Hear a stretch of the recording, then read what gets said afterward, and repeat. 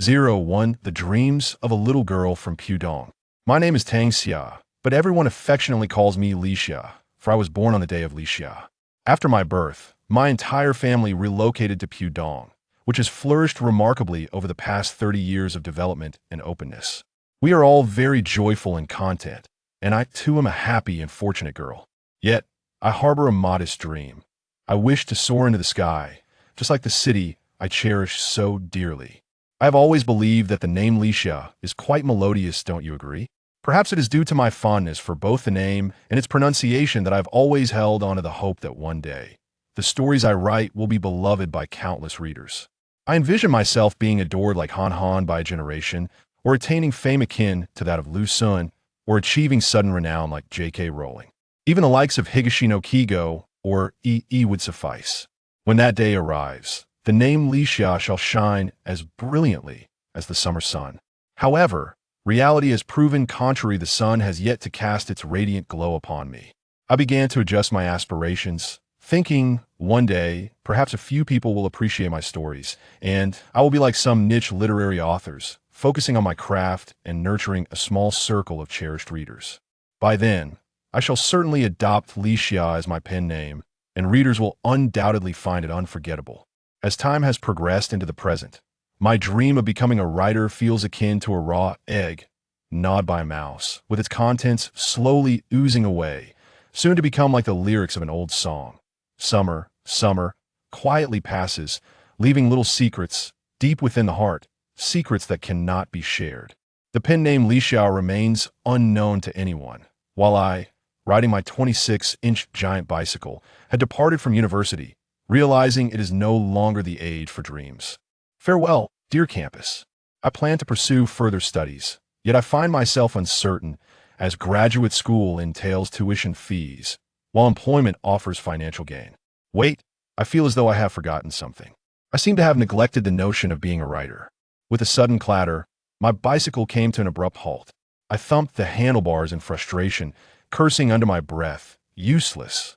It felt as though I were chastising myself. Then, I heard the sound of the chain slipping off once more, like an empty eggshell finally shattering upon the ground. 02 misfortunes never come alone. Typically, I dismount my bicycle by swinging my leg over the back, but today the rear seat was laden with books, around 30 volumes, I would estimate. Even with nimble movements, this method of dismounting proved impractical. I initially thought it was a trivial matter, as I only needed to dismount at the ferry across the river. I could simply lift my leg, stretch it forward, and swiftly swing over the bar. However, just as I exited the school gate, my bicycle lost its chain. Reluctantly, I was forced to clumsily dismount, contorting my body in a manner only those who have attempted such a feat can truly appreciate. As the saying goes, when it rains, it pours. The world is rife with hardships. Two couples passed by, casting disdainful glances in my direction. I could only surmise that my recent awkwardness had provided them with amusement. One of them was Zhao Mingyang, a senior from the mathematics department for whom I had once composed 3 poems overnight to participate in a poetry competition. Zhao Mingyang's footsteps momentarily faltered, and I dared to hope that fortune might smile upon me, envisioning a scene reminiscent of a web novel, where a young man discards a beautiful girl to assist a hapless, disheveled figure by the roadside. Alas, the flow of water is inherently indifferent. Li Xia is but a flower unnoticed. Zhao Mingyang's brief pause was merely to caution the girl beside him about the books precariously tumbling from my bicycle. However, my attention faltered due to his momentary stop, and I failed to catch the books in time. My bicycle tilted slightly, and the volumes cascaded downward like fish swimming away. As the books fell, the bicycle's balance wavered, the front wheel veering outward, while the frame leaned towards me. I faced a dilemma: either be struck by the bicycle or hold on to it as the books scattered across the ground. Fate was not in my hands. In the blink of an eye, I glanced at the ground, still damp from the recent rain, adorned with the seeds of the phoenix tree, green and yellow, fuzzy and sticky in the moisture. The scene was tragically poignant. My books, in my resolve to save them, I inevitably bore the brunt of the bicycle's weight. As they say, who among us is devoid of feelings? With flesh and blood comes pain. Suffering is an inherent aspect of humanity. As my knee and thigh throbbed, my attempt to rescue the books met with failure. More than 30 books lay scattered on the ground, askew and devoid of the elegance one would expect from literature. In an instant, I began to loathe them. Had it not been for the necessity of bringing these books home, I would not have endured such hardship, nor would I have experienced such humiliation. Pudong has been developing and thriving for 3 decades. The Huangpu River is no longer a barrier, but a breathtaking landscape. The river is adorned with the Nanpu Bridge, Lupu Bridge, Yangpu Bridge, and more, while beneath the river lie 13 operational tunnels. The Outer Ring Tunnel, Xiangyin Road Tunnel, Military Industry Road Tunnel, Dalian Road Tunnel, Xinjian Road Tunnel, Bun Sightseeing Tunnel, Yan'an East Road Tunnel, Renmin Road Tunnel, Fuxing East Road Tunnel, Tibet South Road Tunnel, Dapula Tunnel, Longjiala Tunnel, and the Shangzhong Road Tunnel. The subway system is exceedingly convenient. In the blink of an eye, one can traverse from one side of the Huangpu River to the other. Such convenience is indeed remarkable. Yet the only inconvenience arises when, at times, I attempt to hail a Didi ride on the eastern side of the Huangpu River, only to find that the driver, who may very well be en route from Pudong to Puxi, receives my request. Even the finest transportation cannot execute a U-turn within the tunnel thus. The driver must navigate through the tunnel, turn around, and return to Pudong to pick up a passenger, causing merely a 5-minute delay. This illustrates the irony of excessive convenience, as it occasionally leads to confusion regarding the locations on either side of the river. Later, I pondered that Didi's GPS technology should not be so inept as to confuse Puxi and Pudong. Perhaps it is simply because the real-time intelligent algorithm recognizes the clear passage through the tunnel, allowing drivers on both sides to receive requests. Technology brings ease, oh my beloved Huangpu River. How wondrous indeed. In the midst of misfortune, calamity strikes anew. The MY bicycle, which I typically dismount from the rear, was burdened with a stack of books, approximately 30 volumes, I would estimate. Even with the utmost agility, dismounting in such a manner proved impractical. I had thought little of it, considering I would only need to disembark at the ferry across the river. With a subtle lifting of my leg, I intended to swiftly vault over the bar. However, no sooner had I exited the school gates than the chain of my wretched bike fell off. Left with no alternative, I was forced to dismount awkwardly, a predicament only those familiar with such dismounts can truly appreciate. As fate would have it, I found myself in a moment of unforeseen embarrassment, akin to the saying that misfortunes seldom come alone. Two couples passed by, their sidelong glances filled with disdain. I could only surmise that my recent clumsiness had become fodder for their amusement. One of them was Zhao Mingyang, the senior from the mathematics department for whom I had once penned 3 poems overnight in preparation for a poetry competition. For a fleeting moment, I fancied that fortune might smile upon me. Envisioning a scene reminiscent of a web novel, where a gallant figure would dismiss the beautiful girl at his side to aid a hapless soul like myself. Yet, the currents of reality are often indifferent. They do not recognize the blossoming of summer nor the beauty of flowers. Zhao Mingyang's slight hesitation was merely to caution the girl beside him about the books teetering precariously from my bicycle. My attention, drawn by his pause, caused me to neglect the books, which began to cascade down like fish swimming away. As the books tumbled, the bicycle's balance faltered, its front wheel veering outward while the frame tilted towards me. I faced a dire choice, to be struck by the bicycle or to brace it and watch the books scattered. In that split second, I glanced at the ground, now slick with rain, adorned with the seeds of the phoenix tree, a soft greenish-yellow fuzz clinging to the wet earth. The scene was painfully poetic. My books. Resolute in my decision to save them, I was, of course, met with the full weight of the bicycle. As sentient beings, we are not devoid of emotion. The presence of flesh and blood inevitably invites pain, an intrinsic part of our humanity. Pain shot through my knee and thigh, extinguishing any hope of salvaging my beloved books. They lay strewn across the ground, haphazardly, devoid of the grace one would expect from such volumes. In a moment of frustration, I found myself resenting them, had it not been for the need to transport them home. I would not have endured such hardship nor faced such humiliation. The development of Pudong has spanned 3 decades, transforming the Huangpu River from an obstacle into a picturesque landscape. The river is adorned with bridges such as the Nanpu, Lupu, and Yangpu, while beneath its surface lie 13 operational tunnels: the Outer Ring Tunnel, Xiangyin Road Tunnel, Military Industry Road Tunnel, Dalian Road Tunnel, Xinjian Road Tunnel, Bun Sightseeing Tunnel, Yan'an East Road Tunnel, People's Road Tunnel, Fuxing East Road Tunnel, Tibet South Road Tunnel, Dapula Tunnel, and Longjiala Tunnel. The subway system adds to the convenience. In a mere blink, one can traverse from one side of the Huangpu River to the other. Indeed, the convenience is undeniable.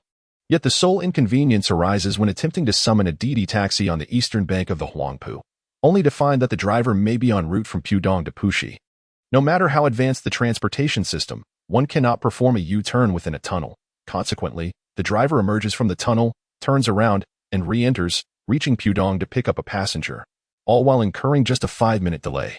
This is precisely the inconvenient aspect of overwhelming convenience. Occasionally, while hailing a cab, one might find oneself perplexed by the indistinguishable locations on either side of the Pujong River. Subsequently, I pondered that DD's GPS technology surely wouldn't be incapable of discerning between Puxi and Pudong.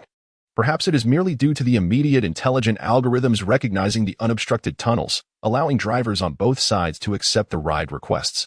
Technology bestows convenience, and my beloved Pujong, how wondrous you are. However, when it comes to cycling, the situation is markedly different. What does one do when a bicycle must traverse the river? It necessitates resorting to the traditional method, the ferry, despite the enhanced transportation options. The ferry still accommodates a significant number of passengers daily, predominantly those on electric bikes or bicycles, along with a few adventurous tourists, at the price of 50 cents. One can revel in the scenic beauty along both banks of the Pujong River. With food and beverages unrestricted on board, why bother boarding a sightseeing boat for a river tour? Yet now, I truly comprehend the sentiment of being at one's wit's end, as if trapped in a desolate predicament with no way out. Cycling for 2.5 hours to return home, I resign myself to it. After all, my stamina is commendable. I am unafraid to compete with boys in running, and I can manage 20 laps in swimming without hesitation. While I may lack explosive power, my endurance is on par with the most admired. What I dread most is the overwhelming sense of despair and helplessness before me, even when one possesses strength. It feels futile. Isn't it the start of summer? A Cadillac halted before me, and Lu Min lowered her window, calling out, "Li Xiang, do you need help?" "No, thank you," I replied, my words betraying my true feelings. "Then I'll be on my way.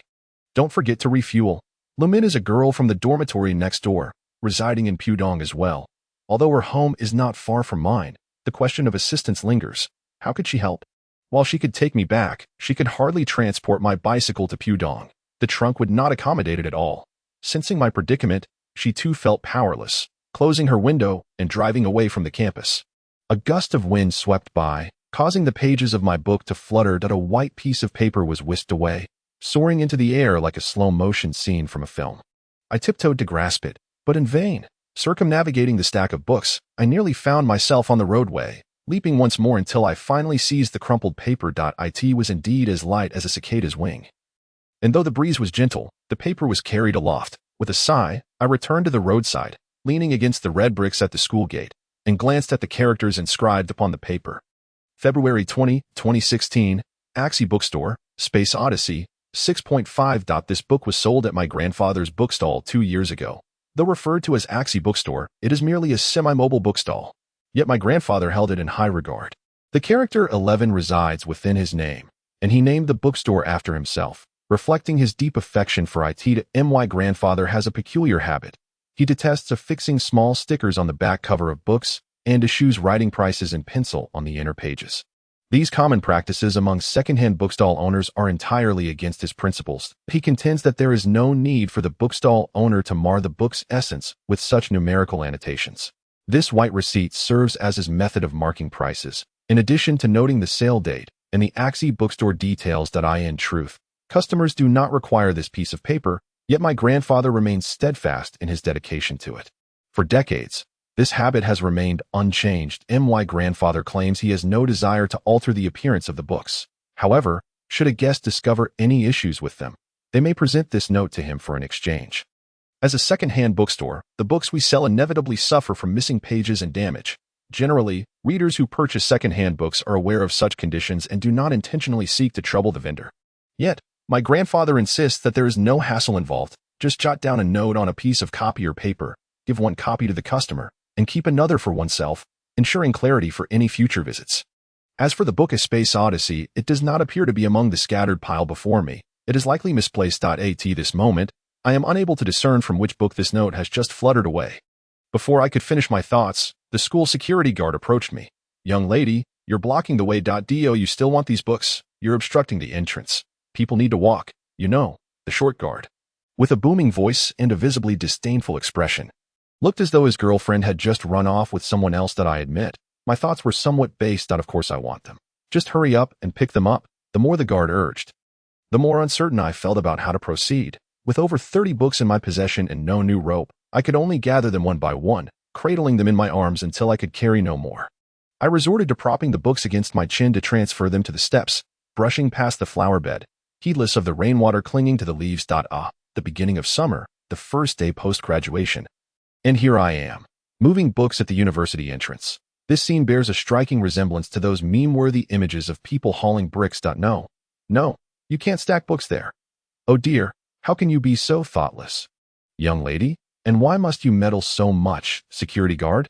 I bit my lip, refraining from voicing my frustrations. Cursing, that was beyond my capacity. I felt a genuine sense of grievance. Perhaps uncertainty about my future was the reason for my distracted state during this period.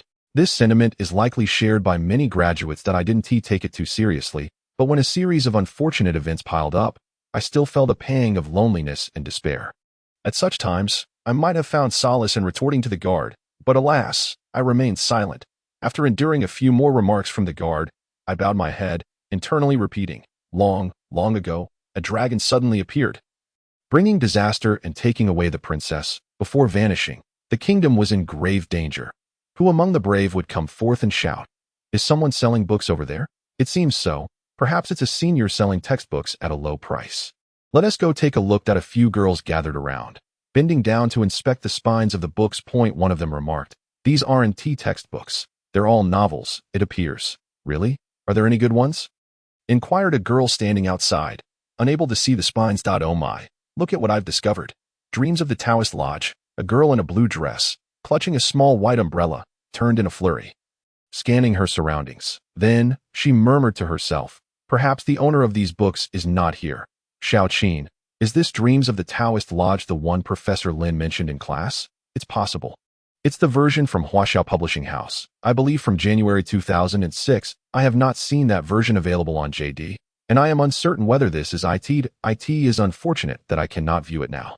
If only I could acquire a copy at a reduced price, it would be simply marvelous. Indeed, considering its color, the naturally aged hue is quite exquisite. The group of girls engaged in lively conversation, while Li Xia found herself unable to interject. As they mentioned Professor Lin, Li Xia surmised that these girls were likely from the College of Humanities, probably freshmen or sophomores, although they spoke highly of the Huaxiao Publishing House's edition of Tao and Midi.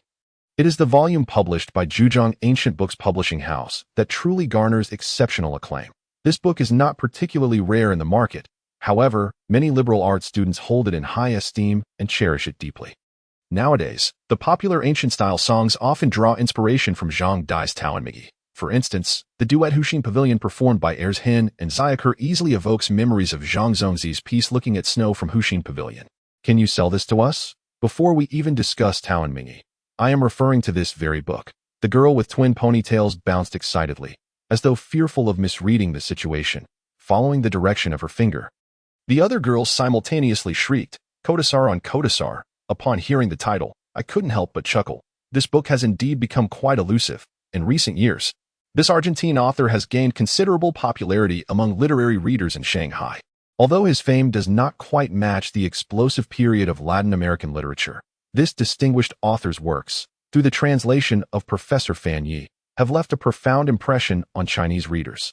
Many have quietly revered Kodasar as their favorite author. This affection differs from our admiration for Marquez, Fuentes, Vargas Llosa, and the later Bola. Despite all being part of Latin American literature, people's love for Kodasar, as noted by the Spanish newspaper El País, is a passion that an entire generation must embrace. I, too, adore Kodasar. I stumbled upon Kodasar on Kodasar during high school at my grandfather's bookstall. Having already been an avid fan of Kodasar without knowing such a book existed, to encounter a work where the author discusses himself is indeed a treasure to be cradled with care, lest it be damaged. On the first day of university, as I selected books to bring to campus, this volume found its way into my bag, accompanying me throughout my 4 years of undergraduate study. I would certainly not part with it lightly. Whose books are these, I wonder? If they are reasonably priced, I would love to purchase them all. If they are expensive, I would still wish to acquire that Kodasar volume. Another girl remarked, "I am genuinely curious to see what kind of senior possesses such exquisite taste." Could it be a graduating student from our department? Apologies for keeping the younger students waiting. I steadied my bicycle, lifting it onto the curb, leaning against these books. Senior, is this your book? Is it for sale here? Upon hearing such a question, a myriad of emotions surged within me, tinged with a hint of self-satisfaction. As this was the first time anyone had inquired whether I was a bookseller, the feelings were far from straightforward. They resembled the intricate and fragmented patterns of a kaleidoscope, leaving me somewhat perplexed. These books indeed belong to me, yet I am not here to sell them. I was merely organizing them after my bicycle had toppled moments ago, wishing to prevent any misunderstandings with the younger students. I felt compelled to clarify everything in one go. Can we purchase these books from you? One of the girls inquired. I would like that edition of Hyakunin Ishuan The Tale of Genji. Why does this edition of The Tale of Genji only include the middle and lower volumes? Where is the first volume? Her voice trailed off, seemingly asking me while her gaze remained fixed on the books. I desire that book by Court Czar. She added timidly. Do you have any copies left? I truly longed for an early translated version. If it comes to that, I might even consider learning Spanish. Professor Fan Yi from the School of Foreign Languages at Peking University, encountering such an amiable junior. I found myself unable to resist engaging in conversation with her. While this moment may not equate to the legendary encounter of Boya and Zhang Ziqi, it certainly brought forth a joy that is difficult to articulate. Sighing, I reflected on how I had already been accepted into our university. Attending Peking University now seemed a distant dream. I had heard that Professor Fan was also introduced to the field by Professor Zhao Junjiang. After exchanging a few words, a light drizzle began to fall from the camphor tree outside. I hurriedly removed my jacket, attempting to shield the books from the rain. The kind-hearted junior appeared even more anxious than I, as she unfolded a small white umbrella, placing the books beneath its coverage while delicate raindrops began to dot her flowing hair. So light and enchanting. Senior, could you sell us a few books? Please. However, these books are all used. As the rain intensified, I feared that the books would soon be drenched. The overcast sky, shimmering with moisture, posed no hindrance. Cycling through the gentle rain held its own unique charm. I adore the rain in Shanghai, particularly the early summer showers, fine and drizzling, reminiscent of the powdered sugar that enveloped the fried sweet cakes of my childhood. It is sweet. If these books were to be soaked in the early summer rain, I feared that even a year of sunlight would struggle to restore them to their former state. Marks would inevitably remain. This is a matter that might warrant the explanation of a science student, who could elucidate it from the surface compression of the paper to molecular adsorption. Yet, for someone like me, who studies the humanities, it is far simpler. The most significant issue faced by pages that have been soaked is their fragility. Some authors often delight in describing a girl's skin as delicate and tender. Such descriptions are complimentary within literature, but on paper, once exposed to water, they become vulnerable. A gentle touch could lead to ruin. Much like the glutinous rice paper encasing a white rabbit candy, which dissolves upon contact with saliva. Ordinary paperback books, printed on 55-gram paper, have sheets measuring approximately 0.08 millimeters, thin as a cicada's wing, upon contact with water. A mere touch of a fingernail or an unintentional tear could cause entire pages to split, never to be restored to their original form. Although these were already second-hand books, the knowledge contained within remains unchanged and should not be taken lightly. Are you a senior? Which department are you from? Will you be participating in next week's final market? The adorable junior sister, with her myriad of question marks, embodies an innocent charm. The end-of-term market is a cherished event held at our school at the conclusion of each semester, taking place in the square at the entrance of the dining hall, where individuals set up stalls to sell their books, food, clothing, stationery, small electronics, and even pets like hamsters. Anyone can sell their wares at the market. Whatever one wishes to sell is permissible, provided there are buyers. Prices can be steep, as long as someone is willing to purchase. Although I have never operated a stall myself, I never miss out on the market. Infrequent visits have sharpened my discerning eye, akin to how, after spending years in university, I can now evaluate which dining hall serves the crispiest fried pepper strips or which college boasts the most handsome boys. I have developed my own criteria for judgment. The market. The stalls run by fourth-year graduates are particularly worth exploring, as many items cannot be taken home or are simply unwanted. Selling them at the market for some cash is undoubtedly a wise choice. Direct transactions eliminate shipping costs, making it convenient for everyone. In contrast to reselling and used items on platforms like Xinyu, which requires taking photos, writing product descriptions, communicating with buyers, haggling, and potentially wasting 20 minutes discussing shipping fees only to end up with nothing. The market presents none of these issues. What you see is what you get. If you wish to buy, then buy, and if you are pleased, you might even make a new friend. I have procured numerous treasures at the market. Most notably books.as. I bent down to glance at a pile of books. One in particular, New Star, a collection of short stories, was purchased at the market around this time last year. That day, fortune smiled upon me. Clutching a refreshing iced lemon tea, I emerged from the dining hall just as the market was beginning, with vendors gradually claiming prime spots and arranging their goods for sale. At first glance, I spotted a short boy squatting in front of an activity board. Before him lay a deep blue IKEA bag, and observing the bag's protruding edges, I knew it contained books. This keen observation is not merely a trick of the eye.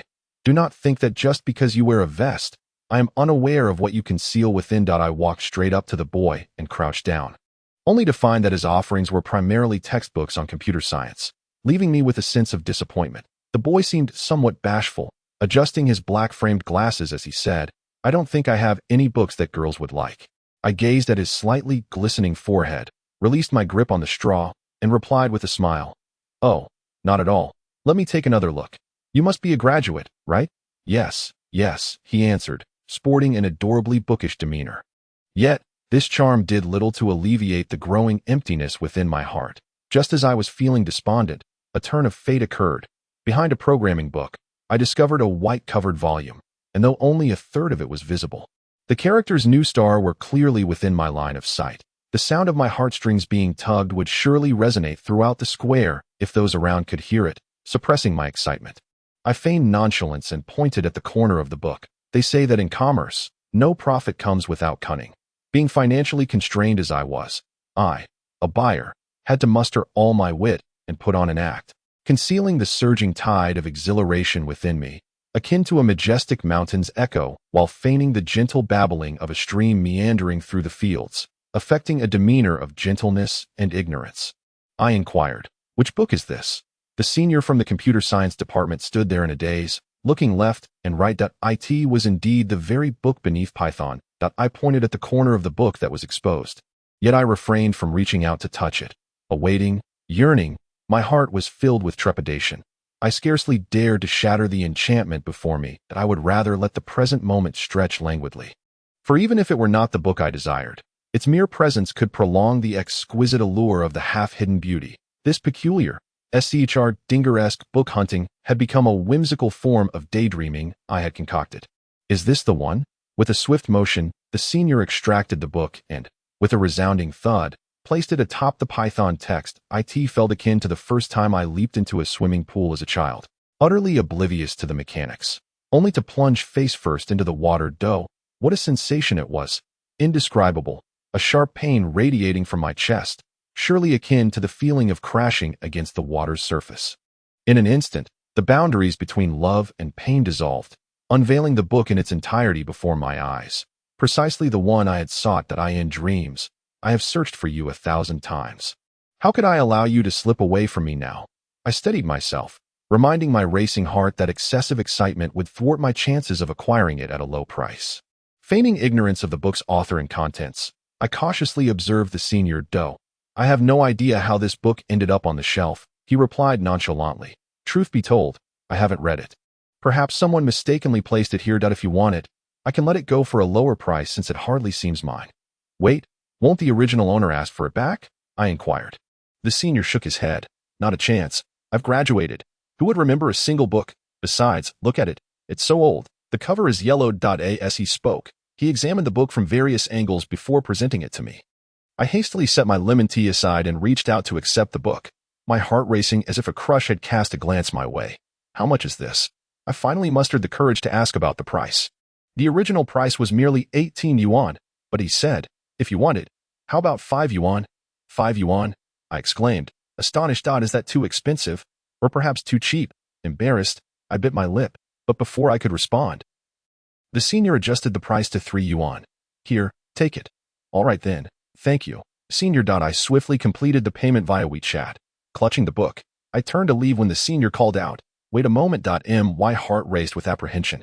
Was he having second thoughts about selling it? The thought of something so long for slipping away was unbearable. Fortunately, he merely reminded me that I had forgotten my lemon tea. Truly, I felt like a thief caught in the act. 08 Rain Senior. "Please, Sell it to us at a lower price. It will be inconvenient for you to take it back, won't it? Xiaoqin chimed in. She's right, senior. If it's cheaper, we could each pick several books. If each of us buys 5 or 6. It would lighten your load. I awkwardly wiped the raindrops from my face, casting a sentimental glance at my book and the bicycle chain lying on the ground. Perhaps I should just push it back to the dormitory. But it's not nearby. Besides, I was the last to leave. I even informed the dormitory supervisor that room 305 was empty. The aunt has unfortunately placed a seal on the dormitory. Perhaps we could sell them a few books. While stuffing the rest into our bags. To be honest, such a trivial matter seems to have overwhelmed me, as it dawns on me for the first time that I might be an excessively indecisive person.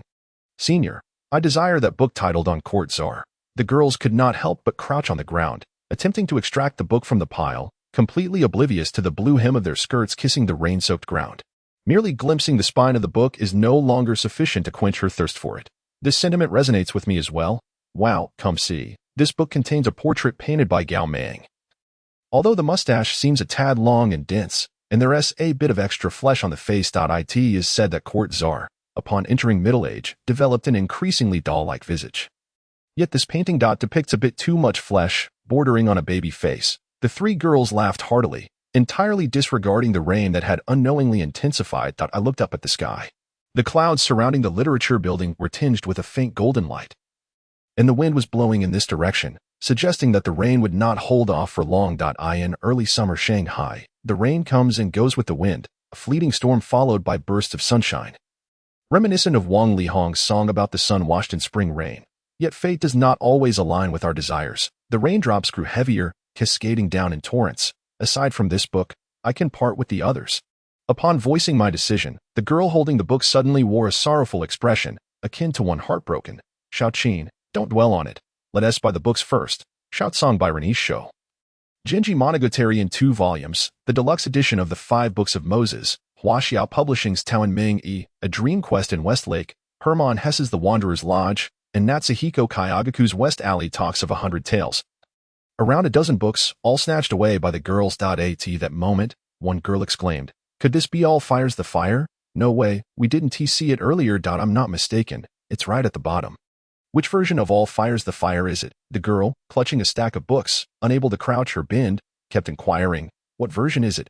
June 2009, the edition from People's Literature Publishing House. I replied. The girl nearly jumped in excitement, her feet alternating on the ground, splashing droplets like a crown. Bye, we must get it. This is the version translated by Teacher Fanyi, which has yet to be reissued as a standalone. Recently published collections of Court Czar's short stories include Tales from All Fires the Fire, I mentioned, only to be interrupted by a junior's playful interjection. That's not quite right. As a dual reader of both Teacher Fanyi and Teacher Court Czar, I feel that Court Czar translated by anyone other than Teacher Fanyi lacks a certain flavor for me. I remarked, the depths of a reader's heart are unfathomable. Please sell it to us. Yes, senior. Do you have WeChat or QQ? You must have many more rare books. No. How could you possess so many hard-to-find editions? You must be a master in book hunting. I find myself preoccupied, engaged in a cumbersome and exhausting explanation. A sudden gust of wind sweeps through, lifting a multitude of camphor leaves and mingling them with the early summer rain, drenching passers-by in a tender embrace that feels both intimate and refreshing. In a quaint little bookstore, the girls assist in gathering up the books, while I hastily attempt to stuff them into my bag, filling it to the brim, so much so that the zipper refuses to close, leaving me to awkwardly conceal the bulging bag with my coat. In that moment, I feel as though I am witnessing a mirage through a veil of mist. The girls express their astonishment. Is that Mingyang Sr.? Is it really Zhao Mingyang? I blink a few times, unsure if my eyes deceive me. It is only when I hear the voices of the younger students that I come to the realization that it is indeed the true Zhao Mingyang. These books should be returned to Senior Lixia.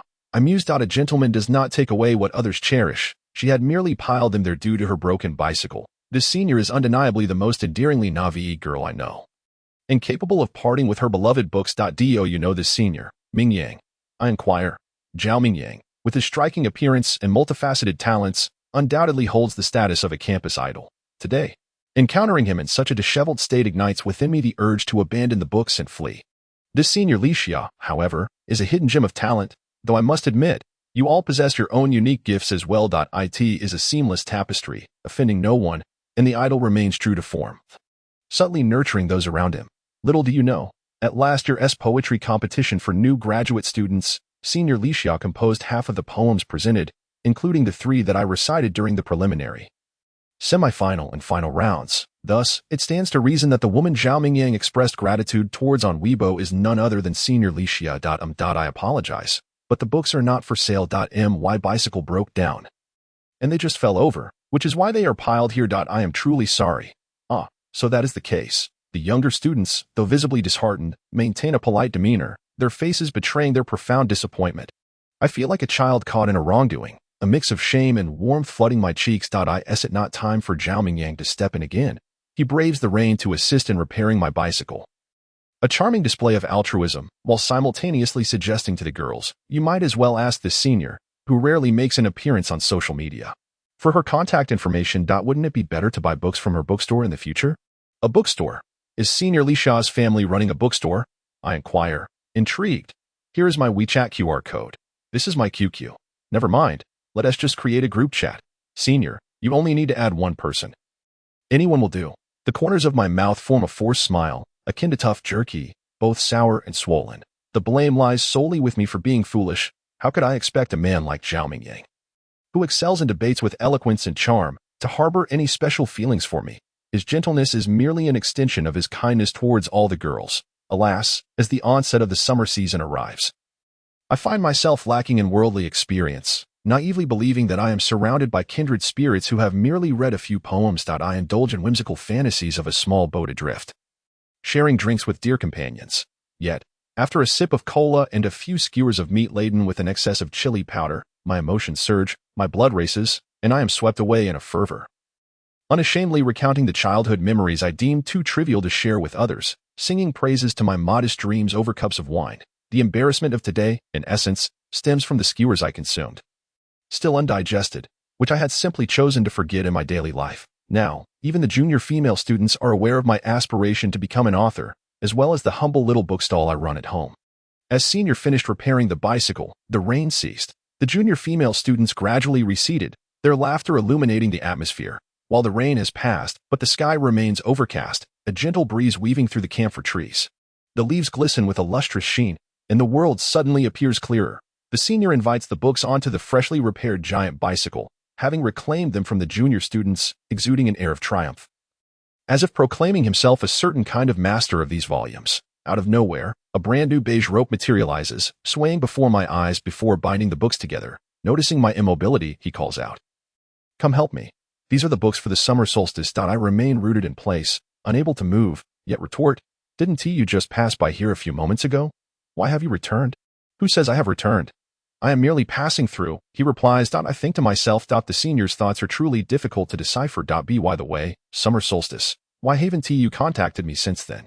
I purchased Teacher Dai Jianya's The Clarity of the Realm as soon as it was released. You mentioned your long-standing anticipation for this book while we were having skewers, expressing your intent to buy it the moment it became available. I pre-ordered 2 copies during the JD pre-sale, thereby becoming one of the first readers to receive the book. Subsequently, I messaged you, but you did not reply. I assumed you were upset. Were we not on good terms? I assert, we are indeed on good terms, but it is unfortunate that our perceived relationship differs. I don't feel there is any connection. I say proudly. Are we not book friends? Or poetic companions? I admire your poem Orange Blossom and your sonnet, yet why did you ignore me afterward? I tagged you on Weibo, but you paid me no mind. Surely you don't think that I Senior Mingyang's captivating smile could enchant anyone. Yet I now yearn only to flee back home. I wish to graduate. I do not want my last day of university to be so wretched. Do you think I was pretending not to see you because I was with a girlfriend?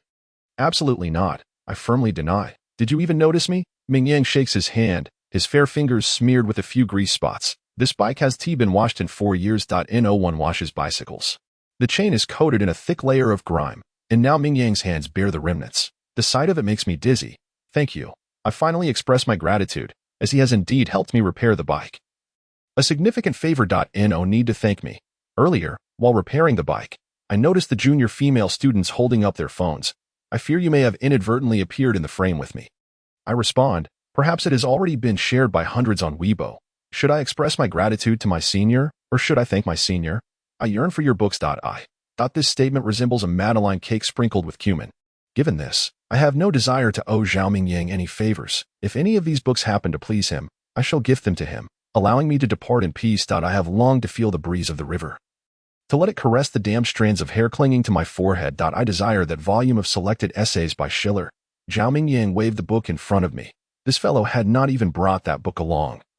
He had secretly concealed it somewhere unknown, and now the books on his bicycle were all neatly arranged, leaving no space in his backpack. Books are not like garments. They cannot be crammed or creased. As my grandfather would say, knowing that placing a book carelessly could cause damage, yet feigning ignorance and treating them haphazardly is a small sin, albeit a sin nonetheless. Today, having let these books fall to the ground, I have already committed a considerable transgression. To force another book into my backpack, risking further damage and creasing, is an offense I dare not undertake.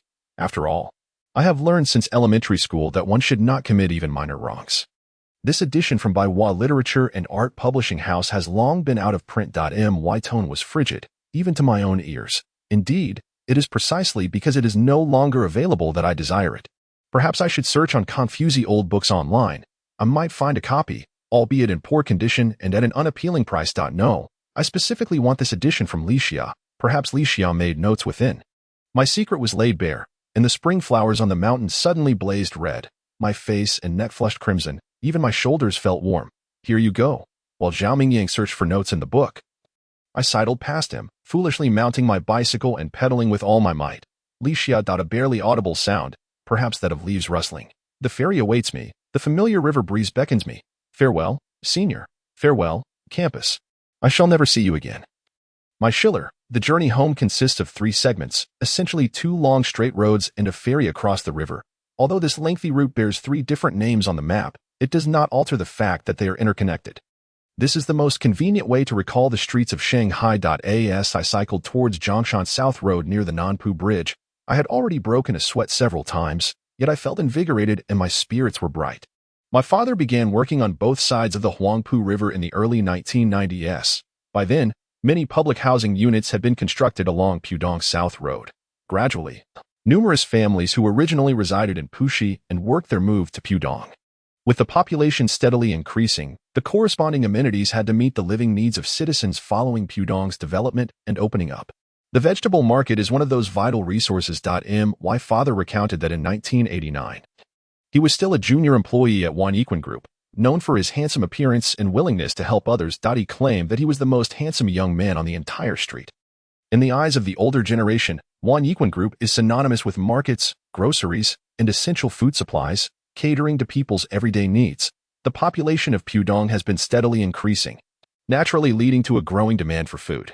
At that time, my parents were in love, experiencing a simple, ordinary romance and subsequently a modest marriage. Shortly after their nuptials, my father commenced his work on both sides of the river, engaging in market management.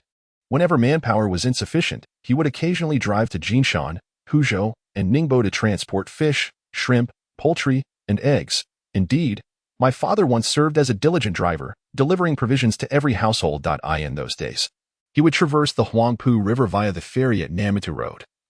And now, I have finally arrived at the Puxi station of the Nanlu Line ferry. Before the 1970s, the ferry was the sole means of crossing the Huangpu River in Shanghai, and by the 1980s, it had even become one of the busiest ferry routes in the world. By the 1990s, with the development and opening up of Pudong and the construction of the Huangpu River Bridge in the urban area, the passenger pressure on the city's ferry services significantly alleviated, gradually becoming one of the best ways to appreciate the scenic beauty along both banks of the Huangpu River. Even with a dozen cross-river tunnels and numerous magnificent bridges, the Shanghai ferry continues to operate 18 ferry lines, catering to the commuting needs of the citizens.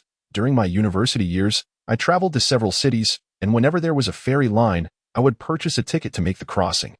Each time I boarded a ferry in other cities, I couldn't help but reminisce about the picturesque views along the Huangpu River. I believe that the people of this city harbor a pure and unpretentious love for the ferry, akin to their affection for soy milk and fried dough sticks. To this day, the ticket window on the Nanlu line still offers round tickets for sale, each a charming little disc made of plastic, slightly over a millimeter thick, and nearly the diameter of a 1 yuan coin. As a child, I particularly enjoyed collecting these small discs, often pestering my father or grandfather for one to stash in a tin box.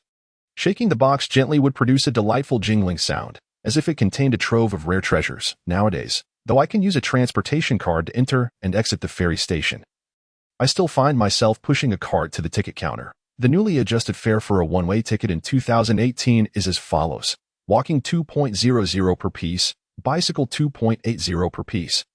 Electric bicycle 3.00 per piece, motorcycle 4.00 per piece. Excuse me, I would like to purchase a ticket for a bicycle, I said, handing 3 coins to the attendant, who returned 3 coins to me.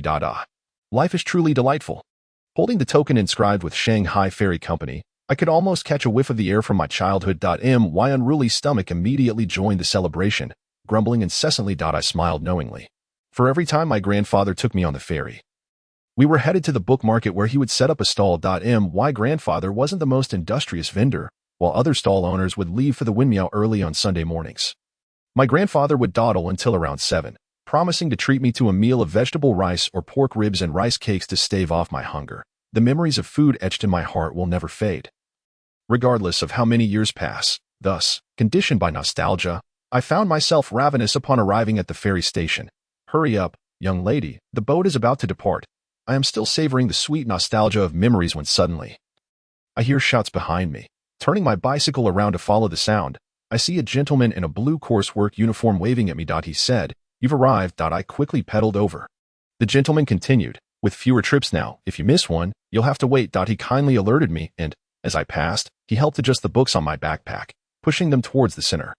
I hurriedly expressed my gratitude. "Thank you, sir. It's no trouble. It's tied quite securely." The gentleman chuckled. "Your Shanghai dialect is quite good for a young lady, though it does lack a bit of the childhood charm." I understood that my Shanghai dialect had always been looked down upon by my grandparents, who often remarked that my speech sounded somewhat peculiar, more akin to Suzhou dialect. I inwardly complained, wondering how it could resemble Suzhou dialect. Could it be that my fondness for sweets had altered my accent? After bidding farewell to the gentleman, just as I was about to toss in my fare, the strap securing my books suddenly loosened, and a loud bell rang out from the ferry station. The boat is about to depart. If you're not in a hurry, it might be better to wait for the next one, or your books will fall to the ground. The ferry on the South Lu line at 2 p.m. had forgotten me as the only passenger left behind by the previous boat. I'm not in a hurry. I stepped back a few paces while pushing my bicycle, seeking a spot against the wall to resecure the twine. "Zhao Yang, is your rope-tying skill not up to par?" I grumbled as I attempted to straighten and secure all the books. Unfortunately, this task proved to be rather challenging, and I could hardly blame Zhao Yang. "With your book-tying skills, is your grandfather Axie?" I replied, "Old show, come quickly. Is this not Axie's granddaughter? She has grown so much. Had she not been tying books, I wouldn't have recognized her. It had been 4 or 5 years since my grandfather and I last rode the ferry together. The most recent occasion being during my second year of high school, when he last set up a bookstall at the Confucius Temple. Old Show remarked that it was quite natural for the older ferry station staff to recognize my grandfather. As my father was also considered a friend, he mentioned that back in the 1980s, when there were motor vehicles crossing the river by ferry, my father would drive across the river every month. This scene is hard for me to imagine, conjuring images of steel plates and iron locks, imbued with a hint of science fiction. Yes, it is indeed Axie's granddaughter, looking just as she did in childhood. Unchanged at all, old Joe, who had just arrived, removed his old spectacles and scrutinized my face for a long while, chuckling as he said, "There's still a bit of change. You've become considerably fairer than before. Look at her skin. It's so pale it resembles malnutrition." Old Joe then inquired, "Where is your grandfather? How is your father? They are all well, I trust? Nowadays, Pudong is indeed wonderful. Axie surely has no desire to come here anymore. Nor does he wish to set up a stall at the Confucius Temple, correct? Old Show, please help the young lady secure her books properly. They are about to topple," urged an ant nearby. At prompting. Old Show scratched his head, stuffed his glasses into his coat pocket, and swiftly tied the books with ease. I exclaimed in astonishment, "That S tied up remarkably well. I could ride all day, and they wouldn't come undone.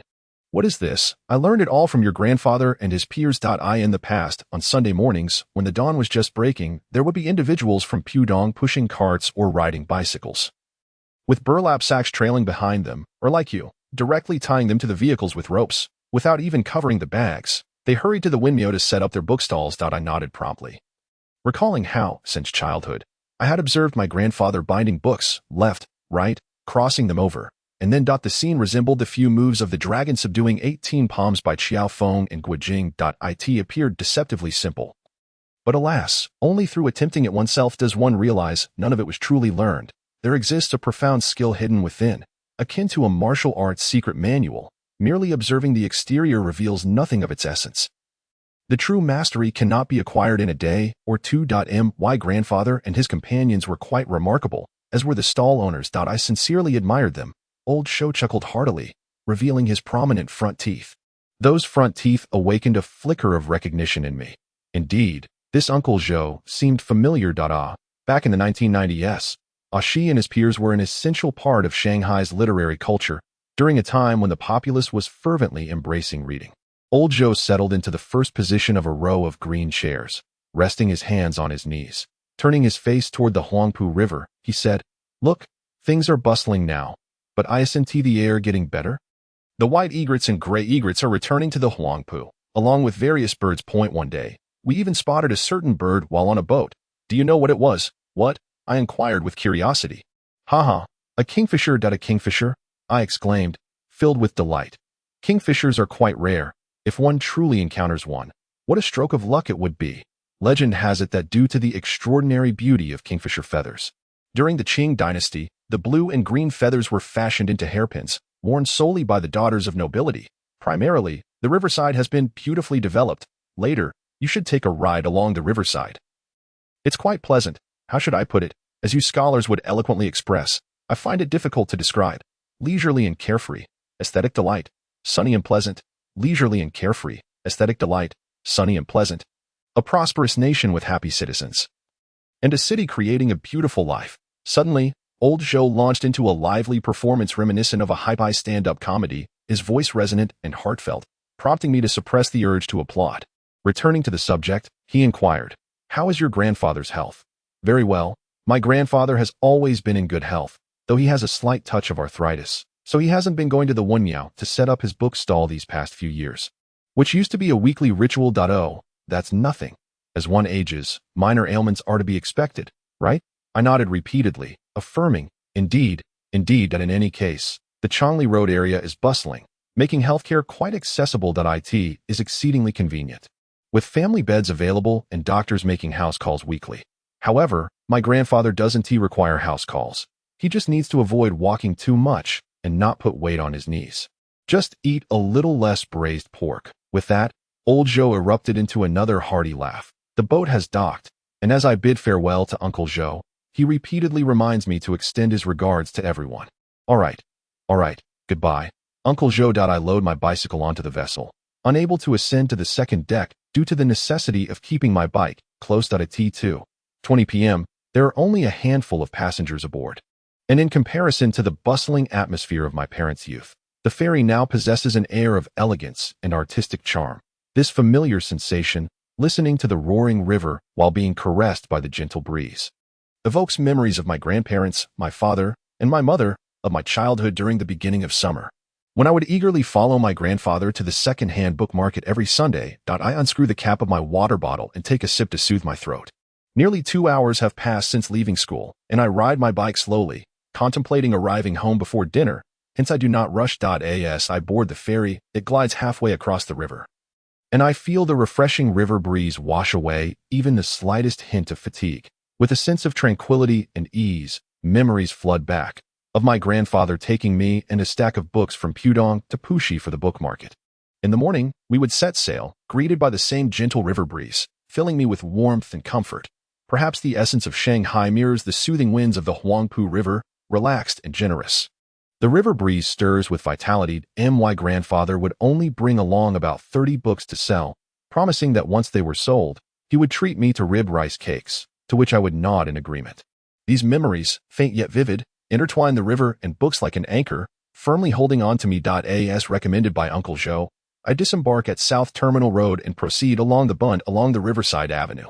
This picturesque promenade stretches 22 kilometers from Yangpu Bridge to Shupu Bridge. Riding my bicycle alongside the river, every few hundred meters reveals a new scenic view, a fresh perspective of the flowing river. If I were to recount my favorite activities during my recent holidays back in Pudong, it would undoubtedly be strolling, listening to music, and enjoying the breeze along the bund, pedaling along the dedicated cycling path towards home. The air after the rain is particularly refreshing. The early June weather, with the sun peeking through after the rain, casts a gentle light upon the flowing river as the sunbeams chase after the splashes of water, resembling rows of tiny silver bells waiting for the evening glow to weave its tapestry. What a breathtaking scene the Bund must be at dusk. The flowers along the bank bloom vibrantly, daisies, morning glories, and miniature roses. Even the sorrel blossoms seem like soft notes on a musical staff. It's all right. We've graduated, and from now on, we can stroll along the Bund every day, as long as we have the means. Leisure and aspirations. The beginning of summer, with sunshine and rain, never fails to reward everyone. Singing as I ride past the Mercedes-Benz Performing Arts Center and the China Pavilion, I find myself waiting at the long traffic light at the intersection of South Pudong Road. The sounds of street basketball resonate from Lock Park. Summer has returned. When I stop, I encounter Grandma Acien from number 166, who appears to have changed into her floral short sleeves to escape the heat. Grandma Acien, it's been so long since I last saw you. I've missed you dearly. Grandma Acien has watched me grow up, and I feel an affection for her akin to that of a real grandmother. Oh, my. You're all sweaty and stinky. We've graduated. Have you found a job yet? I respond, job, Grandma. Can we talk about something else? Alas, what a multitude of books. I shall enlist Duzzy's assistants to carry them for you.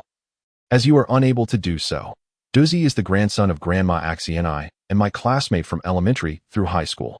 Though he is but a year my senior, he appears even younger than I. Tall and slender, resembling a sprout. No worries. I can manage on my own. Grandma, did Duzzy not mention he would return next week? As I spoke, I relaxed the rope and placed the books upon the staircase railing. He said he would return early for an exhibition at the Chinese Pavilion this weekend. No wonder. It turns out Licia has returned. That rascal deceived me about the exhibition, although I had previously informed Duzzy of my plan to return home today. How could he possibly alter his schedule for my unexpected early arrival? I inquired as to why his mother had purchased such an abundance of vegetables today. I had seen her at the market this morning, laden with 2 baskets brimming with produce. It was Licia's return that prompted it. Is that truly the case? I have missed my mother's cooking dearly. Speaking of food, my stomach began to grumble once more. Hastily clutching the books, I made my way to the neighboring building. Licia, I shall come find you shortly. Just as I exited the corridor, I heard Duzzy's voice.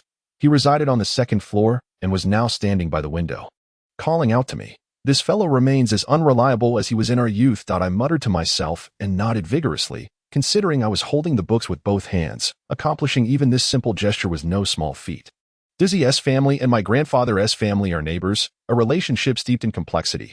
Many of the older generation in Shanghai hail from Jiangsu and Zhejiang provinces, and upon arriving in Shanghai, relatives and friends settled in close proximity, intertwining their lives within a single alleyway. The eldest son of the Zhang family refers to the granddaughter of the Liu family as aunt, while the grandson of the Li family addresses the grandfather of the Zhang family as uncle.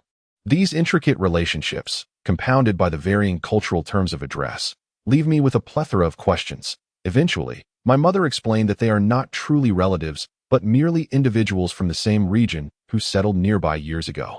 Many adopt familial terms of address, and over time, it indeed feels like one large family. As they gradually relocated to Pudong, the elders preferred to reside in close-knit communities, relishing the lively atmosphere. My grandfather's family and Duzzy's ancestors likely hailed from the same area. Due to my father's work spanning both Pudong and Puxi, and my schooling in the Huangpu district, I spent considerable time with Duzzy during my childhood, but my grandmother began to admonish me upon my graduation from elementary school, stating that Duzzy, being a boy, should not be my sole companion as I grew up. I needed to be sensible. Me, Duzzy was simply my dearest friend. What difference does it make that he is a boy? Reflecting on Grandma Axiani's words about my mother's grocery haul, I could almost perceive the fragrant aroma of dishes wafting through the corridor. I yearned for stir-fried fava beans, braised bamboo shoots, white-cut chicken, shepherd's purse and tofu soup, osmanthus-flavored pork, crispy eel, scallion roasted ribs, local-style soy sauce duck, and potato and red sausage salad. Ideally, I would also indulge in a bowl of room-temperature blood-glutinous rice porridge, sweetened with half a teaspoon of white sugar and garnished with a sprinkle of taitsong pork floss. Truly, I am a glutton. If one could dine merely by wishing, I would undoubtedly weigh 300 pounds by now. After running back and forth twice, I finally piled the books at my doorstep. Searching through my backpack for the key drained me of more energy than cycling half a kilometer. Ultimately, I had to retrieve the books one by one from my bag and stack them outside before finally unearthing the house key at the very bottom of the bag. As soon as the key was inserted into the lock, a click echoed, and the door swung open. 16. The damp books. My mother, clad in an apron, held a partially peeled orange in her hand. There exists a distinctive charm in the way she prepares meals. As if she were engaged in a playful act, one might think she is engrossed in watching television, perusing magazines, or savoring her orange, yet before long, as if by magic, a steaming array of dishes appears on the table.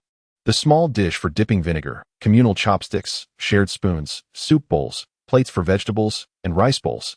At times, a complete set of utensils proves insufficient. To my eyes, it seems overly ceremonial. However, Comrade Yuan Meiwan holds a differing view. For her, the act of a family gathering around the table to share a meal constitutes the most significant aspect of familial life, engaging in delightful conversations, enjoying a sip of wine or a refreshing beverage, and devouring the entirety of the meal. This is of utmost importance. I often feel that the new year lacks any extraordinary essence, perhaps because our family gathers for nearly every meal. Why is your face so flushed? Has the school taken such good care of you? Comrade Yuan Meiwan inquired. It's not the school that has cared for me. It's I who rode my bicycle back, and it was quite a ride, hot indeed.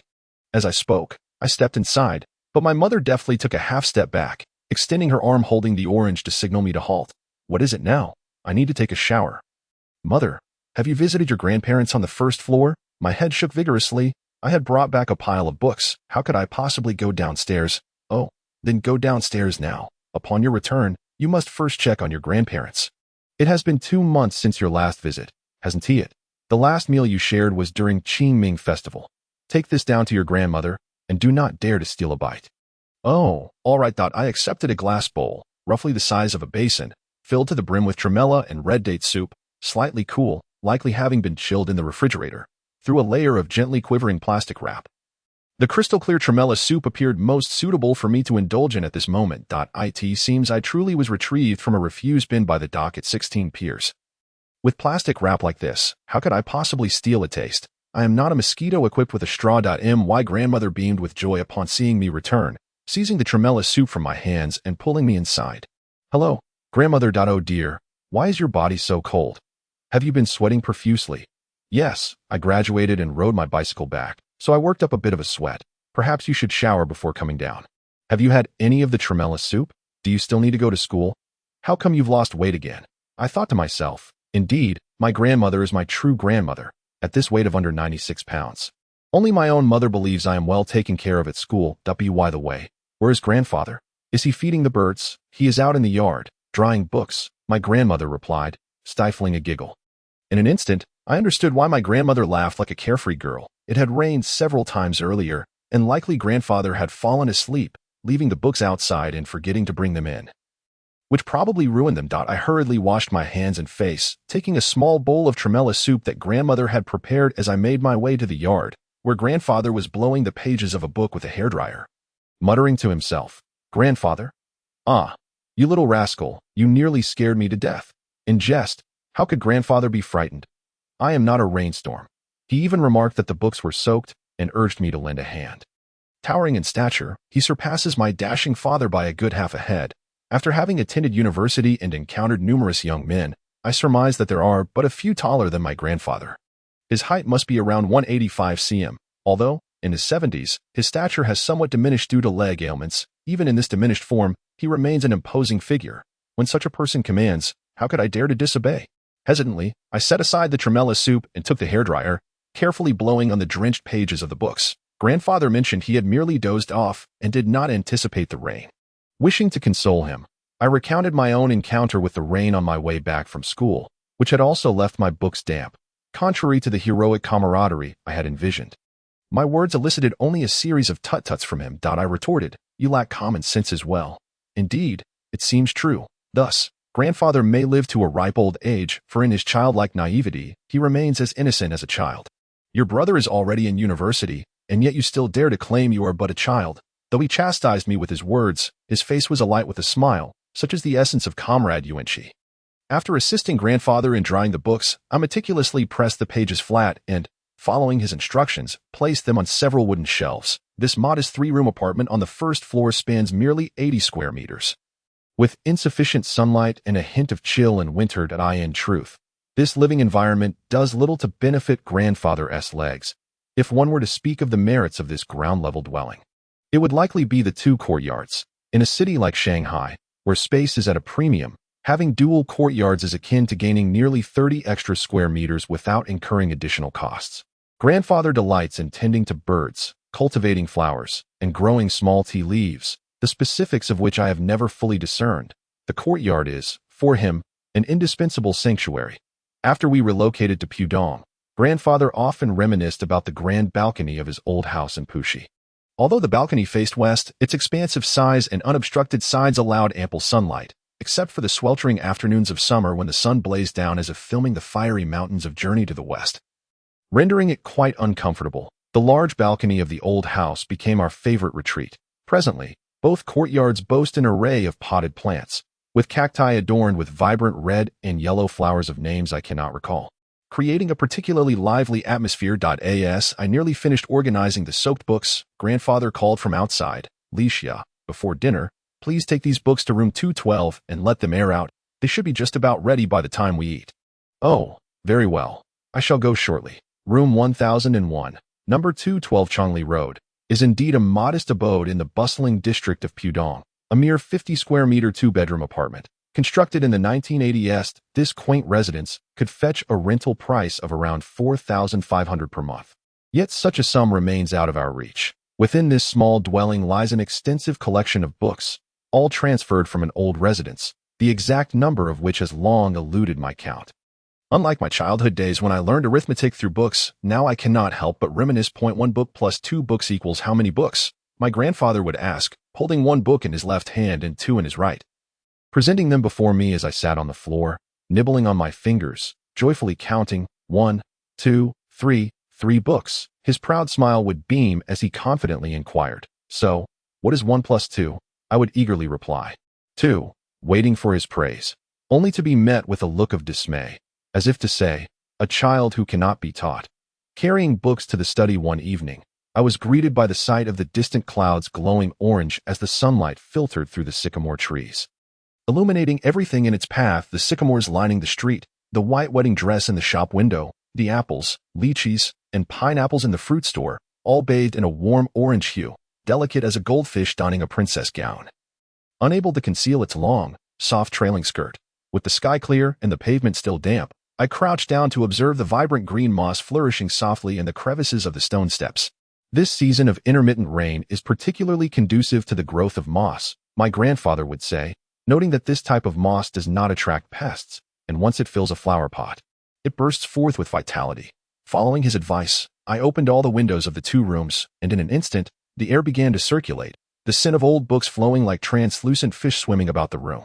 I wandered among them, selecting a copy of Natsume Seiki's Kokoro, and began to read by the light streaming in from the window. As a child, I was not particularly fond of reading. It was not that I lacked the desire to engage with books. Rather, the moment I picked one up, it felt as though countless insects were crawling over me, rendering it impossible to concentrate. As I grew older, I grew weary of this aspect of myself and devised numerous strategies to alter my situation. I would stand against the wall, tiptoeing, counting the pages, allowing myself no respite until I had read at least 10. In the end, my face would flush as I begrudgingly reached the 10th page, only to find I could not recall a single word from the text. I even tried reading behind the main hall of the Confucius Temple, a secluded corner of tranquility comprised merely of a few stones, grass, and a grand tree. Yet, after just a few minutes, my calves and hands would itch unbearably, invisible insects biting, leaving visible welts from mosquitoes. Once again, my reading endeavor met with failure. In summary, before the age of 12, I was not much of a reader. However, I had encountered numerous book covers and heard countless titles. To claim that I was an avid reader would fill me with shame, as I recalled those distressing memories from my youth.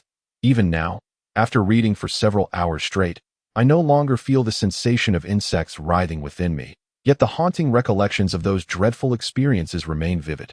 And I cannot shake the fear that one day, those insects might emerge once more.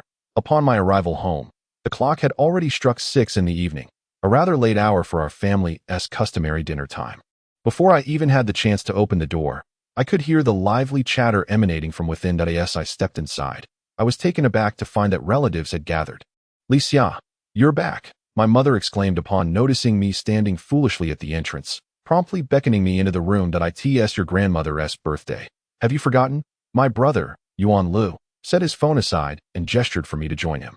I made a silly face and approached my grandmother, inquiring, isn't your birthday at the end of June? How is it today? Your second uncle is heading to Australia for a business trip next week and won't return until July. He wanted to celebrate my birthday in advance that I'm already 71 years old. What's there to celebrate? It's merely a gathering, and I do adore lively company. She replied, though, I understand now that I shall buy a cake for Grandma tomorrow. How about a ruby fresh cream cake? My grandmother nodded in approval, for that was her favorite. I've already purchased it. My younger brother, Yuan Hao, pointed towards the kitchen. Peering in, I spotted a gigantic ruby cake quietly awaiting us on the countertop. Given its size, even our large family would likely only manage a small slice each. Our appetites were quite hearty. What about my sister? Isn't she off work yet? Just then, Yuan Meiwan emerged from the kitchen, carrying a platter of steamed mandarin fish. Xin mentioned in the group chat that she would arrive soon. The hospital is rather busy today, so let us not wait for her and start eating. My uncle, Yuan Hongming, a rather portly man, could hardly contain his eagerness at the sight of the delectable spread prepared by my mother. What are you saying? My mother shot him a disapproving glance. The children are busy with work. Can't a father wait a few more minutes? My uncle, good-natured and simple, could only sheepishly shake his head and absent-mindedly flip through a book on the sofa. Approximately 10 minutes later, my sister Yuan Xin arrived, signaling that it was finally time to feast. The braised pig trotters are delightful, though perhaps a tad less sugar would be preferable, my grandfather remarked after sampling a couple of pieces. It seems the Yuan family may carry the diabetes gene. Perhaps we ought to limit our sugar intake. My mother took a bite of the braised trotters, her brow furrowing slightly, though no one noticed. Once the poached chicken was devoured, only the delicate fish bones remained, and the watercress and tofu soup was nearly finished. By the way, Li Xia, you've graduated now. Haven't you? Have you secured a job? I felt my cheeks flush at the casual inquiry from my Aunt Lu Mylan. Typically, by June, one would expect contracts to be signed. My sister, Yuan Xin, commented while sipping her soup and elegantly dabbing her mouth with a napkin. Not yet, I murmured, lowering my gaze. But surely you have some prospects in mind. Perhaps you're still in the internship phase and haven't finalized employment yet. My brother, Yuan Lu, chimed in supportively. It was curious that everyone seemed more concerned about my job search than my own mother. Even my younger brother, Yuan Hao, who had just been accepted into university, appeared to understand my situation better than I did. Isn't your sister considering graduate school? Can you find a job in your field without pursuing further studies? I thought to myself, you little rascal, as a surge of annoyance welled up within me. By the way, what major is Li Xiao pursuing? The Chinese department. My second uncle interjected, eager to join the conversation. My second uncle, Yuan Hai, works at a bank, and my second aunt also holds a position in the banking sector. My brother, Yuan Lu, commenced his career at the Industrial and Commercial Bank of China after graduating from university. And after 2 years, he transitioned to Mitsubishi Bank. In his words, the Lujiazui area is teeming with banks, and changing jobs merely entails shifting to another office, as one still commutes through the same Lujiazui daily. Lujiazui is indeed a magnificent financial hub, characterized by towering skyscrapers that evoke no sense of oppression. The thoughtfully arranged urban design imbues each edifice with an intellectual beauty. It is not merely a financial center. It harmoniously integrates culture and art, with cultural institutions such as the Himalayan Art Center and the Lujiazui Art Museum in close proximity, presenting numerous high-quality art exhibitions each year. The upcoming opening of the Pudong Art Museum in 2021 is particularly anticipated. I must admit, I feel a tinge of envy that my brother can work in Lujiazui. Li Xia studying Chinese. My younger brother interjected. No, not in Chinese, I replied, shaking my head. Then what is your major? Chinese language and literature? Why doesn't sister become a teacher? Teaching is quite good. After all, it provides stability, Yuan Hao earnestly suggested. Yes. Indeed. I vaguely recalled a writer once stating that if you find yourself unable to do anything else, you should consider becoming a teacher. This is neither a disparaging remark nor a sign of disrespect towards the teaching profession, but to be frank, I have simply never contemplated becoming a teacher. I feel I lack the knowledge to impart to children and perhaps do not possess the requisite patience for students. It seems I must pursue further studies. I, on the other hand, have been resolute since my freshman year about preparing for graduate school, and I certainly won't wait until my senior year to ponder this matter. I must admit, Today's children are indeed far more capable than we were at their age. Moreover, it appears that boys today are even more pragmatic than girls. Unbeknownst to me, my relatives ceased conversing with me and began discussing my career instead. Such occurrences are commonplace during family gatherings, and I have grown accustomed to it. As long as they refrain from asking me, I am fine. I truly feel perplexed. Li Xia is majoring in teaching Chinese as a foreign language. Isn't she? Shouldn't she pursue a career in translation? I blinked, attempting to appear more confident than I felt. Oh, let us not worry about that little girl. Would anyone like some cake? Is there room for more? Should I prepare another serving of 8 treasure rice? My mother came over to assist, and I knew that if I could become a doctor like my sister or secure a banking position like my brother, my mother would be even more pleased. Li Xia aims to be a business owner. I should have known to apply to medical school back then. However, I am certain that Li Xia's academic journey cannot compare to that of the eldest sister. I earnestly acknowledged my brother's words. Indeed, there is no comparison. The eldest sister has soared through her studies, while I have stumbled along the way. Perhaps I have read too many frivolous books. My second uncle remarked sympathetically. Suddenly, my grandfather, who had remained silent until now, cleared his throat, and an immediate hush fell over the dining table. What are you all staring at? Li Xia is destined to be a business owner. My grandfather stated solemnly. Huh. Uncle, aunt, second aunt, little uncle, younger brother, and elder sister. All were left utterly bewildered. I, too, wore a perplexed expression, pondering silently. To be the boss? What could that possibly mean? Father, have you lost your senses? Our family has never engaged in business. Comrade Yuan Hong, I spoke on behalf of everyone, and the crowd nodded in agreement. The bookstore owner is not a true boss. Li Xia is destined to inherit my beloved Axie bookstore. I interjected. Grandfather, my photography studio seems more reliable. Brother Yuan Lu chuckled. What photography studio? You merely enjoy taking pictures of girls. With that remark from grandfather, brother had no choice but to concede, as it held some truth. Father, that is not a bookstore. You merely set up a stall at the One Miao, which hardly qualifies as a bookstore, does it? Second Aunt Li Fong chimed in to support her son. Indeed, and besides, the second-hand book market at One Miao is no longer thriving. It pales in comparison to the 1990s, but who still reads second-hand books? Nowadays, everyone opts for ebooks. I haven't purchased a book in ages, Uncle added. You don't understand. Second-hand books hold their own significance if everyone ceases to run second-hand bookstores. That significance will vanish, grandfather remarked with a hint of melancholy. Fearing a quarrel might ensue, grandmother quickly diverted the topic. Today is my birthday. Why are you all fixated on Li Xia's job prospects? Each of you has achieved great things. Which brings me joy. Surely you can brainstorm some solutions regarding work. Li Xia is not lacking. If there are positions available at the bank, that would be splendid. The hospital might be out of reach, but Xin is a doctor with many connections. Perhaps she could help Li Xia secure a respectable job. Discussing this endlessly is less effective than leveraging connections, wouldn't you agree? With grandmother's words, the atmosphere shifted back to harmonious, and ultimately, a magnificent ruby-red cake was devoured amidst the congenial ambience. After dinner, while assisting mother in clearing the dishes, I anticipated her to ramble about work, but instead, she began discussing something entirely different. A boyfriend. How could that be? There are plenty in books. Indeed, if all else fails, I could write one or perhaps draw one. She mused. After a refreshing shower, with father yet to return home, I retreated to my room, turned on some music, and intended to read a novel for a while. Just then, my phone began to buzz incessantly. To avoid distractions while reading, I typically tuck my phone away in a drawer or my bag to maintain my focus on studying. However, a barrage of message notifications disrupted my concentration upon picking up my phone. I was startled to see a red indicating 99 notifications on Weibo and an unprecedented 71 unread messages on WeChat. What is happening? Li Xia, is it true that Zhao Mingyang has retweeted you on Weibo? Senior, is your family in the bookstore business? Senior, I didn't realize you had a Weibo account.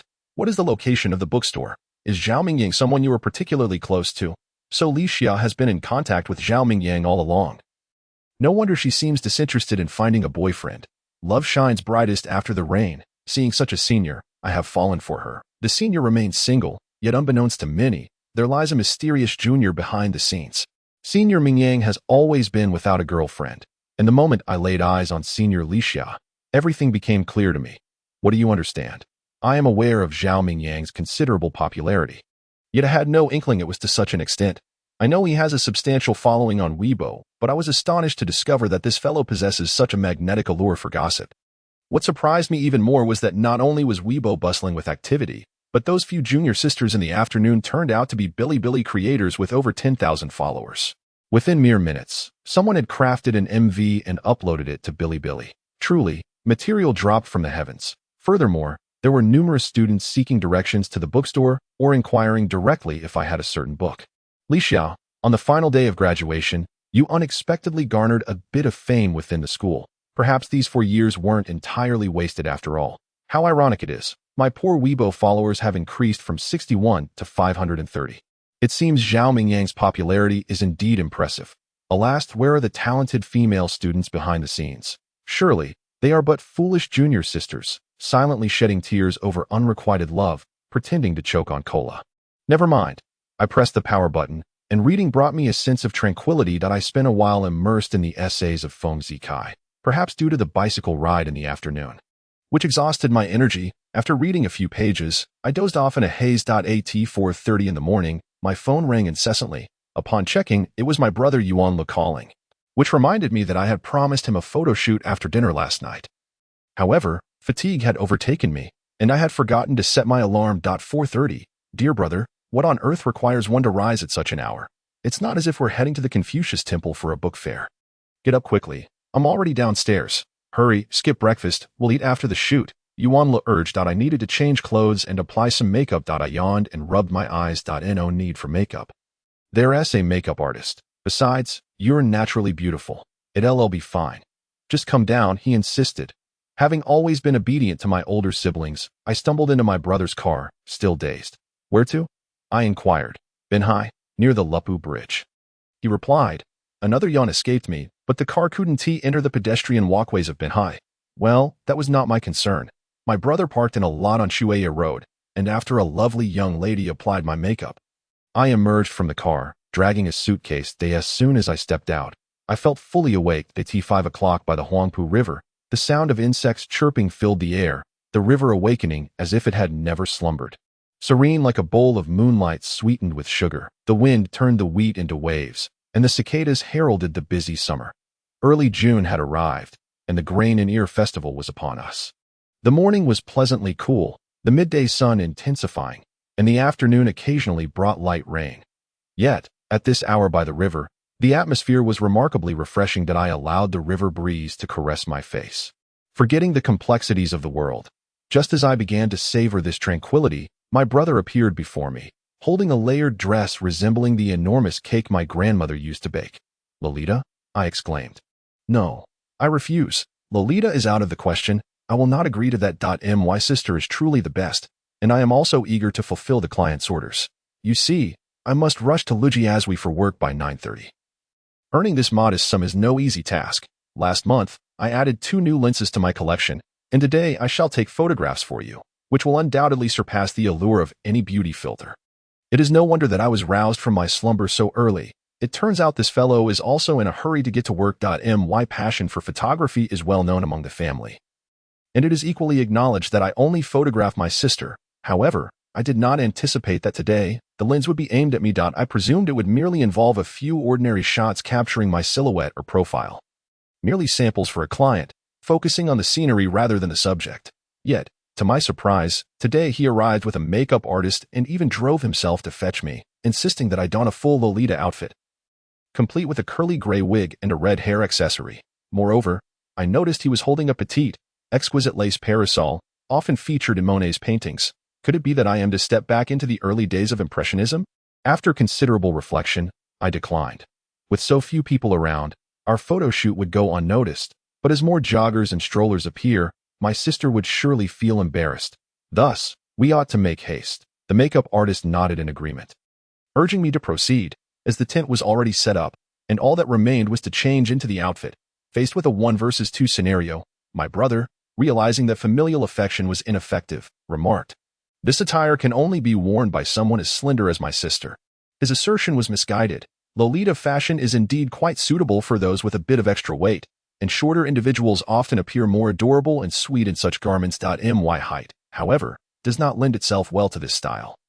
being slightly too tall and indeed a tad too slender.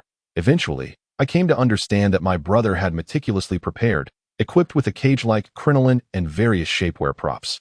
Before 7 o'clock, the photo shoot concluded successfully. I changed back into my own clothes and donned a mask, noticing that the riverside was indeed becoming busier with passers-by. "Brother, I shall walk home alone." I declined his offer to drive me back. "Do remember to have breakfast," he reminded me as he wheeled his suitcase towards the parking lot. Meanwhile, I strolled leisurely along the expo axis, stopping to purchase a cup of Americano from Starbucks. Then continuing on to Ming's soup dumplings on Chongli Road, ordering one each of the pork bun and shao mai. The pork buns at Ming's have maintained their delightful flavor for over a decade, and their prices have remained relatively stable. During my university days in Puxi, I would often compare the cafeteria's pork buns with those from Ming's, and the cafeteria would invariably fall short. It is truly incomparable. Upon returning home, I removed my makeup and took a shower, encountering my father enjoying breakfast. After 2 weeks apart, he seemed to have grown more handsome. At least that is how I chose to flatter him. My father is an intriguing person. Despite his age, he relishes compliments about his appearance, which adds a certain charm to his character. "Father, you are looking dapper." I sincerely praised him while sipping my coffee. "I am short on pocket money." Comrade Tang Weiwei picked up his phone, and within moments, my phone emitted the elegant strains of a guitar. May my father enjoy good health and longevity. Sipping my unsweetened Americano, I felt as if my lips were coated with honey, all thanks to the enchanting magic of red envelopes. This morning has been rather pleasant. My father generously gifted me 200 in red envelopes. And astonishingly, my brother bestowed upon me a grand 500. I find myself truly living a life reliant on the bounty of red envelopes. On the second day post-graduation, Li Xia has transformed into a member of the red envelope community. After breakfast, as I grasped the keys and was about to venture outside, the voice of Duzi resonated from downstairs. "It seems the habits of this old building are unchangeable. Although this is also a district of old public housing." One would think he could refrain from such loud exclamations. Nevertheless, Duzi pays no heed. He has never been fond of messaging to inform me of his arrival. Instead, he always rushes to the flower bed beneath our third-floor window and shouts, "Li Xia," I respond, All right, I'm coming." Thankfully, we did not end up at the same university. Otherwise, his boisterous calls beneath the girls' dormitory would surely deter any suitors. "That's Duzi. Go on," my father remarks behind me with a knowing chuckle. He has always held a fondness for Duzi, which is rather commonplace. Many children adored my father when they were young, for he is a particularly amiable individual. "I fell asleep last night, so I couldn't come find you." Duzi sheepishly admits. "I also dozed off." I reply with a laugh. "I became so engrossed in making videos that I fainted into a deep slumber. Ever since I became a content creator, I feel like a stranger to gaming." You could become a gaming streamer, perhaps even cover those amusing games on Steam. Many simply play while commentating and recording. He suggests. "I am not keen on creating gaming videos. I much prefer curating my Duzi encyclopedia." Ha ha ha. That does sound reminiscent of the old Wakao. Duzi and I entered room 212, as usual, opening the windows for ventilation and tidying up the books. "Why are these books so dirty?" Duzi inquired from the threshold. "Those are the books I brought back from school yesterday. They got caught in the rain and fell on the ground. The floor remained damp, and I pointed out the seeds from the phoenix trees scattered about, which, while visually appealing, were a nuisance. What is so beautiful about that? We'll need to clean up later." I took a small white towel and gently wiped the dust from the edges of the bookshelf. For reasons unknown, every time I visit 212, I manage to collect faint dust from the shelves. This delicate dust on the towel does not seem dirty. Rather, it evokes a sense of photosynthesis, as if the multitude of books on the shelves is breathing. In any case, since Axi's grandfather no longer runs a bookstall, the state of cleanliness is of little concern. Duzi stretched lazily, proclaiming this, yet his hands were already busy. He began moving the books I had brought back onto a large desk measuring 1.5 meters, which still held the few books I had dried the day before. Upon inspection, the marks of rain remained, an irreversible occurrence. Fortunately, the pages were intact, each one standing independently without adhering together. Had they fused, forcibly separating them would have resulted in the destruction of at least one page. That a broken mirror cannot be restored, and similarly, torn pages are challenging to revive. The only solution now is to moisten the adhesive areas again, allow them to soak, and then separate the pages, followed by redrawing them. I recently watched a documentary that delves into the art of book cover design, in an era before the advent of computer typesetting. The The titles on the covers of books published in the past were meticulously crafted by designers, each stroke carefully rendered by hand. The journey of a book, from inception to the reader's hands, involves a lengthy and painstaking process of refinement and dedication. Since then, I have developed a profound affection for the second-hand books that adorn our shelves, often searching for those handwritten covers. Each time I discover one, my fingers gently trace the embossed letters, and I am reminded of the labor and love encapsulated within. It evokes a peculiar sensation within my chest, as if my heart has momentarily beat outside of this time and space. "Licia, come quickly," a voice called out, startling me. I thought, perhaps naively, that Duzi had stumbled upon cash hidden within the pages, as he had done last year. "Look, what is this?" Duzi held up a white card. As I leaned in for a closer look, I realized it was a postcard, adorned with an image of the iconic gate of Wuhan University. I asked, "This a postcard tucked inside a book?" I inquired. Duzi nodded affirmatively, confirming it was indeed from this very book. The book in question was Haruki Murakami's novel, All God's Children Can Dance, and I was certain I had never read this particular work. My encounters with Murakami's literature had been rather limited. As for how this book found its way onto the shelf of room 212, I was utterly perplexed. Over the past 4 years, I had only returned during weekends or school holidays to oversee the bookstore, which, despite its name, felt more like a makeshift library for books that could no longer find a home, due to the lack of promotion and public awareness, even when the store was open for business. The majority of visitors were merely acquaintances from my grandfather's bookstall, stopping by for tea and conversation, before leaving with a few chosen volumes in hand. There were also those who, upon hearing through word of mouth that Ashi was accepting secondhand books, would call my grandfather, who would then arrange a time to collect them. However, those occurrences belonged to a bygone era. In recent years, my grandfather's inability to move heavy objects rendered books an overwhelming burden for him. Despite their seemingly innocuous presence, a pile of books can become the most cumbersome of possessions during a move. Only someone who has relocated thousands of volumes can truly appreciate the struggle. Eventually, neighbors and some of Duzi's high school classmates would occasionally message us, announcing that they were sending a box of books our way, as a gift for us to enjoy. That we welcomed these offerings with open arms and gratitude. As for the sporadic customers who ventured in to purchase books, their numbers were so few that they hardly warranted mention. In an age where online book purchasing is so convenient, our little secondhand bookstore, lacking in notoriety, attracted scant foot traffic. My grandfather's receipt book would sometimes remain nearly untouched for an entire week, and in a month, we would be lucky to sell 10 books, while the influx of secondhand books continued to swell, often exceeding 30 volumes. But as for when All God's Children Can Dance arrived in our store, I could not recall, nor could Daozai. It felt as though it had only recently made its appearance. Leaving no prior impression, Duzi examined the postcard closely before flipping it over. "There are words here," he noted. "It seems to be a message from one boy to another." I couldn't help but chuckle at Duzi's peculiar intonation. Two individuals, Duzi and his companion, wore solemn expressions as Duzi intoned, "What is Li Xiao pondering?" "I am speaking of serious matters." Upon concluding his statement, Duzi, employing a voice reminiscent of a seasoned broadcaster, began to recite, "Dear Arrogance and Prejudice, greetings.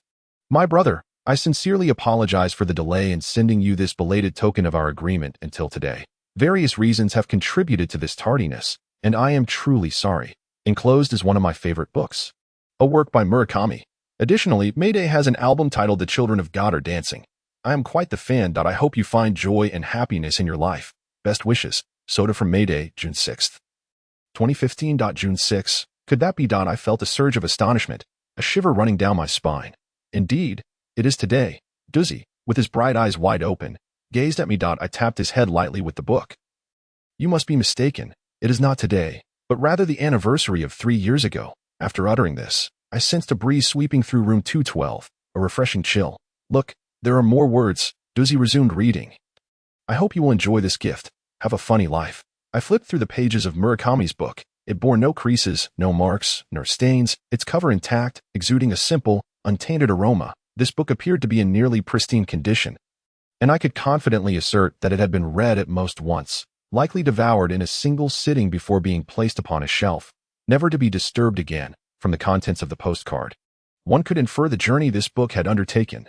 Soda from Mayday acquired it, cherished it after reading, and subsequently gifted it to a dear friend, Arrogance and Prejudice, who, having never laid eyes on its pages, allowed it to find its way to Axie Bookstore 3 years later.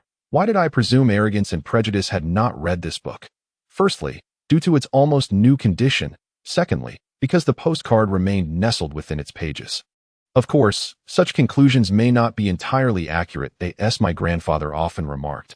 Old books, in addition to the tales they contain, possess stories of their own. In my view, the narrative of a book encompasses the relationship between it and its readers. The tale of a new book may involve the author, the translator, the editor, the book designer, the bookseller, and the very first reader. A second-hand book, apart from these, carries the echoes of a second reader, a third reader.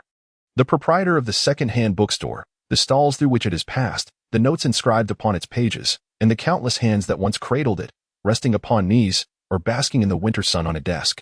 The annotations within the book, whether elegant or hurried, reflect the silhouettes of readers beneath the glow of a bedside lamp during the night. Second-hand books encapsulate fragments of time. They resemble small piggy banks, preserving those people and moments through words, pages, and covers, embodying the wealth etched by time.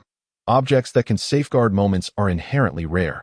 Those that exist in tangible form, capable of being held in one's hands, are even fewer, books being among the most accessible of these treasures. Dizzy flipped the postcard back and forth, perused the book several times, and suddenly, a peculiar smile graced his face. Why don't we engage in something entertaining? This suggestion sounded somewhat ominous, so I chose to disregard it. Licia, let us embark on a delightful endeavor.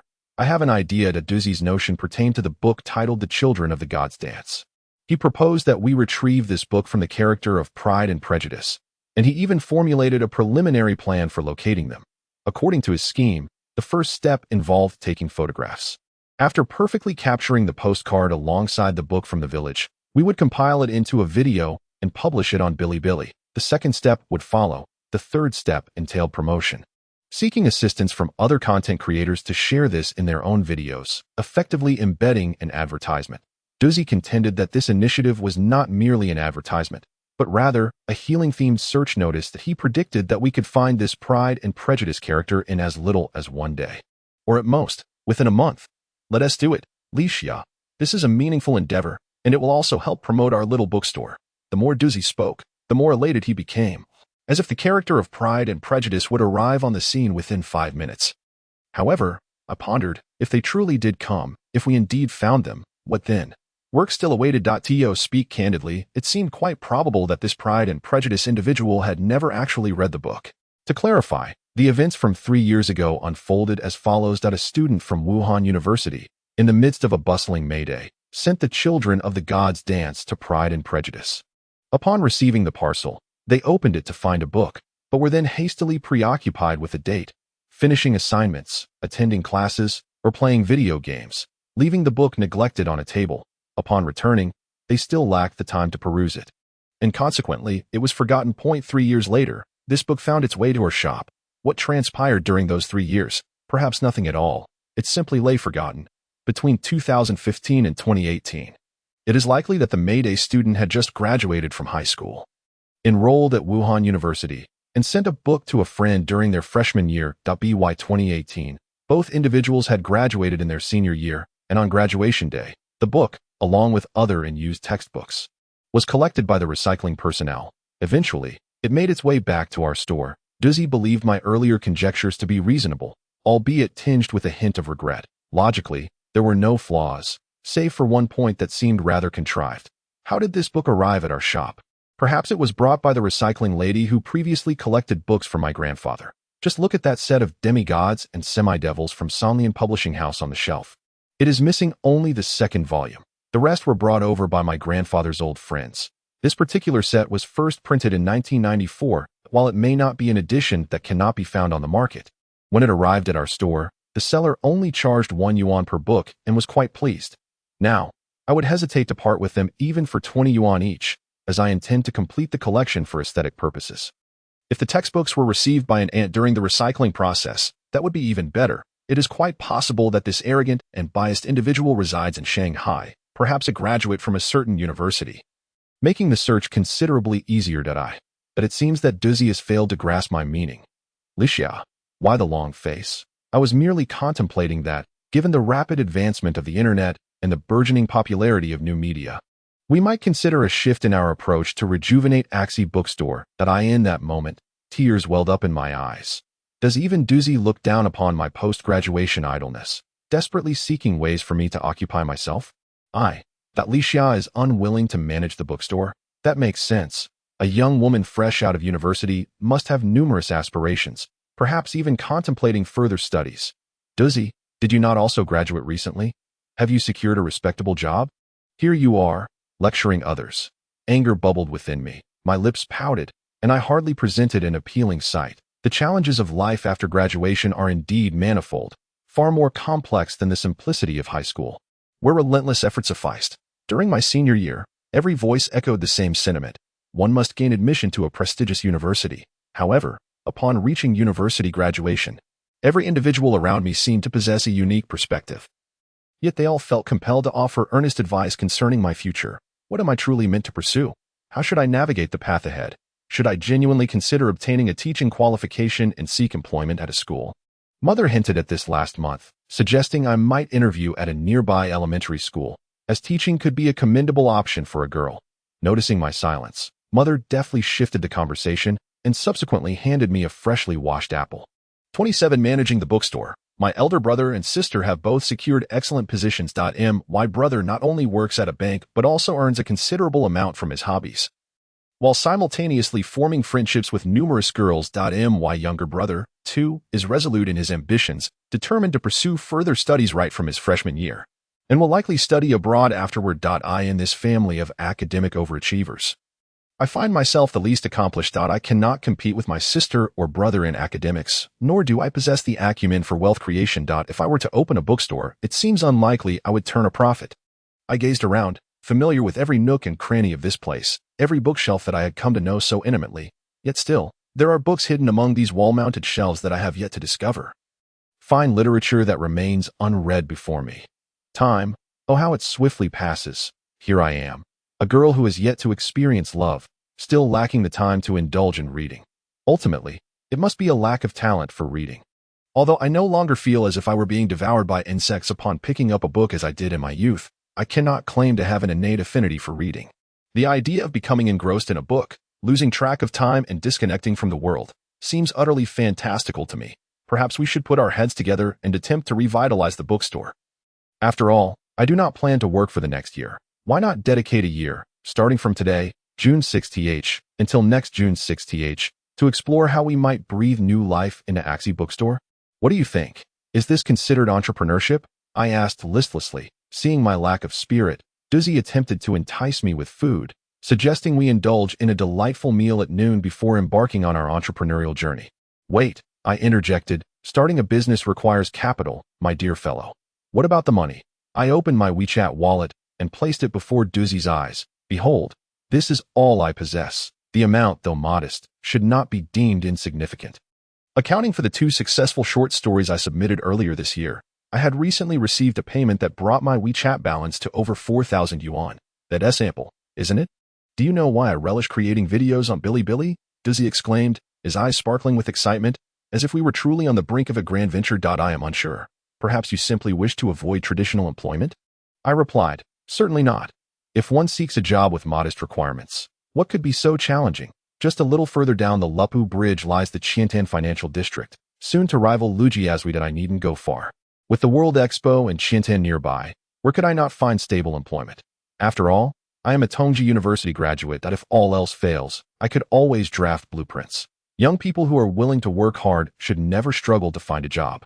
However, I chose to create Doozy's encyclopedia on Bilibili, and now I aspire to manage Axie Bookstore alongside Lixiat. I believe young individuals ought to explore paths that not only sustain them, but also fulfill their dreams. I coughed, feeling a sudden choke. You didn't drink any water. How could you choke? Doozy playfully struck my back several times, clearly with intent. All right then, let us open a bookstore. In a moment of impulsiveness, I agreed without a clue on how to commence. Doozy added that another reason for his choice to create videos on Bilibili was the considerable challenges faced by brick-and-mortar businesses due to exorbitant rents in large cities. Achieving a break-even point initially is an arduous task, far more difficult than attempting to establish small brands or products online. This issue is a hardcore dilemma. Selling milk tea seems promising. Look at the thriving beverage shops along Chongli Road. But I've heard that franchising with Yidi Andean requires 1 million yuan in fees. Simply terrifying. Doozy snapped his fingers before me. Exactly. So, Licia, you are not destitute. You possess many assets. For instance, our bookstore incurs no rental costs. Correct? I nodded in agreement. And we have a substantial collection of books, do we not? Well, I suppose we do have quite a few, if we were to move the ones from home as well. Perhaps around 25,000. If each book averages 20 yuan, wouldn't see that amount of 500,000 here. I countered, that's not an accurate calculation. Besides the recycled books, many were purchased at a cost. Furthermore, we cannot simply value the bookstore based on the total worth of these books. The operation of a bookstore is a long-term endeavor, not merely assessed by the resale value of existing inventory. That's how one liquidates a failing store. All right, you make a valid point. Dizzy conceded. I waved my hand, awkwardly yet dramatically smiling at Dizzy. This esteemed bookstore manager truly is rather humble. The notion of sharing is, paradoxically, unattainable. Dizzy is a person of action, wholeheartedly immersing himself in any endeavor he deems worthy. During lunch, he was incessantly engaged in dialogue with me about our potential undertakings, the individuals with whom we could collaborate, and the methodologies we might employ. The conversation left me quite bewildered, reinforcing my belief that I am perhaps best suited for solitary endeavors. In ancient times, I might have been content as a girl who merely embroidered at home throughout her life. The very idea of engaging in commerce fills me with trepidation. Indeed, it is a thought I dare not entertain. Once we finished the exquisite dish of green pepper fish, we officially embarked on our collaboration, toasting to the future of Axie Bookstore. After I acquiesced to his first and second proposals, Doozy raised his glass, brimming with confidence, toasting to our inaugural step toward success. Following lunch, I returned to the bookstore alone, utilizing the time while Doozy went home to edit footage to take out my planner and sketch the green pepper fish we had enjoyed. Soon after, a wave of drowsiness washed over me, and I yearned to recline on the balcony chair, wrapping myself in a soft blanket for a brief slumber. I have found that a short nap, whether it be 10 or 20 minutes, can rejuvenate the mind much like rebooting a computer, enhancing my efficiency far beyond that of forcing myself to read while fatigued. This habit earned me the affectionate moniker of Sleeping Beauty from my university roommates. Doozy's first proposal involved producing videos related to literature, with the inaugural one aimed at assisting Qishui in finding Pride and Prejudice. I have always harbored reservations regarding this plan. To me, reading is an intensely personal experience. Must we ascertain whether Pride and Prejudice has been read by the likes of Qishui? Sometimes, the essence of a book may not necessitate its literal engagement. For Qishui and Ally, The God's Children Are Dancing may represent an unopened significance. Once Qishui sends this book to Ally, his aspiration is fulfilled, not through the act of reading, but via the act of sending, which resolves a long-held yearning within his heart, after the book is dispatched. The long-overdue apology pinned on the postcard by Qishui dissipates like snow melting from a rooftop under the sun's warm embrace. The significance of this book to Qishui may indeed far surpass that to Ally. As for the recipient, the arrival of the book signifies the opening of a new temporal portal, ushering in a fresh narrative. This new tale need not be intertwined with the preceding one. Within this narrative, The God's Children Are Dancing could represent a tome that has never been opened, or one that has been perused yet not thoroughly examined. Now, as this book graces room 212, let us, for the sake of convenience, refer to this modest two-bedroom abode as a bookstore. When Doozy and I discovered it together, it was destined to embark on a third story. Are Doozy and I to rewind time 3 years to unearth the identities of its former proprietors? A divergence in our viewpoints arose. Such instances are rare between us. Throughout our lives, I cannot recall a moment of conflict with Doozy. Perhaps we have never truly engaged in earnest discourse regarding any matter. The act of collaborating on a project and forming a friendship appears to be two entirely distinct endeavors. While I harbor a vague sense of concern, my optimistic disposition soon alleviates any lingering worries. Since I have entrusted the planning, filming, and post-production of the Doozy video to him, I shall leave it in his capable hands without reservation. That a line from the 19 ancient poems resonates well. In a lifetime that seldom reaches 100 years, one must harbor the worries of 1,000 years. Days are short and nights are long. Why not revel by candlelight? It is essential to embrace joy in the present, rather than waiting for the future. The ancient Chinese spirit of optimism is one we ought to emulate. Even a salted fish possesses its own means of self-comfort. How much more so for an optimistic fish like myself? After a brief 10-minute respite, a series of knocks resound from outside the door. Is it possible that someone is here to sell books? My heart fills with delight at the thought of someone arriving with a bag of books.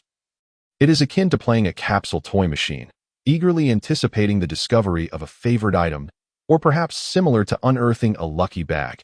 At times, I even find myself secretly wishing for the second volume of Tianlong Babu, first edition.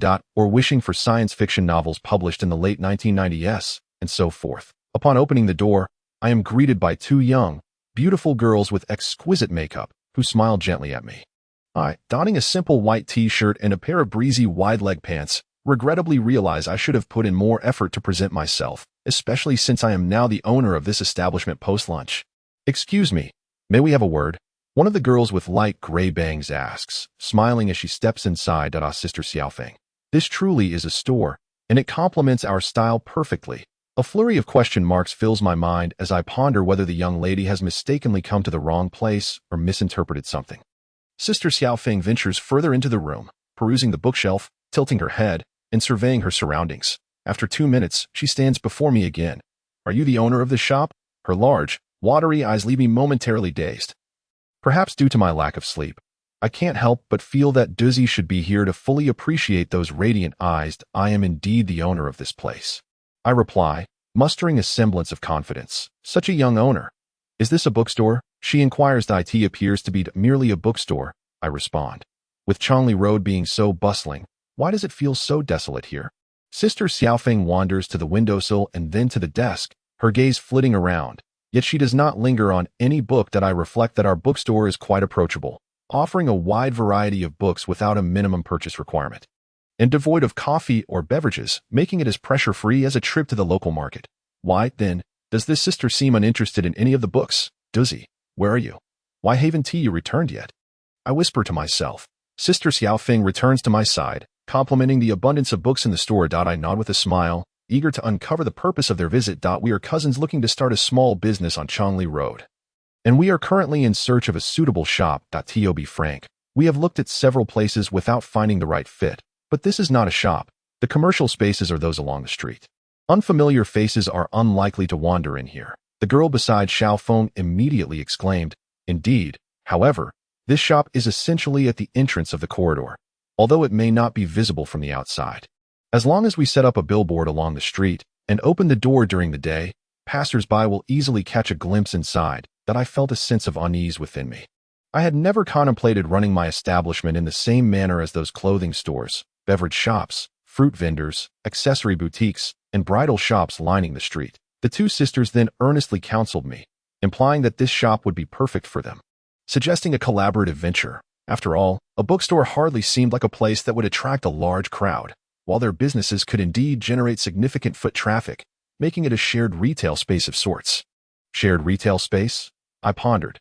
Does that mean I would also have to share desks, bookshelves, restrooms, utilities, and even my books? In recent years, the concept of the sharing economy has undeniably gained immense popularity, from shared taxis like Uber and Didi, to solutions for the last-mile problem with bike-sharing services such as Mobike and Ofo, not to mention co-working studios, shared accommodations, and the thriving Airbnb and homestay businesses that have emerged. A shared bookstore?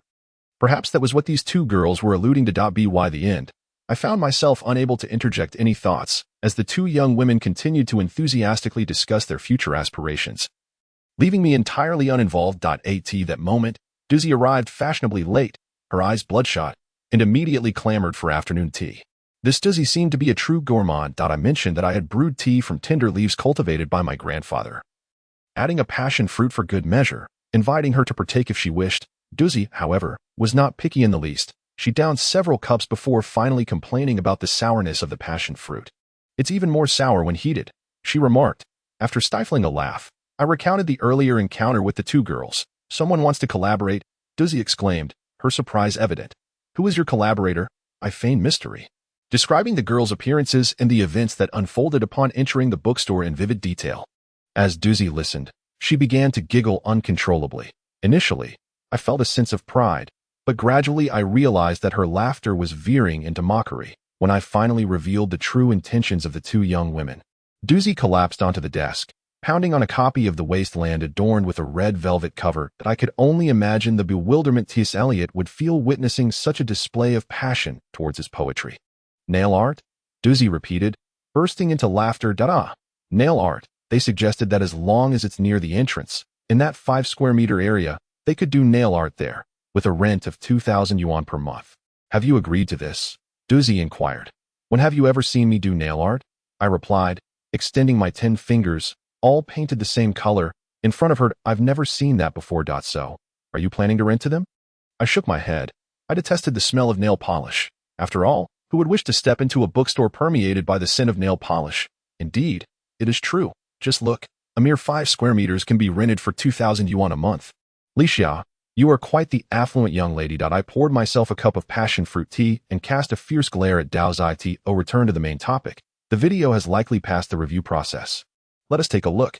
Duzi truly acts as if the wind carries her words. She mentioned this morning her intention to locate the owner of the postcard, and by this afternoon, the video production was complete. It is already visible on Bilibili and has garnered 5 or 6 views. Just how many fans do you have, esteemed content creator? A few tens of thousands. I suppose. I simply lack a viral hit. If I could produce 1 or 2, perhaps I would achieve fame. By the way, Lixia, shall we commence our second plan? Once this video is finished, we shall merely await its reception. Yet our momentum must not falter. A year passes in the blink of an eye. We must cherish time as if it were gold. I was touched by Duzi's heartfelt words and instantly felt a surge of motivation, laying the books in need of cleaning flat upon the desk. Preparing to commence the cleaning and disinfecting process. Duzi's plan was to film a series of vignettes related to secondhand bookstores, so we decided to capture the process of how I clean the books. Yesterday's rain had left its mark on the small bookstore in Pudong, as these books on the table bore various degrees of moisture, stains, creases, and crumpled corners. Duzi pulled back the curtains and moved a floor lamp beside the desk. These supplementary lights illuminated the surface rather than me. Finally, Duzi shook his head and remarked, "It will do for now, but it seems I need to order a filming light. One of those live streaming lights?" I recalled seeing some video creators using a circular light for recording, which was said to enhance one's appearance without being glaring. At this thought, I exclaimed, "No, I do not wish to be on camera." I felt a wave of anxiety wash over me, fearing Duzi might retort, "How can we film without showing your face?" To my surprise, Duzi replied, "Why must you be on camera? We can just film this part." He gestured towards himself and smiled with his signature Duzi grin. "Besides, you are not much different from a boy." Slender Lixia, I had grown accustomed to it. After all, half of a pencil had already flown through the air, and Duzi effortlessly caught it. "Let us film," I declared, gathering the eraser, alcohol, cleaning solution, and a clean transparent bag. All the cleaning tools were at our disposal. Duzi, being quite experienced in filming tutorial videos, demonstrated how to clean the books while explaining. And after 3 or 4 iterations, I finally managed to speak to myself, posing questions and providing answers in the blink of an eye. As I finished cleaning all the books, twilight had already crept onto the bookshelves. That essay wrap, I ran to the windowsill, stretching my arms, while Duzi stood behind me with a furrowed brow. "Lixia, your voice sounds rather pleasant on the recording. It seems our host Lixia is about to make her debut." "What do you mean?" I turned to ask Do. "It's nothing, just a casual remark. Tonight, I shall begin editing this video. We must strike while the iron is hot, as maintaining a daily upload schedule is essential." "Daily uploads? That's more for writing online novels," I replied. "Are you preparing to write an online novel, Lixia?" "Indeed, I had almost forgotten that Lixia's childhood dream was to become an author." "Duzi, I immediately refute this notion. It is simply not the case." "How can it not be? I vividly recall a psychology class in high school where the theme was my epitaph. I still remember the assignment Lixia submitted. Enough of this. I will treat you to afternoon tea. Please do not continue." "Very well. I shall refrain from further discussion. Lixia can still pursue her literary aspirations. Opening a bookstore and writing are not mutually exclusive. And I would gladly be Lixia's first reader." "Why would I want you as my first reader? My stubbornness belies a sense of inadequacy." "Well then, whether or not you write is entirely your affair. After all, writing can be quite exhausting." After Duzi spoke, she walked towards the door and then exclaimed, "Let us explore a bookstore." "But we are already in a bookstore," I remarked. "Let us visit another one." "Perhaps, and first, let us buy a cup of red tea ice cream from a little bit." Duzi's memory indeed surpasses mine. While waiting for the red tea ice cream, I inquired as to which bookstore we should visit. Duzi suggested that it would be best to go to the Shakespeare bookstore. "You are being ridiculous. The flight to France is prohibitively expensive," I quipped. Duzi laughed and said, All right. I meant we should go to a second-hand bookstore.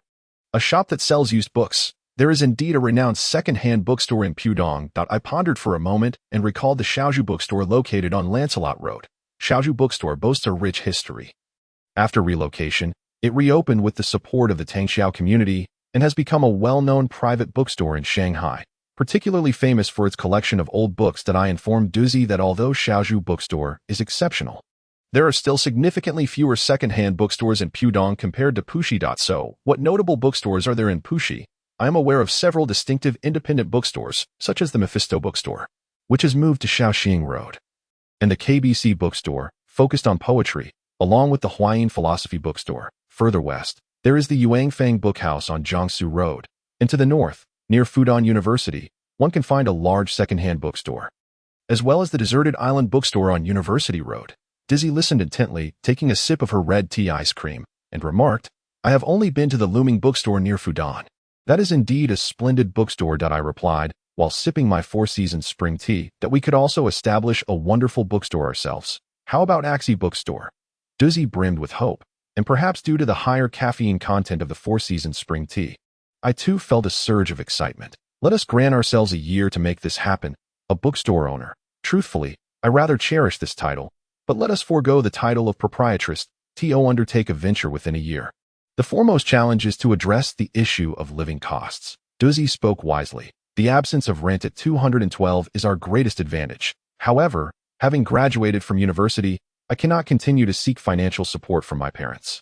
That would be unacceptable. While it is permissible to occasionally indulge in their hospitality, it is not right to burden them with my living expenses my own pocket money, book funds, dining expenses, and clothing costs. Money is required from the moment the sun rises. I cannot expect my parents to shoulder all these financial responsibilities." "What are you pondering?" Duzzy inquired. "Money," I replied. "I am contemplating matters of finance." The rush hour had not yet commenced, and the subway car was relatively uncrowded. Perhaps my voice was a tad too loud, for several passengers glanced in my direction. I nudged Duzzy with my elbow and muttered, "This is all your fault. What do you need money for? Aren't you heading to the bookstore?" I remarked, noting that I am not like Duzzy. "You earn quite a bit from YouTube and Bilibili each month, don't you?" "Not much, really. Only around 2 or 3,000. But I believe it will increase over time. I am also simultaneously writing for my public account. After all, I got an early start. The advantage of being a reclusive nerd lies here." Duzzy does not consider himself a recluse. As an artist, he has spent considerable time at home since childhood, though I hardly see him cooped up at home all day now. If Duzzy spent all his time playing video games, alternating between his computer and phone, he would surely not remain so slender. This fellow has been participating in various outdoor hiking activities since his freshman year, often engaging in numerous wilderness survival courses. I genuinely worry that one day he may not return. However, for over a year now, Duzzy has been engrossed in his Duzzy encyclopedia, venturing outside far less frequently. One day, I took Duzzy to the newly opened Mephisto bookstore on Shaoxing Road. Mephisto has undergone several relocations. The last time I visited was when it was situated on Huaihai Road, where it was a uniquely charming Airbnb. The term Airbnb is an abbreviation of its original name. Designed to provide accommodation for travelers in our country, we are more familiar with the concept of homestays. Prior to its move to Shaoxing Road, Mephisto bookstore occupied a quaint one-bedroom, one living room space reminiscent of an old Western-style building. The bedroom was fully equipped, while the living room boasted 2 walls lined with books, along with 2 large wooden desks by the windows, each adorned with vintage green table lamps that exuded a sense of nostalgia. Stepping into the bookstore enveloped one in a serene atmosphere ideal for reading. The relocated Mephisto has retained those 2 ceremonious desks. This unique accommodation and study model piqued Duzzy's intense interest, leading him to engage in conversation with 2 part-time bookstore staff members for nearly half an hour. Ultimately purchasing 2 books. One of the volumes was The Cactus by W. Somerset Maugham. This book is part of a 2012 deluxe edition set published by Shanghai Translation Publishing House, titled Translation Essays, comprising 28 volumes, of which Maugham authored 3. Point of View, A Writer's Notebook, and this very book, The Cactus. The most notable feature of this deluxe edition is the cover, which showcases a small photograph embedded within a 5 centimeters square, delicately recessed into the fabric-textured cover. A4 5.7 centimeters image, either in black and white or vintage oil painting hues, is affixed atop, with a perfect 0.4 to 0.5 centimeters spacing surrounding the photograph and the square. presenting an exquisite frame-like quality. The cover of the entire book resembles a photograph hanging on a wall adorned with monochromatic wallpaper, exuding a certain beauty. Duzi is not particularly fond of reading such books. Despite Muma Wangshu being a collection of short stories, I know him well enough to understand that he would not be inclined to read it. Mephisto primarily specializes in literature and history, and the owner possesses an extensive collection of books. It is said that every time he relocates to a new store, he is beset by headaches. The custom-built bookshelves are quite costly, and moving tens of thousands of books is indeed a monumental task. I sincerely hope that this bookstore can remain in one place, undisturbed for years, even decades. Duzi claims that I am overly sentimental, to which I retort that the book he purchased is not inexpensive. Muma Wangshu is priced at 16 yuan, several yuan more than what one might find on Confucius' second-hand book website. Duzi chuckles and calls me stingy, explaining that the experience is different. Just look at how I conversed with the staff for half an hour while basking in the evening sun. These moments encapsulate the true value of a bookstore. Moreover, the tranquil ambience is what I cherish most. Despite being situated in the city center, Mephisto remains remarkably serene. Upon entering this sanctuary of books, one cannot help but feel an urge to sit down and read, a sentiment I yearn for, one that can quell the restlessness of the bookish whims that stir within me. Returning to Axie Bookstore just before dinner, I noticed a young boy, approximately in the 4th or 5th grade, pacing outside the shop. The narrow passageway outside the store barely spans 2 square meters, and the boy appeared somewhat agitated as he walked back and forth. "Who are you looking for?" I inquired, taking out my keys. "There's a bookstore here, right?" The boy blinked at me, his eyelids fluttering rapidly as if he had sand in his eyes. "Yes, there is a bookstore." "What's the matter?" Duzi asked. "That's wonderful. My grandmother told me there's a bookstore at number 212 that I've been searching for ages, walking back and forth from Chongli Road to Liqing Road, and then to Hanshan Road. But I haven't seen a bookstore at 212. Didn't you find it?" I asked. The boy nodded vigorously. "I'm looking for a book. Please help me, sister." Come in and tell me slowly," I said as I opened the door. The boy dashed into the room, then exclaimed, "So many books. There really is a bookstore here." Seeing the boy's exuberance, Duzi couldn't help but laugh. "Well, your grandmother didn't deceive you. Now, tell us how we can assist you." "I'm looking for a book," the boy reiterated. "You've mentioned that several times. What book are you searching for?" I switched on all the lights in the room to facilitate the boy's search. He crouched down, shifting his body left and right, a method of searching for books I had never witnessed before. After examining the bottom shelf of 4 bookcases along one wall several times, the boy stood up, bent sideways, and continued moving parallel to the right, making his way behind the windowsill, then retreating to the left. After circling around like an eraser, the boy looked at me and Duzi with tearful eyes. "Couldn't he find it?" I felt a twinge of regret.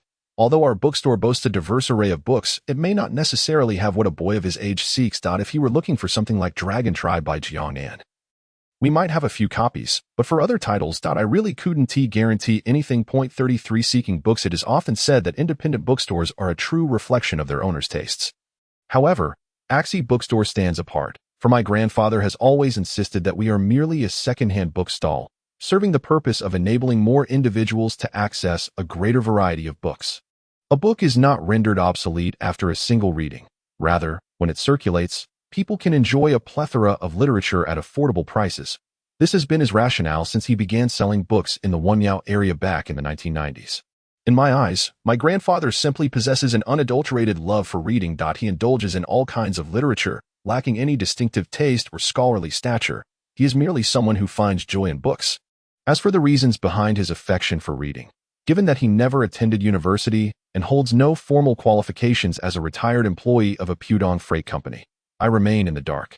He has never shared the story of how he became intertwined with books, which has become a small enigma in my heart. "What kind of book are you seeking?" I inquired once more. As the boy remained silent. "I am looking for a book that my classmate lent me. Our class has a book exchange activity every semester, where everyone brings one book to school and swaps it with others. This semester is coming to a close, and I must return the borrowed book to its rightful owner tomorrow. I only remembered to search for it today, but I cannot seem to find it anywhere." "What book is it?" "You must remember the title," Duzi chimed in. The three of us searched aimlessly before the bookshelf, our gazes drifting, even as we spoke, none of us truly looking at one another. "It is a book about food, but I cannot recall the title." "Food? It couldn't possibly be a food magazine, could it? That would be akin to searching for a needle in a haystack," Duzi lamented.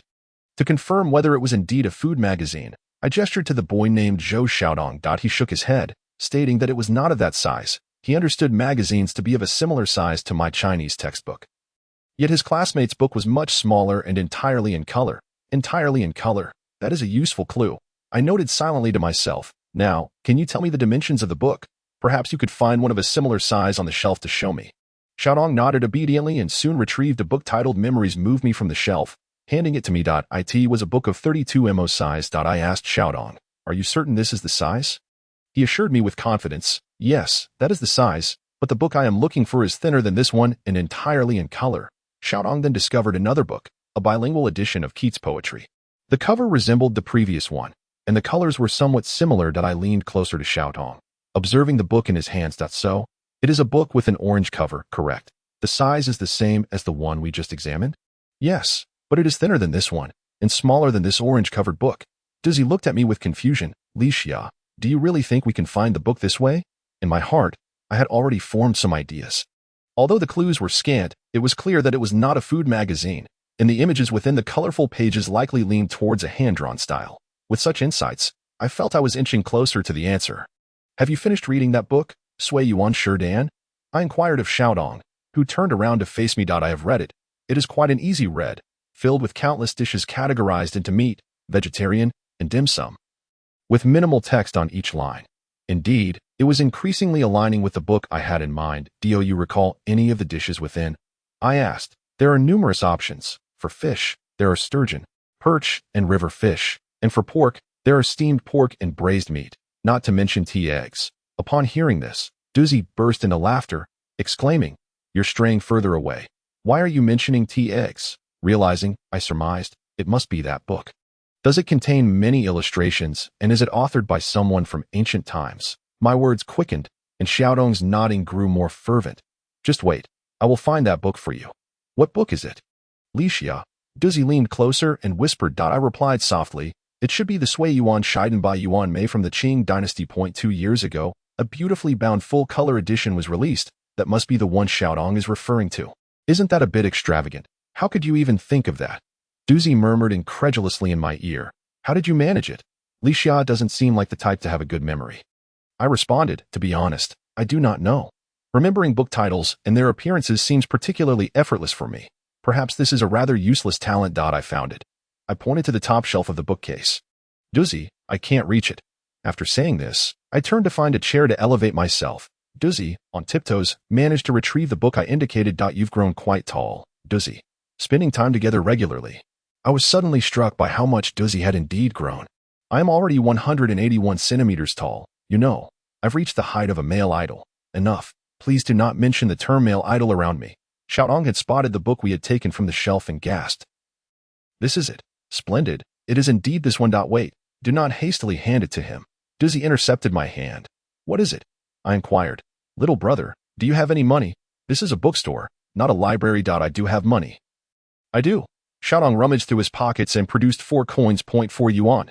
Duzzy rubbed his nose. "I lost a classmate's book and am too afraid to tell my parents. This week, I only have 4 yuan left."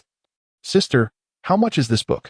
I flipped to the back cover and glanced at the price. 29.80. Clearly, this book was one I had purchased 2 years prior, barely opened once or twice, and was nearly new.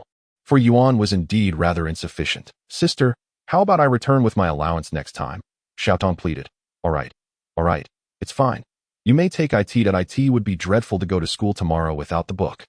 Xiaodong gratefully accepted the book, repeatedly expressing his thanks, to which I could only respond with, "No need to thank me, really." After Xiaodong departed, an odd sensation settled within me, perhaps due to the setting sun. As an inexplicable melancholy enveloped my heart. "Hello, Li Xia, you needn't sell it to him. It was he who misplaced the book belonging to someone else, was it not?" "I understand." I remarked, "for dollars is indeed exceedingly cheap." I comprehend. Li Xia, what troubles you?" Duzzy inquired, gently touching my forehead. "Are you feeling unwell?" No, I'm merely hungry. I'm heading home for a meal. I am famished, and indescribable sensation enveloped me, as if I had lost something. Yet simultaneously, I felt a flicker of joy when I aided Xiaodong in locating the book. However, after leaving the bookstore, an unfathomable anxiety took hold of me, as though I had misplaced something significant. Upon arriving at my grandmother's house, I knocked twice on the door, but there was no response. It appeared that my grandparents had already ascended to the third floor for dinner. "Mom, I'm back." I opened the door to find the family gathered around the dining table. I rushed to the restroom to wash my hands and took a seat beside my grandmother. Is it true that Li Xiao bookstore is open today? My grandfather suddenly exclaimed. "Huh? Li Xiao bookstore? Is it not Ashi bookstore?" My grandfather chuckled heartily. "When I was at the bookstore, it was indeed Ashi bookstore, but as of yesterday, it belongs to Li Xia. Henceforth, Li Xia shall be the proprietor. There is no need to call it Ashi bookstore anymore. It shall be known as Li Xiao bookstore." My mother could not contain her laughter, and my grandmother's face radiated delight. "What does this mean? Am I truly to run a bookstore? I shall starve," I exclaimed. Torn between amusement and exasperation. It matters not. Since you haven't found a job, you might as well assist at the bookstore for the time being. My mother seemed to support this notion. Does Li Xiao not wish to manage the bookstore? With so many books, someone must tend to them. Who else at home can care for these volumes? Indeed, it was true. I was the only idle one at home. I quietly took a mouthful of rice. In this era of internet economy, brick-and-mortar businesses are inherently challenging. The Wenmiao secondhand book market was once thriving, yet it has languished since 2010, and now it is 2018. Moreover, the youth are increasingly turning to digital reading, with fewer opting to purchase physical books. I found myself rambling on about the multitude of difficulties. My mother, using chopsticks, served me a piece of braised fish, effectively silencing me. So, did anyone come to purchase books today? My grandfather inquired. I paused, suddenly questioning whether 212 was equipped with electronic surveillance. Indeed, one customer had come to buy a book, but my grandfather burst into laughter. "See, there are still people willing to purchase books. Second-hand bookstores hold their own value. Now, let us eat. Make sure to have your fill." I refrained from mentioning that the book had sold for merely $4. Yet I contemplated finishing the draft I had started earlier, as earning some writing fees could provide a boost to the bookstore. Upon this thought, my appetite improved considerably, and my spirits brightened at worst. I can use my writing earnings to manage the bookstore, I reassured myself. "Li Xia, you can do this. Drink some tomato egg drop soup. Do not neglect your soup, for it will age your skin." "All right, Grandma." I obediently sipped a few spoonfuls of soup and hastily consumed a few more bites of rice. "I am full." "Full?" My mother stared at me incredulously. "Yes, I am satisfied. Grandfather, grandmother, mother, please enjoy your meal. I shall retreat to my room to read for a while." Having spoken, I retreated into my room, launched my writing software, and commenced the continuation of my unfinished tale. With a series of stumbles, I managed to jot down several hundred words. Occasionally lifting my gaze, I noticed the deep blue canvas of the sky stretched above me. Yet I lamented my lack of a pen as ethereal as the clouds, one that could capture the wonders of creation. I scrawled a few lines, only to erase and rewrite, feeling as though the clouds shifted their shapes, constantly eluding my grasp. I yearned to transcribe the thoughts within my heart, yet the pen and paper played a game of hide-and-seek, and before I knew it, night had descended. At that moment, I recalled my grandfather's words about the Li Xiao bookstore, a name that resonated beautifully, though I feared I might falter under the weight of such responsibility, unable to manage the store effectively. However, being naturally optimistic, I pondered, who else, if not me, could run the bookstore well? It was merely that I had yet to devise a practical plan. While lost in thought, Dizzy sent me a message, a screenshot of data from Bilibili.o, over 10,000 views. I replied with a message, adding an expression of surprise. Dizzy responded with a proud emoticon, accompanied by the remark, "I am indeed a content creator with fans. Truly, how vain. Thanks to my senior, Shanghai boasts a renowned delicacy known as 5-spice beans, rumored to be crafted from 5 spices unknown to most, and even before tasting, I could detect a faint aroma reminiscent of cream, thus dubbed creamy 5-spice beans. Dizzy is akin to these creamy delicacies, perfectly seasoned, fragrant, and delightfully sweet, offering a unique flavor. For those with good teeth, the texture is tender and chewy. However, for those less fortunate in dental health, this exquisite taste may remain elusive. Dizzy, much like these 5-spice beans, becomes insufferably vain. Promotion is paramount. Thus, Li Xia decided to share the video on her Weibo, both to assist in finding individuals and to promote the bookstore. The thought of gaining over 500 followers overnight, thanks to Zhao Mingyang's visibility, allowed me to witness the astounding power of marketing. Having not opened Weibo all day, I was surprised to find over 100 new followers that I shared a post, sending a screenshot to Dizzy with the caption, "Seeking 2 owners. How artistic." One might mistakenly think you were looking for a romantic partner. After some reflection, I deemed it inappropriate and revised it to. If you know the friends from Mayday Soda and Pride and Prejudice, please me. Doozy sent a heart emoji, though I found it somewhat forced that I would finalize the material for the cleaning book video tonight. Surprisingly, Lixia's voice was exceptionally pleasant. A hidden treasure discovered. What do you mean? Do you find my voice unpleasant when we converse? Doozy nonchalantly clarified. Hearing it for the first time in a video feels different.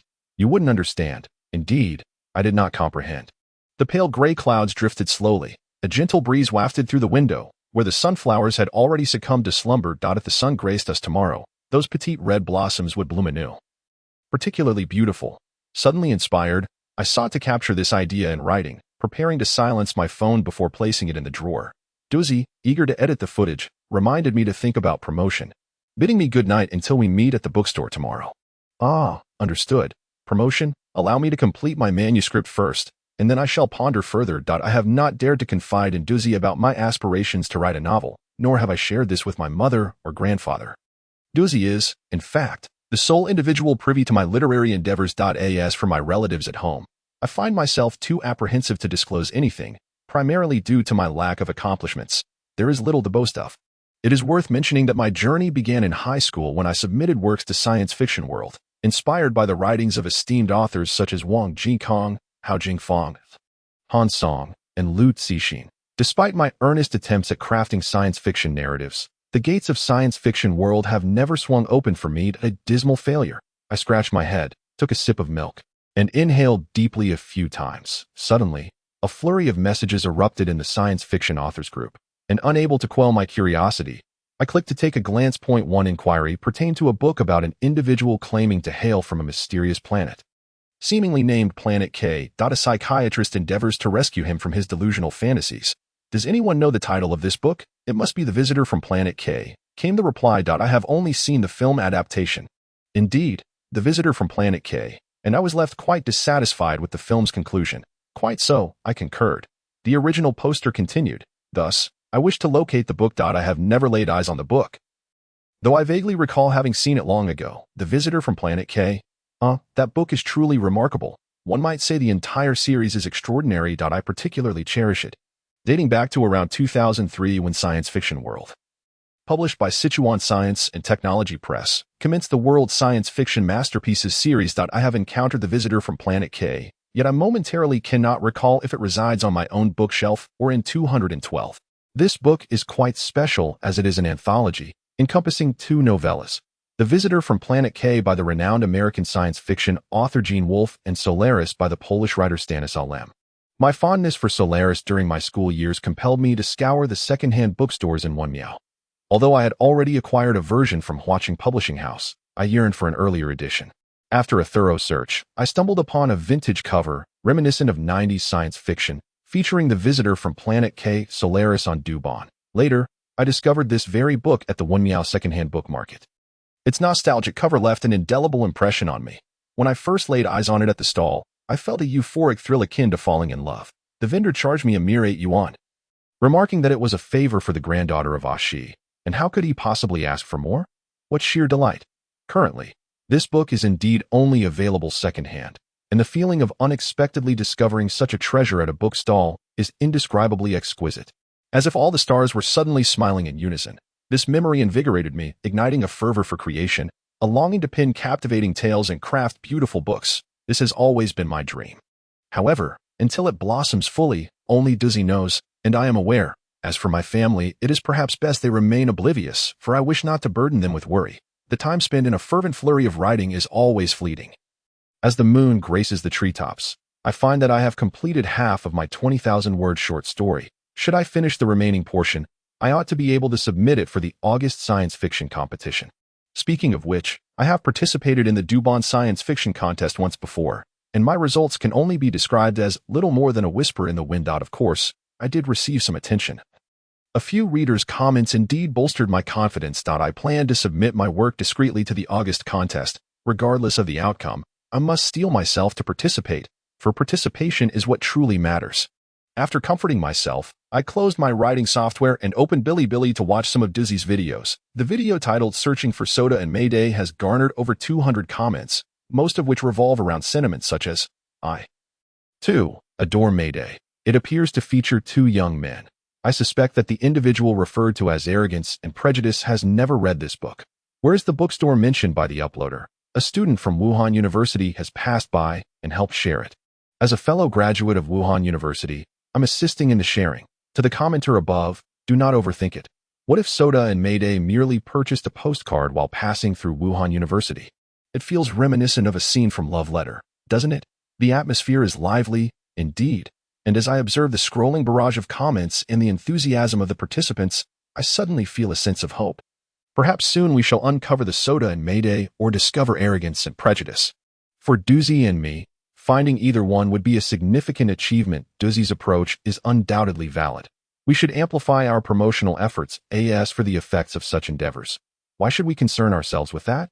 I am not fond of reading synopses before delving into a book, particularly novels, as it diminishes my patience for reading. That I would rather traverse the thicket at the protagonist's side than foresee the ultimate fates of the characters like a prophet. For instance, while reading Gabriel Garcia Marquez' No One Writes to the Colonel, I felt as though I endured countless days and nights alongside the colonel awaiting his pension, growing increasingly anxious, increasingly bereft of sustenance, merely placing stones in the pot to feign the presence of something cooking. For a time, the entirety of the novel's suspense hinged on whether the colonel would ultimately receive his pension and whether the sun would rise amidst deepening despair. Despite my worries, unease, and tension, I refrained from flipping to the final page, a task that would have been exceedingly easy and devoid of any reproach. Yet, I would not do so. What I yearn for is precisely this torment and anticipation. The journey itself may well be the most significant aspect, so why should I concern myself with the outcome of the promotional efforts? To echo Doozy's sentiments, he never contemplates the final result because no one can truly fathom it. I simply wish to focus on how to improve the present. Although there may not be much potential for brainstorming, Doozy and I endeavored to articulate our thoughts to one another in the bookstore as best we could. I had indeed done my homework. I know that Licia excels academically, and whenever there is an assignment, you undoubtedly complete it. I remarked. Indeed, knowing someone for too long is not necessarily a boon. Next week, there will be a 2-day final market, and I plan to bring books to set up a stall at school. I shared my thoughts, and Doozy promptly responded, "What a splendid idea. Setting up a book stall is a cherished tradition." Both Doozy and I burst into laughter, our mouths covered, gazing up at the sky, chuckling for a good 2 or 3 minutes. I cannot quite grasp what was so amusing, but the thought of the upcoming summer solstice, when I would host my very first book stall, struck me as somewhat humorous. The memories of the past, hazy and indistinct, ebb and flow, imbued with the essence of spring, summer, autumn, winter, and the aroma of books. Doozy confirmed whether I was of golden rank when it came to setting up a bookstall, to which I snapped my fingers and replied, "Of course, the little princess of the bookstall is none other than myself." Well then, it is settled. Now, let me share my plans. Doozy retrieved a notebook adorned with a colorful mind map that I thought to myself, how earnest this is. Indeed, her seriousness surpassed my expectations, and her iconography was of golden caliber or higher. I shall elaborate on 3 aspects regarding the scientific operation of Axie Bookstore. Suppressing my laughter, I nodded obediently, lighting the tea candle and pouring half a kettle of water, filtering the juice of a whole passion fruit, and adding 3 fresh tea leaves. Cradling the teapot, I lent my ears to Dao's "Be serious now." Doozy, with utmost gravity, seemed prepared to deliver a lecture. Yes, rest assured, the youth is indeed teachable. The first part. Daily operating hours. The bookstore ought to maintain regular hours of operation, meaning we should inform everyone of the days it operates each week, specifying which days and the time frame. That sounds good. I raised my hands in agreement. After all, I am currently resting at home, so spending every day at the bookstore is of no concern to me. Doesn't Licia need to go for a morning run every day? Doozy's gaze pierced through the notebook and reached me. Ah, you remember that. Before making videos, I indeed ran every morning. During my university days, morning exercise was far superior to evening workouts. There are too many couples in the evening, and the campus is filled with dog food. It's simply unbearable, Doozy whispered. Puffed. It seems great minds think alike. I too could not tolerate the couples in the evening, hand in hand heading to the cafeteria for dinner, or leisurely strolling on the track. Not to mention they occupy the track, but as a single darling, I truly cannot endure such displays of affection, ready to set off. Indeed, I do enjoy running at 6:30, but after starting my internship, it has become impossible to maintain that routine.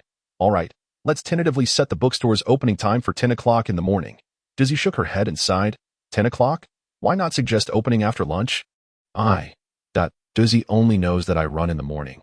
Yet she is unaware that I also have a morning habit of writing. Since my freshman year in the dormitory, my writing time has always been after my morning run. Whether on the stands, at the cafeteria tables, on the stairwell, or in the study room at 7, although most of what I wrote ended up being rejected or merely served as practice, this is a secret of my mornings. Before the day truly begins, I enter a solitary world of writing. Then how about 9:30? I proclaimed loudly. Very well. Open year-round. Licia, nowadays, in any field, achieving results requires continuous updates. If the bookstore operates intermittently, it will remain as it was, merely serving as a study where one can come during holidays to read or draw. This is not a sustainable plan. It is primarily impossible to make a profit, isn't it? Holding the freshly brewed tea, I blew gently upon it while expressing my grievances. The steam rose softly, only to be dispersed by my breath. After several attempts, I remarked, very well.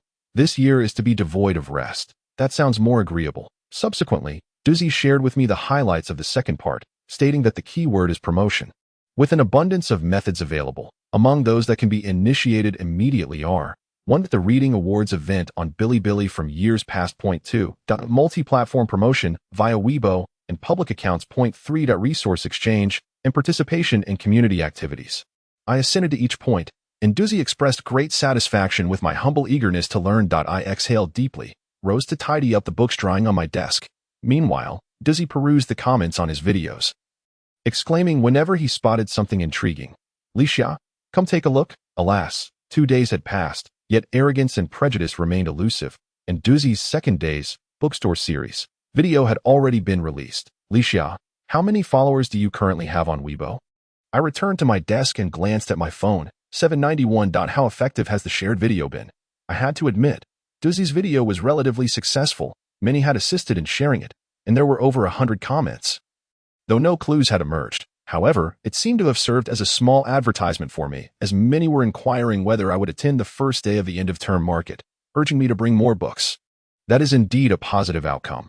We shall go on the first day and bring a plethora of books. Can you imagine how many volumes a stall could display? All right, we shall drive there.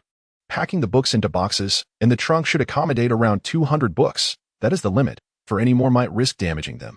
Dizzy, uncertain of how much 200 books entailed, stood and approached the bookshelf, counting them and confidently declaring, 200 books is no problem. The back seats can also hold some. Your vehicle has ample space. It South better to drive Dizzy's car. My own seems rather embarrassing. The thought of Lu Min's Cadillac made me suddenly feel somewhat shameful driving my own Buick to school. Dizzy then inquired, shall I ask my father if I can borrow his Mercedes for a while? No. I was jesting. Let us stick with our Buick. I think it's quite fine that we are selling books, not cars. As I spoke, I began to remove books from the shelf, selecting those I would take to school on Monday to sell, only to realize that this task was not as straightforward as I had anticipated. 40. Absolutely do not look at that book. Dizzy. I hesitated, saying, could you help me check for any duplicate books? If there are duplicates, we can take those to sell first, all right? Without further thought, Dizzy, being tall, began to search the shelf, while I continued to ponder which books to bring to school. Just a few days ago, several junior sisters had tagged me multiple times on Weibo and sent private messages inquiring about the bookstore's address. I was well aware that they were keen on my court czar, yet I truly did not wish to part with it. After much deliberation, I ultimately decided against selling it. Licia, I finished searching. After more than half an hour, Dizzy, having continuously sipped several cups of tea, wiped his mouth and said to me, look, I have found so many that I walked back to my desk and took a glance. Indeed, Dizzy had discovered quite a number of duplicate books. Why had he unearthed so many? It was perhaps because I had failed to clearly articulate what constituted a duplicate book from the outset. Licia, I was also puzzled. Look at The Last Human on Earth. You have 3 copies, each with a different cover. Well, I had not yet formulated a response when Dizzy waved 2 more books in front of me. Here's the collected poems of Rainer Maria Rilke. There are 6 copies. We can sell 5 of them. And this one, Mr. Wang Guowei's Words of the World, we have 4. The Book of Songs, 3. Encyclopedia of Aerospace Technology, 2. Totality and Infinity, 2. Principles of Artificial Neural Networks, 2. Selected Poems of Heise, 3. Mathematical Paradoxes and the 3 Mathematical Crises, 2. Biography of Su Dompa. 3. Selected Essays of Su Sher. 3. And Short Stories from New Star. 2. Wait, don't flip through that book. I nearly lunged at Doozy to snatch the short stories from New Star from his hands, sensing my anxious demeanor, and recalling the experience from a few days prior with all the gods of Hyzier dancing. The more I resisted Doozy's attempts to open the book, the more he was compelled to uncover its secrets, as if it held some hidden mystery. My face flushed with embarrassment, fully aware of my own awkwardness. Yet I still yearned to reclaim the book.to recount. It was all due to that fateful semester market where I thought I had procured an elusive book for merely 3 yuan. Clutching the book, I fled the square, taking refuge at the end of an empty corridor in the teaching building, fearful that others might see me and snatch away my hard-won treasure, once assured that no one was around. I cautiously opened the book.to. My dismay, Fortune's fickle hand turned against me. Although it was indeed a genuine publication, with correct content and a surprisingly low price, the short stories from New Star was a Japanese edition. Japanese, beyond a few catchy phrases from anime. I truly had no understanding of the language. Consequently, I stowed the book on the topmost shelf of my bookcase, consciously avoiding that corner whenever I read in room 212. Today, however, it had been unearthed by Doozy.o. I initially thought it was something significant. It turned out that these 2 identical books had one in Japanese and the other in Chinese. But Lixia, why does the cover of the Japanese edition also feature only Chinese characters? You still owe me that, I exclaimed, snatching the book from him and indignantly explaining, this is quite normal. It's an imported edition, much like many textbooks that, while originally in English, have covers and tables of contents entirely in Chinese. With this clarification, Doozy seemed to grasp the situation. But how did this Japanese edition end up in the bookstore? Did someone who couldn't read Japanese sell it to Ashi's grandfather? How should I know? In any case, I found that Chinese edition, and it was exceedingly expensive.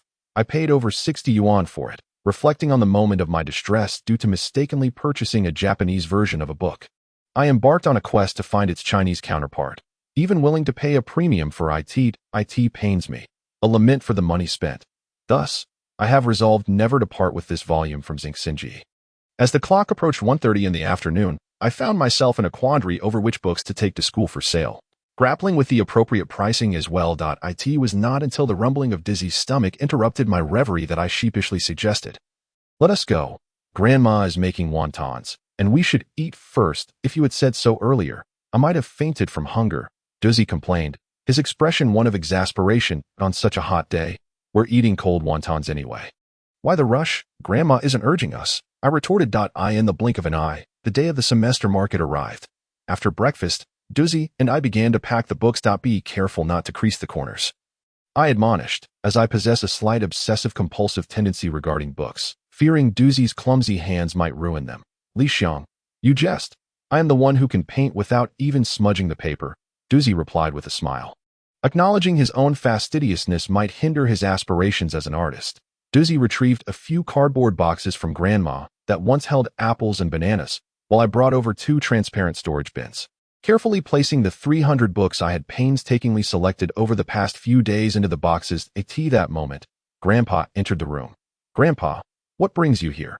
Doozy asked, moving aside the boxes as he spotted him at the threshold. "Ah, are you packing books, or organizing them?" he inquired, bemused by the mountain of books cluttering the table. "That I plan to return to school for the semester market shortly," I explained, offering Grandpa a chair, concerned that standing for too long might discomfort him. Using boxes to transport books is quite practical, but Grandpa hesitated. Grandpa, these boxes make it much easier to carry the books. See, the corners won't bend, and they're convenient to transport," I countered. Grandpa chuckled softly but did not engage with Doozy, turning to exit the bookstore. Perhaps he was merely passing by on his way to the flower and bird market. I gave it little thought.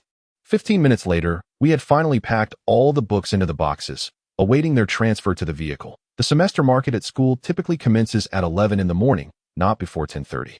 The square is a spacious area located in front of the cafeteria, which begins serving lunch around 10:50. Hence, there would be little foot traffic before 11. At 10 o'clock, I suggested we move the books to the entrance, allowing Doozy to easily load them into the trunk upon his arrival. Parking at the entrance is inconvenient. Staying longer than 10 minutes could lead to complications, not to mention occupying the non-motorized vehicle lane, which feels discourteous. Doozy concurred, moving to embrace the storage bin at the desk. Upon lifting it, he exclaimed, "Li Xiang, this is impossible to move." "Oh, I stepped forward to test the weight of the box and found it indeed heavy and cumbersome. It would require both of us to transport it. Doozy's brow furrowed in concern. What if our school vehicle cannot reach the square? It seems that is the case. We must carry it from the parking lot to the square. Quite a distance. Then it won't do. The two of us alone cannot manage such a trek. I gazed at the box filled with books, feeling a twinge of discomfort in my gums. At that moment, a sound emerged from the doorway, prompting me to peek out, only to see my grandfather returning. This box is quite remarkable. Licia, with her slender arms and legs, could hardly manage to move it, while each book appeared lightweight. Once stacked together, their weight was indeed formidable. Grandfather, you're absolutely right. The box itself is featherlight, but once filled with books, it becomes as heavy as a stone, as if all my strength has been absorbed by it. Indeed, I have no issues with it, but I fear that even Licia would struggle to lend a hand. I shot a glare at Doozy, who pretended not to notice. I remarked, Doozy's audacity truly knows no bounds. No wonder the second-hand bookstore on Fuzhou Road often sells books by weight. At 15 yuan per gene, it seems one could acquire many, yet in reality, one hardly obtains AFEW.AS. I grumbled. I began returning the books from the box to my desk, resorting to our old method. Grandfather produced a bundle of red nylon rope from his pocket and continued, let us group 20 books of similar size together. And I will assist you in binding them, just like when we used to set up our bookstall at the windmill. Precisely, just like that. Licia, please arrange the books neatly, and once done, I shall help you tie them. All right. With that, I hastened my pace, swiftly organizing the books into 3 stacks by size. Doozy observed throughout, seemingly at a loss for how to assist. When grandfather stood up to bind the books, I recalled the incident a few days prior at the school gate, where the books had toppled over, all due to my lifelong failure to master the art of binding books. I had only understood the superficial simplicity of the task when it came time to do it myself. It proved to be an entirely different matter. Having managed a rather lackluster binding, I wiped my brow, grateful for grandfather's hands-on instruction. Doozy wished for grandfather to share a few binding techniques, and he enthusiastically elaborated for a full 5 minutes, prompting Doozy to wink at me with delight. In June, Pudong is blessed with splendid weather. As we drove across the Lupu Bridge, the Huangpu River lay serene like a painting, the air crystal clear and the climate pleasant. I gazed quietly out of the window, listening to the music Doozy had playing in the car. I have come to truly adore Pudong. Each time I venture out by car, I make it a point to traverse a bridge, whether Lupu or Nanpu, simply to admire the riverscape. Doozy, having studied fine arts from a young age, possesses a far greater appreciation and understanding of landscapes than I do, which I occasionally find myself envying. Look to the right. This stretch of road is the most beautiful, Doozy pointed out. The segment she referred to as the main span of the Lupu Bridge, as we drove from Pudong towards Puxi. I could see the entire expanse of the river through the right window, along with the distant silver, saucer-shaped Mercedes-Benz Performing Arts Center and the red China Pavilion. I quietly observed the river, which seemed to gaze back at me, and suddenly, the significance of this tranquility dawned upon me. Day after day, witnessing the same Huangpu River, its serene facade belies a narrative of storytelling and listening. It listens to the tales of this city, the vibrancy of spring, the fervor of summer, the clarity of autumn, and the damp chill of winter. Doozy, I truly believe the Huangpu River is exceptionally beautiful. A beauty that endures through all 4 seasons. Indeed, on fine days, the surface of the Huangpu River shimmers with a deep bluish-gray hue, reminiscent of the S.E. But is that true? I shall commence my morning runs by the riverside starting tomorrow. By July, it should not pose a problem, as the weather should still be bearable. Very well. Though I doubt I will rise early, I shall be at the bookstore promptly at 9:30 to await your arrival. And should you fail to appear, a deduction from your salary shall be in order. I was quite taken aback and hastily begged for mercy, young master. If I were to open the door punctually at 9:30 every day, would you not grant me a perfect attendance award? You are the manager. It is your duty. Doozy truly lacks sentiment. No wonder he is without a girlfriend. At the school fair. What are you muttering to yourself? Oh, nothing. Nothing at all. I quickly redirected the conversation, pondering what additional items we might need after selling these books. Perhaps we ought to create a small sign or even a modest chalkboard to display our opening hours and the name of the bookstore.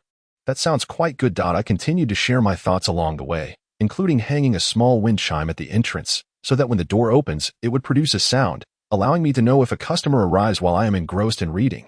I also suggested various small decorations, a few cups. It all sounded rather scattered, yet Doozy listened patiently, nodding at times and shaking his head at others. As we neared the school, Doozy inquired, Licia, Do you know just how many books the bookstore possesses?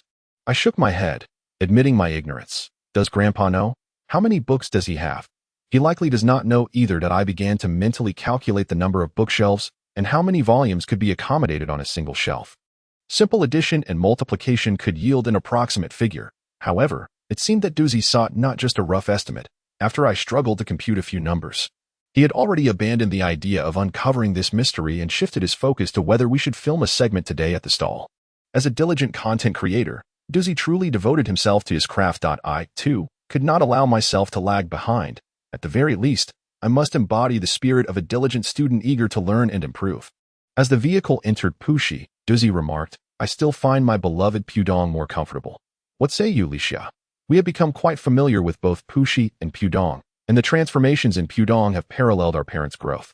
Their connection perhaps even deeper than ours. As for me, there was a time when I favored Puxi more, enchanted by its many old streets, such as Fuxing Road, Shaoxing Road, and Sinan Road. Doozy chuckled. Ah, you fancy the old bookstores of Puxi, don't you? You often visit bookstores on Shaoxing Road.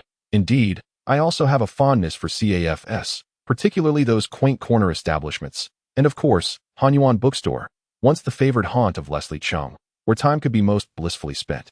Alas, it has regrettably ceased operations as of last year. I felt a tinge of melancholy, yet it was not sorrowful. It seemed as if such occurrences were fated, destined to transpire eventually, leaving only the question of when. I informed Doozy that one evening, I originally intended to stroll along Ruijin 2nd Road in search of a CAF to pin some thoughts. However, my hunger beckoned, and I found the light fare at the CAF rather exorbitant. Thus, I aimlessly meandered, hoping to discover a place to purchase some food. That I recalled that near the intersection of Shangxi South Road, there existed a Honko rice cake shop, although it bore the name of Honko. Ranches could be found throughout both Puxi and Pudong, offering delicious rice cakes at reasonable prices. After satisfying my hunger, I could resume my riding at a CAF until dusk or even closing time. With this in mind, I made my way along the tree-lined path to Shaoxing Road, when suddenly rain began to fall heavy and mist-like. I contemplated seeking refuge in a small bookstore located on Shaoxing Road.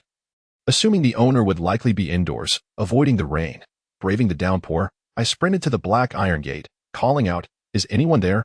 I wish to purchase a book." After several shouts yielded no response, I peered over the tall wall, jumping slightly to get a better view. The first-floor bookstore, separated by a small courtyard, had its curtains drawn back, revealing a dimmer light than that of the rainy day outside. A small black and white cat curled up on the windowsill, gazing at me through the glass. I pouted at it, filled with disappointment. What transpired next? Doozy drove into the parking lot, searching for a spot closer to the side entrance to minimize our walk. Eventually, I ventured to the nearby Hanyuan bookstore, ordered a pot of tea, and settled into the very sofa once occupied by Leslie Chung, my feet damp beneath me. After sipping the warm tea for a short while, my body began to warm. Through the window, I observed the sycamores in the rain, and when my mood felt right, I commenced writing my novel. That day, my creative flow was commendable, as the characters within my narrative behaved charmingly under my pen, each fulfilling their role. What is Licia's ideal Axie bookstore like? Is it akin to Hanyuan, or more like the poetry collection that often remains closed? I thought for a moment. This question left me perplexed. I was uncertain, but one thing I could affirm was that, despite the concentration of several secondhand bookstores along Shaoxing Road, our bookstore should firmly establish its roots in Pudong, along Chongli Road, for it has thrived there for nearly 30 years. Traversing the dormitory area and walking 200 meters along the athletic field, one can behold the school's artificial lake, with a square directly opposite it. Quite a distance indeed. Doozy held 2 small boxes. While I carried a bundle of books at 11 o'clock, the sunlight glinted off the emerald lake's surface, serene and quiet, though Doozy's voice seemed especially loud. That it is somewhat far. You keep an eye on the stall while I make another trip. Even though Doozy is a boy, I would not presume that he ought to run another kilometer under the June sun. Perhaps it is the case that single girls, accustomed to being self-sufficient, have never experienced tender treatment from their boyfriends. Enough of that. With your meager strength, if Axie's grandfather were to find out, wouldn't he scold me? How exaggerated. Moreover, how would grandfather even know? He hasn't even inquired where we are taking the packed books. Has he? True, perhaps grandfather doesn't believe Licia can achieve anything noteworthy. Licia, you must strive diligently. I murmured to myself, let the strong be strong, as the gentle breeze caresses the mountain ridge, and felt no inclination to critique Doozy. Having transitioned from a guest to a vendor over the years, I could easily discern which stall was most suitable. At the corner of the cafeteria and the basketball court, there was an unoccupied spot, and we decided to settle there. With books in hand, I moved swiftly, hastening my pace to reach the optimal stall, fortunate to avoid the inconvenience of competing for space. Once we set down our books and surveyed our surroundings, I noticed that this year's end-of-term market boasted a considerable number of stalls. Typically, the first day would showcase the most vendors, and today, my eyes beheld over 20 stalls. The majority were selling clothing, predominantly women's apparel and accessories, followed by textbooks and literature, with an abundance of daily necessities as well. Generally, one could find a variety of goods at a single stall, making it rare, like in our case, for a stall to solely offer books. Our specialized courses concluded relatively early, allowing some students from other disciplines to empty their dorms after participating in the market before graduation. A delightful prospect indeed. Look, there's even someone selling thermoses. It feels quite nostalgic. I curiously inquired. Does Dizzy never use thermoses in the dormitory? I prefer cold water year-round. Dizzy replied nonchalantly. It doesn't matter to me if it's hot or cold. I'm not afraid of the chill. Just as we exchanged a few words, a group of girls approached our stall, one of whom struck me as familiar. She, in turn, found me equally recognizable and exclaimed, "Isn't this Licia, the senior?" "Is it?" I responded, "the mysterious girlfriend of Ming Yang." Wait, it's not like that. I found myself at a loss for words, bewildered. "Dear junior sisters, do you all think I'm Licia?" Just as I was eager to clarify, Dizzy had already begun to chat merrily with the girls. Indeed, just the other day, I saw a book by the senior and wished to purchase every single one. So, I tagged her on Weibo, hoping she would attend the end-of-term market. We just finished our exams and came right away. One of the girls said, "Junior sisters who love reading are simply the cutest," Dizzy said, flashing a charmingly disarming smile, which added a hint of handsomeness to her demeanor. "You must have just arrived, right? We won't be shy then.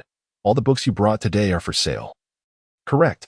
A junior girl with her hair in a bun began to browse through the books, but then I heard a voice I had no desire to remember. "See, I've brought your senior Licia here. She should be willing to sell all her books today." Ming Yang, the girls exclaimed joyously, immediately clearing a space for Zhao Mingyang to peruse the titles. Zhao Mingyang examined the nearly 100 books we had brought with great seriousness, quickly selecting 7 to cradle in his arms. "Licia, I'll take these 7. How much do I owe you?" Zhao Mingyang's selection was swift, and I surmised it was likely because he was lacking in funds. Those of lesser means tend to struggle with choices, while wealth simplifies the matter. "Duzzy, please collect the payment." I glanced at Duzzy, who instantly understood. "Zhao Shuzhang, here, this is our QR code. You can scan it to make the payment." Duzzy produced a small card adorned with a QR code as if performing magic, placing it before Zhao Mingyang. Zhao Mingyang, having settled the payment, turned to me with a smile and remarked, "I never anticipated that Licia not only has a penchant for poetry, but also possesses such a diverse reading palette." "Indeed," I replied, "in our household, Licia devours every kind of book." Duzzy, I could hardly restrain myself from giving him a kick. Is it really acceptable to claim one reads everything? Titles like Minority Report, The Memory Company, Flow, My Tears, Simulacra and Simulation, and even The Bishop's Gambit are among her selections. Could it be that Licia is an admirer of Philip K. Dick? Is there a problem with that? Who doesn't appreciate Philip K. Dick? I retorted casually. Zhao Mingyang, who I knew had no fondness for science fiction, something I had discerned over a year ago, now appeared inexplicably captivated by the genre. This seemed utterly implausible. Yet, for reasons unbeknownst to me, when Zhao Mingyang uttered the word science fiction, a warmth enveloped my neck and ears, as if he were on the verge of revealing my secret endeavor of crafting a science fiction novel. The thought was mortifying, and I began contemplating how to escape this charming senior by retreating to my car. Philip K. Dick? One of the junior girls interjected. "Oh, you also enjoy Philip K. Dick?" Zhao Mingyang turned to regard the girl who had spoken. "Do androids dream of electric sheep? That's the inspiration for Blade Runner, isn't it? I find that particular story enchanting, enveloped in its ethereal and hazy atmosphere. If the senior has that book, I would love to purchase a copy." The girls were taking their time selecting books, their pace vastly inferior to that of Zhao Mingyang.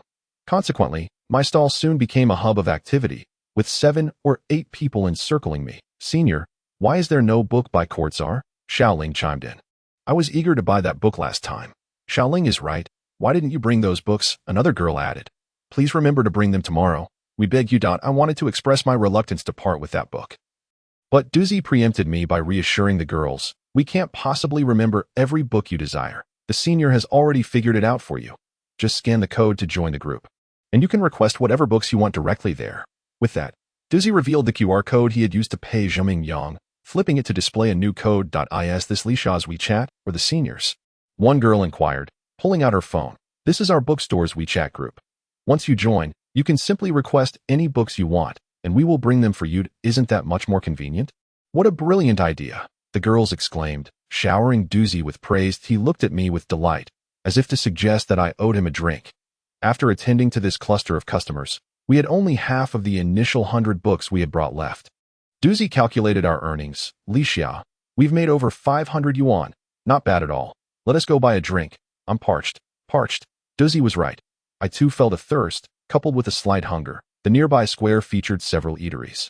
The scents of toasted bread and grilled sausages stirring my appetite. Considering the effort Doozy had put into setting up my stall, I proposed treating him to lunch, albeit within proximity to our booth. The hot dogs and ice cream at the school food court are quite delightful, reminiscent of those found at IKEA, and with the addition of pickles, they cost merely 5 yuan each. I purchased 2 servings of hot dogs, 2 cups of lemon tea, and a single cone of ice cream, as I lacked the extra hands to carry 2 cones. Upon returning to the stall, I discovered a crowd had gathered, and upon closer inspection, I realized it was a group of classmates brought by Shaoling. Among them was a somewhat familiar middle-aged man. Senior Lixia, this is Professor Lin. Professor Lin? I don't know him very well. I only know he is a relatively renowned professor with many students who admire his classes. A girl beside the professor remarked, Professor Lin, some of these books are rather old, yet they are still quite good. Professor Lin removed his glasses, leaning slightly forward as his gaze slowly traversed from left to right. Moving at a deliberate pace, reminiscent of someone with severe myopia, these books do not appear to be the sort one would find at a final market. They seem more akin to those of a bibliophile. Professor Lin murmured, before lifting his gaze to me, Student, are these books yours? Yes, they are. Are you truly the owner of all these books? Professor Lin seemed uncertain, asking again. Professor, they all belong to this senior, Shaoling clarified helpfully. Professor Lin gingerly picked up a hardcover book with a dark green cover, cradling it in his hands as he examined it from various angles. The book rotated between us twice before his gaze finally settled on me. What a splendid book. Most available versions in the market are published by Zhonghua Book Company, but yours is from Yaiwenshu Press. Rare, indeed. Senior, it appears that Professor Lin holds a great fondness for the books you are selling. I replied, I have a profound admiration for Tao Yuanming. Whenever I encounter his works, I feel compelled to acquire them. Although I already possess many at home, I cannot resist the urge to purchase another. Mr. Wang Shumin, well-versed in Zhuangzi, must have read this book long ago, he noted. Indeed, the professor remarked as he donned his glasses, admiring the book with great affection, that there was a smudge on the back cover, leaving me uncertain if it could be cleaned. Professor, we are selling second-hand books. A few blemishes are to be expected. Doozy accurately stated, leaving me with no room for rebuttal or further explanation. Nonetheless, I felt a tinge of regret. Perhaps I was being overly concerned. Then the professor should perhaps consider purchasing a new book. I discreetly kicked Doozy, who then began chatting with a girl nearby, selling quite a few books in the process. It seemed that the books were indeed selling well. I thought to myself, it appears that our stall is thriving today. How did the senior know? After a moment of contemplation, Professor Lin inquired, why is there no price listed on these?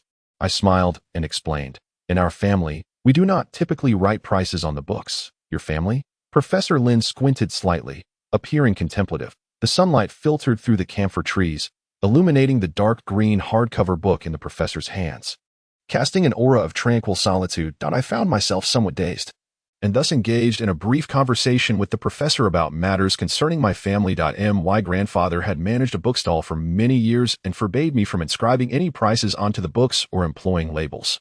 He argued that glue, over time, would cause the price tags to adhere so firmly that, when removed, the exposed cover would reveal a color that starkly contrasted with the surrounding hues, akin to an unsightly, newly healed wound. This practice I had indeed heard of from another bookseller many years ago. Perhaps many individuals share similar habits. The professor appeared to be quite the connoisseur of book purchasing, concocting a myriad of reasons solely to acquire books at a lower price. Considering the age of the books, a few blemishes were to be expected, especially since we received this particular volume in such a condition. It seemed that he was merely haggling, perhaps my own subconscious inclination to do the same, in hopes of securing desired titles at a bargain, led me to speculate on the professor's thoughts. I realized I was indeed exhibiting a somewhat petty mindset. Eventually, the professor inquired about the price point 100. I replied, while the corners of my eyes, concealed behind the lens, twitched slightly that I thought to myself, this isn't expensive at all. Not in the slightest. Then let us purchase this volume, Mozi Xiangu, as well. What would be the total? Another tactic. Professor Lin, it seems, was indeed a master of second-hand book buying. This particular edition of Mozi Xiangu was published by the China Publishing House in 1954. The professor's lips twitched slightly. Indeed, although this book was published in 1954, it is widely available, is it not? A fleeting spark glimmered at the edge of my lens, reminiscent of a seed brushing past a metallic frame. The professor's gaze grew increasingly bright, causing me to lower my head in acknowledgement of the truth in his words. Thus, 30 yuan seemed a fair price for this book that I already possessed 2 copies at home. Acquiring another would not be an issue, though foregoing it would be equally acceptable. Duzi pulled me closer, whispering in my ear, is the professor haggling? June, in the midst of summer, at noon, was oppressively hot, and Duzi's breath felt warm and humid against me. I absent-mindedly rubbed my ear, my mind struggling to keep pace. Very well then. The professor shall take these 2 volumes, correct? Just a moment. The professor, unhurried and markedly more at ease than before, scanned the pile of books back and forth. Akin to a fish navigating familiar waters among aquatic plants and rock formations, his eyes grew wider, seemingly free from the burden of myopia. Cheng Ji, he exclaimed, a wonderful book. Duzi turned to glance at me. I smiled, perhaps a bit awkwardly. Do you know what lies hidden beneath the cover of this book? What? Several students crowded around Professor Lin, peering at the back cover, only to shake their heads in confusion. Is it Liang Xiqing? The professor raised an eyebrow, inquiring, who said that? Who was it just now? The girls collectively turned their gaze towards Duzi, and it seemed that it was indeed his assertion. Well done. You recognized it at a glance. You must have read this book. Professor Lin's remark can be considered a compliment, at the very least. I noticed that the few girls who had previously been engaged in cheerful conversation with Duzi now regarded him with a hint of admiration. Duzi innocently tugged at my sleeve, prompting me to immediately shower him with praise. This senior, as it turns out, is a graduate from Tongji University, class of 2018. So he hails from Tongji. That explains a great deal. Professor Lin, in high spirits, had already picked up 3 books, yet his gaze lingered on the bookstall, reluctant to part with it. Is this all the books available? Are there no others? Unbeknownst to the professor, this senior sister, Li Xia, owns a second-hand bookstore. The junior sister's advertisement is quite compelling, authentic in its essence. The professor's eyes lit up with understanding. It all suddenly made perfect sense that I remarked. Makes perfect sense? I suppose it's mainly due to the affordability. Do you know where the second-hand bookstore is located? Professor Lin inquired. In Pudong. Duzi responded. Pudong? As far as I recall, there aren't many second-hand bookstores there. Professor Lin expressed his perplexity. Well, the bookstore is rather small. I awkwardly explained, feeling inexplicably sheepish. That's wonderful. I reside in Pudong as well. If only there were more quaint second-hand bookstores in the area. Nowadays, such establishments seem to be dwindling in number. The Wuchang Temple second-hand book market is not as vibrant as it was in the early 2000s. Professor Lin reminisced. Evidently a frequent visitor to book markets, he recalled the days when people would queue at the Wuchang book market as early as 3 or 4 in the morning. A time when the enthusiasm for reading was truly fervent, with a plethora of second-hand books. Each visit felt like a treasure hunt. Discovering 1 or 2 beloved books could bring joy for days. Professor Lin's words ring true. My grandfather has also spoken of the fervor with which people once sought after books, comparable to the excitement of today's online shopping. So, what is the total price for these 3 books? After a lengthy discussion, I found myself at a loss for pricing, ultimately selling the 3 books for 150 yuan. Professor Lin scanned the WeChat, even joining the group chat, while the surrounding girls beamed with delight. As if the professor had granted them permission to pass their exams, the market was drawing to a close. 2 seniors from previous years arrived, mentioning that despite having graduated, they still made time to return and witness the end-of-term market. As it was their own labor of love, could it be that these seniors were the ones who initiated the end-of-term market? Observing my astonishment, the senior chuckled and said, in fact, the market has existed for over a decade.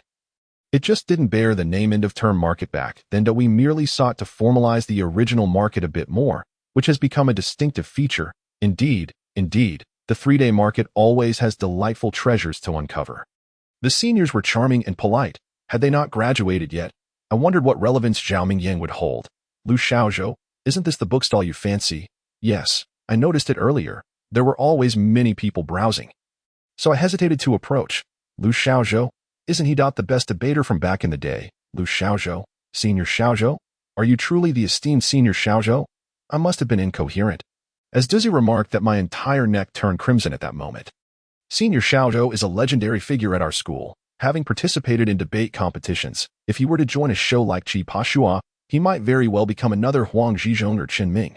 Regrettably, Lu Xiaozhou is not fond of bustling crowds. Ever since returning from his studies in the UK, he has devoted himself to philanthropic endeavors at a bookstore. Lu Xiaozhou's sudden inquiry jolted my thoughts back to reality, returning me to my ordinary self. Li Xia da. A bookstore? How does the senior know? Where is the bookstore? Within this, there lies a receipt, inscribed with the words Axi Bookstall. Lu Xiaozhou held a pink receipt in his hand, which indeed bore my grandfather's handwriting. It must have been tucked away in a book. And fortuitously discovered by Lu Xiaozhou. Licia. Have all the books been sold? Just as I contemplated how to respond, Zhao Mingyang reappeared before the bookstall. Mingyang, haven't you already purchased a book? Why have you returned? My heart raced once again. The enigmatic Zhao Mingyang, who seemed to come and go as he pleased, left me pondering his intentions. Is this Lu Xiaozhou, the legendary senior? Zhao Mingyang gazed at Lu Xiaozhou in disbelief, to which the latter nodded slightly. I am Zhao Mingyang, a humble admirer of your esteemed debate videos. Senior Lu. Dizzy coughed lightly, eliciting my amusement. Are all the seniors from your school like this? Dizzy whispered quietly, causing me to stifle a laugh. Do the seniors still need to select books? This bookstall is about to cease operations. Wait a moment. Lu Xiaozhou picked up a book. Is this the poetry collection of Hoda Ziviki? Ah, indeed. This book should not have been sold yet, right? Am I traversing through time? Lu Xiaozhou's remarks startled me as well. How could an unpublished book appear at 212? Could it be that I truly have crossed the fabric of time? Of course, such a notion is preposterous. The sunlight enveloped us in warmth, and the black ink on white pages could not simply materialize. Perhaps there is an explanation, for instance, an editor's proof? I admired Lu Xiaozhou for his astute observation. I wish to purchase this book. I wonder if Axi, the proprietor, would be willing to part with it? Axi, Dizzy laughed unexpectedly. Axi is her grandfather, and this receipt was indeed pinned by him, while the current owner of the bookstore is Li Xia. Licia. Lu Xiaozhou echoed. On sunny days, the warm breeze carries the scent of wheat, and the verdant shadows of grass surpass those of flowers. Zhao Mingyang chimed in. The young lotus only reveals its delicate tea. You two seniors have any other books of interest? I hastily interrupted Zhao Mingyang. Not for any particular reason, but simply out of disinterest. Moreover, the early summer rain has long ceased, and the sense of tranquility has evaporated. I am now solely focused on reading, writing, and managing the bookstore. The books I intended to purchase have already been acquired. Yet, it seems the offerings at the stall have changed since earlier. Has the proprietor, Li Xia, restocked? The previous 100 or so books vanished swiftly, and then another 100 were brought from the van, leaving only these remaining. I replied candidly. Then I shall select a few more. By the way, Li Xia, the campus broadcasting station wishes to interview you? Interview me? Zhao Mingyang smiled charmingly, as if to imply that a mere word from him could sway the broadcasting station. Lu Xiaozhou is likely purchasing books as well, so I shall take another look. You two carry on with your conversation. Lu Xiaozhou had remained silent, cradling the poetry collection of Wadaxi beneath the fragrant camphor tree. Upon witnessing the conclusion of our conversation, he took a few steps forward. How rare it was. I was still anticipating the release of this book. Would you be willing to part with this poetry collection for me? His demeanor was courteous and graceful, truly the epitome of a senior. Initially, I felt no reluctance to part with it, but upon his inquiry, a creeping unease began to stir within me, as if I truly felt a twinge of reluctance. The illustrious names of literary giants Pushkin, Herzen, Tolstoy, Dostoevsky, Turgenev shone resplendently on the black cover of the book, as the sunlight filtered through the leaves of the camphor tree, casting a golden glimmer on the edges of the text. I noticed that this collection belonged to the Golden Russia series. Li Xia, the senior gently reminded me that I was grateful for his composure, which starkly contrasted with my own inner turmoil. I was indeed quite conflicted. My grandfather had managed a bookstall for over 30 years, and he had never experienced such indecision. Whenever someone expressed interest in a book, he would enthusiastically write a receipt and share anecdotes about the book's content and the author, if he was familiar with them. When encountering a book he knew little about, he would simply say, "If it turns out to be enjoyable, do be sure to recommend it to me." Certainly, all the books I brought today are for sale. Upon noticing my silence, Dizzy took it upon herself to greet the customers. Lu Xiaozhou inquired about the payment method, a hint of joy and relief flickering in his eyes. I recognized that expression well.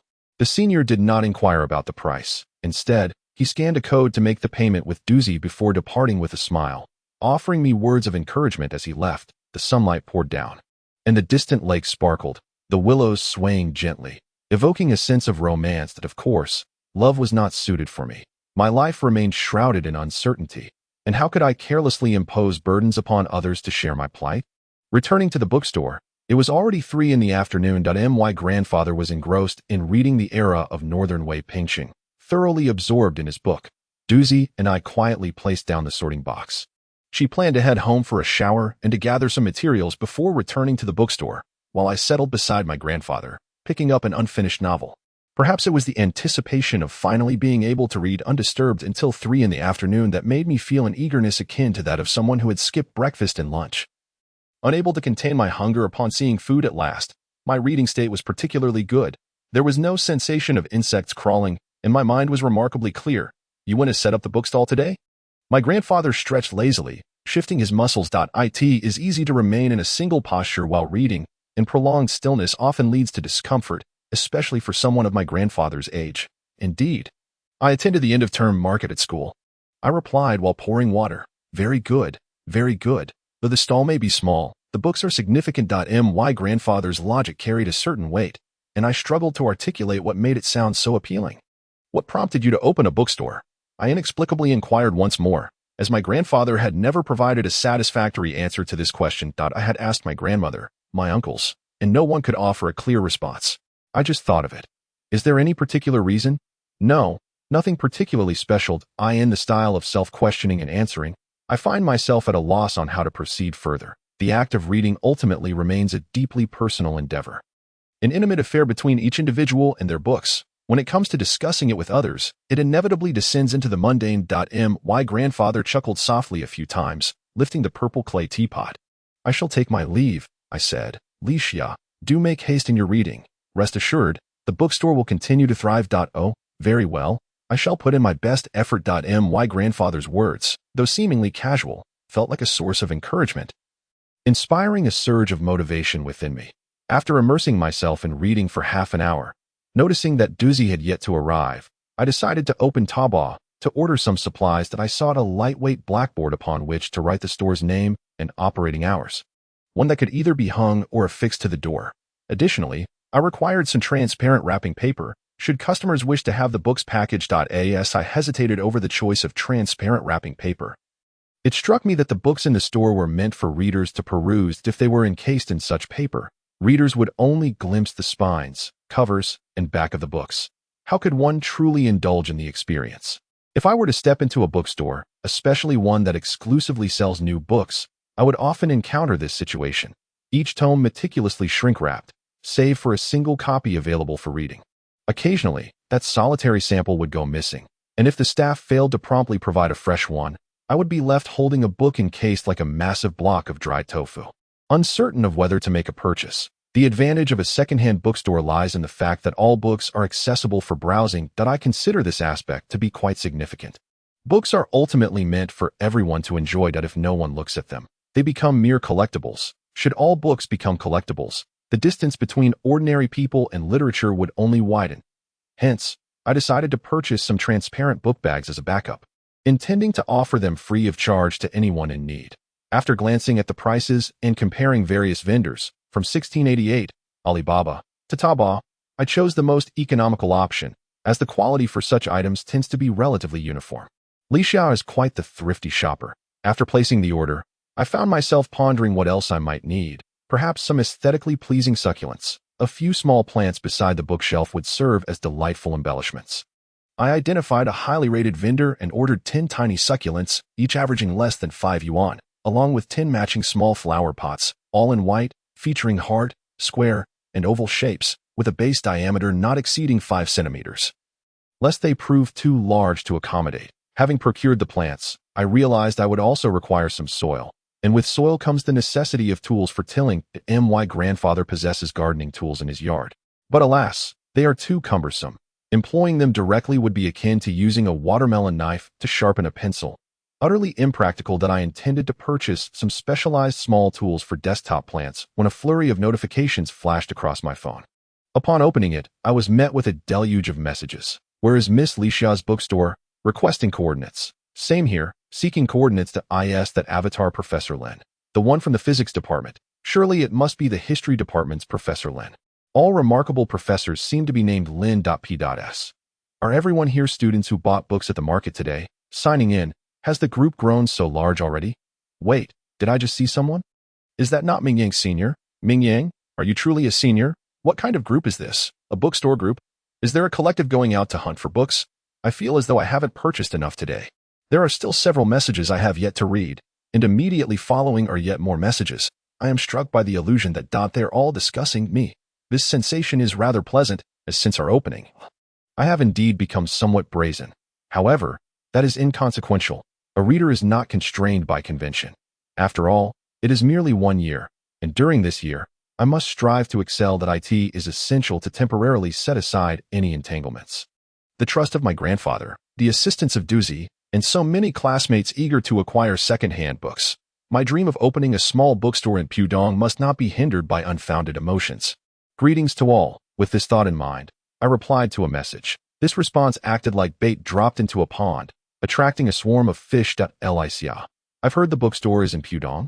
Could you please share the specific address? Perhaps it would be better to include it in the group introduction so that future classmates can see it as well. All right, I think that would be a good idea. Responding thus, I felt somewhat uncertain. I glanced at the bookstore. It was indeed a bit small, yet there was a substantial collection of books. To suggest that customers would be disappointed seemed an exceedingly remote possibility. What does a bookstore need?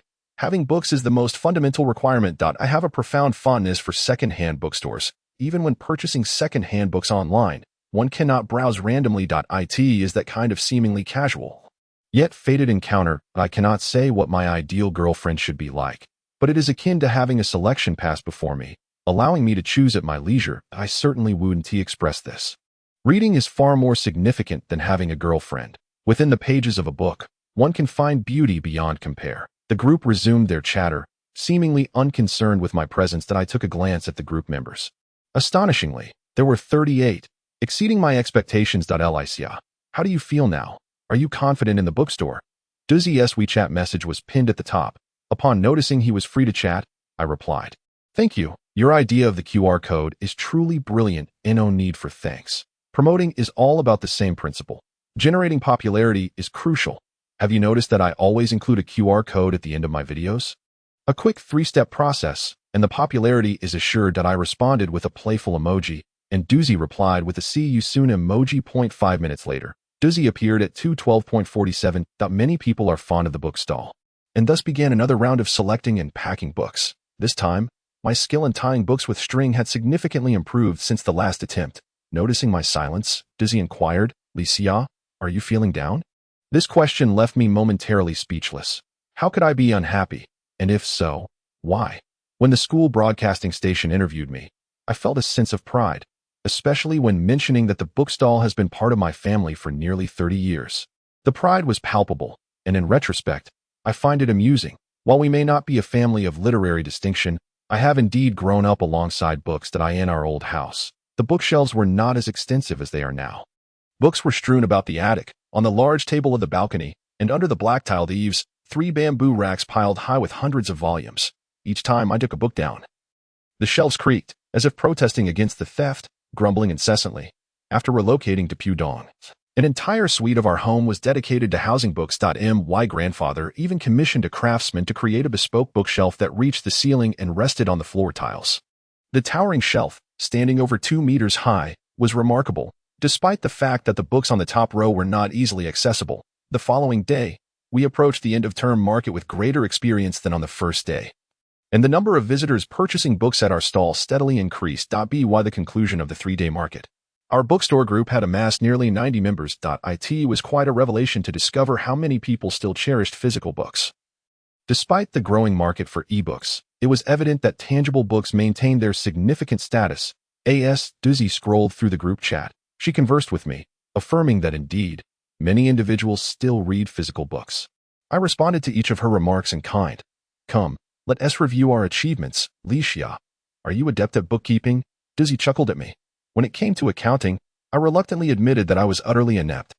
Is it really necessary to keep accounts? Don't we have transaction records on our phones? Noticing my distracted demeanor, Dizzy, assuming I was fatigued, suggested we discuss subsequent tasks after I had rested. I'm not tired.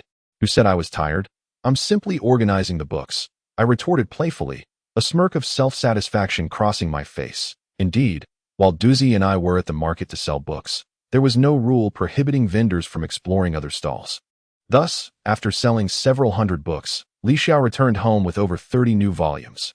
Eager to delve into my recent acquisitions, I felt compelled to skim through each one before feeling satisfied. A mere purchase without perusal seemed lacking in essence. Li Xiao, how do you remember where the books are located?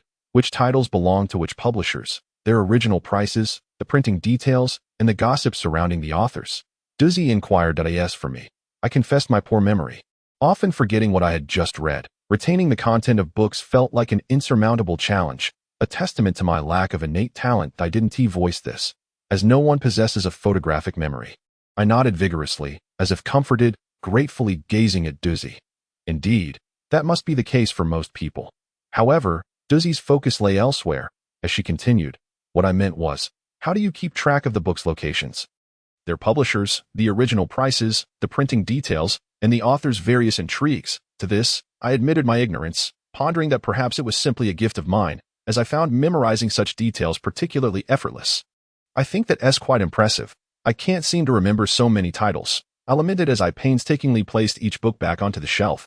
Li Xia, it would be best to create a book organization system. Otherwise, how will you know what has sold and what remains on the shelf? Are you relying solely on your memory? I replied, it seems that is indeed the case at present. Dizzy glanced at the earnings and exclaimed in delight. We have received a total of 3,763 yuan, selling 438 books, averaging 7.79 per book. That looks quite promising.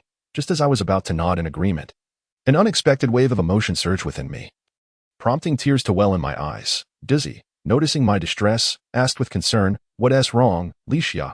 Why are you about to cry? The recent outcome of our endeavors has proven to be quite commendable. We have indeed made a profit. And over 60% of the books we brought along have been successfully sold.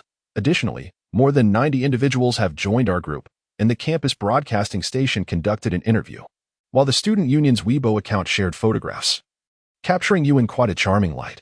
Why then do you wear such a furrowed brow? Dizzy, I regret to say that I sold one book for less than its worth. I feel quite aggrieved. Deep down, I understand that the books sold are akin to water poured out. Nonetheless, I cannot help but feel a twinge of regret. Thus, I silently concede that you are right. Dizzy, I should not rely solely on my memory regarding the status of these books, as their prices fluctuate rapidly. Take, for instance, the book I sold to Professor Lin, the poetic manuscripts of Tao Yuanming, which is listed for 350 yuan on Confucius' secondhand book website. I have suffered a significant loss. To claim that I am unperturbed would be disingenuous. What price did you sell it to the professor for?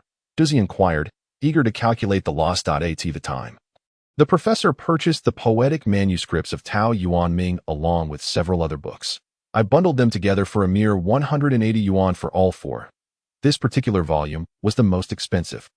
Yet I sold it for only 100 yuan, resulting in a staggering loss of 250 yuan.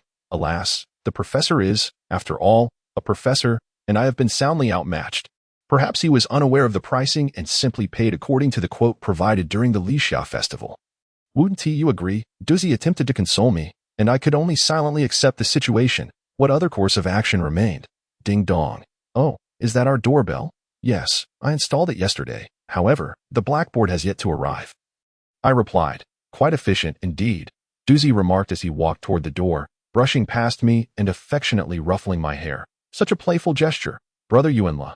Dizzy's voice reached my ears. Li Xiao, I just visited my grandmother, and she mentioned that you would surely be in room 212. And I wondered if you were truly planning to take over the bookstall. Yuanla was dressed in street dance attire, appearing just like a high school student. It was evident that he had no work obligations today. What wind has blown you here? I inquired. The breeze from Binjiang, which carried me from Lujiazui to the World Expo. Look, I brought you some food. White cut chicken from Zaya Pudong and xiaomai from Xiaxia. Did you go to Xiaxia? Indeed. I went in Anhui to take photographs, and then I purchased xiaomai. Xiaxia has become quite renowned. Today I strolled and snapped pictures with a Spanish illustrator and two junior sisters who have returned from studying in the UK. The Spanish illustrator is well aware that Xiaxia's xiaomai has been included in the Intangible Cultural Heritage list of Pudong New District. I was astonished. As a native of Pudong, I had no knowledge of this. I wanted to remark that my brother, engrossed in his 996 work schedule and fervently passionate about photography, has remarkable time management skills, which makes it unsurprising that he is oblivious to the mundane concerns of everyday life. Yet, Brother Yuenla has always been a person who rises early only when there is profit to be gained. His visit today could hardly be as simple as a coincidence. As expected, he produced an iPad and placed it before me. Who is this adorable young lady?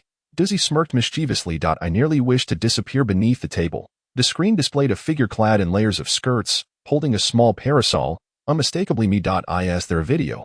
One that moves? Duzzy and Brother Yuenla exchanged knowing smiles, completely forgetting that I was still seated beside them. The elder brother deliberately concealed his phone and inquired of Duzzy, "When will you marry my sister?"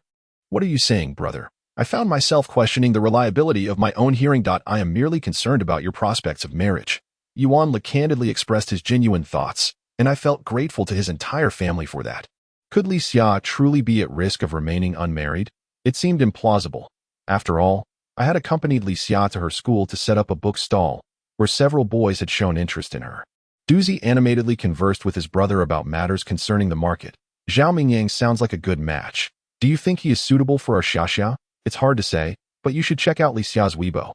There are numerous posts about her and Zhao Mingyang, with many speculating that Xiaxia is his hidden girlfriend. I was disinclined to explain further, so I retreated to another room to read.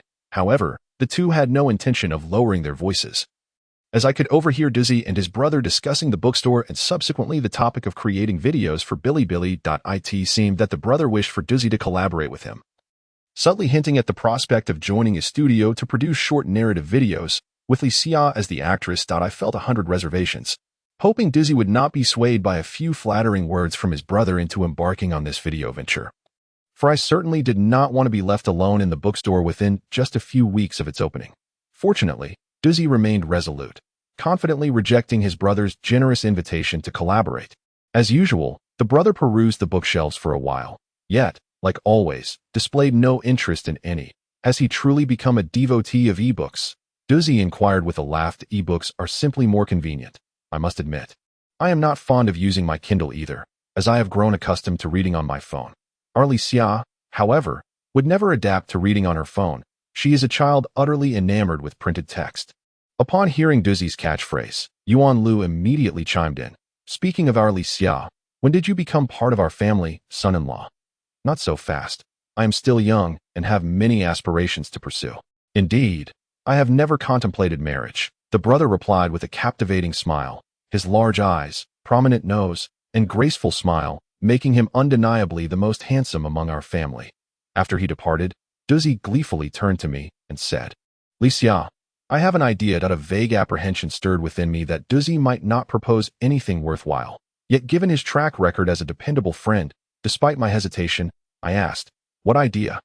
Duzzy took out his phone, smoothly opened Bilibili, and with seamless motion declared, "Look, we are about to kick off the previously planned Bilibili Reading Festival." Indeed, it had been planned, but alas, my mind tends to falter when it comes to remembering details about writing novels, as I am often preoccupied with the plot. Occasionally, I forget mundane matters. Currently, I am immersed in the critical plot of a science fiction novel for a writing contest, originally intending to make a final push after the end of the semester market. Aiming to write around 3,000 words daily, hoping to complete it by early July in order to meet this year's submission deadline. Procrastination is certainly not a viable option. I gazed upwards at the bookshelf, indulging in the daydream of one day having my own book displayed upon the shelves of my own bookstore. Perhaps this encapsulates the essence of my greatest aspiration as the beginning of summer approaches. This dream appears to be composed of two distinct elements, the bookstore and the book itself. Now that the bookstore exists, it seems I am only lacking the book, which could suggest that I have accomplished approximately 50% of my goal.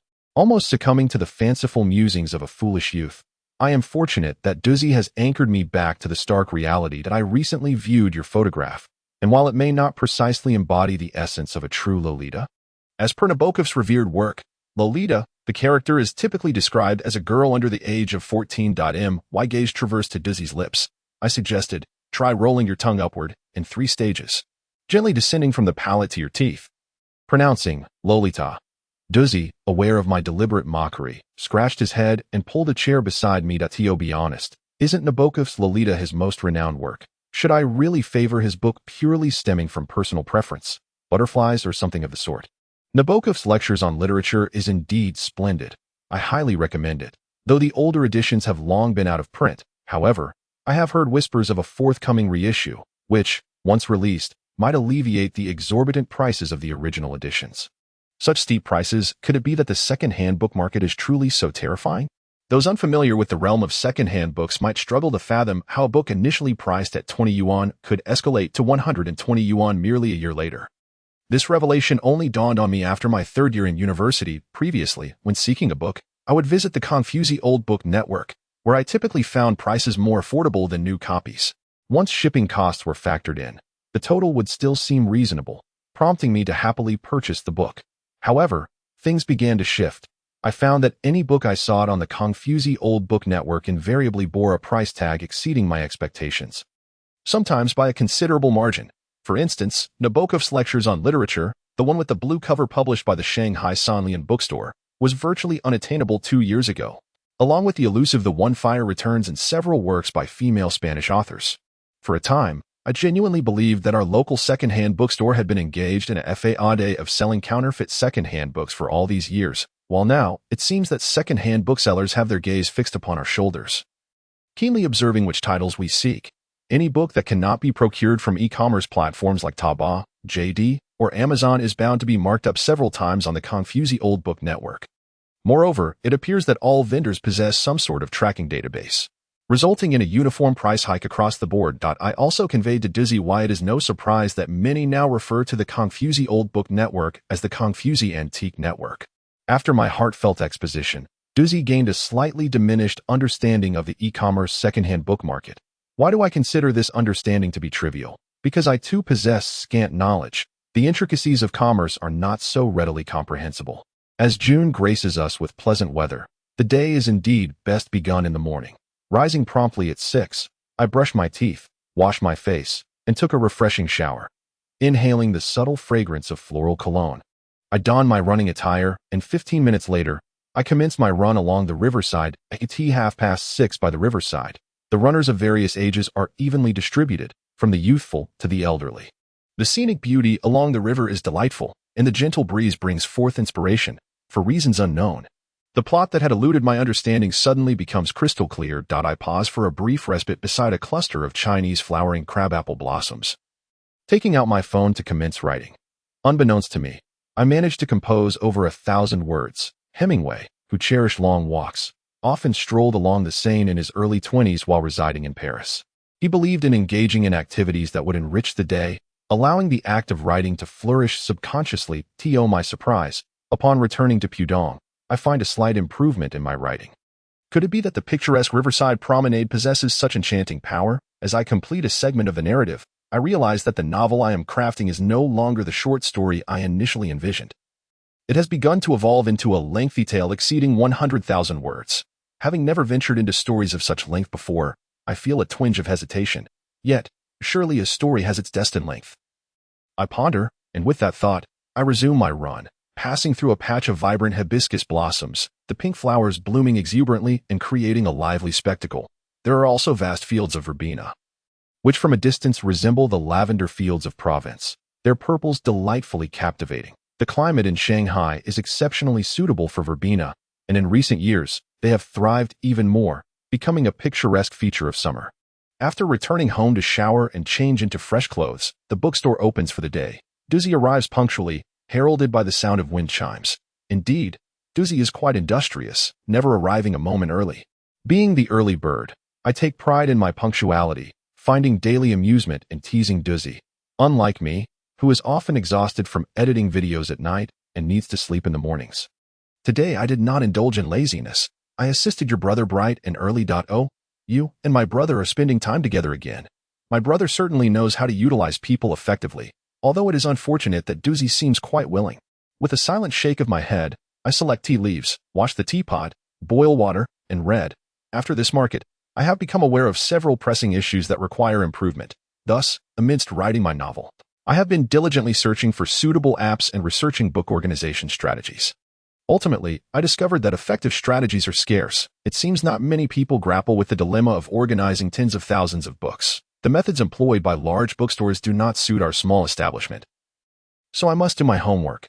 After returning from my run, I visited my grandmother's house for breakfast, intending to glean some wisdom from my grandfather. While reading the Shimin Evening News, he engaged me in conversation. He believes that the old method of using receipts is quite sufficient. After all, it has worked for 30 years.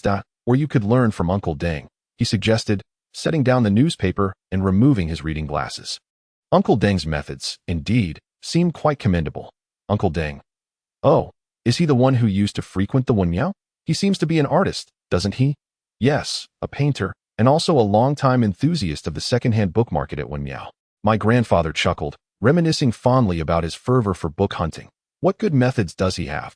Take a look on the bookshelf. On the second shelf by the window, the leftmost side has a small notebook. The second-hand book trading platform led me, following my grandfather's directions, to discover a white notebook. It was indeed a practice book from elementary school. After retrieving the notebook, I handed it to my grandfather. He nudged the notebook and said, "Open it, and you shall see." I nodded and gently opened the book, my movements delicate, as the slightly yellowed pages instilled in me a hesitant apprehension that I feared the fragility of the paper or any potential damage within. Aware that carelessly flipping through it might lead to ruin. New books often invite less concern, yet old ones demand greater caution. As I flipped the pages, a myriad of records, inscribed meticulously with a ballpoint pen, unfolded before my eyes. It resembled a ledger, a scholar's account book. This practice book chronicled all the books purchased by Uncle Deng from March to November of 1998, with entries clear and precise, dates, titles, and prices. Uncle Deng truly documented every single book. I chuckled. For some inexplicable reason, holding this notebook filled me with an unanticipated joy. My grandfather appeared to be in high spirits as well, reminiscing about events from 2 decades past. A time bustling with life. Do you know why the second-hand book market was so vibrant? He asked. Was it because many people wanted to read in the 1990s? I replied, and while that was part of the reason, it was indeed a lively era. University students, often short on funds, would rise before dawn to queue, assisting sellers like us in moving books, just to secure a few at a more affordable price. We, in turn, were eager to sell, finding joy in seeing young readers acquire the books they longed for, as if we had struck gold ourselves. Really? I exclaimed. Listening to my grandfather's tale, I felt a twinge of shame. Why was it that when I sold books at the end-of-term market, I did not experience the same elation he described? I certainly did not share the exuberance he spoke of. Instead, I felt a vague sense of loss, as if I had misplaced something significant. Perhaps my intentions differed from those of my grandfather and his fellow vendors from that time. Why did I aspire to open a bookstore? I could not articulate it clearly. Perhaps it was because my grandfather wished for me to do so, or because I longed to read, or perhaps the bookstore would offer me the freedom to write novels without the compulsion to seek employment or pursue graduate studies. It felt like a protective umbrella, providing me a refuge, albeit temporary. Curious, I inquired, what was your original intention in opening a bookstore? My grandfather simply replied, "You will know when the time is right." I sensed a flicker of sadness in him, though it may have been an illusion. Uncle Deng's methods seemed outdated, especially in this high-tech age. Relying solely on paper and pen was impractical. Moreover, I faced a significant dilemma: the pricing of the books. Professor Lin, a seasoned veteran, was far more acquainted with book prices than I, the bookstore owner. Otherwise, I wouldn't have incurred a loss of over 200 yuan. Thus, I devised a plan to establish a database for all the books, which could be accomplished using either a book app or Dubon's reading lists. Although Dubon is not a dedicated book management app, its comprehensive catalog is advantageous, while apps like Bookhouse function effectively, automatically populating entries based on scanned ISBN numbers. The drawback is that neither of these applications provides a reference for second-hand prices. Consequently, I delved into 2 new platforms, Duozhuayu and Zhuanzhuan, which focus on the online trading of second-hand books. These platforms have only recently embarked on this venture, and upon scanning the ISBN number, The current buyback and selling prices promptly appear. It seems that secondhand books have truly entered the era of online commerce. The content creator, 52, has yet to share my research, and Doozy, brimming with excitement, placed her backpack on the table. The bag appeared quite full, yet judging by Doozy's movements, it did not seem heavy. Alicia. Look, what is this? Doozy exclaimed, pulling out a splendid dress that sprang from the depths of her backpack. A Lolita dress. What does this mean? Isn't this the same dress my brother asked me to wear last time? And this, Doozy continued. Look at this. A wig. Doozy was ecstatic, eager to indulge in cross-dressing, and I must show Grandma, Acien, that her grandson wishes to transform into a girl. I took out my phone, intending to film Doozy, but she scoffed. Why film me? Film yourself. Me? In this? Why? To make a video. Licia is reading. I've even thought of a title, Billy's Reading Awards. Licia must participate, and we could use our bookstore as the backdrop. Each episode would feature Licia introducing a book. Introducing books is not difficult, and filming in the bookstore is also manageable. But what does this have to do with the dress? So what now? I brewed a cup of freshly made tea, slightly too hot to sip. Grandpa had just gifted me some Zhongshan Xiaozhong, imbued with a hint of Longan fragrance, and I was eager to enjoy several cups. It needs a unique touch, Doozy remarked with an earnestness that belied the absurdity of her statement. Doozy in women's clothing is certainly distinctive. We won't show our faces. We can avoid that, Doozy continued. Just look at the current videos. I've organized them for you in your favorites. Go ahead and check them out. After Doozy finished speaking, she placed her iPad before me, the Billy homepage already open. I navigated to the favorites page and watched all the videos Doozy suggested in succession. Each video ranged from 10 to 20 minutes in duration. It seems Doozy has already envisioned the length of our videos. A notion I wholeheartedly endorsed. Nowadays, people's patience is waning.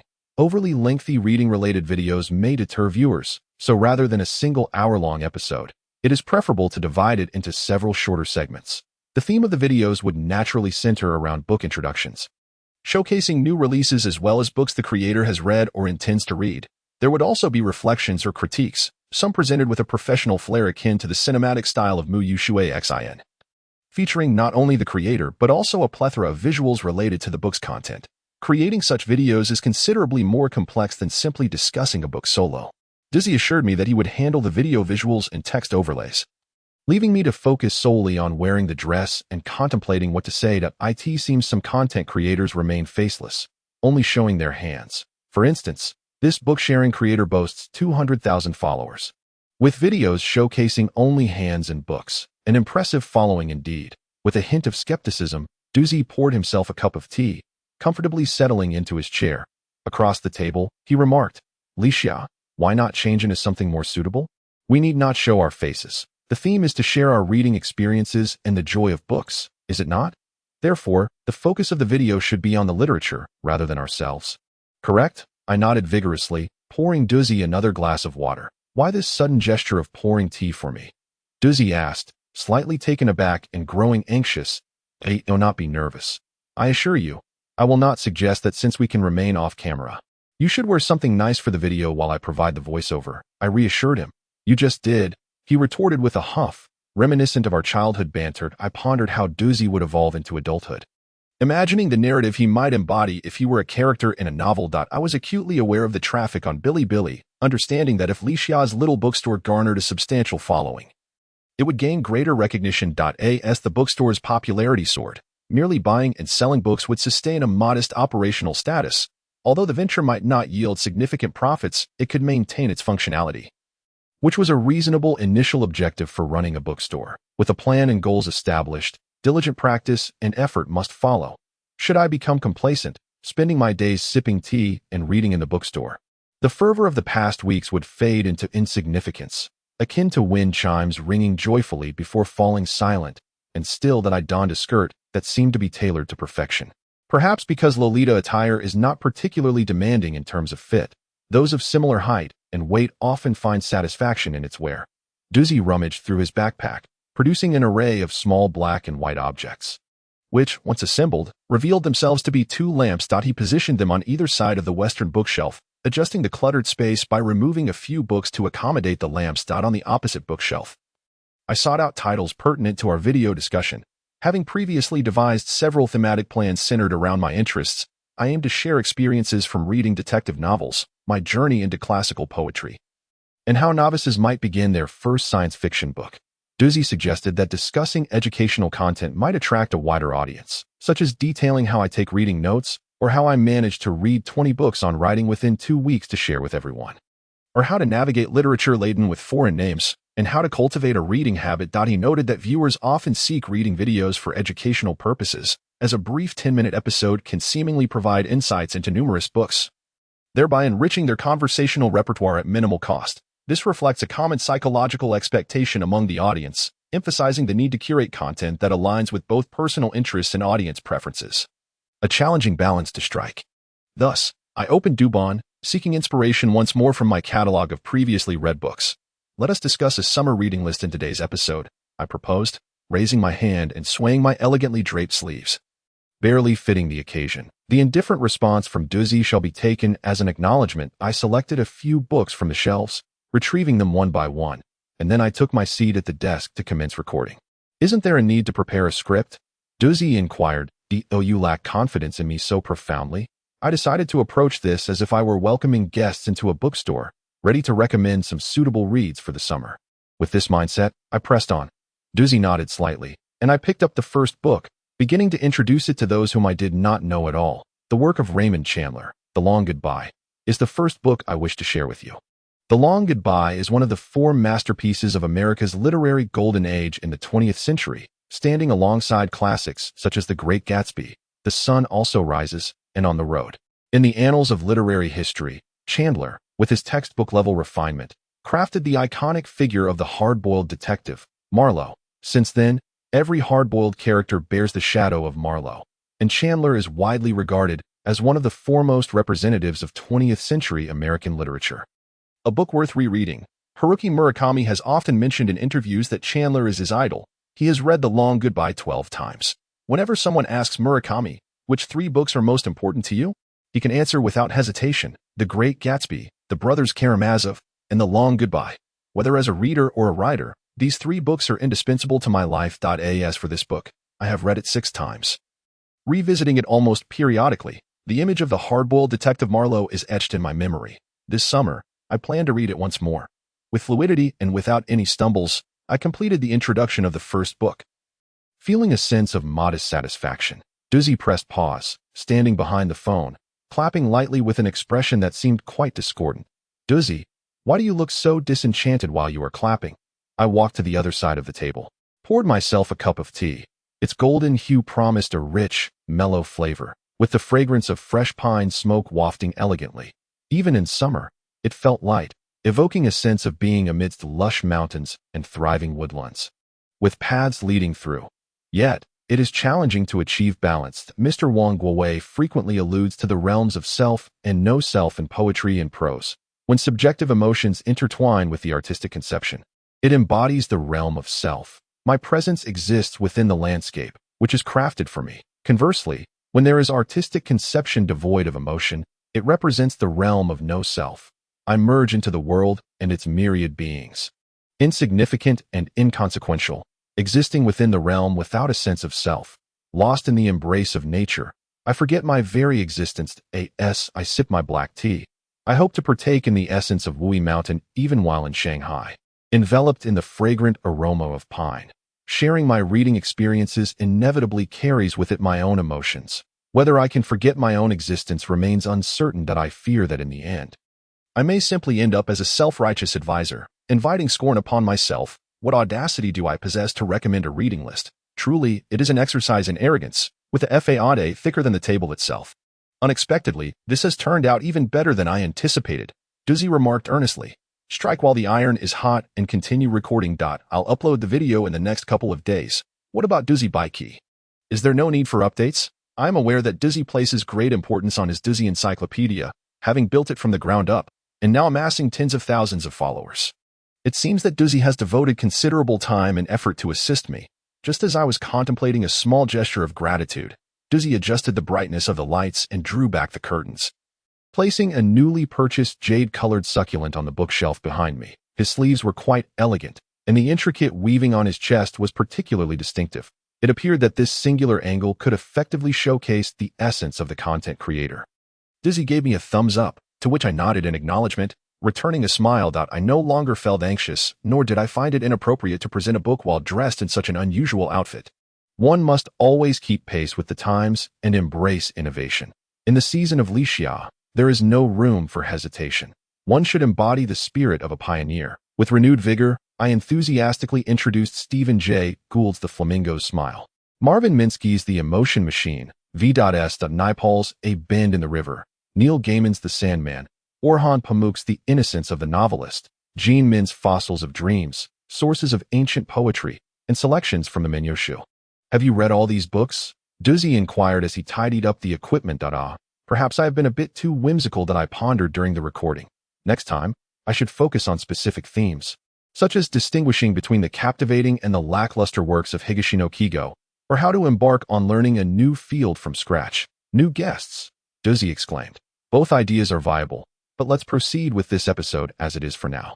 After all, we have our splendid Lolita dresses as an eye-catching selling point, which can compensate for some of Lixia's lack of preparation. Where is the lack of preparation that I was about to argue? But feeling parched after so much talking, I returned to the teapot to reignite a tea candle, sipping 2 cups of moderately warm red tea. Come and take a look. Duzzy stepped beside me to show the freshly recorded content. And before long, we erupted into laughter, sharing a hearty mirth that lasted for quite a while. The flickering candlelight enveloped us, instilling a sense of exhilaration as if we had achieved something monumental. Even though our work had yet to be unveiled on Bilibili to the online community, I couldn't quite discern why Duzzy was laughing so heartily. Nonetheless, we continued to laugh, our smiles tinged with a hint of fatigue. Yet our hearts were bright and light, oblivious to the chime of the wind bells outside. Is this a bookstore? A woman's voice floated through the slightly ajar door, rising from my seat to greet the voice. I caught a glimpse of Duzzy, his smile unwavering. Hello, is this a bookstore? The woman speaking appeared to be between 25 and 30 years of age, elegantly dressed. I have always struggled to discern a woman's age. Since everyone has mastered the art of makeup that rivals beauty filters, my ability to gauge age has diminished to nearly zero. This is a bookstore, I replied, feeling an inexplicable shyness creeping in. The woman smiled at me and promptly expressed her gratitude several times. Oh, why is she thanking me? I pondered, as I was unfamiliar with this woman. Duzzy called from inside. Is it a customer here to buy books? Upon hearing the sound of the beans, the woman hastily explained that she was the mother of Xiaodong, and today she happened to have a day off work. She had come to express her gratitude after hearing from Xiaodong's grandmother that he had visited this place. It was regarding the matter of the Books Wei Yuan shirt and from last week. It suddenly dawned on me. I had never encountered a situation like this in my life, a stranger arriving unexpectedly, overflowing with gratitude. I found myself standing there, somewhat dumbfounded, unsure of what to say. To describe my feelings at that moment would be akin to experiencing writer's block. As I regained my composure, I hurriedly replied that there was no need for thanks, only then realizing that I was still dressed in a skirt, which might appear somewhat ODD. In a wonder there was a hint of confusion in Xiaodong's mother's eyes as her gaze flitted between me and the bookshelf. May I come in to take a look? Xiaodong's mother inquired politely. Of course, please do, I responded. There are so many books here. The woman raised her head and slowly passed by the bookshelf, moving from the east shelf to the west shelf.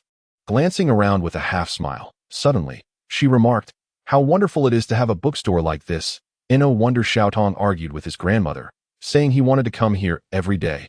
Every day? I glanced at Duzzy, who merely lifted her eyes briefly before returning her gaze to the iPad. These plants are also quite lovely. Is this bookstore yours? The rent must be quite expensive. I was at a loss for words, only able to nod. Welcoming guests seemed rather troublesome. Fortunately, this young mother appeared eager to converse, and she began to speak on her own. Xiaodong loves reading. Her tone was a mixture of pride and confusion. Neither his father nor I are particularly fond of reading. We wouldn't think of buying a few books all year round. So, she paused, and I gradually began to understand the complex emotions she was experiencing, an awkwardness of someone unaccustomed to books standing before shelves filled with them. Xiaodong, however, did not share this awkwardness. His attention was fully absorbed by the books he sought. In contrast, his mother's gaze darted between the shelves, me, and even wandered to the desk, the window, and the potted cactus on the windowsill.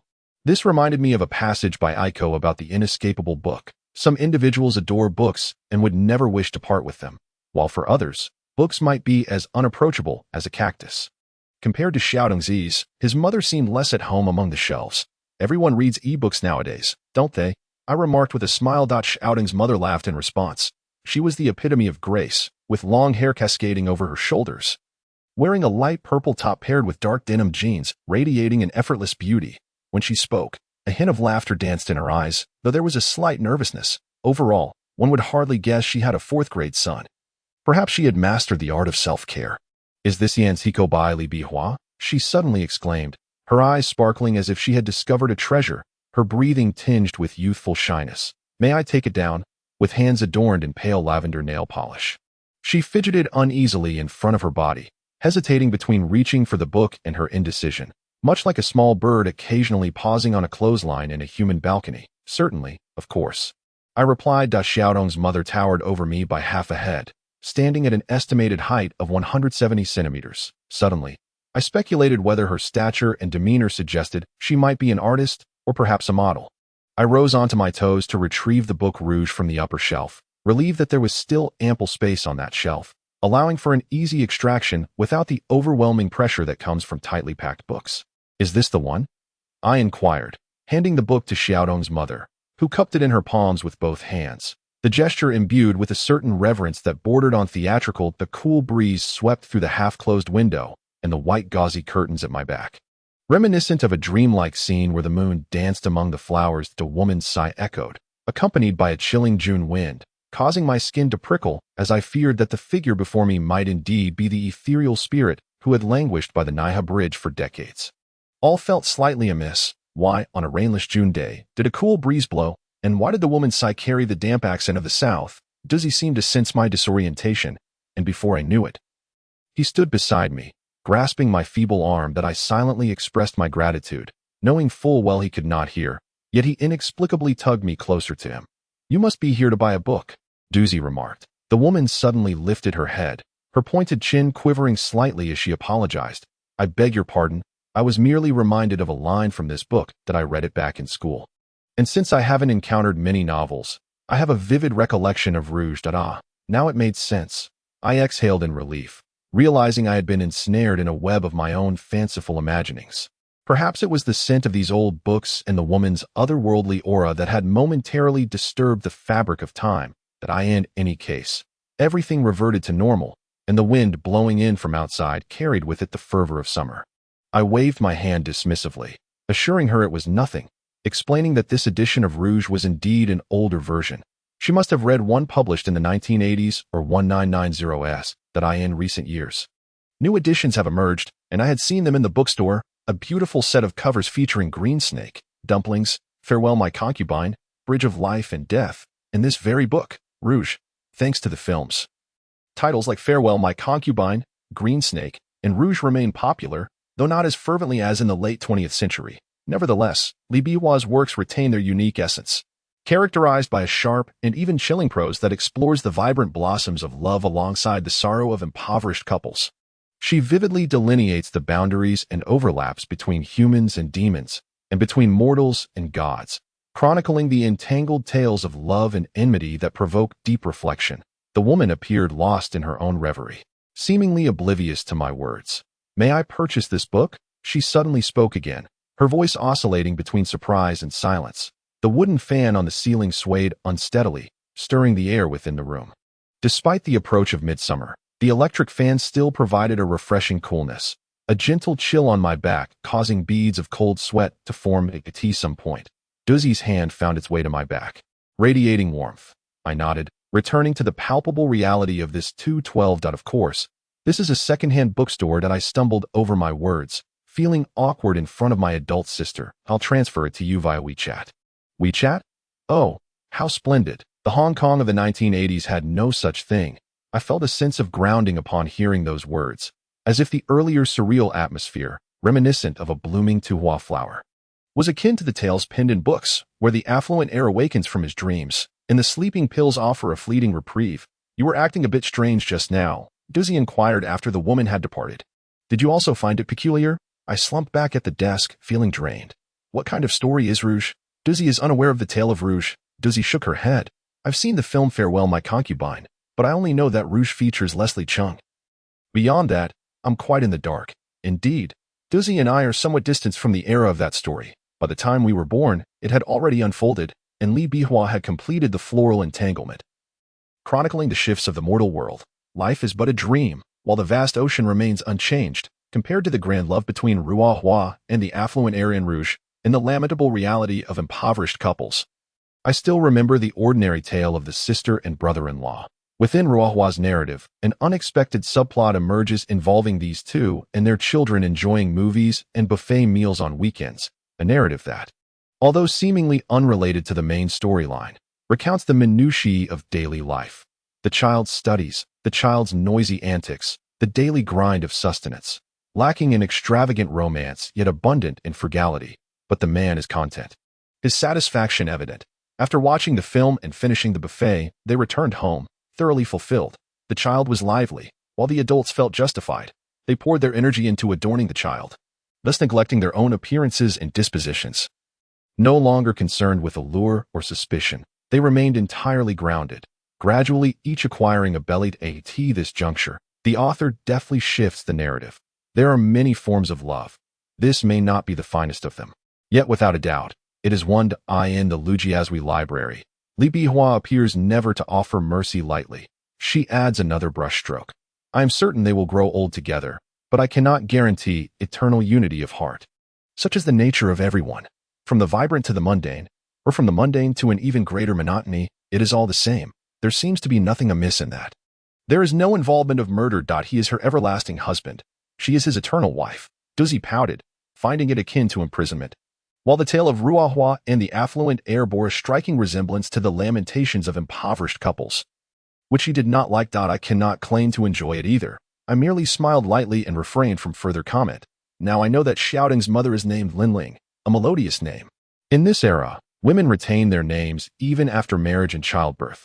One cannot simply refer to her as Xiaodong's mother. I am deeply grateful to her for sharing that her name is Linling, and I diligently noted it in my notebook. She was the second patron at Lixiao bookstore, a flight attendant who, after her marriage, seldom indulged in novels, yet she has a child with a profound love for reading. Time swiftly passed, and soon it was the season of the Huang Mei Rain's my grandfather, residing on the ground floor, particularly detests this time of year. It not only leaves his legs weary and sore, but also renders the books damp for days on end. Rarely does a morning arrive when the weather is dry and a cool breeze brushes against my face. Seizing the moment before the incessant drizzle awakens, I mounted my mountain bike and set off along the riverside cycling path towards Lujiazui. My destination was the Lujiazui Rong Bookhouse, located at 150 Pucheng Road. In Lujiazui, situated on the banks of the Huangpu River in the Pudong New Area, towering skyscrapers create an urban forest, resplendent and replete with modernity.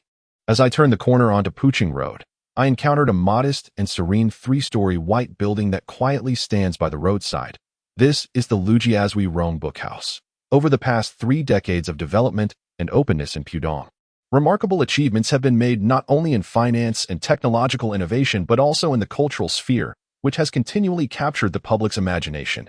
Cultural landmarks such as the Science and Technology Museum, the Oriental Art Center, and various art galleries have enriched our cultural resources. Internationally acclaimed musical performances occur in Pudong throughout the year, enhancing the cultural lives of its citizens and filling me with immense pride as a resident of Shanghai.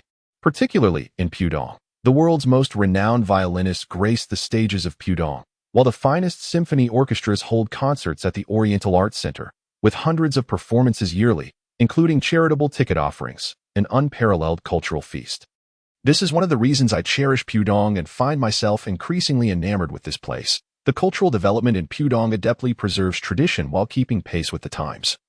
Even leading cultural innovation, the Rong Bookhouse is a prime example. It has transformed from a somewhat outdated community library into an aesthetically modern 3-story white building, characterized by its clean and elegant white walls and flooring, which enhances the sense of space. Since its reopening, the Rong Bookhouse has attracted many avid readers, and the Lujiazui Reading Club, established just a few months ago, has drawn thousands of participants, embodying the vibrant reading atmosphere and the citizens' fervor for literature reflected in its extensive collection of over 50,000 volumes.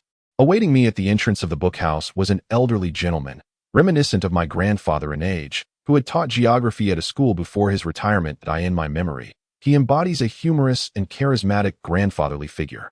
And since retiring, he has frequently frequented the library. "Good morning, teacher son," I greeted as I secured my bicycle within the designated parking area and approached him with my empty backpack. He wore a light yellow short-sleeved shirt, and though his hair was streaked with gray, he appeared invigorated, maintaining a physique comparable to that of a young person, showing no signs of weight gain. I couldn't help but marvel at the vitality of the middle-aged and elderly residents of Pudong. Just look at my grandfather, who is still remarkably handsome. Teacher's son exudes a spirited vitality. I asked this the reason why book lovers appear more youthful. I discovered yet another benefit of reading. You rode your bike here, didn't you? It's quite a distance from Chongli Road. Why not drive? Cycling amidst the fresh air is indeed delightful, and it embodies a commitment to low-carbon, eco-friendly living. Riding along the river not only serves as a means of exercise, but also allows one to appreciate the surrounding scenery. A joy that driving diminishes, depriving one of a closer connection to nature. By the way, I heard from my grandfather that there are only a few books. I initially thought a single backpack would suffice. Just a few evenings ago, during dinner, my grandfather suggested that I call Teacher Son to arrange a time to collect the books he has for us. Teacher Son is someone my grandfather met while setting up a bookstall at the Confucius Temple. He mentioned that he first encountered Teacher Son on the very first day of his stall. Back when he was still employed, he would invariably attend the weekly secondhand book market, where many stall owners came to recognize him. And nearly all of them assisted him in finding books. Later, Teacher Son's family relocated to Lujiazui, where they now reside in a spacious apartment of over 100 square meters, which is quite a fortune in that area. Valued at over 10 million. Yet, Teacher Son still engages in lengthy debates with my grandfather over the price of a book. Then my grandfather remarked that this habit has lingered since decades ago. When conditions were not as favorable as today to acquire a few more books, avid readers naturally bargained hard. For 3 yuan per book or 5 yuan for 2, he could secure 2 volumes, which would bring him joy for several days. The stall owners at the Confucius Temple often strive to offer more affordable prices, especially when they see university students purchasing books with their weekly allowance. In such instances, the sellers hardly consider profit. They simply wish to make a sale, leading to a long-standing camaraderie where prices gradually become more reasonable. My grandfather, with many admonitions, instructed me to collect the books from Teacher Son, emphasizing that whatever price he states is final. I nodded in agreement, fully aware that whatever Teacher Son decides is absolute. My sole responsibility is to bring the books home. This backpack. Teacher Son assessed it with a single glance and remarked, "It should be just enough to hold 9 books. Even one more might cause damage. Could it be that Teacher Son intends to give me 10 books today?" I teasingly remarked that you've grown increasingly mischievous. As a child, you were quite shy, often hiding behind the stall, engrossed in reading. You must be familiar with all those stalls at the Confucius Temple, right? "Yes, I suppose I know most of them," I replied. Teacher Son suggested we take advantage of the clear skies and enjoy a cup of coffee on the terrace of Rong Shufang, that I too yearned for a moment of respite with a warm beverage. And thus we agreed and made our way to the terrace. The gentle morning light bathed the area, and peering through the glass windows, the shelves filled with an array of books resembled the multidimensional spaces depicted in science fiction films. Reading, perhaps, is the most effortless way to transport oneself into another realm of existence. In this light, perhaps the secret to the multiverse lies within the pages of books. What is Li Xiao laughing about? Oh, I was reflecting on how fortunate it is to be able to read throughout one's life. Indeed, at every stage of life, there are challenges, yet each phase also harbors beauty. The wonders of lifelong reading lie in its ever-changing nature. A truth only one can truly comprehend. With a playful quip, I elicited a hearty laugh from Teacher Sunday. The 58 bookstore continues to thrive, and although the teacher's face bears the marks of age, it radiates vitality and vigor, undoubtedly a testament to his lifelong devotion to reading and maintaining a healthy lifestyle. Is the bookstall still in operation? For the past few years, it has been your grandfather who comes here to collect books. It has been quite some time since I last visited Chongli Road. With the bustling prosperity of Lujiazui, what brings Mr. Sun to our Chongli Road? I took a sip of coffee, the aroma of the bookstore's brew mingling with the scent of books. In the Riverside bookstore, the morning breeze carried the essence of the river. Reading here offers a slightly different experience than perusing in my small bookstore, but I truly wish to take a book and leaf through it for a while. Here, this one is a gift for Li Xia. It is rare for Li Xia to visit in person. Indeed. Upon hearing Mr. Sun's words, I suddenly felt a bit embarrassed.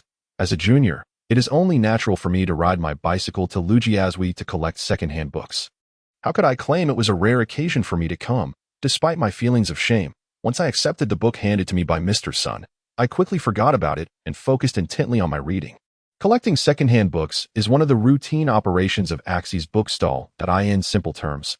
A secondhand bookstore primarily engages in two activities: selling and collecting secondhand books. That my recent busy endeavors seem somewhat incongruous with decades of established practice.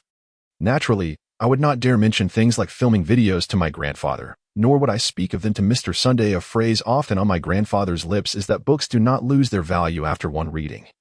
They can circulate and impart knowledge and culture to many. Thus, we are merely the conduits of books, collecting and selling, a straightforward operation spanning over 20 years. Mr. Sun, as always, inquired about the bookstore's operations, recalling how Axie used to ride a bicycle to collect books. Later venturing to nearby cities, even into the mountains of Jiangsu and Zhejiang. In those days, he drove a freight truck to deliver goods to Jiangsu and would return to Shanghai with a truckload of books.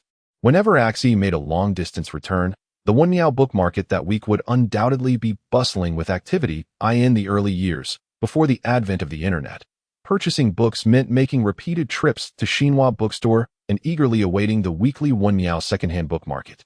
Finding a beloved book would fill one with joy, while failing to locate a desired title. Simply browsing among the various books before the statue of Confucius felt akin to indulging in a grand feast. Mr. Sun spoke and laughed, reminiscing with vivid nostalgia about those remarkable times. Back then, we all held a great fondness for your grandfather. Do you know why? Mr. Sun suddenly chuckled and lowered his voice as he looked at me. I knew. It was because your grandfather sold books at exceptionally low prices. Ha ha ha. Mr. Sun shook his finger. I could almost envision him stroking a long, white beard, exclaiming that I was an incorrigible youth. It is indeed true that your grandfather sold books cheaply.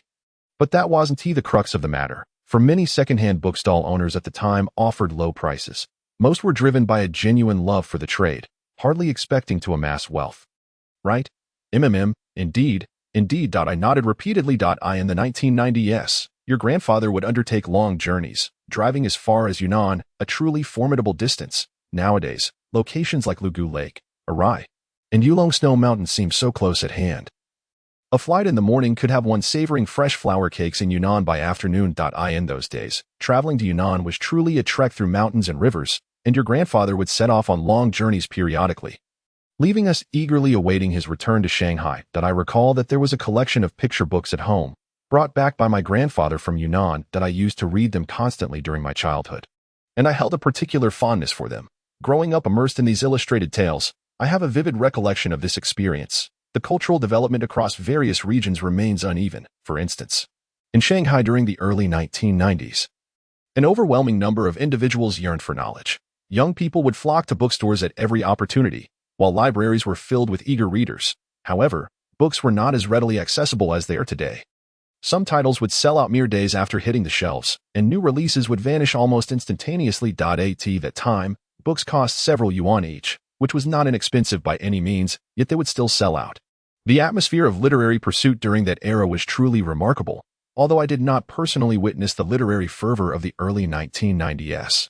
The countless stories I have heard about that time make it feel as if I had experienced it firsthand. Many books are no longer available in Shanghai, nor can they be found in surrounding cities like Hangzhou, Jiaxing, or Suzhou.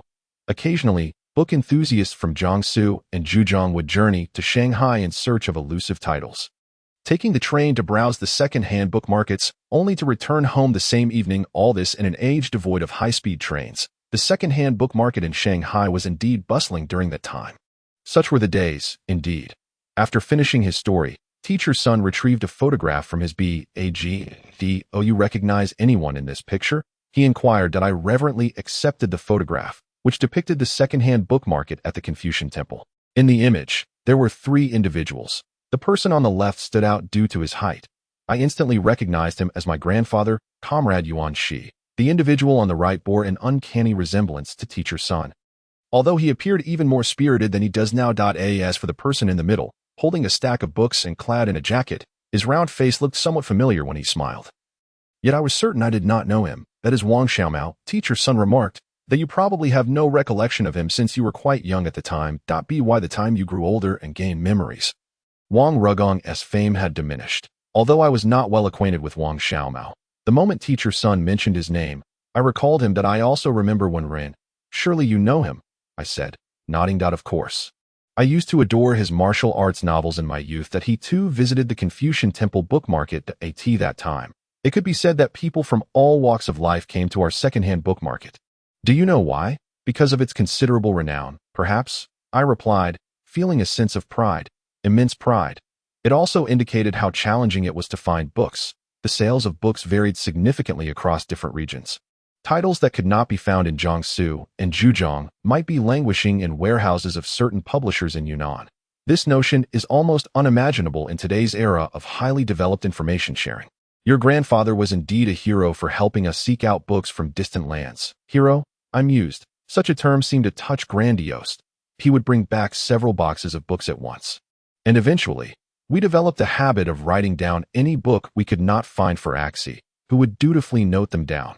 Whenever he traveled to other cities, he would do his utmost to locate these books, always managing to surprise us, much like his name suggests. After Teacher Sun finished speaking, he stood up and stretched his limbs, then invited me to accompany him to the locker to retrieve the book. The version of Mr. Sun's story new compilation that we had just discussed was indeed a commendable one, albeit not particularly valuable. I shall consider it a gift for Lixia. No. We should adhere to the price you mentioned for the transaction, as it was specifically entrusted by your grandfather. I am also your grandfather, he replied, adopting a teacherly demeanor, and I dared not utter another word. Very well. I shall heed Teacher Sun's advice. On my ride back to my grandfather's house with the books, the river breeze was refreshing. By the time I arrived at my grandmother's residence, the sky had taken on a slight gloom, and it was only an hour later that the rain began to fall. Collecting books during the plum rain season indeed requires a stroke of luck, and I felt a quiet sense of gratitude. I recounted to my grandfather the events of my morning visit to Teacher Sun to gather the books. And upon hearing about the trio's photograph, he chuckled heartily. What has old Sun been up to lately? Is he still researching the common wild flora of Pudong? Well, it seems he is still writing articles for publications regarding historical research on waterways. Although I am not entirely certain, he resembles the naturalists of old, our very own Darwin's son. How irreverent. My grandfather chided affectionately. He's still frequenting the Pudong library, although his residence was not far from the library. The daily visits could be rather cumbersome, especially during this season of persistent rain. My grandfather glanced at the flowers and plants in the courtyard, lifting his teacup to blow gently across the surface. Teacher Sun spends his days at the Rong Study, which was formerly known as the Lujiazui Community Library. After its renovation, it has become a new cultural landmark, attracting many young people who come to take photographs. Speaking of which, I have yet to visit myself. I shall not indulge in pretentiousness. You know well enough the kind of person I am. I prefer to read and tend to my plants, rather than engage in scholarly pursuits at the library. Such endeavors are not for me. Unlike old Sun, who carries a bundle of small cards filled with dense notes throughout the year, that I cannot fathom how he keeps track of all that information. I wanted to express that when I write novels, I too rely on various cards filled with intricate notes. Sometimes I manage to clarify my thoughts, while other times, despite reviewing them repeatedly, I still cannot retain the information. Ultimately, I remember a few things, but the things I forget far outnumber those I recall. Reading is much like that, isn't it? It feels as though one is constantly absorbing knowledge, like a sponge soaking up water. Yet the forgotten far outweigh the remembered. There is an incessant feeling of inadequacy, insufficient time, insufficient effort, and a complete lack of talent. At times, I gaze at my grandfather with a twinge of envy. His reading embodies a state of effortless tranquility. He simply reads without seeking discussions or penning essays, indulging in whatever books pique his interest, entirely devoid of any utilitarian motives that I cannot measure up to him. Not by any means. My own reading and writing often feel chaotic and disordered, perhaps a reflection of my youth. Teacher Sun mentioned that borrowing books from the Rong Study is quite convenient, and that Shanghai's libraries have long been interconnected through a network system. If one wishes to locate a particular book, a quick search reveals which library has it available. Furthermore, there are 24-hour unmanned libraries, mobile libraries akin to vending machines for beverages, serving as excellent aids for borrowing and returning books, thus alleviating the need for daily trips to the Pudong Library. I informed Teacher Sun that there exists another establishment, the Lujiazui Financial Library, in the vicinity of Lujiazui, a serene oasis amidst the bustling surroundings. I suspect he will pay a visit there soon to read and compose his reports. My grandfather chuckled heartily, his joy amplifying upon hearing that an old friend still cherishes a photograph. His laughter even drew my grandmother over, intrigued by our cheerful conversation. What could we be discussing so animatedly? It is already time for Licia to visit the bookstore. Do not worry, Grandma. Duzzy is already at the store. And my later arrival is inconsequential. Then remember to drink the mung bean soup before you go, and be sure to bring a bowl for your grandfather as well. Certainly. I rose and made my way to the kitchen, returning with a bowl of mung bean soup to my grandfather's side, while my grandmother followed closely behind, carrying a bowl of the same for me. My grandfather had already perused the books given by teacher's son, and I recounted to him all the topics I had discussed with the teacher. Upon hearing tales of transporting books over long distances, he flexed his arm muscles and declared, "Look, my arms are still quite formidable. Wouldn't you agree? My grandfather has always been robust, his arm muscles undoubtedly youthful and strong." The mung bean soup, sweetened with rock sugar, was delightful. Teacher's son remarked that my grandfather was regarded as a heroic figure by many who had placed their hopes upon him.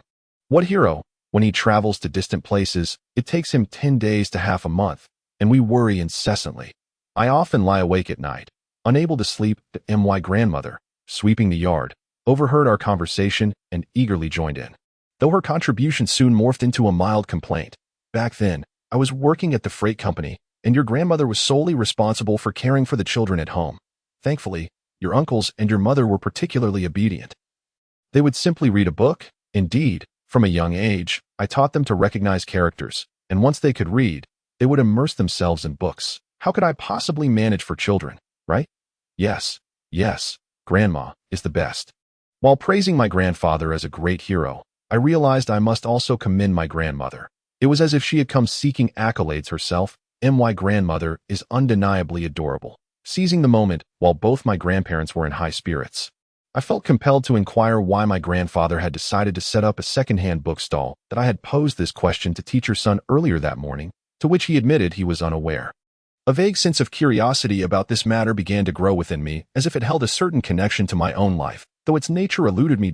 In my youth, I also began reading as soon as I recognized characters. Yet compared to my siblings, my reading ability was genuinely lacking. That's quite all right. I see Licia as quite splendid. Your sister and brother excel academically, while Licia simply enjoys reading.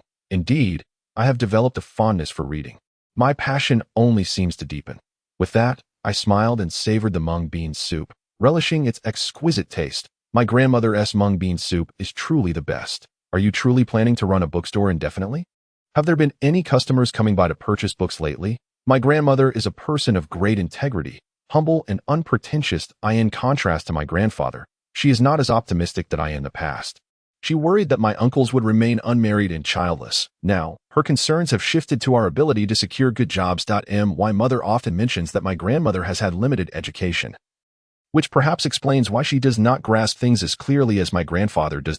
In this day and age, when ordinary people lead such prosperous lives, as long as one lives honestly and steadily, life will undoubtedly continue to flourish, and there is no need for excessive worry. She tends to fret unnecessarily. Just a couple of days ago, someone came to buy books that I cheerfully remarked that I did not want my grandmother to worry.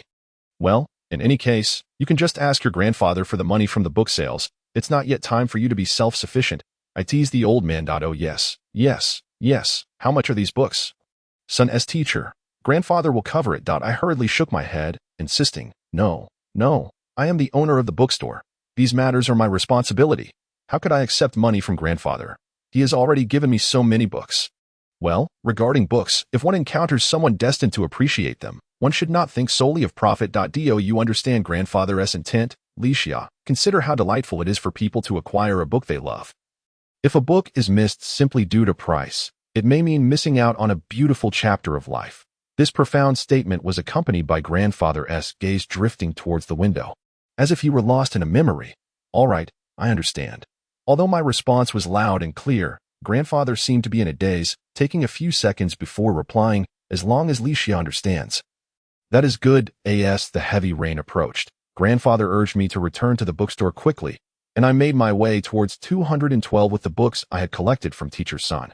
The air was hazy, and the roses along the roadside seemed to hide behind the iron fence, as if anticipating the impending rain. The white and purple conical hydrangeas were sparsely and beautifully nestled among the bushes, evoking a sense of the stars in the sky. Upon returning to 212, I found the door ajar, and the wind chimes stood still, awaiting the forthcoming raindrops. One truly dislikes the rain of June. But the humidity of the plum rainy season is indeed not very friendly to books. Duzi, why didn't you close the door? I inquired. Upon entering, I was taken aback to find two guests present. Ming Yang, what brings you here? I initially intended to ask how he had learned my address, but sensing a tone of confrontation, I altered my greeting to the previous question. Lu Min told me. Lu Min? I noticed a girl in a lovely dress standing by the bookshelf. Li Xia, we also asked the nearby people before we found you. Lu Min approached me, placing the books I was holding onto the table one by one. This is Lu Sunsdan blossoms plucked at dusk, Lu Min exclaimed excitedly, gazing at me with delight. Yes, indeed, I replied casually, yet my attention was drawn to Duzi. Duzi shrugged innocently, casting a glance back at me. As if to say, I don't know either. I didn't dare to ask on the day of the market. Duzi had encountered Zhao Mingyang, so he certainly could not refuse the senior at the door. Nor could he doubt his identity. With the gentle and charming Lu Min by Mingyang's side, Duzi was even less inclined to turn him away. Thus, I could only temporarily set aside my queries about Duzi and welcome the guests. Opening the door to business, every visitor is a guest. Although I still feel somewhat strange in the presence of Zhao Mingyang, today is different. I am not encountering him at the school market. Nor am I face to face with him at that unforgettable barbecue joint from my memory, and certainly not at the chaotic scene outside the school gate. This is my bookstore, my domain during the beginning of summer. And I must uphold its dignity. I cannot bring shame to Li Xia Bookstore. Of course, I am here to purchase books. All right, buying books. The senior certainly speaks the truth. Then let us take a casual look and see if there are any books that catch our fancy. Senior, please go ahead and browse first. The selection here isn't extensive, and some titles are merely different editions. I am performing admirably, embodying the essence of a proprietor, for instance. These grid notebooks are all translations by renowned authors. Grid notebooks, Lu Min approached Zhao Mingyang, curious about what a grid notebook is. The grid notebook is a series of foreign literary classics that began publication in the 1950s, featuring elegant covers with double-line borders and diagonal intersecting grids within, adorned with nodes resembling circles within squares. Enthusiasts have affectionately dubbed this collection the grid notebook. I see. Lu Min nodded, picking up a copy of Balzac's Illusions lost from the shelf. This collection of foreign literary classics was intended to comprise 200 titles, but only about 150 were actually published, correct? Mingyang's gaze turned towards me, and I nodded in affirmation. It seems to be 149 titles. All the translations in this series are handled by distinguished authors, accompanied by exquisite illustrations, mostly classic works by renowned painters, which splendidly reflect the spirit of the original texts. Some even include illustrations from the original versions. Beautifully bound and meticulously proofread, a collaboration between the People's Literature Publishing House and Shanghai Translation Publishing House, along with numerous esteemed translators, resulting in this remarkable collection. For instance, many of Balzac's works were translated by Mr. Fu Lei. Indeed, Mr. Fu Lei hails from Pudong, doesn't he? Zhao Mingyang's thought process is quite peculiar. Yes, his ancestral home is in Zhoupu, which originally belonged to Nanhui but is now part of the Pudong New area. Mr. Fu Lei's former residence is indeed located in our Pudong. This collection is truly stunning, exuding a particularly dignified aura. Lu Min cradled the book in her arms, reluctant to part with it, then retrieved the Aeneid, Moby Dick, and 4 tragedies of Shakespeare from the shelf. You want all these books? Lu Min shyly nodded. Is that all right? If you have any other grid notebooks here, I would like them all. Haha. The senior chuckled. That would certainly put our Li Xia in a difficult position. Our Li Xia? Lu Min's face instantly flushed crimson. I inhaled sharply, feeling a dull ache in my left shoulder, as though something with suction cups were clinging to it. Turning my head, I caught the gaze of Duzi, who made a silly face at me. The senior truly leaves no stone unturned. I am no longer one to take his words at face value. To be infatuated, to harbor self-delusions. Yet Lu Min's complexion remained flustered. Could it be that she harbors a secret crush on the senior? This wouldn't be surprising. Mingyang's charm is indeed considerable. How could it be a dilemma for Li Xia? Lu Min hesitated and ultimately managed to voice her thoughts. I feigned ignorance and responded with a hint of regret. I sincerely apologize, but there are too many individuals eager to collect the grid notebooks. However, some of the books are quite common, and many can be acquired at a modest price. with some available for as little as 5 yuan each. 0.5 yuan each. That truly is inexpensive for 150 varieties. That amounts to 750 yuan. Lu Min calculated swiftly, yet regrettably, the situation was not as simple as mere arithmetic. Some volumes are rather costly. For instance, this particular edition of the Aeneid, published in 1984, commands at least 50 yuan. Depending on its condition, a copy in good condition, rated above 8 out of 10, might fetch 70 yuan, while a 9 out of 10 condition could potentially reach 150 yuan, contingent upon the seller's perceived value. Ah, and what about this one? For tragedies of Shakespeare, it wouldn't be one of those hard-to-find editions, would it? Lu Min appeared increasingly anxious, as if I were about to disclose her exam results. Well, the Four Tragedies is also priced at 50 yuan. And this particular copy is in excellent condition, rated at 9. Moreover, on that shelf over there is 5 comedies as well. Over there. Which direction? Lu Min scanned the shelves but failed to locate 5 comedies of Shakespeare. I approached the bookshelf by the window, where a few droplets of fine rain landed upon my hand. I retrieved the book and slightly closed the window, when suddenly, a profound silence enveloped the store, akin to submerging underwater, where sounds dissipate into oblivion. How many grid notebooks does Li Xia have?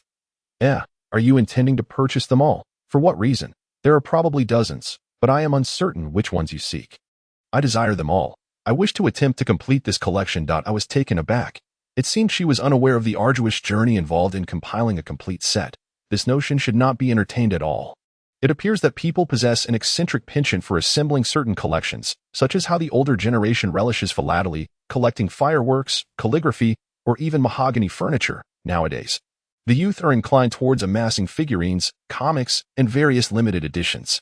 In any case, they all represent pitfalls. Once one aspires to gather an entire set, they soon realize that not only is it necessary to spend more money, but there are invariably 1 or 2 items that remain perpetually elusive.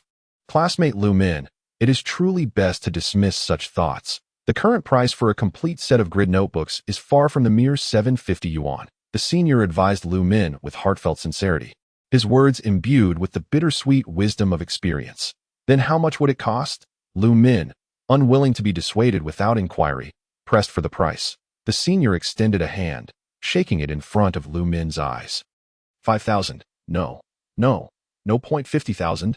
Her expression was one of disbelief, accompanied by a tone of incredulity. Surely not. That would average out to 500 each. Yet, Li Xia mentioned that many are available for just 5 yuan apiece. Lu Min found herself at a loss. Once again seeking my assistance, I shrugged helplessly, acknowledging the truth in what the senior had said. Indeed, it would be quite costly, should one purchase the entire collection from the bibliophile. It would undoubtedly command a 5-figure sum, and even then, it might not be complete. Each of the 149 titles varies in edition, which likely affects their prices as well. Furthermore, when individual volumes are compiled into a complete set, the pricing does not simply aggregate based on the cost of each book. Typically, purchasing a full set online tends to be more economical compared to acquiring each volume separately. However, this is not always the case. For instance, I bought Borges' newly released complete works volume by volume, and after applying discounts, the total was cheaper than acquiring the entire set at once. Is there really such a practice? Lu Min pouted, somewhat incredulous at my assertion. Well, it ultimately depends on the promotional offers available on various online platforms, though the differences are not likely to be substantial, but 50,000 yuan is exorbitantly expensive.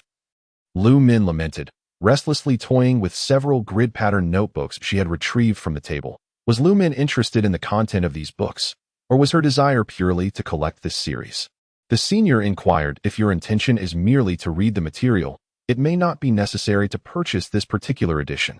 Numerous commendable versions exist, published by various houses. For example, the Aeneid in the grid edition may cost around 100 yuan, while other new editions are priced at approximately 30 yuan. New books have their advantages. They are pristine and reasonably priced. However, Lu Min seemed poised to articulate something, but hesitated. I surmised she wished to express her fondness for the grid edition, as I too appreciated it. Yet, I had never contemplated collecting the entire set, as it was indeed prohibitively expensive, and I lacked the confidence to complete such a collection. Moreover, since managing the bookstore, my feelings towards books had subtly shifted. I found it difficult to part with any volume. Each time I sold a book, an inexplicable sense of loss enveloped me, as if a small hole were being punctured in my heart quietly, silently. Yet this void required time to mend. Within that void, raindrops fell, accompanied by a cool breeze, akin to a leaf that has fallen into a pond, having inevitably departed from its resting branch, though the tree remained sturdy and lush. Thriving with life, no passerby would notice the absence of a single leaf. It was undeniably diminished. My grandfather seemed untouched by such woes, yet I was burdened by them. Yet, as a purveyor of second-hand books, must I feel sorrow each time a book finds a new reader? While I could not transform my feelings instantaneously, 3 consecutive days spent selling books at the market did alleviate my melancholy somewhat. I no longer felt adrift in loss. Perhaps the crux of the matter lies in questioning myself. What do I lose when I sell a book? Ultimately, Lu Min purchased 4 tragedies of Shakespeare, 5 comedies of Shakespeare, Moby Dick, and Disillusionment. She returned the Aeneid to me, stating that she intended to heed the senior's advice and acquire a new copy. All right then, I shall return this one to the shelf. A sigh of relief almost escaped my lips as a profound sense of joy, akin to that of reclaiming something precious, surged within me. Under the peculiar gaze of Doozy and my senior, I discreetly returned the book to the shelf, and then, with elation, accepted the cash that Lu Min graciously offered. I had brought cash. How shall I put it? There is a certain ceremonial quality to purchasing second-hand books with cash. Indeed, my senior concurred, stating that Lu Min had been particularly thoughtful. Using cash for such transactions truly imbues them with a sense of ritual. Reflecting on this sense of ritual, I hurried to my desk, retrieved a receipt book, and pinned a receipt for Lu Min. Here you go. Should you discover any issues with the book after taking it home, you may use this receipt to reach out to me. I smiled as I handed it over. She tucked the receipt between the pages of the book before carefully placing each volume into her canvas bag. I produced several newly acquired transparent book covers, saying, "Let me help you protect the books. This way, they won't get damaged in your bag." Content after her purchases, Lu Min glanced at my senior, whose hands remained empty. At that moment, it dawned on me that he probably had not come to buy books at all. It seemed Lu Min had merely accompanied him to my store, yet unexpectedly ended up making a purchase. How amusing. The ambience of this bookstore is truly delightful, my senior praised, though I tidied it up a bit. Everyone in the group has been asking me for the location. I thought I'd meet them sooner or later, so I organized it a little, although it was quite chaotic before. Have you ever considered hosting some small reading events? He inquired. The Literature Society is currently seeking an external venue for their reading activities. If Licia agrees, how about holding the last reading session before summer vacation at her bookstore? Really? Members of the Literature Society would be coming to my bookstore for a reading event? I was astonished that I had never participated in any activities of the school's Literature Society due to the intimidating image I had of them. Individuals who could eloquently discuss literature, possessing an encyclopedic knowledge of all things literary. As for someone like me, Licia, who merely indulges in personal reading as a hobby, I could hardly fathom mingling in such a gathering of literary giants. Next Sunday, from 3 in the afternoon until around 6 in the evening. If Licia has no objections, let us settle on that. I will post the event details on Weibo, keeping the number of participants to no more than 12. As for the costs. I glanced at Doozy, who signaled for me to pay attention. Licia could prepare some simple refreshments, such as bottled water or soft drinks. They will bring their own snacks. As for the venue fee, it would be 30 yuan per person. Does that sound acceptable to you? 30 yuan? For 12 people? That means. My senior flashed me a charming smile, captivating in its grace. Reflections on the launch. I was sleepless before the launch, restless. I pondered how to articulate my thoughts for the launch announcement and how to update thereafter. I contemplated why I felt compelled to write a novel and found myself lost in myriad thoughts, which ultimately led to my insomnia. I had heard that one ought to lament their hardships upon launching, to speak of their struggles. Yet, I did not wish to beg for subscriptions by portraying myself as impoverished, for have I ever truly experienced poverty? Have I ever lived in such circumstances, lacking first-hand experience? How could I, with a clear conscience, feign such distress to sway readers? This passage is a reflection, not a narrative. It is beyond my capacity, and I find it utterly inappropriate. Firmly, I cannot fathom why I penned this book. Perhaps it is due to my life in Pudong and my desire to articulate the simplicity of ordinary existence, thus giving rise to this volume. Pudong Library, the Financial Library, the Art Museum, Binjiang Avenue, Lujiazui, Chongli Road, Dongfang Art Center. The minutiae within the book mirror the nuances of daily life. Serene and beautiful have produced this work fills me with contentment. It is joy. It is happiness. Of course, I must lament my financial constraints. As the author is but a humble soul online seeking subscriptions, that I extend my gratitude to all readers. 62 Brightness and Endeavor. If 12 individuals attend, that would amount to 360 yuan. Perhaps there might be a few more. A few more. Did we not previously establish a limit of 12 participants? Senior Mingmei chuckled. Li Xia, this is a bookstore. Surely the literature club members will purchase a few of these books to take home. Well, that seems plausible. Thus, I consented to the reading event scheduled for next Sunday, albeit somewhat dazed. After Lu Min and the senior departed, Duzi approached me, stating, I believe Lu Xiaozhou is far more suitable than Zhao Mingyang. Suitable for what? I was utterly bewildered. Suitable to be Li Xia's boyfriend. Boyfriend? Absolutely impossible. The likelihood of finding a boyfriend is even lower than my chances of winning an award in this year's science fiction essay contest. I relayed this sentiment verbatim to Duzi, who, upon hearing it, collapsed in laughter upon the table. Do not be so self-deprecating. What if you become popular? Quick, look at this. Duzi, holding an iPad, approached from behind and patted my back. Let us discuss something serious. Here are the view counts for the latest episode. 15, 603. That's incredible, I exclaimed, elated, believing myself to be quite remarkable. And this is just the first episode. You must continue to strive. We need to accelerate our pace. How do we hasten? Record an episode daily. Editing also consumes considerable time and effort. Editing is not the issue. Production is not particularly challenging either. The real challenge lies in the content. It must be captivating or resonate with certain readers' expectations to succeed. I see. Then let us prepare for the next episode. I have already devised the content. Filled with confidence, I realized that for a creator, the greatest motivation is the audience's engagement. Curious about the viewer's feedback, I perused the comments and was astonished to find over 400 is the uploader of Duzi Baiki, a cross-dressing maestro. What is this? Has Duzi begun discussing literature? The content is excellent, but Duzi is female. Such a revelation.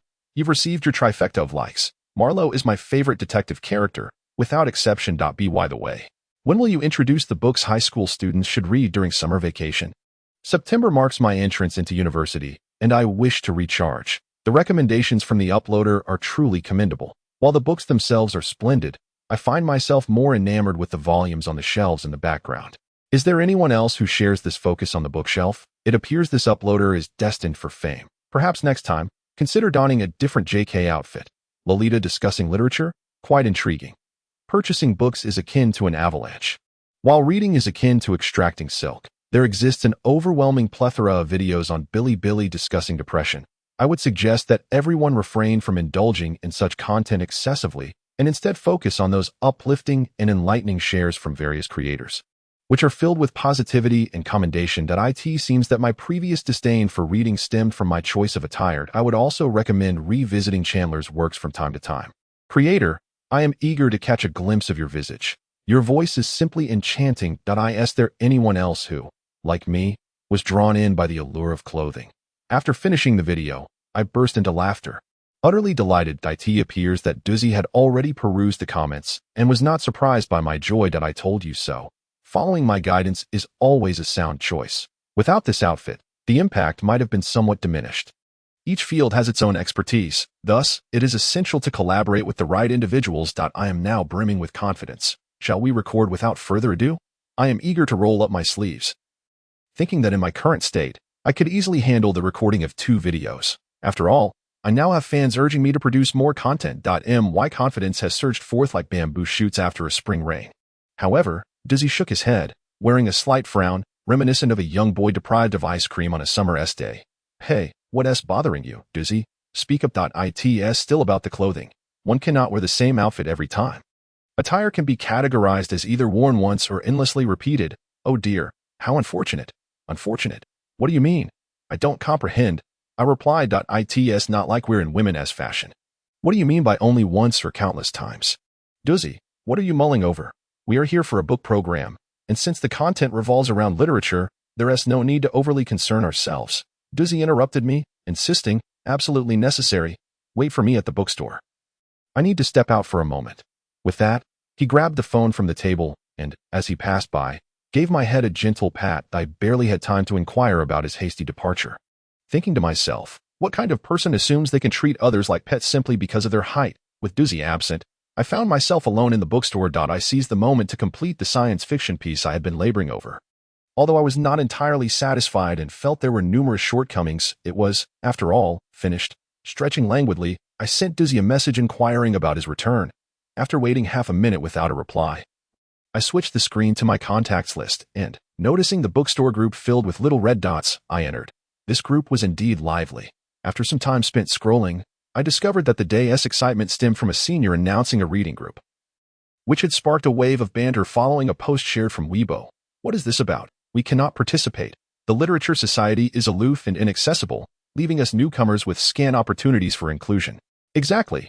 Has Senior Mingyang considered literary activities aimed at freshmen? Perhaps something like a freshman reading group could also be hosted at the bookstore. So, it seems that Senior Lixia is indeed Senior Mingyang's concealed girlfriend?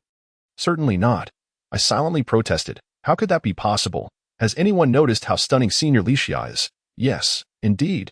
The first time I encountered her at the school gate, I was struck by her beauty. She possesses an ethereal quality, imbued with a scholarly aura. I share the same sentiment. Perhaps Lixia Senior does not hold Mingyang Senior in high regard, especially considering that she herself possesses commendable qualities, does she not? Mingyang indeed. Indeed, this statement holds a profound truth. Have you all noticed Lu Xiaozhou Senior? The legendary alumnus Lu Xiaozhou, perhaps? Which account is it? The one that joined last? The one with the profile picture of a blue glass bottle? Yes, that one. Does anyone dare to him? No one dares. A chorus of reluctance echoes forth, surprisingly. The most discussed topics in this bookstore group over the past couple of days have centered around these two seniors. I had assumed that our conversations would primarily revolve around literature. When I write, I often fear disturbances, thus, I habitually conceal my phone, placing it out of sight to avoid the temptation of glancing at it. The sensation of being infested with insects while reading in my childhood remains vivid in my memory. Yet such anxiety and restlessness have become rare occurrences now. However, the phone has emerged as a new affliction. Perhaps many find themselves ensnared in this predicament, as I too grapple with the issue of distraction. Therefore, the most prudent approach during writing and reading is to diligently tuck my phone away. Simply opening WeChat or Weibo, even for a casual scroll, can consume a considerable amount of time. Wielding a device that connects one to the world makes time seem to fly, as if it has sprouted wings. As for the cooking of the local specialty, exploding fish noodles, boil water, add tea leaves, and wait for the beans. The rain has ceased, and my stomach growls with hunger, reminding me that I have yet to partake in lunch today. Being on holiday at home differs greatly from being at school. During lunchtime at school, I am invariably famished, as if perpetually in a crucial phase of growth. Even as the sun sets, I find myself equally ravenous. The girls in my dorm often remark that I am a wasteful eater, for I consume, yet do not gain weight. That I cannot discern whether this is a compliment or a jest. After 2 weeks at home, my daily routine remains remarkably structured, yet I somehow forget about lunch. Perhaps I am too engrossed in writing to feel hungered. A tea this moment, a leisurely stroll along the riverside. Stopping by a quaint shop for a cup of coffee and a sandwich would be delightful. No, I yearn for a bowl of exploding fish noodles with a fried egg from Dafugue. The exploding fish noodles from Dafugue are the epitome of culinary satisfaction for me. That I was just about to message Duzzy to suggest we head to Dafugue for a bowl of noodles when the wind chimes suddenly rang. Lixia, I have returned. Welcome back. Goodness, it feels as though we are newlyweds. Who resembles newlyweds? Where did you go? Not needing to finish the inquiry, I already surmise where Duzzy has ventured. Duzzy arrives, carrying 2 bags filled with neatly pressed clothes. One can easily guess that he must have visited brother Yuanla during these past 2 hours. Doesn't he have work? It's his lunch break. From 12 to 1:30, he made time to accompany me to the studio. But unfortunately, I could only take 2 sets. I will need to return in a few days. Duzzy wipes the sweat from his forehead and retrieves a bottle of sparkling water from his bag. Gulping it down. You've worked hard. After saying this, I take the initiative to head toward the bathroom with the clothes in hand. Hey, have you eaten lunch yet? No, I originally intended to go to Dafugue to savor the explosive fish noodles. But you did not return. Let us take a stroll and have a meal first. Dining is of utmost importance. I shall ask my mother to select a larger piece of explosive fish for me. The aunt that Duzzy referred to is indeed my mother, who works at the Dafugue restaurant in Changli. Ever since Dafugue opened on Changli Road, my mother transferred from the original location in Huangpu District, which was earlier part of Nanchur District. The explosive fish noodles that I crave are my mother's specialty, and they served as the initial inspiration for my culinary map of Pudong. The essence of explosive fish noodles lies, of course, in the fish and the noodles. During my university days, a classmate once inquired, with a hint of confusion, about what precisely explosive fish noodles entailed. May I pose a question to Licia, one that has perplexed me for quite some time? What question? It concerns the explosive fish noodles you often mention. Do they truly contain abalone? Abalone? Explosive fish? I chuckled heartily, explaining that it is explosive in the sense of an explosion. Explosive in that sense. The girl's face was filled with perplexity, and Licia urged me to clarify, as this question had left her in a quandary for ages. The process begins with fresh grass carp being plunged into a sizzling hot oil pan. Frying until both sides are golden brown, preferably fried twice for an extra crunch. The next step involves immersing the fried fish into a meticulously prepared sauce, which is quite particular. The Shanghai palate leans towards the sweeter side, necessitating the inclusion of white sugar, cooking wine, light soy sauce, dark soy sauce, and minced scallions, ginger, and garlic. All these must be blended harmoniously, though the garlic is not mandatory. Those who dislike it may omit it. My grandmother does not use minced garlic in her explosive fish sauce, as I am not fond of the garlic flavor. So, is the dish named explosive fish noodles due to the oil explosion, and not because of abalone? My classmates still seemed somewhat bewildered. That evening, I took her to the nearest de Fou Gouet restaurant to indulge in a bowl of authentic local explosive fish noodles. The noodles were as fine and white as snow, soft and not sticky, with a delicious broth made from simmered bones or simply water flavored with snow vegetables. The explosive fish was allowed to soak in the noodles for a while, enhancing its flavor upon consumption. My roommate, who typically refrains from meat for the sake of her diet, exclaimed that it was absolutely delectable. I had worried that the northern girl might find the slightly sweet taste of local explosive fish noodles unpalatable. It is just a tad sweet. It is hardly anything to fret over. Perhaps I was a southerner in my past life. After a slight addition of sugar, this fish rivals abalone. I squinted, resting my chin in my hand, watching my classmate relish a large bowl of explosive fish noodles, and I remarked with a smile, I truly cannot discern the difference between abalone and shiitake mushrooms. Neither tastes particularly special to me. However, I have relished these explosive fish noodles for over a decade without ever growing weary of them. I could eat them every day. Duzi and I walked along Chongli Road with umbrellas, and upon reaching the intersection of Hashan Road, we spotted the grand sign of de Fou Gouet. I would like explosive fish noodles with a fried egg and spicy sauce.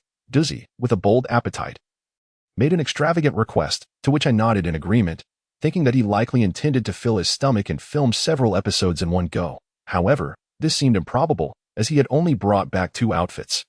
According to Duzi's plan, he changes into a new outfit for each episode, so today he could film at most 2 episodes. I exhaled softly. Am I simply famished? Silly me. You were the silly one. I was merely contemplating the financial implications of changing outfits for each episode. To be frank, the expenses would be quite substantial. A decent Lolita ensemble typically costs no less than 1,000. The inferior options hardly suffice to meet Duzi's refined taste. It is evident that Licia is the more discerning of the two. That your brother mentioned that during our last outdoor shoot, you seemed rather displeased throughout the entire process. How dare he say such a thing? He woke me at 5 in the morning, and in my groggy state, I was whisked away in a vehicle. Then, an unfamiliar woman pressed my face down for a makeup session, leaving me oblivious to my own appearance. Had it not been for the fact that my cousin was driving, someone who had tormented me in our childhood. What? Oh, never mind. That I was merely expressing my relief that my brother has an abundance of clothes.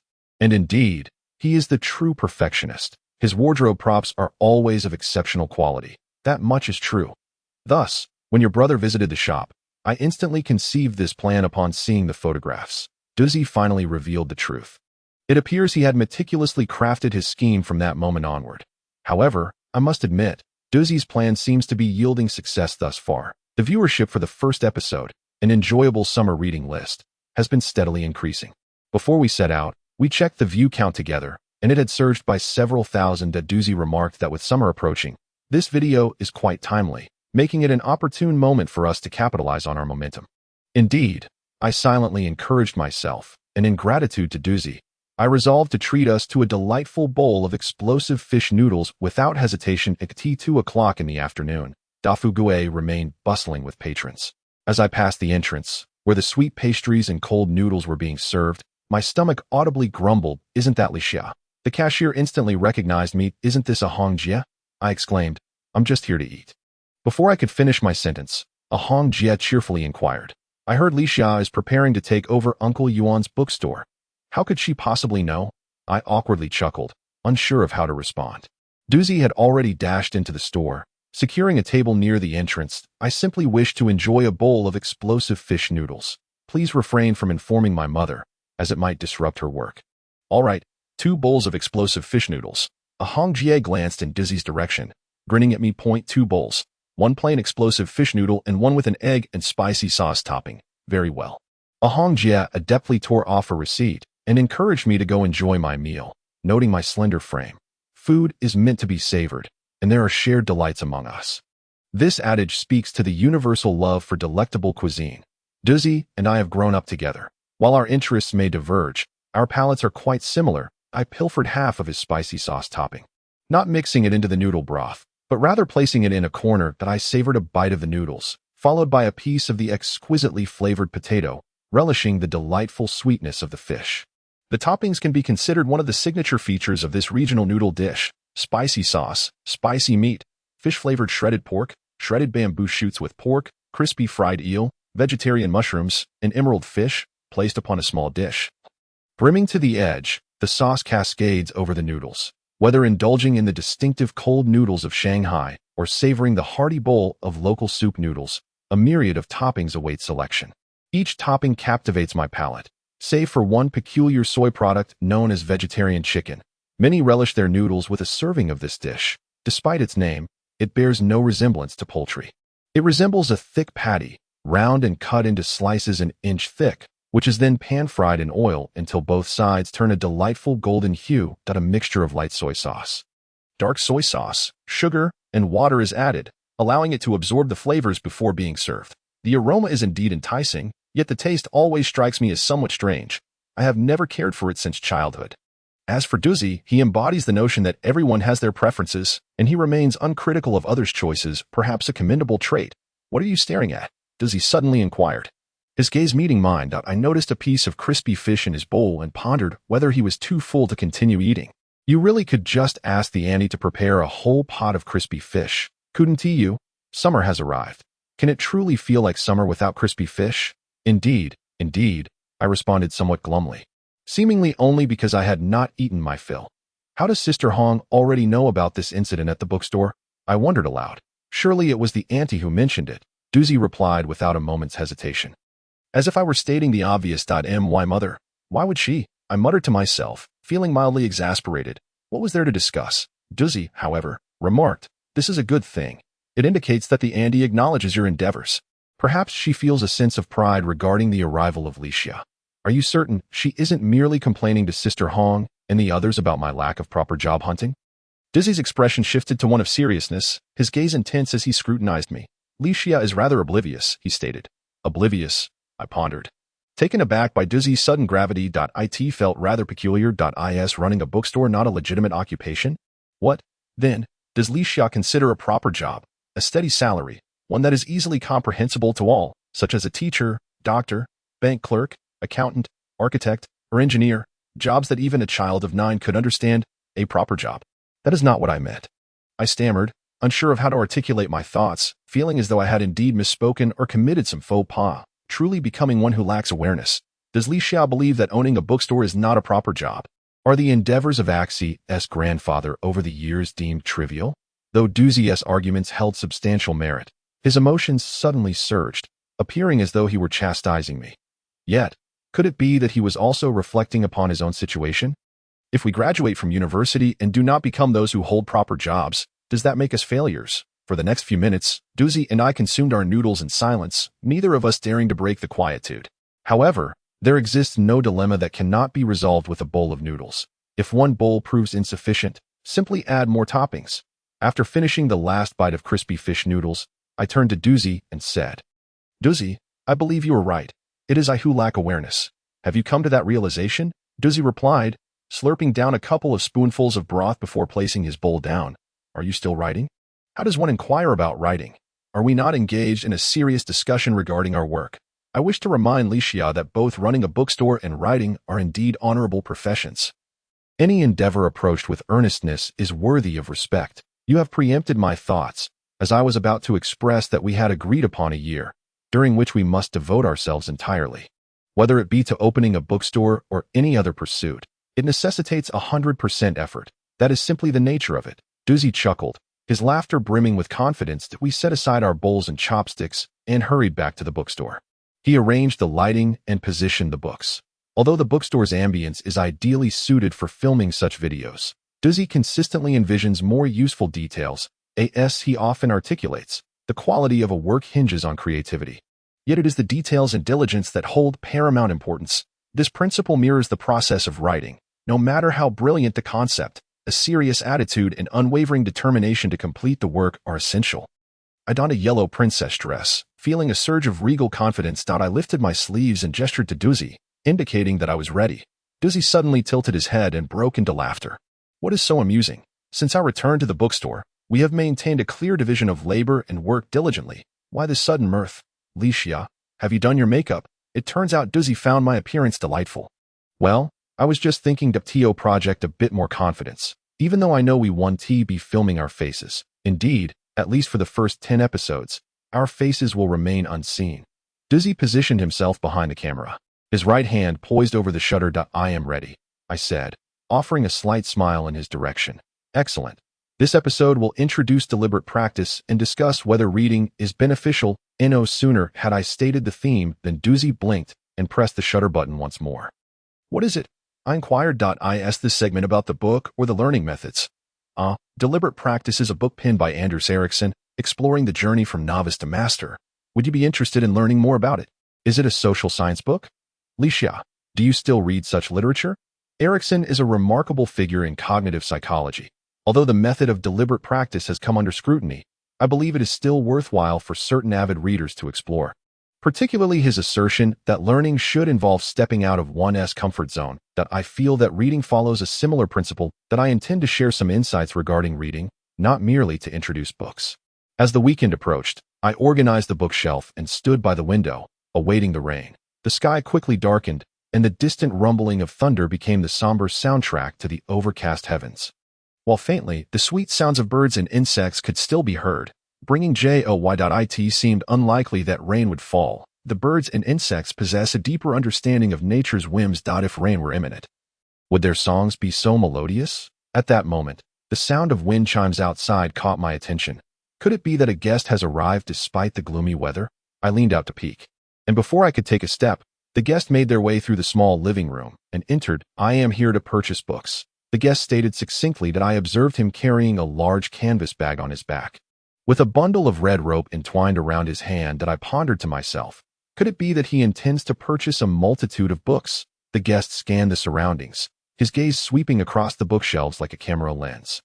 Subsequently, he placed the light green canvas bag he had slung over his shoulder onto the table. With a thud, the bag landed on the surface, emitting a resounding sound, indicating it was not empty.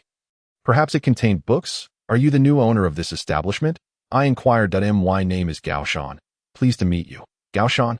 This man named Gaoshan stood approximately 170 centimeters tall, and I could not surmise his weight. In any case, he was a rather short man in his 30s, with unremarkable features and an air of weariness about him. If I were to pinpoint a distinguishing characteristic, Gaoshan's expressions were animated as he spoke, his eyebrows furrowing and his mouth twitching intermittently, his eyes blinking incessantly. This peculiar display of facial movement struck me with a sense of familiarity. I am indeed the proprietor of this shop. You may call me Licia. I waved my hand at him, and Gaoshan deftly retrieved several books from his canvas bag.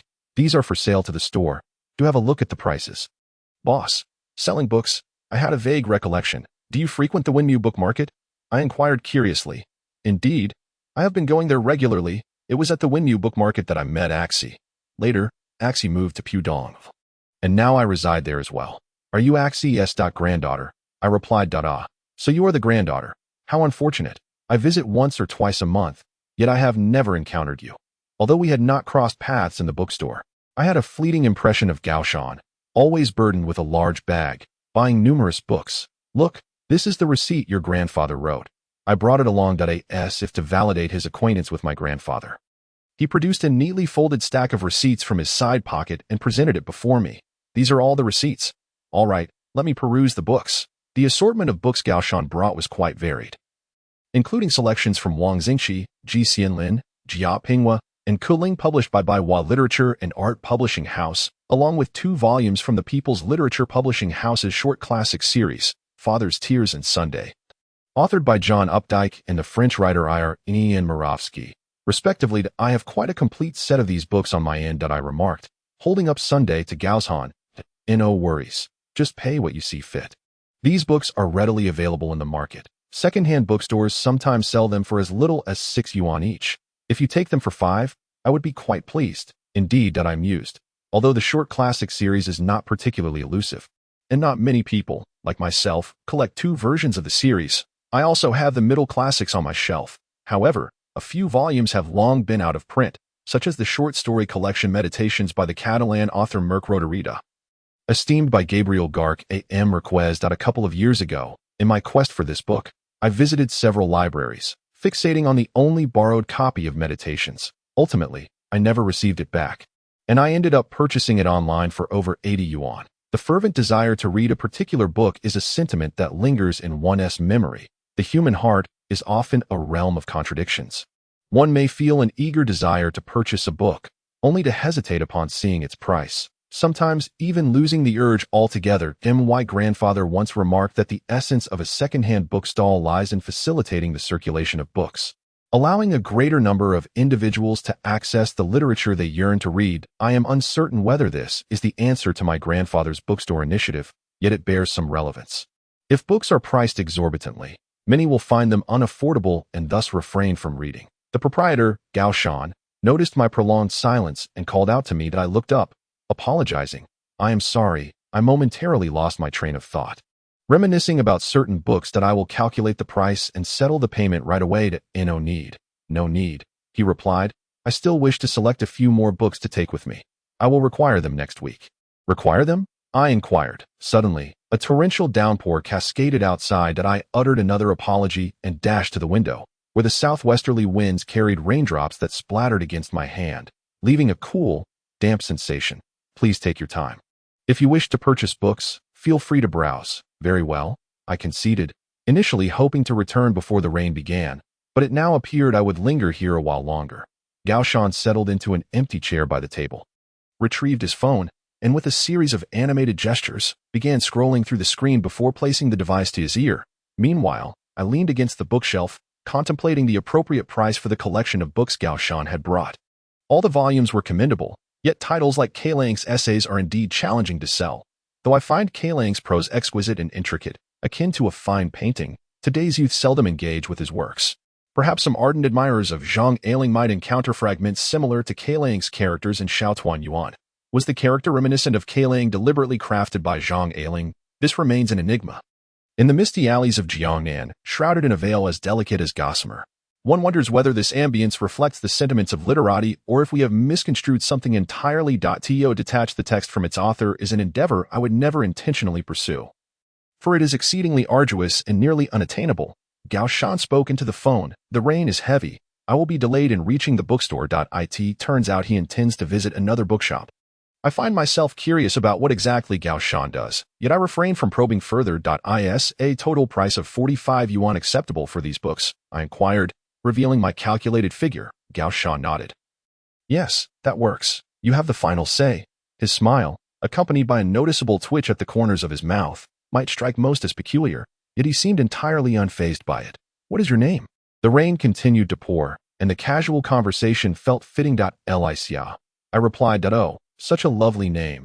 As beautiful as summer. I have heard from your grandfather that the most avid reader in the family is his little granddaughter. Is that so? My cheeks flushed slightly. My grandfather likely remains unaware of my childhood struggles with reading. Perhaps I have clung to books in hopes of overcoming this challenge, and over time, those around me have formed an impression of Licia as a child who adored reading. Gao Shan selected numerous books with remarkable speed, akin to snatching instant noodles from a supermarket shelf. Perhaps he is quite familiar with the books on my shelves, I pondered to myself, since he claims to visit the bookstore monthly. He must indeed possess an intimate knowledge of these volumes, especially considering our bookstore occupies merely 50 square meters. Mr. Gao Shan, while selecting books, occasionally glanced out the window, as though someone outside were waiting for him. This is M.R.G. Sui's collection. When did Axie begin to gather these works? On the top shelf of the eastern bookcase lies M.Gu Sui's books, with a complete set of the complete works of Gu Sui. Published by Hebei Education Press in 2014, positioned on the far left a couple of years ago, while passing by a second-hand bookstore on Shaoxing Road, I chanced upon this complete set.by then. I had already read reflections on Chinese classical poetry, the spirit of Chinese classical literature, and the original realm of Chinese classics, published by Peking University Press in 2012, 2014, and 2016 respectively. The content of these books primarily derives from M.Ye Jiaying's treasured recordings of Mr. Gu Sui's lectures spanning over 60 years at that time. I was utterly captivated by M.Gu Sui's works, lamenting only that I had not discovered him sooner to diligently study his writings. His scholarship is so enchanting, and his character so admirable. Truly, it is easy to encounter a master in knowledge, yet rare to find a mentor in life. Thus, during that period, I expended most of my pocket money on purchasing Mr. Gu Sui's books. The Poetry Talks of Tuan, Gu Sui on Zen, Lectures on Gu Sui's Poetry, Essentials of Gu Sui's Learning, and his essay collection, Poetry, Books, and Life. One can imagine my joy upon seeing the neatly arranged complete works of Gu Sui on the shelf. Longing to take them home immediately, regrettably, the owner informed me that this particular set was his personal collection and he was unwilling to part with it. I felt a twinge of disappointment. Unable to insist, after all, when something so cherished is offered to another, the sensation is rather unpleasant, akin to brushing one's teeth with lemon juice. Recently, this sentiment has intensified. Whenever a customer enters to browse, I find myself anxious, and when a book is sold, a sense of loss lingers, only slightly masked to avoid detection. This collection belongs to me, I confess honestly, yet I dare not say much more for fear that Gao Shan may take an interest in it. I realize I am being somewhat overly sentimental. How can I manage the bookstore effectively in such a manner? While I hesitated, Gao Shan returned to his desk with a stack of books. This will do, he remarked. All right, I responded, moving beside him. 1, 2, 3.9 books? Yes, 9. Any more would be cumbersome, as I still need to visit Xiaozhu's bookstore. Having said this, Gao Feng glanced at my water bottle and then shyly smiled. I apologize for forgetting to prepare tea for you. I walked into the living room, retrieved a bottle of mineral water from the corner, and returned. Here you are, without a teacup for guests. Mineral water seems cleaner. Ah, thank you. Gao Feng opened the bottle and began to drink, appearing rather parched. These few add up to 85 yuan. Li Xia's prices for books are higher than Axi's. Gao Shan's expression suddenly darkened, and he continued. To be honest, these classical literary works were purchased as gifts for. He trailed off mid-sentence. Curiously, I inquired, are they intended for someone else? Gao Shan nodded. It's for a charitable event. I originally wasn't going to participate. As Axie knows, I actually am. He twitched his lips, but left his thought unfinished. Well, since they are gifts, perhaps I should select a few older editions, Gao Shan remarked, capping the water bottle and moving towards the bookshelf. It's all the same. If they are for others, then. He paused and added, to be frank, these books are meant for the children in Sichuan. I am involved in a charitable initiative to donate some books to a school that has been rebuilt after a disaster. I had no idea such charitable activities have been ongoing for many years. In my childhood, I heard of a charitable initiative called Carry One More Kilogram, where participants would carry an extra kilogram of books to local children whenever they traveled somewhere. I still remember that activity, though I was too young to participate at the time. Does Li Xia wish to join a charitable endeavor as well? Gao Shan's eyes suddenly sparkled. If Li Xia is interested, she can explore this public account for more information. Gao Shan took out his phone, opened a public account, and presented it to me. Pudong Civilization? Yes. Look here, numerous charitable activities are posted. Our bookstore is part of a cultural charity project. You can keep an eye on it, and if any suitable activities arise, we can participate together. I opened my phone to search for Pudong Civilization and subsequently followed the account. Engaging in charity? Sounds great. I've always been quite interested. Speaking of charitable enlightenment, it indeed began with the Carry One More Kilogram initiative created by an ZHU. My sister had participated in that activity. She was 3 years older than my brother, who was 3 years older than me. At that time, she had enough money to travel, while my brother and I were still attending middle and primary school. In addition to donating and gifting books, there are also some charity markets one can join. Or look at this. Gao Shan enthusiastically introduced me to various charitable projects, seemingly more passionate about charity than book purchasing. I thought to myself, I would be willing to participate in any charity related to books. You can check out this address, Sini Hui Social Organization Innovation Space, located at 555 Nanyang Road, Building 4, Lujiazui Financial District. There are many charitable organizations there for you to learn about, but I am neither a formal store nor a small business. I am just an individual. I am just an individual too. We are all charitable people.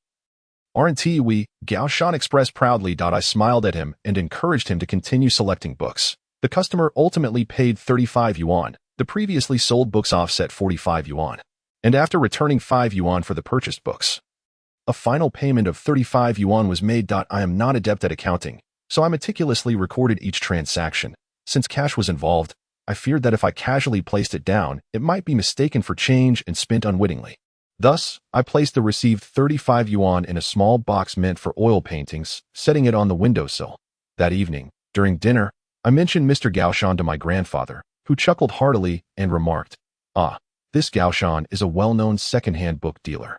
My cheeks instantly flushed with embarrassment. Could it be that I had encountered a fraud? A person devoted to philanthropy could hardly be associated with deceit. In my mind, that I found it utterly impossible to reconcile the two.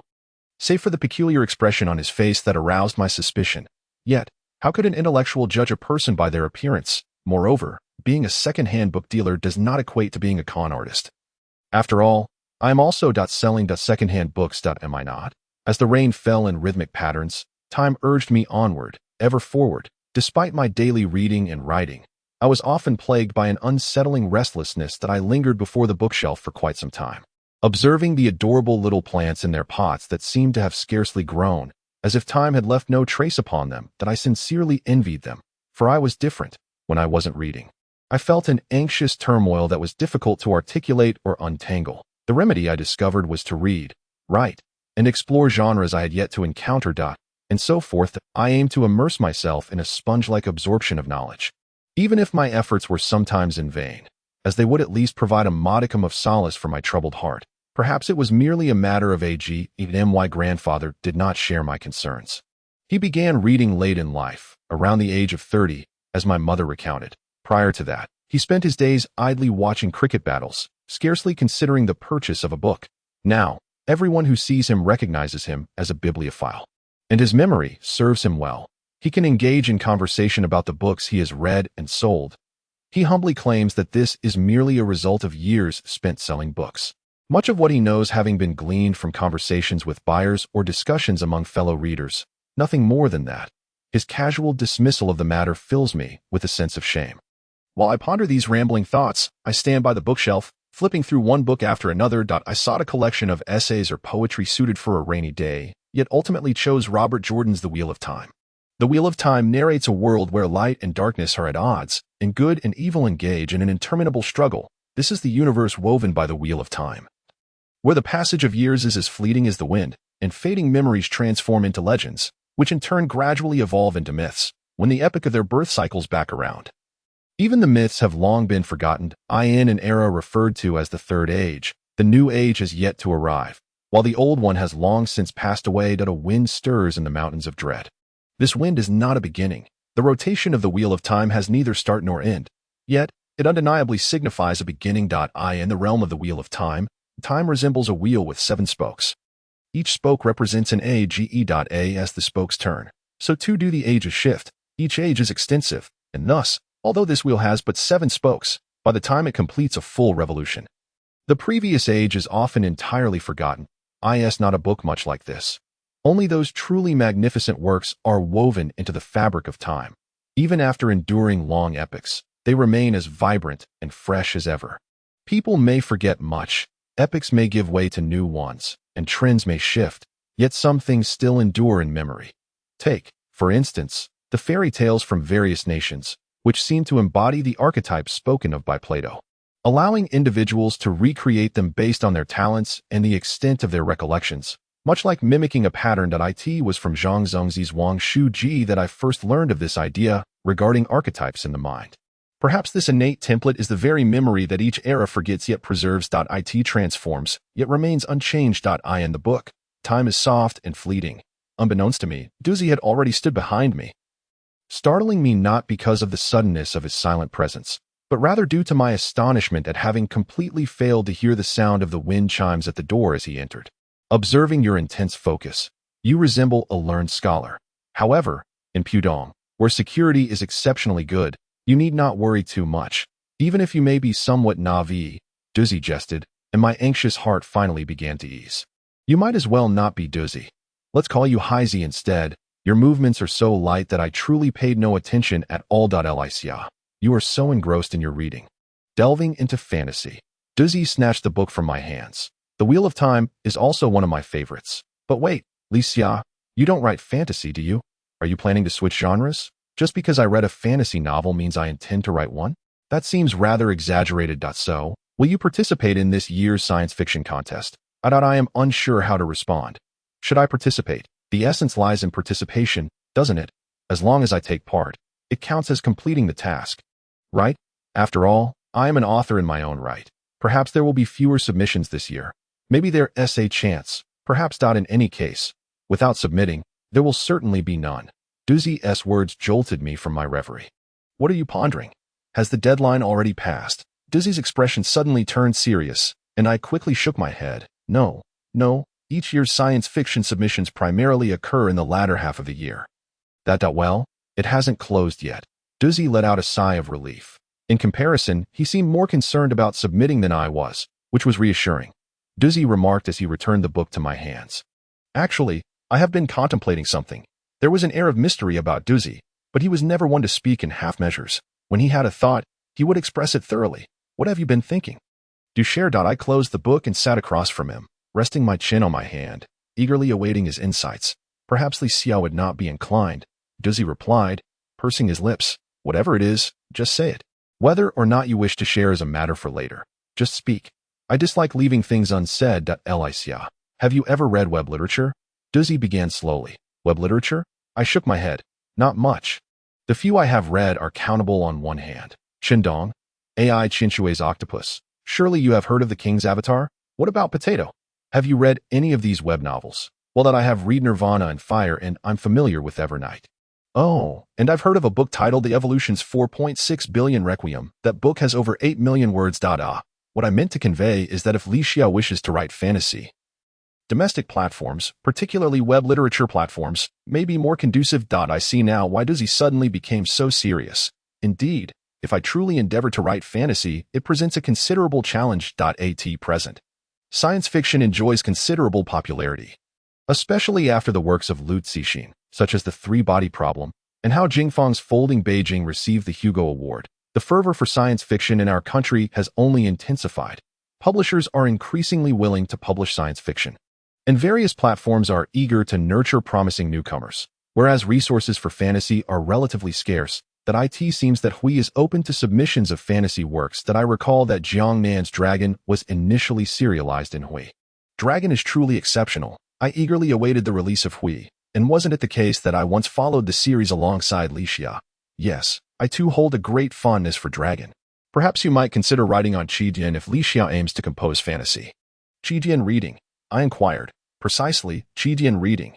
I admire many authors from Qidian. Licia, would you care to give it a try? A bookstore is not akin to a library, while the idea of trying it out is appealing. The realm of web literature is vast and infinite. One cannot simply say I'll give it a try and proceed. I did not respond to Doozy, but quietly downloaded Qidian reading, seizing the opportunity while Doozy was at home editing videos in the afternoon. I opened the app and perused several recommended books. I read. An hour slipped by. Then could this be the opening of a new world? Rubbing my slightly sore eyes, I noticed a cup of sour plum soup on the table. Oh, did Grandma come by earlier? I had become so engrossed in the medieval demon-hunting tales that I had forgotten about it. I was certain I exchanged a few words with Grandma, but that indeed, it had slipped my mind. Lifting the cup of sour plum soup, I took a sip. The tangy coolness was refreshing, far surpassing any beverage. At that moment, I heard a commotion outside. I set down my blanket and walked to the door, where a few students were loitering, seemingly awaiting someone's arrival. Is this the place that Zhou Xiaotong mentioned? This fellow arranged to meet us, but has yet to arrive. A chubby boy, dripping with sweat, wore an oversized white short-sleeved shirt that made him appear taller than the others. Here they come. A girl in a gray athletic dress stood on her tiptoes, waving towards the direction of the sycamore tree to the east. The boy dashed out from behind the tree, panting. My grandma insisted I finish my summer homework before she would let me out. The speaker was indeed Xiaotong. By the way, did you all bring money? Xiaodong's tone carried a hint of leadership. That I brought my phone, replied the chubby boy. I have cash, though not much. Didn't they say we could read there? The girl remarked, glancing at her bag as if to confirm that the money was indeed inside. I still believe that the Zujiadu Community Library is quite a good option. A boy wearing blue glasses, who had remained silent until now, chimed in, and the girl nodded in agreement. The Namita Road Community Library is also quite good. It's different. Zhou Xiaodong hastily waved his hand, exclaiming, I must remind you, the library prohibits any form of conversation. Of course, it is a matter of civility, the girl replied, but the library certainly lacks an older sister to introduce you to books. Ah, so it is an older sister we are speaking of, Xiaodong. You are being rather excessive, remarked the bespectacled boy, adjusting his glasses with a rather amusing air of youthful maturity. What are you talking about? I meant that this bookstore has a plethora of wonderful items. Xiaodong whispered a secret into the girl's ear, feigning mystery, while the two boys nearby exchanged incredulous glances. Still whispering secrets, are we? Let us enter and discover for ourselves, declared the chubby boy, turning about with the bespectacled boy closely trailing behind him as they approached me. Li Xiajie, Xiaodong's face flushed slightly with shyness, though he quickly regained his confidence, introducing me as this is Li Xiajie. Are all these your classmates? I inquired, uncertain of what to ask. Yes, they are all classmates from Sanshao, and we four are in the same class. We thought we might come to read at Li Xiajie's place. But I'm not sure. Oh, that's perfectly fine. Come on in, I replied, opening the door wider. Suddenly, the little girl exclaimed, Oh my God, is this really the Li Xiajie Xiaodong mentioned? Huh. The bespectacled boy pushed up his glasses, scrutinizing me in a peculiar manner. It was the first time I had been surveyed so thoroughly by a primary school student, leaving me momentarily flummoxed. Are you here to buy books? In the midst of my embarrassment, I recalled my role. I was a shopkeeper, after all, and selling books was precisely what I should be doing. This is truly beautiful, remarked the bespectacled boy after observing me for a while, pulling his chubby companion along. Isn't she even prettier than our English teacher? Not at all. My sister is far more beautiful, scoffed the chubby boy. Are boys nowadays already discussing the looks of girls in the 4th and 5th grades? The new generation, indeed. This is a manga by Junji Ito, the girl nearly shrieked. Lucinshin, why are you shouting? The bespectacled boy turned to her, his tone notably indifferent. Girls just enjoy being dramatic, Xiaodong chimed in, standing before a shelf filled with mystery novels, not bothering to lift his gaze. Are you not amazed? Aren't you curious? This is Junji Ito, after all. Have you heard of Suchi's diary? Isn't Tomi captivating? It truly is, I mentally replied. Now you understand why I claimed Li Xiajie's bookstore surpasses the library, do you not? Xiaodong's demeanor was far more cheerful and animated than when I had first encountered him here, that I stood in the corner like a specter when Dizzy walked in. Finished so soon? I whispered that I have some good news for you. I sent you a WeChat message. Were you writing again and hiding your phone? Not exactly. I was actually browsing online and had activated Do Not Disturb mode. I confessed, realizing I had lost track of time, even forgetting my grandmother's offering of sour plum soup. Dizzy seemed unfazed by this, asking, Are all these Xiaodong's classmates? Yes, it appears Xiaotong brought them along. Dizzy chuckled, rubbing his shoulders. Li Xiao resembles an elementary school teacher quite a bit. Oh no, not at all. I have no desire to be an elementary school teacher, a stable profession, you see, spending each day amidst a delightful group of students. Is it not a splendid prospect? I shook my head. Indeed, my mother had suggested I apply to a nearby elementary school. I possess the self-awareness to understand that dealing with people may not suit me well. Teaching children carries a significant responsibility, and I have yet to fully mature myself. You mentioned earlier that there is good news. What might it be? I intentionally diverted the conversation elsewhere. Can you guess? I shall not indulge in guessing. Very well. You truly lack a sense of fun. Dizzy stretched languidly. We have found clues regarding the person we are searching for. The person we are looking for? Are you implying that it could be? I covered my mouth in surprise. Could it be that a video from Bilibili has indeed led us to the owner of that postcard? When the video was first released, Doozy and I would diligently peruse the comments each day, hoping to uncover clues related to our search for swimming. According to the theory of 6 degrees of separation, that if this theory holds true, then any individual in the world can connect with another through a maximum of 6 intermediaries. I vaguely recall such a theory, and given the power of the internet today, it should be sufficient for us to locate the 2 owners of this postcard. So, which person have we identified? Is it a character from Pride and Prejudice or a song from Mayday? Or perhaps someone knows one of them? Why not check the comments yourself? Duzi seemed to be engaging in a bit of theatrics, and I didn't wish to trouble him further. Who doesn't know how to watch a video? I turned away and dashed to the table to fetch a cup of sour plum juice to offer Duzi. Wow, this is my absolute favorite, Duzi exclaimed joyfully, lifting the cup and drinking it all in one go. Lixia Jiejia, are the books here remarkably inexpensive? Just as I was about to open Billy, a bespectacled boy approached me. Cradling 3 books in his arms. 69, a fellow student purchasing history books. Sister, noting my silence, the bespectacled boy called out again. I crouched slightly to take the 3 books he held, which were titled The Legendary Iron-Blooded Emperor Chairong, The Benevolent Warrior, Emperor Zhao Kuangyin of the Taiping Heavenly Kingdom, and a detailed account of the Song Dynasty. Do you have a passion for history? Observing the titles in his possession, it was apparent that he was a child fond of historical literature. Lixia Jiejia, I've heard that books here are quite affordable. The boy did not respond to my inquiry, but blinked a few times before repeating his question. Certainly, they are cheaper than those in large bookstores outside. However, most of the books here are not brand new, but I believe these books are as good as new. Look, these volumes seem untouched. Upon hearing the boy's words, I flipped through the books he had discovered. Indeed, all 3 appeared remarkably new, despite having been published a few years prior. Only the book about Chairong exhibited slight yellowing, and its cover had faded a bit, a natural consequence of being placed on a shelf for an extended period without being handled. If this book were to bask in the sun on a fine day, with a gentle pat and a shake, it would resemble a new book quite closely. While conversing with the boy, his companions cast furtive glances our way and whispered among themselves, the content of their conversation shrouded in mystery. The bespectacled boy appeared somewhat uneasy, his shoulders slightly hunched, betraying a hint of nervousness. The rain has ceased outside, and with an unusual gathering of individuals in the room, I suddenly pondered whether accommodating 12 adults for the book club event on Sunday might feel rather cramped. Perhaps, as everyone engages in lively discussions about literature, the space will not seem constricting. Indeed, they may even find such intimate exchanges to be more advantageous. That moment, the chubby boy turned to me and unexpectedly said, Lixia Jiejia, it's all right if you sell it to him for a higher price. Huh, I had assumed that this child, like Xiaodong, had limited pocket money, which is why he inquired if the books in the store were inexpensive. How could his classmates suggest I charge him more? Xiaodong stepped forward to clarify. Lixia Jiejia, Xiaoyu's parents are quite wealthy.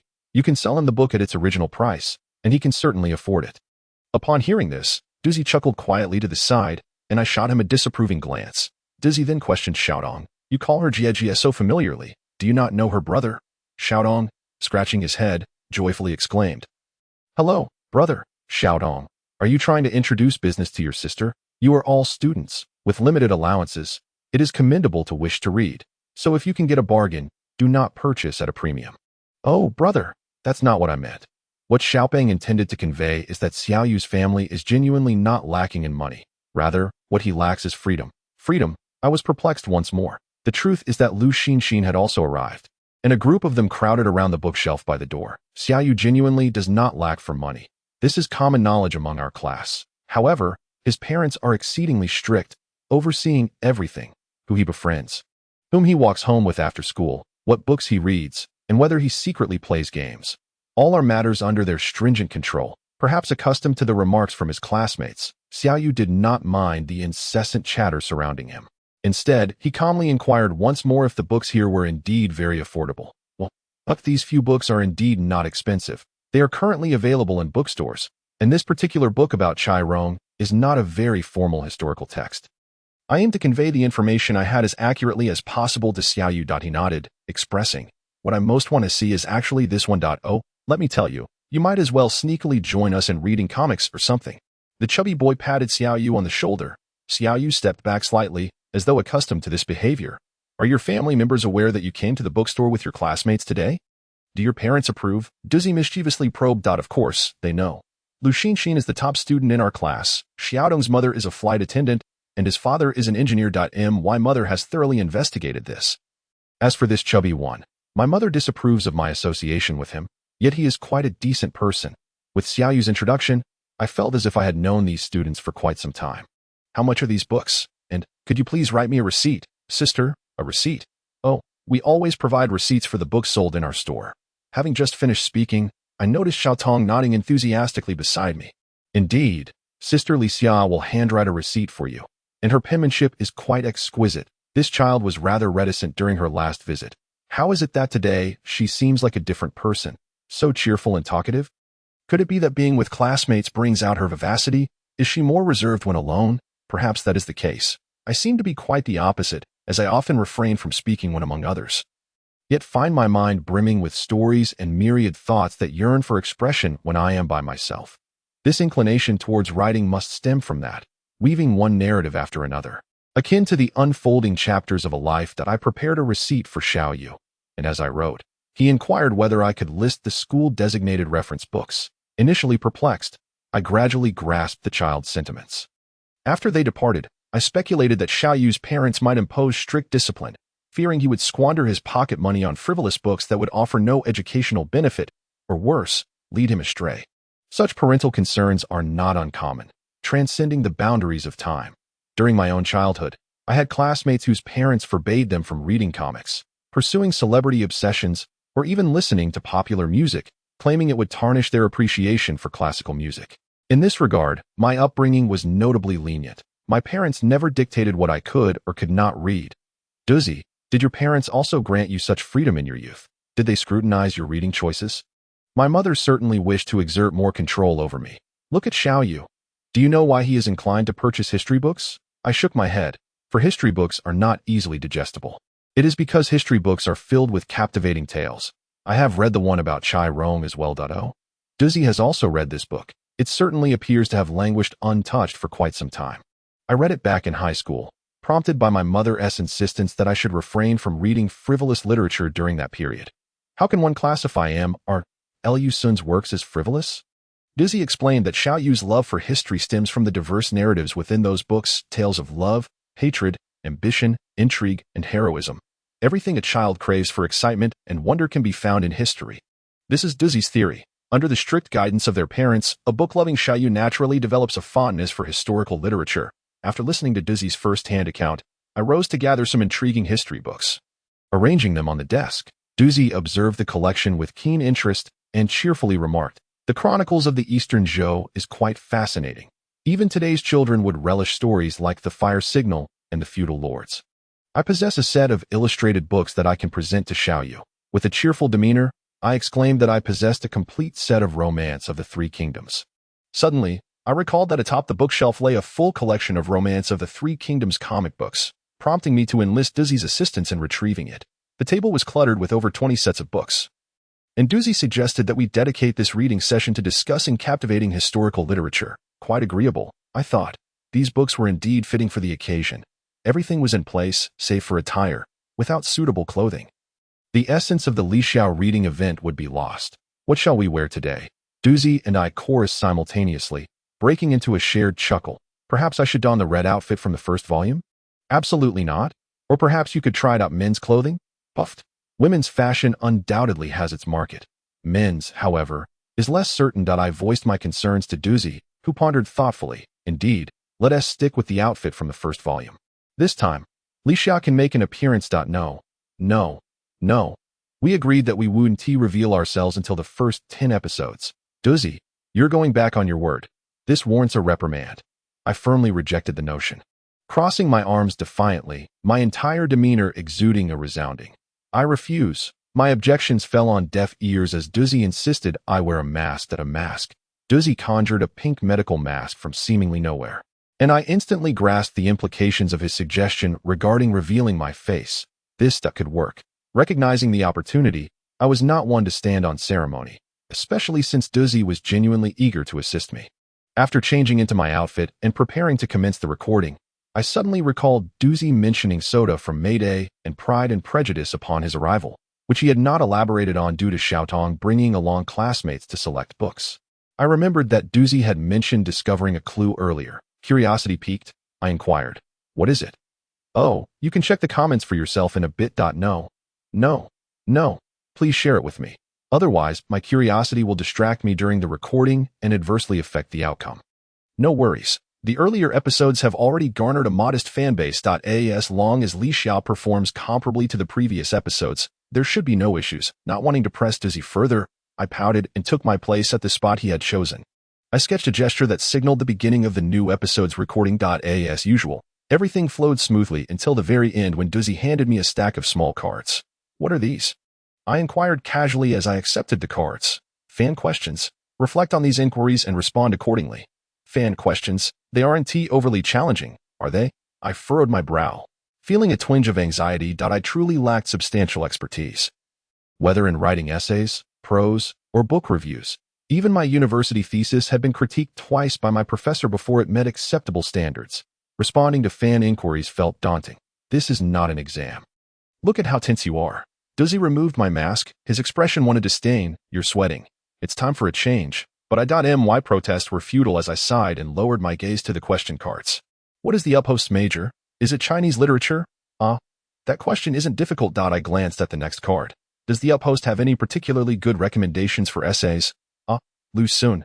Instantly, an answer emerges within my heart. Chinese literature has always been renowned for its poetry and prose. The zenith of poetry was reached during the Tang dynasty, while the pinnacle of prose resided in the Wei, Jin, Southern, and Northern dynasties. Since the May 4th movement, the realm of new literature has seen a profusion of essayists, celebrated as masters, with countless luminaries in their midst. Yet, standing tall above the peaks, there exists but one, Lu Sun. It is precisely due to Lu Sun's writings that embody the spirit and elegance of the Wei, Jin, Southern, and Northern dynasties, a quality unmatched by others. Of course, I also hold affection for Wang Xingqi, Feng Zikai, and especially admire the writings of Lu Sun as appreciated by Zhang Zongzi. The aforementioned sentiments are drawn from Zhang Zongzi's work, In comparison, Mr. Lu Sun, in the preface of Chao Washi Shi, wrote during a time when he found himself marginalized, wandering aimlessly, and seized the opportunity to compile this collection of essays, aptly titled Chao Washi Shi, reflecting his state of mind at that moment. My admiration for Lu Sun came later, after I had perused the history of the Wei, Jin, Southern, and Northern dynasties and immersed myself in the poetry of the six dynasties, leading me to a fleeting infatuation with the spirit of that era. Subsequently, I discovered Lu Sun's essay, The Wei Jin Spirit, and the relationship between literature, medicine, and wine, and upon its completion, I was thoroughly captivated.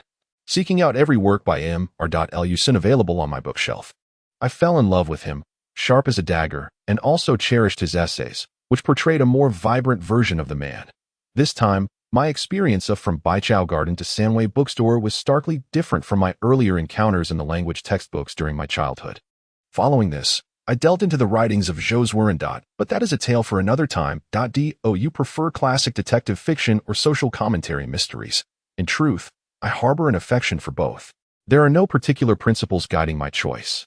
These inquiries do not seem overly challenging, and my mood gradually lightens. When shall we discuss detective fiction? Last time, I was left yearning for more after speaking of Chandler's detective tales. Miss Lixia's take on detective fiction should also be delightful, I presume. Well, perhaps next time, as detective fiction brings me great joy, having cherished it throughout my university years. To speak of it, my fascination with such tricks began in high school, where I found stories filled with twists and turns to be utterly captivating. What to do when faced with the daunting classics? This question strikes a sharper chord that I suddenly feel a restlessness coursing through me. Recalling the days dominated by renowned works, clutching a book universally praised yet struggling to focus, those days are truly hard to reflect upon. Yet sometimes, one must endure. With this thought, I shook my head and said to Duzzy, "This question is somewhat challenging." I turned the card towards Duzzy, who squinted at it for a moment before declaring, "Let me answer this." "Splendid.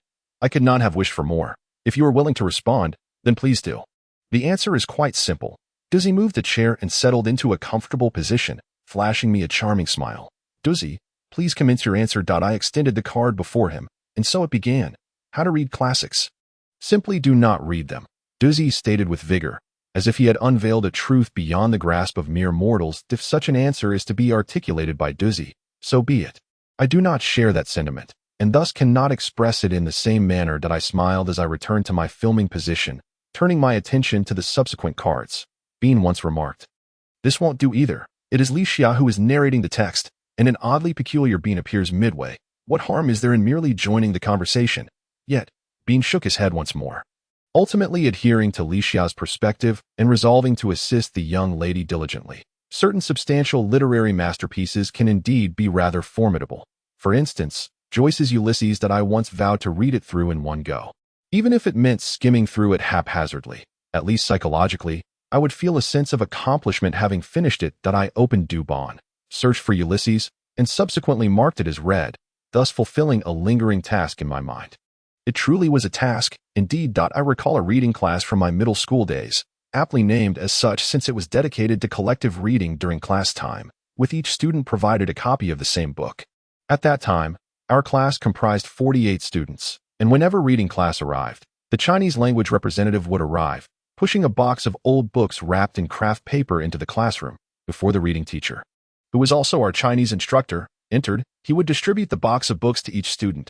The entire box contained but a single title, Water Margin, throughout an entire academic year, across 2 semesters. Each reading class consisted solely of reading Water Margin, repeatedly. I imagine those in our class who loved reading might have completed 2 or 3 readings over the year, but for me, it was sheer torment. I only recall that Li Kuei's mother was devoured by a tiger, and he rescued Song Jiang from the execution grounds, killing his way several miles without regard for military officers or common folk, leaving a trail of corpses, to the dismay of Chao Gai, who admonished him to refrain from meddling in the affairs of the people and to cease harming others. Li Kuei paid no heed to him, dispatching foes with a single blow of his axe. When this group of men fled to a temple by the river, they found the temple gates tightly shut, and Li Kuei sought out the temple keeper, intent on killing him. Alas, I have no fondness for such violence, where each axe severs a head, yet I was compelled to read the tattered, yellowed pages of Water Margin weekly. Each class, I endeavored to present myself as a diligent and unflagging student, surrounded by the incessant rustle of pages turned by my peers, all engrossed in their reading. Why, then, did I feel as if I were sitting on pins and needles, my entire being bristling with an urge to seek new literary pleasures? As the semester passed, I thought I might muddle through, considering the teacher only required us to read without ever offering explanations or analyses. During reading class, the teacher would mark assignments, dozing off, never once glancing at Water Margin, which oddly brought me some joy. I often contemplated approaching the teacher to inquire whether Wu Song's tiger slaying was based on reality. Were the heroes of Liangshan truly righteous figures, upholding justice, or merely a band of rogues wielding axes against the innocent? Yet, I dared not ask, for I was a good student, after all. Another semester passed, leading into yet another. There are 4 great classical novels, and I spent 4 years in middle school, with the 3rd year primarily focused on preparing for the high school entrance examination. During the initial semester, reading classes were not even included in the schedule, leaving us with 3 years' worth of time spent solely on Water Margin. Seasons changed, spring to autumn. Reflecting upon it now, this was indeed an experience of being compelled to engage with a literary classic that I did not particularly enjoy, yet neither did I harbor any aversion toward it.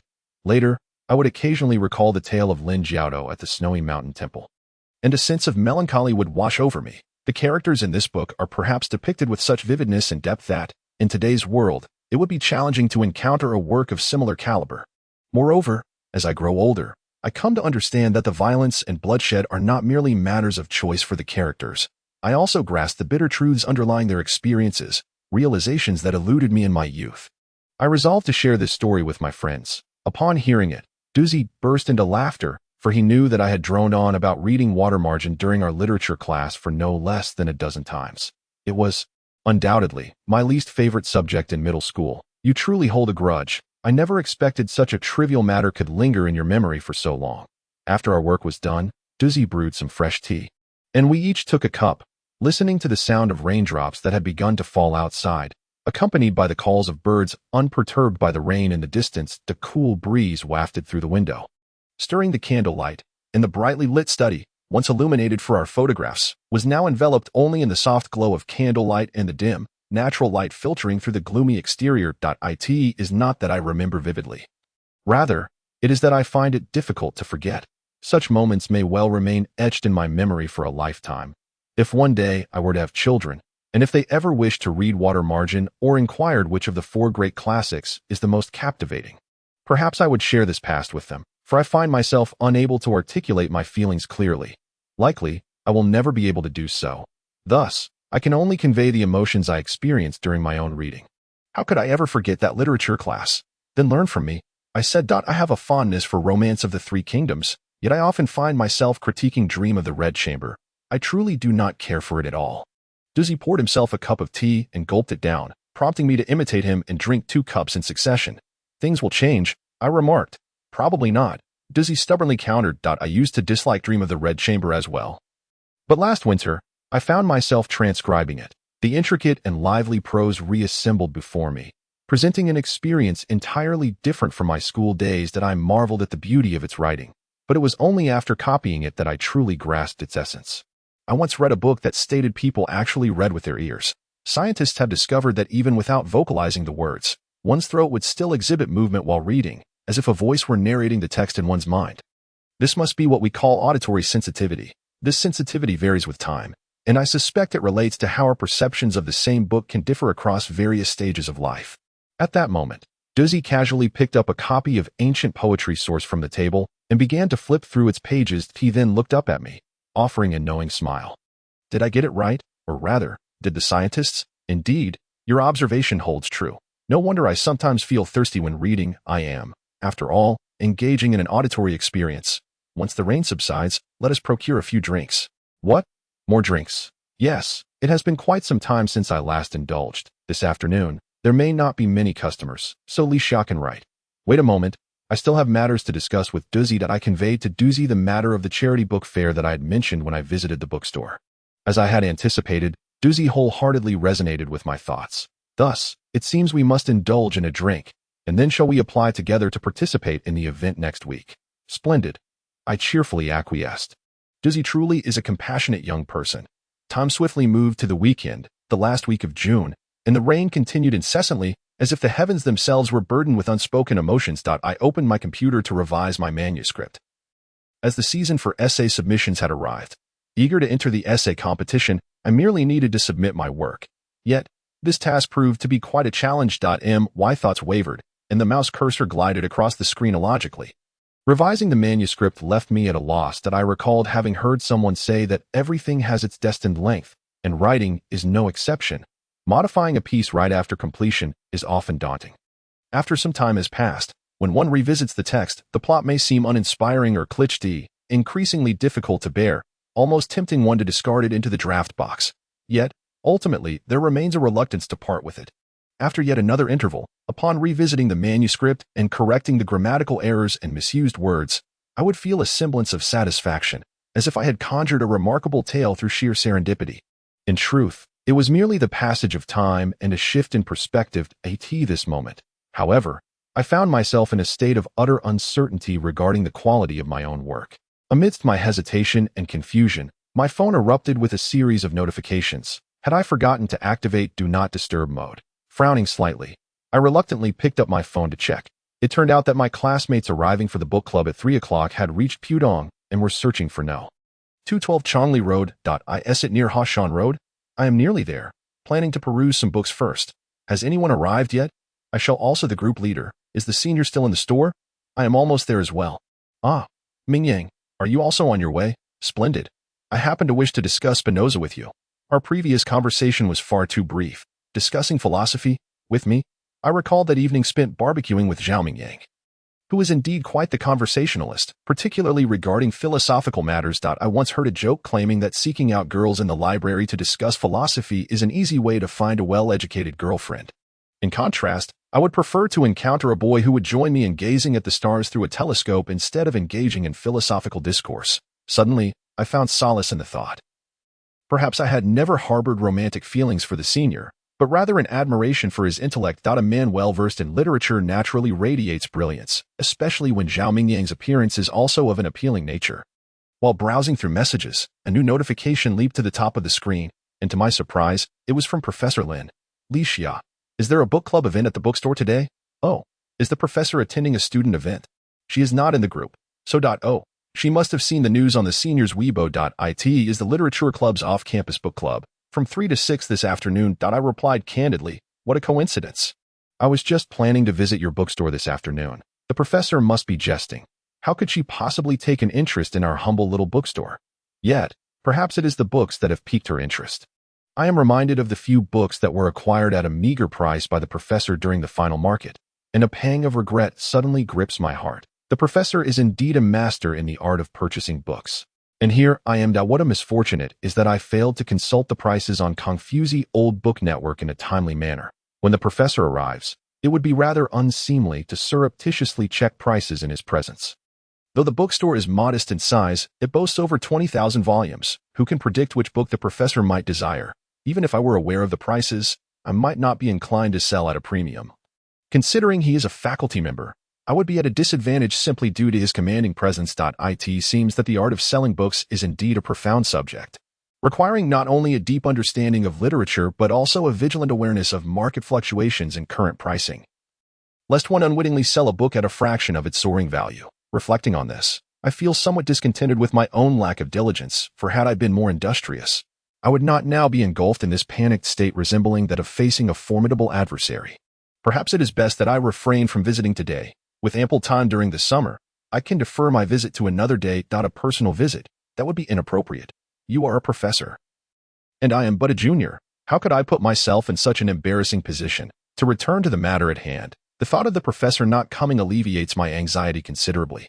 I set my phone down and stretch, suddenly feeling a surge of confidence. Though I have only taken charge of the bookstore for a few weeks, I have already garnered some fans and readers. It appears that if I earnestly commit to a task, I am not entirely without merit. Perhaps in a moment of impulsive enthusiasm, I opened my email and submitted 2 articles to 2 different writing competitions. After sending them, I promptly closed my laptop, my heart racing. Licia, what's the matter with you? Duzzy entered, noticing my peculiar demeanor and offering a semblance of concern. Oh, nothing. I was just my inability to lie leaves me exposed. The moment I attempt to fabricate a story, I find myself full of holes, as if my very soul is laid bare. Thus, I candidly admit to having engaged in a rather odd endeavor. You didn't have a quarrel with a fan, did you? What? I gazed at Duzzy innocently, bewildered by such strange conjectures. Why on earth would I argue with a fan? Oh, it's nothing. I merely thought you might have been displeased after reading the comments. What comments could possibly upset me? I pondered, suspecting it might pertain to the postcard from the Soda and Mayday video. I inquired whether there had been new comments on the postcard video, recalling that just a few days ago we had received a fresh lead. Why the sudden concern about a potential altercation with someone in the comments? Hadn't we just received a lead after weeks of waiting? Duzzy wondered if I had ever quarreled with anyone. I'm not suggesting that you would actively engage in conflict. Just look at Jihu, and you'll see there are many who hurl insults. Some may not even harbor ill intent, but they have a knack for speaking unkindly and never seem to tire of it. For instance, observe the comments beneath the video. It seems that the recent popularity of the Reading Awards video has boosted the views of our search video, naturally leading to an influx of comments. Some individuals have suggested that we are merely advertising, fabricating stories, and that people seriously believe we are genuinely seeking someone, when in reality, it is nothing more than a crude marketing tactic. Marketing? We are not a marketing account. I replied, a hint of dissatisfaction evident in my tone, feeling rather indignant. Duzzy exhibited an exceptionally optimistic demeanor, as if he were already well acquainted with such matters. Noticing my unease, he remarked, "You see, I knew all along that Licia is just too principled. It's not that you're particularly remarkable, but rather that you are excessively upright. Marketing is not inherently a nefarious endeavor, of course. We are certainly not marketers. I merely noticed your peculiar expression and assumed you were engaging in a debate with someone." I chuckled softly, finally comprehending Duzzy's concerns, and hastened to reassure him that I would not elaborate as long as I could locate one individual, preferably someone arrogant and biased. This situation would be elucidated. We were not profiting from this in any way, so what was there to dispute? Then why do you appear so odd? Duzzy inquired as he placed 2 newly purchased packs of coal on the desk. Designated for the club members. 10 minutes later, the first guest arrived, followed by several 3rd and 4th year students, along with a few alumni I had encountered at the end-of-term market. That I procured a chair for myself. Positioning it by the small eastern window, leaning against the bookshelf, almost wishing to blend into its confines, Senior Mingyang and another junior engaged in a discussion about Spinoza, which seemingly shifted to Wittgenstein at some point. I retrieved my headphones from my bag, listening to Dvoke's symphony while reading until Senior Mingyang unexpectedly appeared before me. "Licia, would you like to join us for the activity?" No. I fervently shook my head. I am not a member of the literary society. It would be rather inappropriate. There's nothing inappropriate about it. Everyone is quite eager for Licia to participate. "Licia, do come join us." The adjacent study began to bustle with life. Moments ago, conversations were hushed and cultured, but now they warmly beckoned me. My cheeks flushed as I recalled my previous visit to the Literary Society before the end-of-term exams in my first year. The small classroom at the innermost part of the 11th floor of the Literature and History building was where the society held its regular gatherings. That day, I had cheerfully trekked there, backpack in tow, cradling a book, vividly remembering the elevator and the scent of floral mosquito repellent wafting within. Yet, I found myself pondering which classmate, braving the biting winter winds, still opted for a fragrance typically reserved for summer's insect repellent. The refreshing scent on a winter's day remained unforgettable, akin to being unexpectedly gifted a steaming bowl of wontons in the heat of summer. Surprising yet delightful that I suppose I am someone who is easily pleased.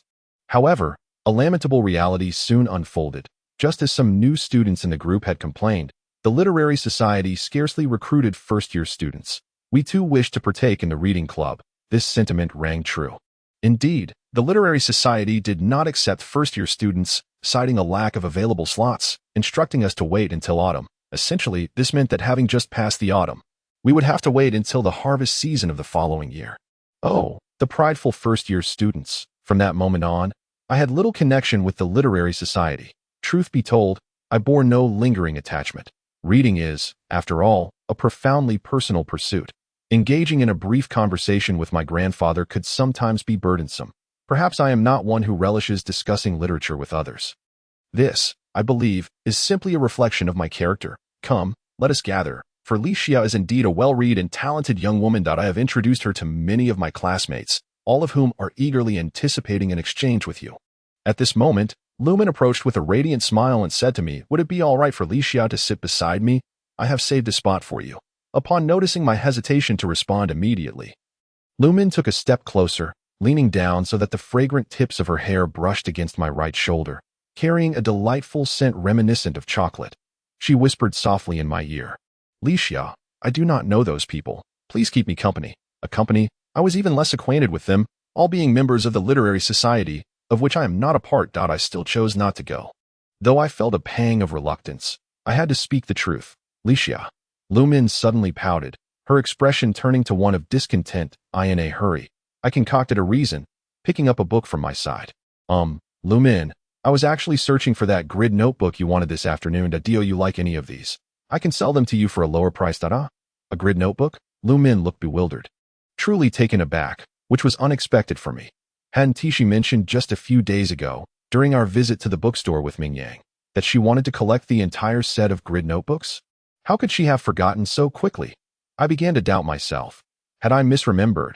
Had I confused a dream with reality? Had Lumin never purchased a grid notebook from the bookstore? Perhaps Ming Yang, noticing my confusion, confirmed, "Last time we were here, Licia indeed expressed her fondness for grid notebooks and mentioned wanting to collect the whole set. Yes, that did happen. So which ones has Licia found now? Are they 5 yuan each?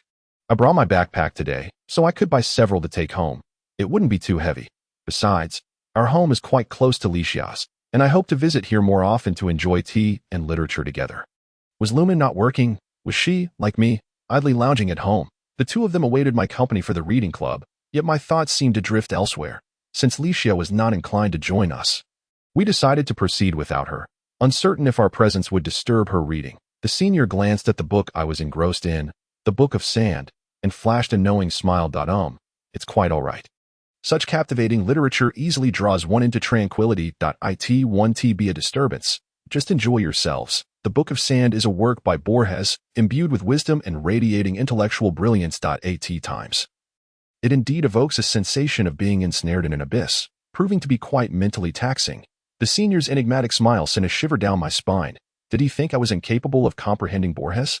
It mattered not, as long as I was not dragged into participating in any activities. At 3 o'clock, the Literary Society's event commenced punctually, and I was unaware of their discussions. Around 4.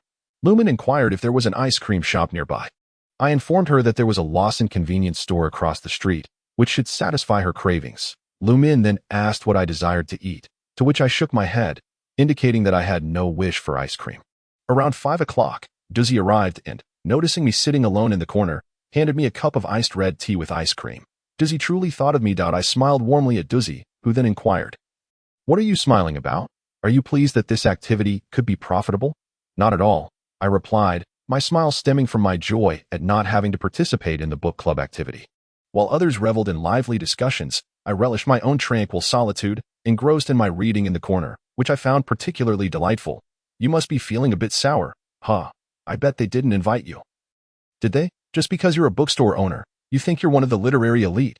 Dizzy playfully tapped my head, earning a fierce glare from me. There was also a piece of good news to share with Dizzy. What good news? He asked. Did you find Pride and Prejudice? Dizzy's mind was evidently preoccupied with his Billy videos that I shook my head. No. Look here. Come and see that. I pulled Dizzy over to the nearby bookshelf, pointing to a row of Borges works. Do you see these books? Look closely. Yes, I see them. They're all Borges works. What's the matter?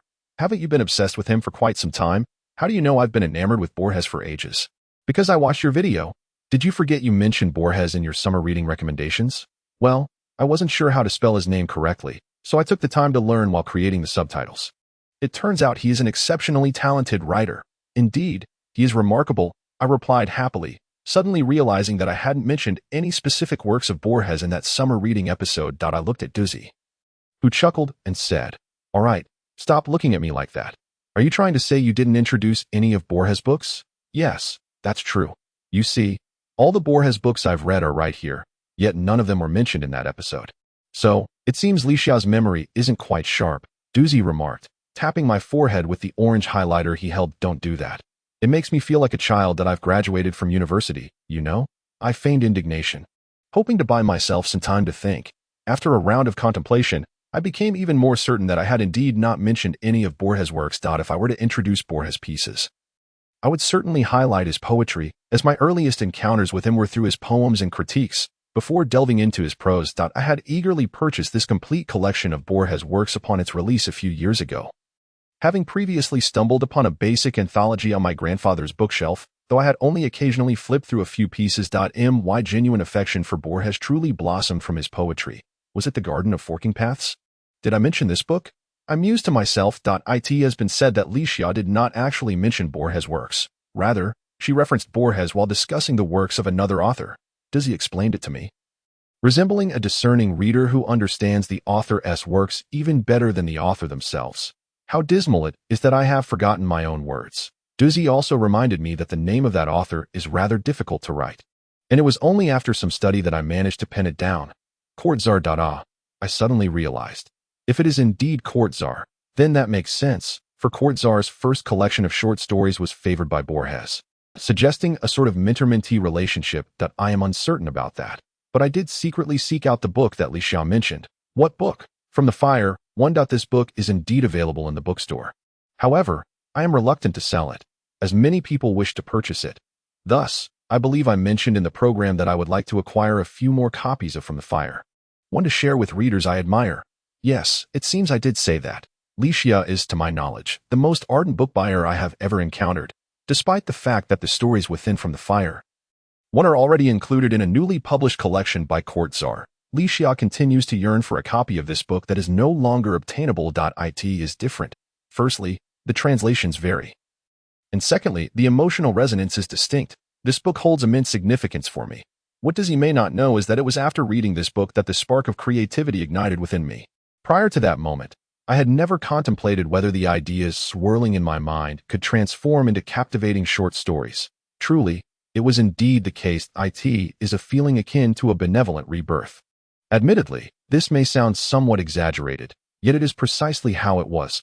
On a winter night, I first opened From the Fire 1, a book whose arrival on the shelf remained a mystery to me, pondering that perhaps it was sold to our bookstore by a friend of my grandfather. In any case, by then, I had already read the newly published The Stories of Cronopio and Fama and had acquired Animal Tales, immersing myself in a plethora of García Márquez's works during that time, thereby becoming acquainted with numerous Spanish-language authors, including Cortázar. However, what truly left an indelible impression on me began with From the Fire 1. This book, on that wintry night, united my fragmented soul, and for the first time, I experienced an indescribable and intangible sense of emotion. I devoured the book overnight and even reread it. The narrative technique in The Southern Highway, with its multitude of character perspectives seamlessly unfolding the story within a span of approximately 20,000 words, and the enchanting dreamscape of the island at noon infused with threads of unease, captivated me entirely. The sensation of reading this book felt as though I was wholly ensnared by the story, completely immersed, yet paradoxically unable to truly merge with it, unable to inhabit any of the characters. The emotions were distinct, elusive, unlike anything I had ever felt while reading others. Kortzar once remarked that sometimes he himself was unaware of what would transpire in the story thereafter. He simply began and allowed it to evolve. These tales unfold like avant-garde experiments, each one an innovative endeavor, and in my eyes, they are resoundingly triumphant. I revel in every phrase, even each punctuation mark. That particular night holds immense value for me. Indelibly etched in my memory, the following morning, having barely succumbed to slumber at 2 o'clock, I awoke early with the sun's ascent. After refreshing myself, I settled onto the balcony, where the brisk breeze caressed my face, causing me to shiver slightly. Early winter in Shanghai is not particularly cold, yet the morning chill still carries a biting freshness that I refrained from brewing tea, choosing instead to sit on the cool bamboo chair, gazing out at the fragrant camphor trees, watching as the distant clouds gradually unveiled the hues of dawn, orange, pink, the sunlight feeble. Indeed, it was a winter's day, tranquil, with the only sounds being the chirping of birds. Even the milk delivery worker had yet to pass beneath my window. My heart pulsed vigorously, joyfully. I felt an exhilarating urge, a fresh anticipation. The familiar sights and sounds around me seemed to possess a subtle difference. Through the words of this illustrious author, I was transported into a fragment of time and space. It appeared indistinguishable from the original world, yet it was undeniably altered. I dashed back to my room, retrieved a pristine notebook, and began to pen the first truly meaningful narrative I wished to craft. A fantastical story about the seaside and a group of children by the shore. This day, I vividly recall the fluidity with which my pen moved that morning.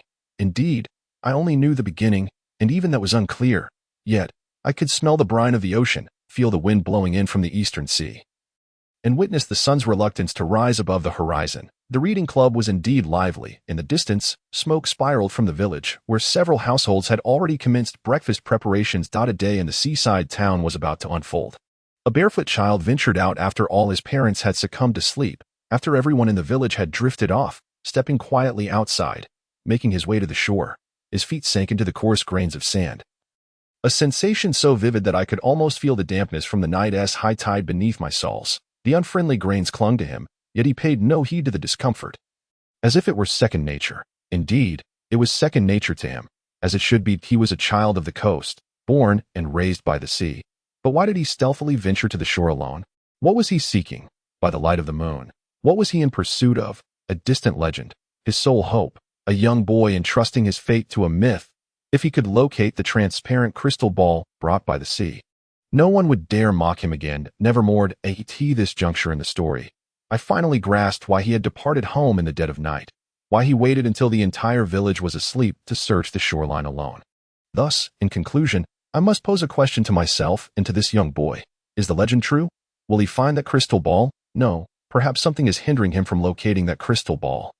Or perhaps someone has absconded with it. At this juncture, the narrative circles back to me. It is I who shall determine, I who shall govern the fate of the little boy. I harbor no desire to see him distressed.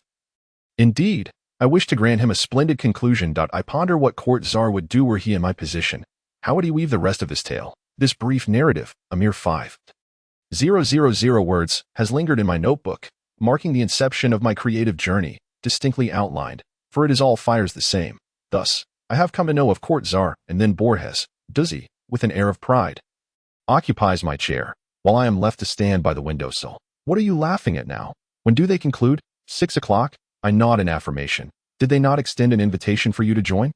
They did. I respond truthfully to Duzi, yet I declined, and I owe him my gratitude. Thank you for what? Duzi regards me with skepticism. Thank you for assisting me in moving those bottles of mineral water. However, it appears they remain unsatisfied, having purchased ice cream at 5 o'clock. Duzi gazes at me with a peculiar expression. Does this constitute reading or a party? I shrug lightly, uncertain. My joy is not solely derived from Duzi's timely arrival with a cup of iced red tea. Rather, it is the realization that had it not been for today's reading gathering, I might not have revisited Borges, and concurrently, I reorganized the bookshelf. Did 12 individuals attend today? Duzi inquires while sipping his milk tea. Indeed, thus I can reimburse Duzi for the cost of the beverages. Puffed. No need for that. My point is, this method of earning is rather pleasant, and I need not sell any books. it can be viewed as generating income through venue fees? There are no costs involved. Duzi's assertion holds merit. Charging 30 yuan per person, 12 individuals amounts to 360 yuan. I have done nothing except greet everyone and prepare a few drinks such as cola and mineral water in advance. Duzi suggests purchasing a few bags of chips for everyone, but I decline, reasoning that if the chips fall to the ground and we fail to clean promptly, it may attract cockroaches or mice. The study cannot tolerate rodents. These wooden bookshelves cannot withstand the gnawing of mice, and the books are even more vulnerable should a mouse take delight in nibbling each book, treating them as snacks. How could I explain that to my grandparents? Hence, I am firmly opposed to chips. So, today, I earned 360 yuan, deducting 30 yuan for 2 cases of mineral water and 20 yuan for cola. Leaving me with 310 yuan, I smile broadly at Duzi, saying, well, the money has been earned, but I have also spent it. Duzi, noticing my silence, presses for clarification. What did you say? That thing. Have they not yet paid? No need for haste. I observe that Senior Ming Yang is quite loyal to you. Wait, where does this loyalty come from? What do you mean by that, Duzi? I said, they have already given me the money this morning. Then why are you hesitating? Just speak your mind, replied Duzi. Sipping her milk tea, I smiled awkwardly, feeling somewhat embarrassed. The complete works of Borges have released their 2nd volume. I just placed an order on JD.com, and it cost over 300 yuan, all of which I have spent. It was my first realization that the book club activities of the literary society could indeed exceed their scheduled time. What was promised to be an event from 3 to 6 o'clock extended until 8, with Duzi dozing off on the bookshelf that I found myself both hungry and drowsy, glancing at the time repeatedly. Yet too timid to voice my concerns, as we approached 8:30. The enthusiasm among everyone seemed to reach new heights. What began as a structured discussion transformed into a lively exchange of ideas, punctuated by occasional debates. Are we arguing? Duzi rubbed her eyes and nudged my shoulder. Though I held the book, my focus had waned, fatigue weighing heavily upon me, compounded by my hunger. At that moment, Duzi nudged my shoulder once more, and I looked up to see a senior standing before me. I must apologize. It seems everyone is quite engrossed in the discussion today, and it may take a little longer to conclude. I wonder until what hour the bookstore is open. The senior was so polite and courteous that I felt embarrassed to mention that I would typically have finished my dinner by this time and be at home, indulging in leisurely reading. It's nothing, I said, waving my hand dismissively, just as the sound of a delivery person echoed from outside. Wait, did Duzi order takeout?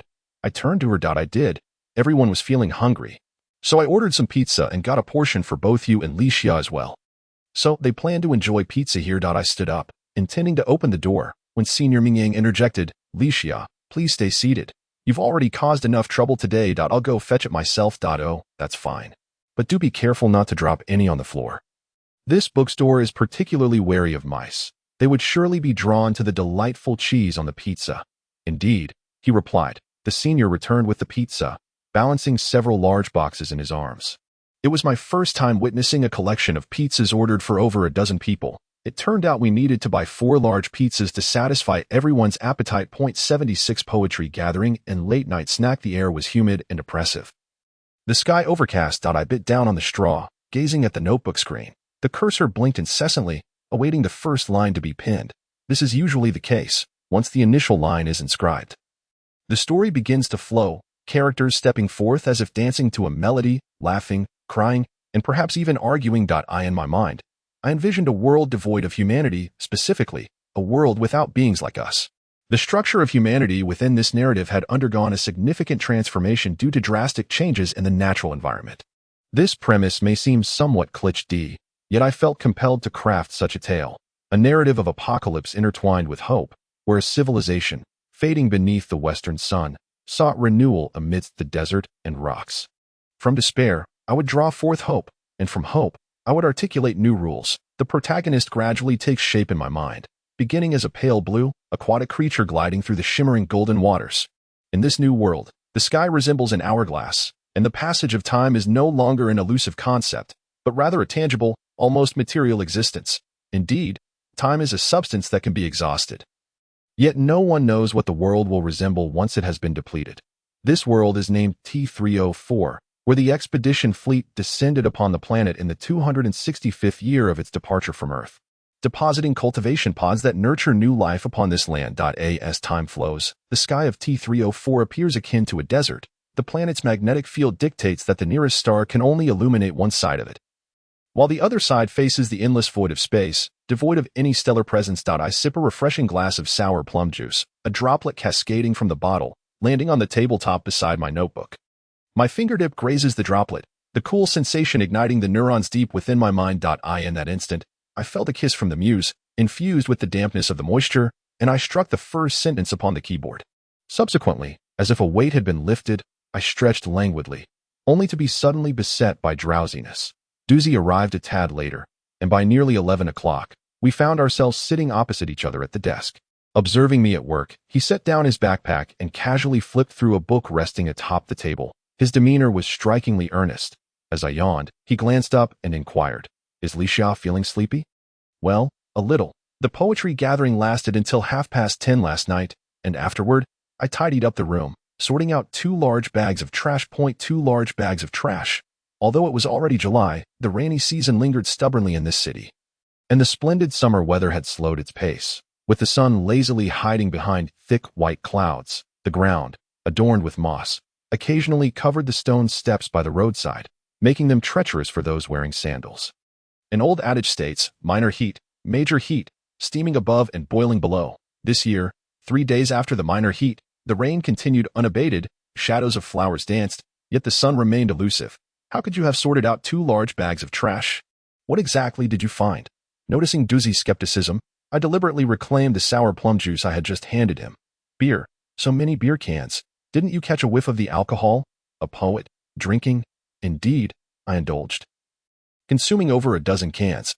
Ever since we hosted 2 reading events, thanks to the kind recommendation of Senior Mingyang, it seems everyone has taken a liking to organizing small activities at the bookstore.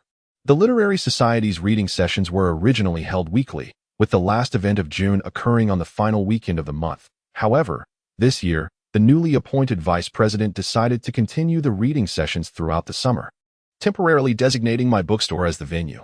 Doozy remarked that since it was a profitable venture, there was no need to turn it down. Unsure of how to refuse, I agreed with a sense of reluctant acquiescence. The reading sessions have now been held twice, and we have also added a poetry gathering to our repertoire. By the way, was this event introduced by Senior Mingyang? Doozy snatched the sour plum juice, twisting off the cap as he asked, "No, it is a literary society, and it seems that one of its members is known on Weibo as Flying Wet Tissue." Aha, Flying Wet Tissue. What a name. I couldn't help but chuckle along with Doozy. Indeed, the name is quite peculiar. Poets, after all. However, poetry gatherings differ significantly from book clubs. While book clubs typically indulge in pizza and cola, poetry gatherings often involve the consumption of alcohol. Many poets seem to have an affinity for drinking. For instance, Chow Chow famously wrote, "What can soothe my worries? Only Du Kong," and isn't by known for his fondness for wine. There must be an intricate connection between drinking and composing poetry. Yet, they also ordered some appetizers at the venue, which added a touch of awkwardness. Appetizers? What kind of appetizers? This is Chongli Road we're talking about. I reminded Dizzy that there are numerous eateries along Chongli Road: crawfish, barbecued meat, seafood porridge. This street has it all. In the past, during summer nights when there were night stalls, Chongli Road was undoubtedly a haven for late-night snacks, although the stalls are no longer present. The road still boasts an abundance of delectable options. Could it be crawfish paired with beer while reciting poetry? Dizzy nearly spat out her sour plum juice, and I hastily closed my laptop, placing it on my lap to prevent any accidental spills from her laughter. Don't be so tense. But honestly, indulging in crawfish seems a bit excessive, doesn't it? I had always imagined poets to be more reserved, or at least that there should be a certain decorum among them. I nodded in agreement, as that was also my perception. Poets, or those who appreciate poetry, likely resemble the characters in Robin Williams' film Dead Poets Society, a group gathered together, taking turns reading poetry, sometimes holding their breath in rapt attention, at other times expressing fervor. Yet, even in moments of heightened emotion, there should remain an air of solemnity, a sense of something sacred and untouchable. The unrestrained nature of their poetry gatherings left me feeling a tad pedestrian. Did they buy you a pound of crawfish to peel? Of course not. I took a deep sip of my drink. What are you joking about? I would never eat crawfish in my bookstore. True. Licia does have a bit of a cleanliness obsession. It's not merely a matter of cleanliness. To be honest, I'm not particularly keen on profiting from this, but perhaps that's just how they are. I mean, these individuals are rather endearing, except for their penchant for eating crawfish here. Did they purchase any books?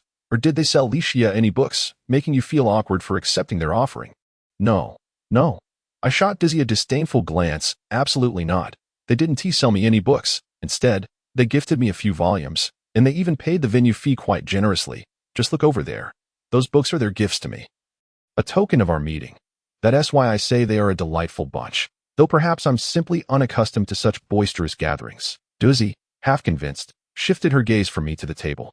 Sui is on leave. Li Xia has been ill for 3 days. What on earth is happening in your Qingxiu mountain? Suddenly, a loud, carefree voice echoed through the air. Tang Jinting tackled the task with the ease and simplicity of pouring a glass of water.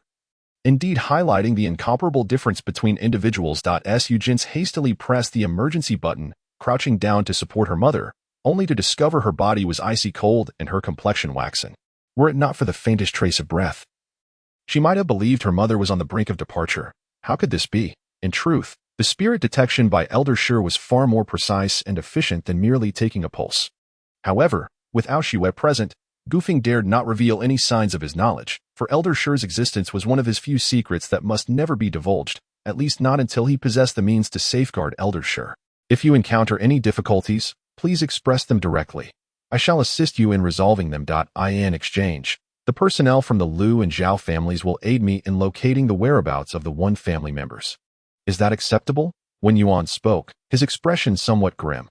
Though aware that such feelings were mere illusions, she understood that, with the passage of time, her condition would only deteriorate further.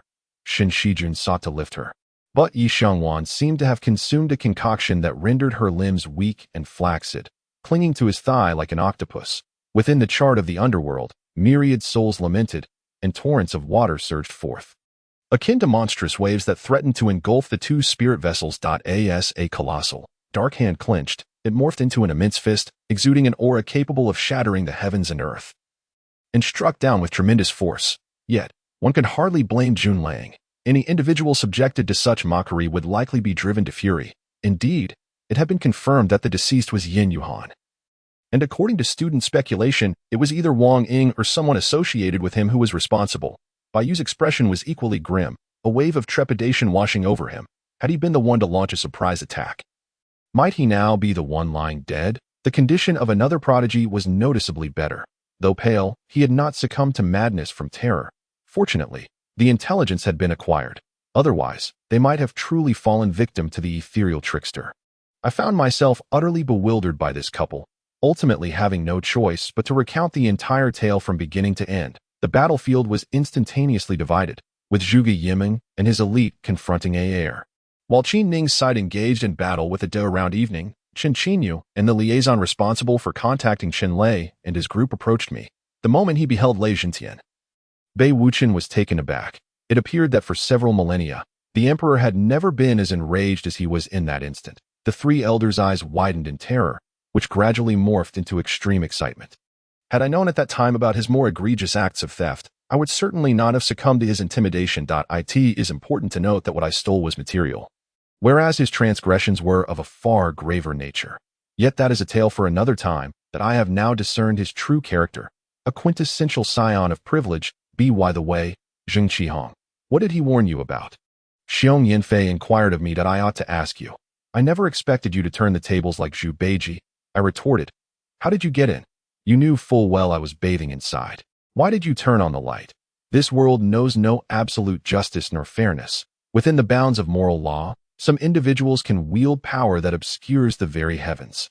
Ning Lu has discerned some truths. The filthy substances adorning the vehicle's exterior are likely the blood of the undead. Zombies rely solely on their auditory and olfactory senses. When the original owner arrived at the base, Ning was present as well. And initially, their interactions were relatively harmonious. It would have sufficed to merely order a drink, yet the incessant clinking of glasses before her was rather puzzling. Tang Yushi's gaze was fixated entirely on Qianqian, oblivious to the increasingly dark expression on Cuyu's face at the desk before her.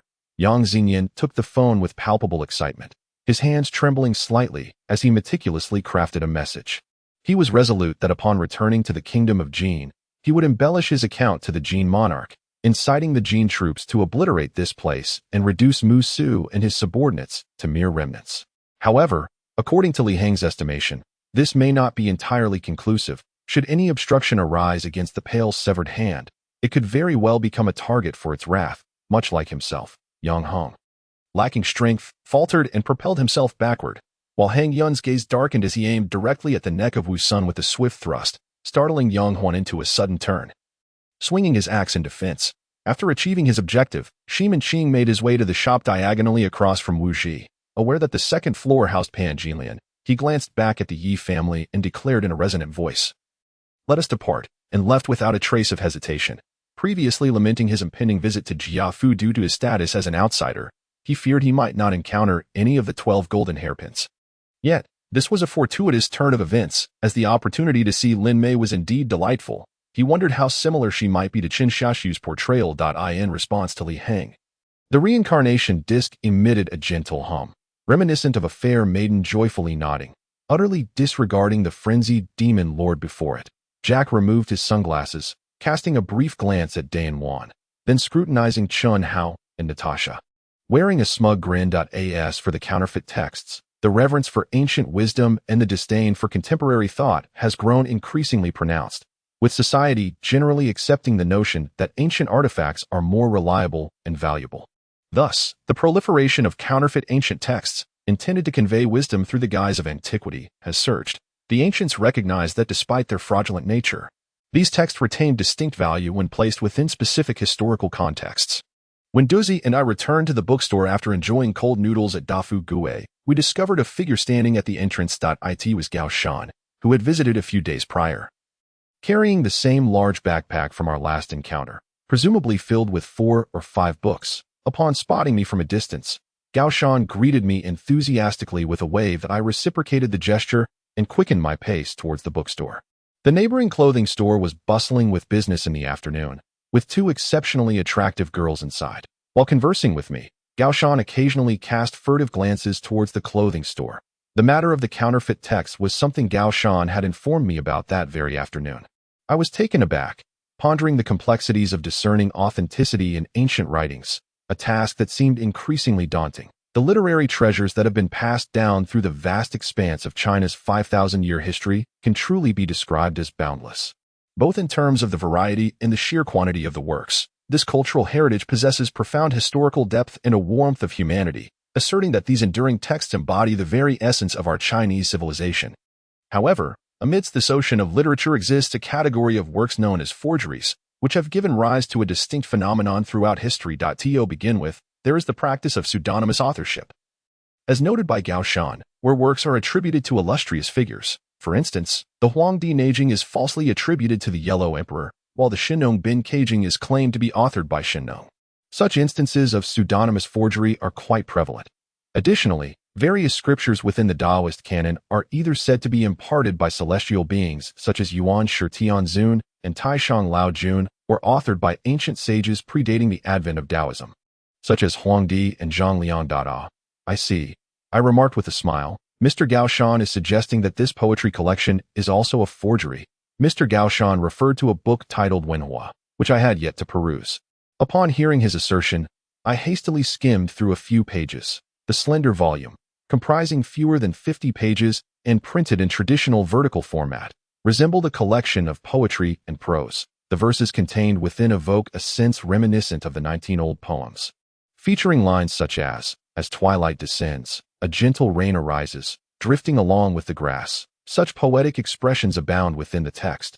Upon reading the previous line, I couldn't help but recall the lines from Qiao Qiao Qian Yoxing, distantly.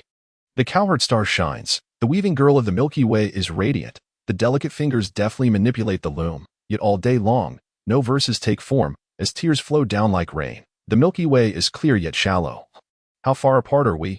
Just a mere water's width, yet our hearts cannot communicate. The title 19 Old Poems was bestowed by Xiao Tong, the crown prince of the Southern Liang dynasty, who compiled an anthology of poetry spanning from the Zhou and Han dynasties to the Southern Qi and Liang periods. Known as Wenxuan, from a plethora of nearly lost ancient poems, he selected 19 to compile into this collection, thus establishing the distinctive title of 19 Old Poems. The 19 poems included in Xiao Tong's Wenxuan are widely regarded as a cohesive set of works crafted by anonymous literati of the Eastern Han period.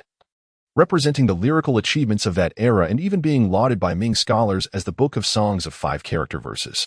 While the 19 old poems may not originate from a single time, place, or author, they exhibit a relatively unified thematic content and artistic style. The essence of these poems primarily revolves around the laments of wanderers and the longings of wives, expressing sorrow and melancholy.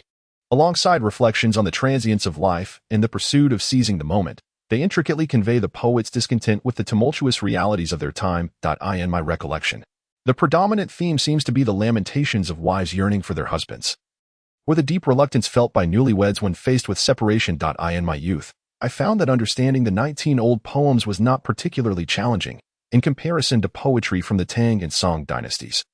These verses are more accessible. For instance, the line "Step by step, I tread the path anew, yet I part from you" resonate profoundly, expressing the sorrow of separation across vast distances, with the speaker and their beloved situated at opposite ends of the world. The path ahead is fraught with obstacles and uncertainty, and one cannot predict when they shall meet again. As the northern winds embrace the hoo horse, the southern birds nest in the branches. The distance between us grows ever wider, my garments loosen with the passage of time. Floating clouds obscure the bright sun, and the wanderer pays no heed to the return. Longing for you ages me, and time slips away unnoticed. Cast aside the burdens of the past. Let us strive to share a meal together. Even a young student like Xiao Tong could grasp fully the essence of such poetry. Feeling the poignant ache of familial separation, despite the vast distances that lie between them. After waiting for so long, I have grown thinner, and my clothes now hang loosely upon me, yet I remain without the company of my distant family. What shall I do? Upon reflecting on this, I find no particular sentiment left.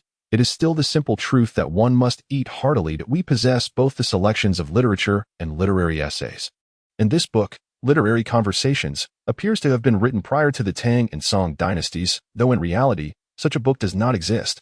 Hearing Mr. Gaoshan speak thus, Duzi, intrigued, drew closer to observe him. What do you think? Li Xia. Me. At Mr. Gaoshan's sudden inquiry, I was at a loss for words. This, Literary Conversations, is indeed unfamiliar to me. If one were to claim it was authored before the Tang dynasty, it would not be entirely implausible.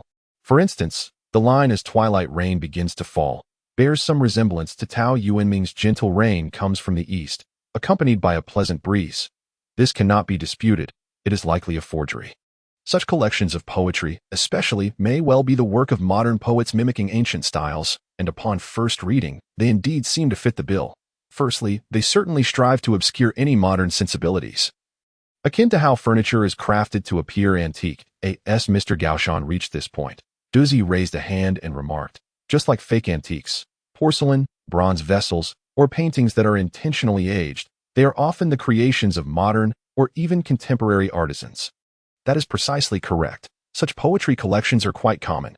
How did you describe this book to the guest who purchased it for Li Xia? I shook my head, glancing at Mr. Gaoshan, explaining that it was left by a guest after yesterday's poetry gathering, who mentioned it was a gift to the bookstore, free of charge. A gift. Mr. Gaoshan laughed heartily. Then that makes sense. If this book were to be sold, it would indeed be rather dubious. So, what exactly is the story behind this book? Duzi inquired, noting the yellowing cover and the brittle pages, suggesting it must be of considerable age. Indeed, it likely dates back a couple of decades, perhaps printed over 20 years ago. Back then, there were still books like the Nine Yin and Nine Yang. Li Xia, have you ever seen such a work? I candidly replied, never encountered it. It is entirely unknown to me. If I were to say that this book was penned by Jin Yang, would you believe me? Duzi burst into laughter. Impossible, impossible. Mr. Jin Yang certainly did not write this book. If it were claimed to be the work of Huang Yi, I might entertain the idea, but to assert it is by Mr. Jin Yang, I would vehemently disagree. Duzi has been a devoted admirer of Jin Yang since childhood, favoring Zhao Min and Chang Lingsu, while harboring a dislike for Zhang Wuji, presumably due to Zhao Min. The rainy season that commenced in June has persisted unceasingly until July, seizing the opportunity of a morning when the clouds were heavy yet rain had yet to fall.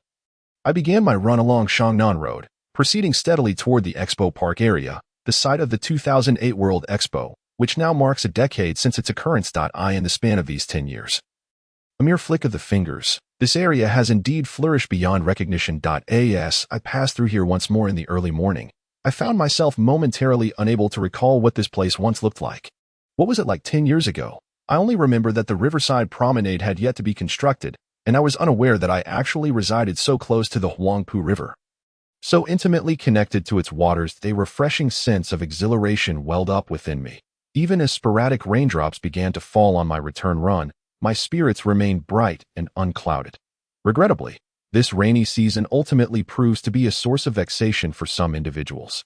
The first encounter with Mr. Gaoshan in the bookstore occurred on a rainy day. He had neglected to bring any rain gear and lingered a little longer in the shop. In contrast, during his most recent visit, Mr. Gaoshan was well prepared with a raincoat tucked away in his bag. As he stepped outside into the light yet persistent rain, he donned the raincoat, cast a glance at the neighboring clothing store, and turned to me, reminding me not to forget about the public book fair. With an air of nonchalance, he then strode confidently into the rain. Whether he arrived by bicycle, car, or on foot remains a mystery to me. Watching his retreating figure, I couldn't help but feel that he was likely a good person. My grandfather once remarked that those who love reading cannot be fundamentally bad. This sentiment often resurfaces in my mind, fostering a certain fondness for fellow bibliophiles in my interactions. Behind me, Dizzy suddenly broke the silence, inquiring when Jin Yong had ever penned the book Jiao Yang. I had no recollection of such a work. Dizzy seemed to take this seriously, pondering that perhaps there indeed existed a Jiao Yang authored by Jin Yong, albeit this Jin Yong was not the one who wrote The Deer and the Cauldron, nor the one who enlisted N.I. Kwong as a ghostwriter due to time constraints, nor the one who harbored romantic feelings for Princess Minmin and lamented for Xiao Zhao. This Jiao Yang must surely be a counterfeit, or rather, a spurious book masquerading under Jin Yong's illustrious name. I asked Doozy why such forgeries exist, and after a prolonged contemplation, he mused that it might simply be due to demand. With so many readers and admirers of Jin Yong, the works of other martial arts writers struggle to compete, their fame nowhere near that of Mr. Jin Yong. Thus, unscrupulous merchants, driven by profit, would unscrupulously print works by other authors, emblazoning them with Jin Yong's prominent name. Indeed, in bygone eras, information was not nearly as accessible as it is today, and not all of Jin Yong's admirers could discern which martial arts tales were genuinely penned by him. Another author notorious for forgeries is Gu Long. I have also come across books bearing Gu Long's name on my grandfather's shelf, yet they appeared distinctly unlike his authentic works. However, the truth remains ambiguous, as Gu Long himself had occasionally employed ghostwriters. The intricacies of an author's oeuvre are often enigmatic, are they not? So, how did readers of the past determine whether a book was genuine or a forgery? Perhaps it relied on sincerity and affection. Assessing the prose and style, sensing the steadiness and spirit imbued within the text, such seemingly esoteric methods can occasionally prove reliable. This year, the leaves of the fragrant jasmine are luxuriant. Fragrant jasmine is easily propagated through cuttings and thrives in moist, fertile soil. With the recent frequent rains, both the fragrant jasmine and the creeping periwinkle are flourishing in competition along the roadside. Each roadside enclosure is adorned with periwinkle cascading like a waterfall, almost ensnaring the ankles of passers-by. In contrast, the camellia leaves appear rather lackluster and uninspired, as it is not yet their season to shine. As raindrops of varying sizes cling to the fragrant jasmine, I am reminded of the phrase large beads and small beads fall onto a jade plate, which describes sound. Yet, gazing at the slender green leaves of the jasmine cradling the crystalline raindrops, from a distance, they resemble twinkling stars resting upon the plants, creating a scene reminiscent of diamonds, radiant and transparent, yet imbued with a delightful charm, untroubled by the mundane. Both are resplendent, the stars distant, as rain falls upon the fragrant jasmine by the roadside. This is a unique landscape of the rainy season, where the downpour is abundant and the rainy days stretch on long enough for the common roadside flowers such as the jasmine and the creeping periwinkle to flourish. Only then does this scenery gradually take shape. In the gentle sunlight, it exudes an air of refined elegance. Treading upon the damp, muddy brick path, the incessant rain has surprisingly cleansed the atmosphere, evoking memories of a rainy day during my sophomore year when I visited the Zijin Mountain Observatory in Nanjing. The atmosphere of the mountains is something that one longs for yet cannot attain in the city. Shanghai lacks mountains, and while Xishan is deemed a notable hill, it barely rises to a height of 100 meters. Fortuitously, the roadside flora has thrived remarkably in recent years, coupled with the trees around Chongli Road that have grown for several decades, perhaps 30 years now, towering and robust, providing ample shade in the summer. Thus, this ephemeral mountain-like essence has emerged. Just as I was reflecting on the unique charm of the rainy season, My phone suddenly rang. My grandmother sounded somewhat agitated on the other end. It is rare to hear her sighing. I can only surmise that the rain has been hard on my grandfather. The ground floor is most susceptible to rain. When it pours excessively, there is hardly a moment of dryness. This year's rainfall seems particularly generous compared to previous years. And I fear my grandfather's joint pain may have flared up again. I hurried back to my grandmother's home, where I found my grandfather seated in a rattan chair, fanning himself with a bamboo leaf fan. Appearing deeply preoccupied, "Grandfather, what troubles you?" I inquired cautiously. "Ah, I detest these rainy days. It's not that I dislike the rain. I do enjoy it, but continuous downpours are truly bothersome," he replied. "Indeed, this year the rain is abundant." As I conversed with him, I accepted the corn my grandmother handed me. Delicious. I took a bite. It was fragrant, glutinous, and sweet, reminiscent of childhood flavors. Such corn is a rarity at university. I had procured it from a few locals this morning.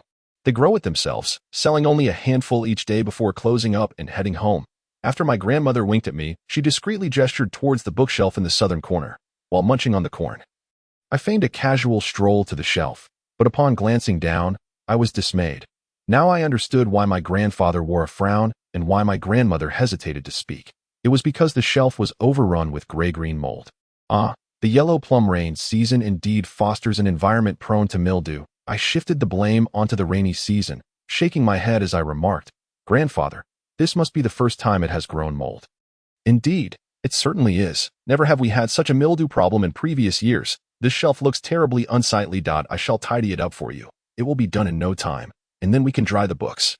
After swiftly finishing the corn, I gathered dry paper towels, a trash bin, and a pack of wet wipes, also requesting a mask from my grandmother. The cleaning expert was officially on duty. The heavy moisture on the window glass chilled the air, while my grandfather savored a bowl of corn soup, which alleviated the dampness in the room and infused it with the sweetness of corn. Although his knees remained sore, his attention was entirely focused not on his discomfort, but on the layers of dust clouding the pristine white bookshelf beside him. This year, an abundance of rain has graced us, and it seems that no year in my recollection has witnessed such a deluge. In my initial days in Shanghai, I toiled at the docks, what we might now refer to as laboring. Adorned in black rubber boots, the tall variety, and cloaked in a black raincoat, I would assist in the transportation of goods, at times handling entire boxes of ribbon fish, leaving me reeking of the ocean's catch. Those days were perpetually damp, yet nothing compared to the pervasive moldiness that permeates everywhere this year. When the skies finally cleared, I took it upon myself to sun-dry the books. Eager to ease my grandfather's mind, I volunteered for the task. I seldom heard him speak of his youth. My earliest memories of him are almost exclusively from when he was already in his 40s. During the twilight of the 1990s that juncture, he began setting up a bookstall at the Confucian Temple, also selling new books and magazines beneath the eaves of our old home. He often traveled long distances. By profession, he could be considered a driver, but on his days off, he transformed into a bookseller. Many stall owners at the temple had primary occupations. I recall painters, train attendants, and workshop supervisors, yet initially, there seemed to be none solely devoted to selling books. However, as time progressed, those of my grandfather's age began to open their own small shops in the late 90s, specializing in picture books or ancient texts. Eventually, my grandfather became a full-fledged bookstall owner. I have always cherished his vocation, for it afforded me ample opportunity to cultivate a fondness for literature. Though I am not an insatiable reader, I owe a debt of gratitude to my grandfather's bookstore and the diverse array of books that have brought me joy and contentment. The aroma of corn wafts through the air, and I am reminded that perhaps fate is remarkably just. Despite my childhood discomfort when reading, I was born into a home lined with books, inevitably engaging with them daily. Over the years, this exposure has indeed alleviated my aversion to literature, serving as a peculiar remedy. In a university elective, a professor spoke of a treatment known as systematic desensitization, aimed at gradually exposing individuals to anxiety-inducing situations while fostering a relaxed mental state to combat such emotions, ultimately aiming to eliminate anxiety or fear. The latter part eludes my comprehension, but if I were to force an understanding, it would be akin to my discomfort while reading, alleviated by my grandmother offering me corn and my grandfather occasionally discussing literary matters, thereby slowly curing my affliction. In light of this, cleaning away the mold hardly constitutes work. It is, in fact, a potent remedy. Look at that. Li Xia has truly grown. my grandmother remarked to my grandfather. Indeed, he replied with a hearty laugh. I always said Li Xiao resembles me the most. Surely, that is not favoritism. His laughter rang bright, as if to suggest that with such mirth, no mold could find a foothold. As my grandfather finally reminisced about his youth, I became curious and contemplated inquiring about the motivations behind his bookstall endeavors. When suddenly, a knock resonated from outside. Could it be a bookseller at this hour? Perhaps someone familiar with my grandfather, aware of our address? As I pondered, I rushed to the door, opened it, and found two somewhat familiar yet unrecognizable figures before me. The two guests appeared to be of similar age to my grandmother, perhaps a few years younger. Upon my opening the door, one of them inquired, "Is this the home of Axie?" Noticing their warm expressions and the long-handled floral umbrella dripping with rainwater, I replied, "Yes, indeed, this is Axie's home." The other party inquired in Shanghainese, and I responded in kind. "Who is it?" Grandmother called out, the sound of her slippers pattering to a halt behind me. "Isn't that Aunt Lou from the neighborhood committee? What brings her here on a rainy day? Has my old man forgotten to pay his party dues?" He has. How could she possibly neglect to pay his dues? He has never missed a single payment, nor been late. He is truly exemplary. Please don't misunderstand. Granny Yuan. Come in quickly, let us talk inside. Grandmother beckoned the two ladies. I listened to their brief exchange. It dawned on me why the two ladies seemed familiar. They were indeed from the neighborhood committee, often engaged in a multitude of community tasks, volunteers for waste sorting, environmental advocacy, and promoting civil etiquette. Clad in red or green vests, they dedicated themselves to the welfare of the residents. "Let me get you some corn. It's particularly delicious." Grandmother enthusiastically turned to head for the kitchen, but Aunt Lou reached out to stop her. No need. We must return to work shortly after delivering these items. The neighborhood committee has been quite busy lately, especially with the rainy season upon us and an abundance of rainfall this year, that I was puzzled as to the connection between the rain and the neighborhood committee. And I could not comprehend the purpose of the two ladies' visit in such inclement weather. It was no wonder grandmother appeared somewhat like a child who had committed a misdeed. Eager to inquire yet hesitant to ask, truly endearing. Raised in an affluent family, grandmother had regrettably received little formal education, yet she still possessed the grace of a well-bred lady, coupled with the inherent anxiousness that accompanied her inability to grasp certain matters. When confronted with the unfamiliar, the space between her brows would subtly furrow until she could unravel the situation, at which point her expression would smooth and quiet. And who might this be? Aunt Lou glanced at me and asked, "Your granddaughter, I presume? Has she graduated from university? Why isn't she at work today?" "At work," grandmother quickly interjected. "She is helping Ashi with the bookstore." Unconsciously, I lowered my head. My gaze fixed on grandmother's slippers. Pink bear slippers, a gift from my sister last year. This brand is quite pricey. Oh, the neighborhood committee also has programs for recommending youth employment. The aunt beside Lou spoke kindly, causing grandmother's expression to falter slightly. "Who is it?" Grandfather entered the living room, holding an empty bowl. "It's the neighborhood committee." Grandfather appeared leisurely and unperturbed, in stark contrast to grandmother's unease, though they were in their own home. Grandmother seemed more bashful than the guests. Could it be my presence that caused this? Although the conversation remained unfinished, grandfather casually handed the bowl to me. A fleeting glance exchanged, so subtle, yet perceptible to me. "Oh, I'll take this to the kitchen." Grandmother. "I'll just head to the kitchen." I understood his intent, feeling profoundly grateful for his timely intervention. Grandmother appeared to relax as well, with grandfather by her side. She had little to worry about. As I made my way to the kitchen, I could hear grandmother's laughter behind me. Work? Indeed, the bookstore is entirely reliant on Li Xia's management now. I know little about those matters. And she is getting on in years. We must rely on the youth. I smiled to myself, the aroma of manuka honey filling the kitchen. In the bustling atmosphere of the community charity market, I found myself pondering, what are you hiding from? My grandmother, shuffling in her slippers, made her way into the kitchen. I was perched on a small chair, engrossed in a book on my phone, when I looked up to inquire. "Oh, have the two aunts left?" They've gone. They came merely to register, mentioning something about a community charity market, inquiring whether your grandfather would like to participate, and reserving a booth for him. A community charity market. This was the first I had ever heard of it. "Has Li Xia never attended one?" I asked. "Our neighborhood's market is quite lively, occurring roughly once a month. My grandmother, deftly shelling edamame, engaged me in conversation. "Once a month on average. It seems I have cleverly missed them all. They've asked me several times whether I am selling books. Even in spring, the neighborhood committee expressed concern over my collection.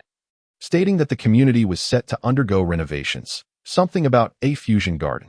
They plan to create sports facilities within our old neighborhood, installing vibrant rubber tracks, pavilions, benches, transforming it into a series of small parks, and implementing further management of parking spaces to enhance residents' recreational areas. Does this concern grandfather in any way?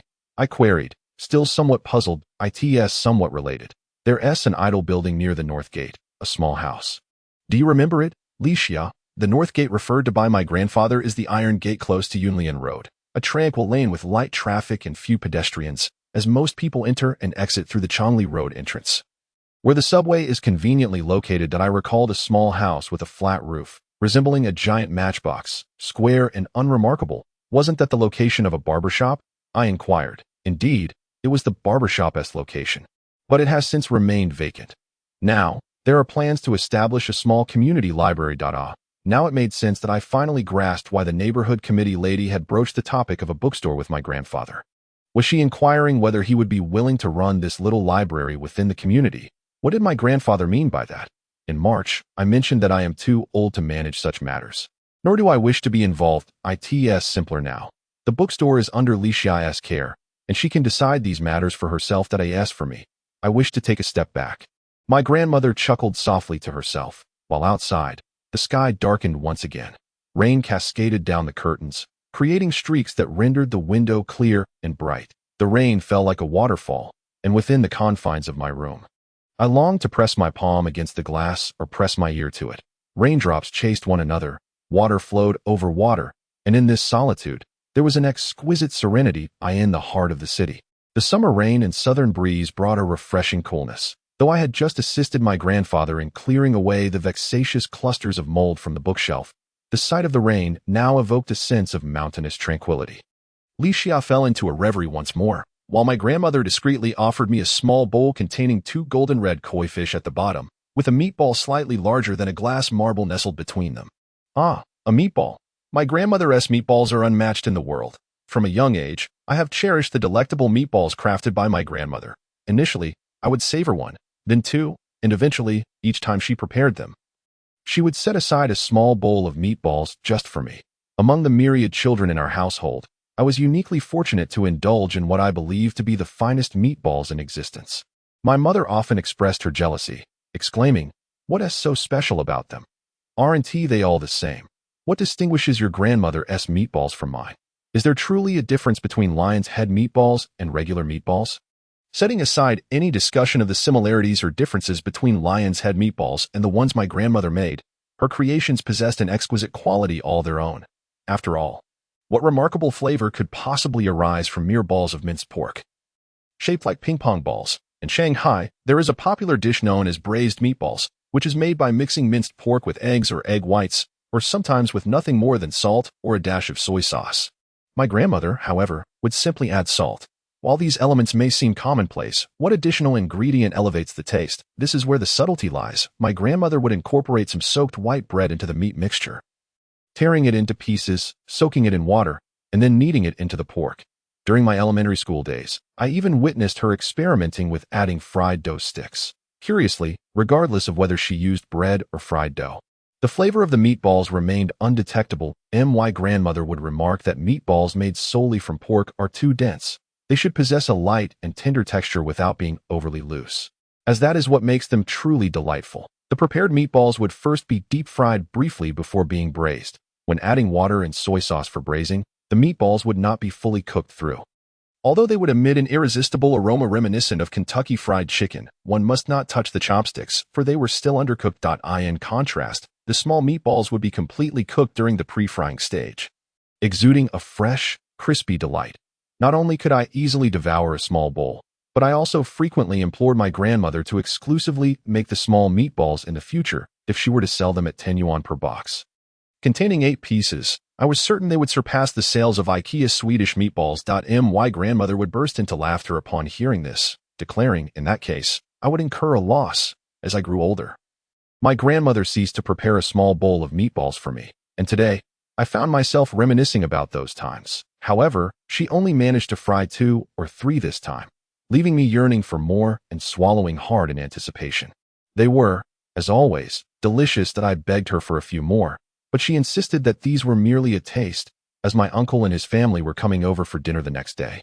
And she needed to save some for them. It was evident that my uncle was also tempted, as my grandmother and mother are undoubtedly the best cooks in our family, with a beaming smile. My grandmother would complain, "That's why we work the hardest. Licia, don't learn to cook anymore. Focus on your studies instead." "Indeed, I shall read," I replied. My grandfather's tone suggested he had long been weary of my lingering in the kitchen with my grandmother. All right. What book are you reading these days?" I moved a square stool to the window, leaning against the sound of the rain while facing the bookshelf. I overheard the neighbors mention that the 212 area has been quite lively lately. My grandfather lit the kettle, preparing to brew some tea. With summer vacation upon us, there seem to be more people reading. There have always been numerous readers. However, countless individuals remain unable to access the world of books. Grandfather expressed his sentiments with a hint of melancholy. How times have changed. Unlike the past, it is now quite effortless to access books, and the plethora of choices is simply overwhelming. No, I was just pondering what might have been had I. At this juncture, the kettle suddenly erupted with a shrill whistle, disrupting the fragile mood he had managed to cultivate while recounting days gone by. The water had boiled. I shot a glance at the kettle, reminded of an old saying. One truly brings up the most irrelevant topics at the most inopportune moments. The ground is drenched with rain, while the sky is heavy with sorrow. Amidst the rain, the passage of time lingers, and thus one ought to sing. Whenever he reminisced, grandfather seemed hesitant, as if burdened by unspoken thoughts. I yearned to listen, yet I felt a twinge of unease. How should one articulate this? Delving into another's past is rather impolite, and I abhor such discourteous behavior. Therefore, when conversing with the elderly about those bygone years, I prefer to remain a passive listener, occasionally interjecting with a question, only to feel as though I had disrupted the gentle breeze of the seasons. The following day, the rain lightened and the mist thinned, with the sycamore leaves deepening in hue. I conferred with Doozy regarding the purchase of 2 dehumidifiers, one for the bookstore and the other to gift to grandfather. As for the expenses, part would be borne by the bookstore, while I would draw from my writing income to cover the remainder. Doozy inquired whether I intended to buy second-hand or brand new. After a moment's hesitation, I replied that it would be best to opt for new ones. Prior to discussing this with Doozy, I had browsed a shopping app to identify suitable products, temporarily settling on 2 models, both priced under 1,000 yuan. Should we proceed with the purchase of dehumidifiers, the income from my previous book stall at school, along with the earnings from 2 reading sessions and 1 poetry gathering, would be entirely consumed and still fall short. Hence, I suggested utilizing a portion of my writing income. Writing income? How much could that possibly amount to? Doozy asked with a sly grin. He had a point. My earnings from writing were indeed modest. The total income from the reading sessions and poetry gathering amounted to 360 yuan, totaling 1,080 yuan across 3 events. After deducting expenses for bottled water and beverages, and setting aside electricity and water costs for the moment, as well as labor costs, though I sat in the store, I would have been reading or listening to music in my room anyway. My net income hovered just above 800 yuan. The proceeds from book sales added up to around 600 yuan. If we chose 2 dehumidifiers priced at around 600 yuan each, my writing income would suffice. However, opting for the more expensive model at over 900 yuan would require an additional 500 yuan, which I believe my writing income could cover. That should be sufficient, I suppose, I replied. Then let us proceed with the purchase.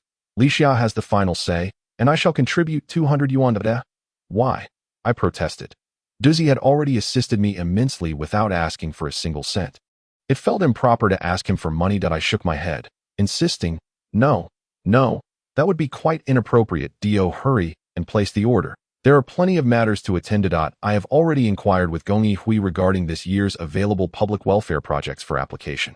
Plus, during the annual Shanghai Book Fair, various communities will host reading activities. If Licia has any intriguing ideas, she can write a proposal and send it to Gongyi Hui via email. I had not realized until now that the Pudong New area had numerous supportive policies for encouraging youth entrepreneurship. Doozy recounted everything he had learned to me in meticulous detail. I listened attentively, yet I could not retain all of it. However, 2 points piqued my interest. The first was the matter of the community library point. As I had fortuitously heard about it from my grandfather. It turns out the community library is also a public welfare initiative, relying on the community's reading space. In essence, it bears a resemblance to Wangjianji along the Binjiang Promenade. as both serve as open public spaces where anyone can engage with literature. The second was a mobile bookstore activity initiated by a young couple who pack books into their vehicle, bring along a simple folding table, and then drive to the suburbs or nearby cities to set up a stall and sell books. This mobile bookstore has an element reminiscent of a pop-up bookstore, and I find it quite intriguing. I understood Duzi's words. Perhaps we could give it a try as well. Speaking of which, I mentioned earlier that I would sponsor 200 yuan, but this money is not my own earnings. It is what Lixia has made herself that I earned it. Could it be from video revenue? Beyond that, I can't think of any other income that Duzi might know about that I don't. Indeed, the video revenue amounts to over 300 yuan. While it is not a substantial sum, it is still quite commendable that if one considers Lixia as a budding content creator, earning this amount in the first month is genuinely impressive. Yes, but the editing and filming are all Duzi's diligent work. I merely share my thoughts while holding a book.it is different. That embodies the essence.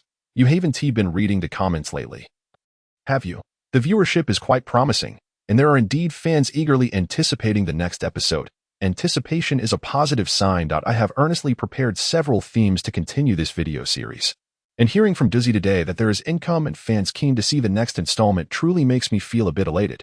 In my moment of joy, I promptly ordered 2 dehumidifiers, so now I need not fear the impending plum rain season. Just as I was about to open a book to read, the sound of wind chimes rang out. I glanced up at Duzi, who was also looking at me, and ultimately, I stood up and walked to the living room. Upon opening the door, I found Xiaoyu standing there without an umbrella. Fortunately, the rain outside seemed light, with only a few droplets on his hair and shoulders. I slightly crouched and asked, "Xiaoyu, have you come to read?" He shook his head, rubbed his nose with his hand, and stood on tiptoe to glance into the room. Then, appearing to relax, he said, "Lixia Jiejia, Xiaotong, and Lu Xinxin, they aren't here, are they?" This time, it was my turn to shake my head. No, it's just me and Duzi Gij. If you want to come in and read, feel free. It's no trouble. I worried that Xiaoyu might feel anxious without his classmates, as I recalled that elementary school students often dread being alone. Finding it rather peculiar to engage in activities by themselves. To my surprise, Xiaoyu suddenly broke into a broad smile, looking quite silly. "That's wonderful. Wonderful. Lixia Jiejia, could you help me with something?" Xiaoyu stood on tiptoe, appearing as if he wanted to whisper to me. "What do you want to say?" "I brought a notebook and a pen, and I would like to ask you for a favor. Actually, I just want to write." "Did you wish to write?" The words escaped my lips, a mix of joy and astonishment. Xiaoyu gazed at me, clutching the straps of his backpack. "Sister, can you teach me?" "Me? Teach an elementary school student to write?" Inside, my mind felt like a zoo in session, a flurry of little creatures darting about, occasionally colliding. "Sister, please teach me. You've read so many books, surely there are countless things you can write. I want to read them." Observing Xiaoyu's earnest expression, I found myself at a loss for words. From Xiaoyu's perspective, there seemed to be no flaw in his reasoning. He believed that since I had read extensively, I must possess a wealth of knowledge. How did he arrive at such a conclusion? Naturally, it stemmed from the very nature of the bookstore itself, filled with an abundance of books, where I appeared to be the custodian of these volumes. Xiaoyu assumed I had perused them all. And indeed, it follows that someone well-read would likely write well, which seemed to hold some truth. Xiaoyu adjusted his glasses and wiped his nose, his demeanor irresistibly endearing. Outside, the streets were bustling, and the overcast skies made it difficult for me to send Xiaoyu away disappointed. Although the rain had not been heavy upon my arrival, it had still accompanied me with its sporadic drizzles, leaving me with a sense of anticipation whose extent I could neither measure nor predict. I handed Xiaoyu a bottle of mineral water and engaged him in light conversation, discovering that his motivation to write stemmed from a lack of reading material. The impression Xiaoyu left on me was entirely different from our first meeting in the bookstore. His speech was faster now, and he spoke with greater enthusiasm. Duzi chimed in about Jin Yang's works, declaring them essential reading for any boy's childhood. I stifled a laugh, not because his statement was inaccurate, but because Xiaoyu's gaze towards Duzi conveyed a sense of admiration that was palpable in him. "Why Dad doesn't let me read these. Even Harry Potter is only permitted in the English version, and not the complete edition," Xiaoyu remarked with a chuckle. "Your father is quite strict with you. My childhood was much simpler. I could read whatever I wanted without such complications." The two of them were engrossed in conversation, and Xiaoyu nearly forgot the writing topic he had initially broached. Yet, I dared not to overlook it. I recalled that the topmost shelf of the bookcase housed numerous writing guides, volumes I had gradually acquired over the past 2 years. totaling around 20. For instance, the creative writing series published by Renmin University Press comprises 59 volumes, of which I had purchased more than half. Following the principle that one should not read just one book, during one particular winter break, around the Lunar New Year, I found myself purchasing writing books almost daily. In retrospect, I couldn't help but chuckle at my earlier compulsion to read so many writing guides. It was likely driven by a desire to hastily finish them to avoid reading at all. This notion was also tinged with a measure of fear, lest within those unappealing texts lay some shortcut to writing. Such a state of anxiety was indeed torturous, akin to half-baked bread, edible yet sticky, with a hint of sourness. The titles of this collection published by Renmin University Press are quite commendable, such as Memoir Writing, Adventurous Secret Realm Journeys, From Life to Crafting the First 5 Pages, The Art of News Writing, Conflict and Suspense, Becoming a Writer, 45 Classic Archetypes, Masterclass in Creative Writing, Story Engineering, 20 Classic Plots, From Creativity to Bestseller, The Magic of Writing, and The Art of Writing.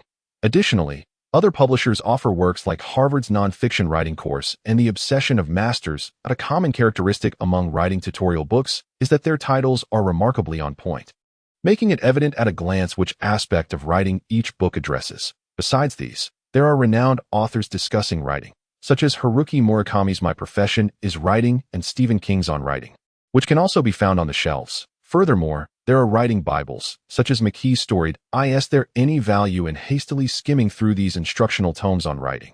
Honestly, I cannot definitively say.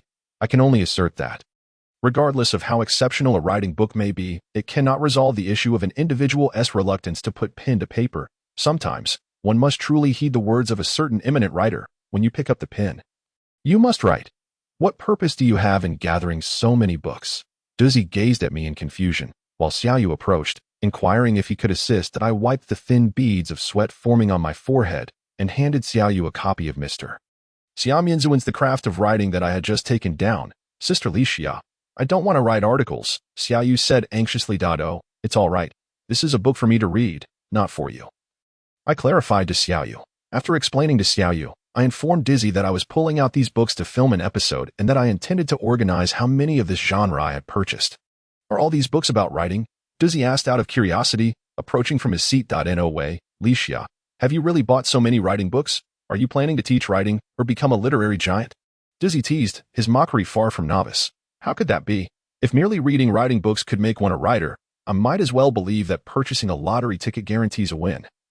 I replied sullenly, as the table became cluttered with writing books, stacked high, with a third of the space now occupied.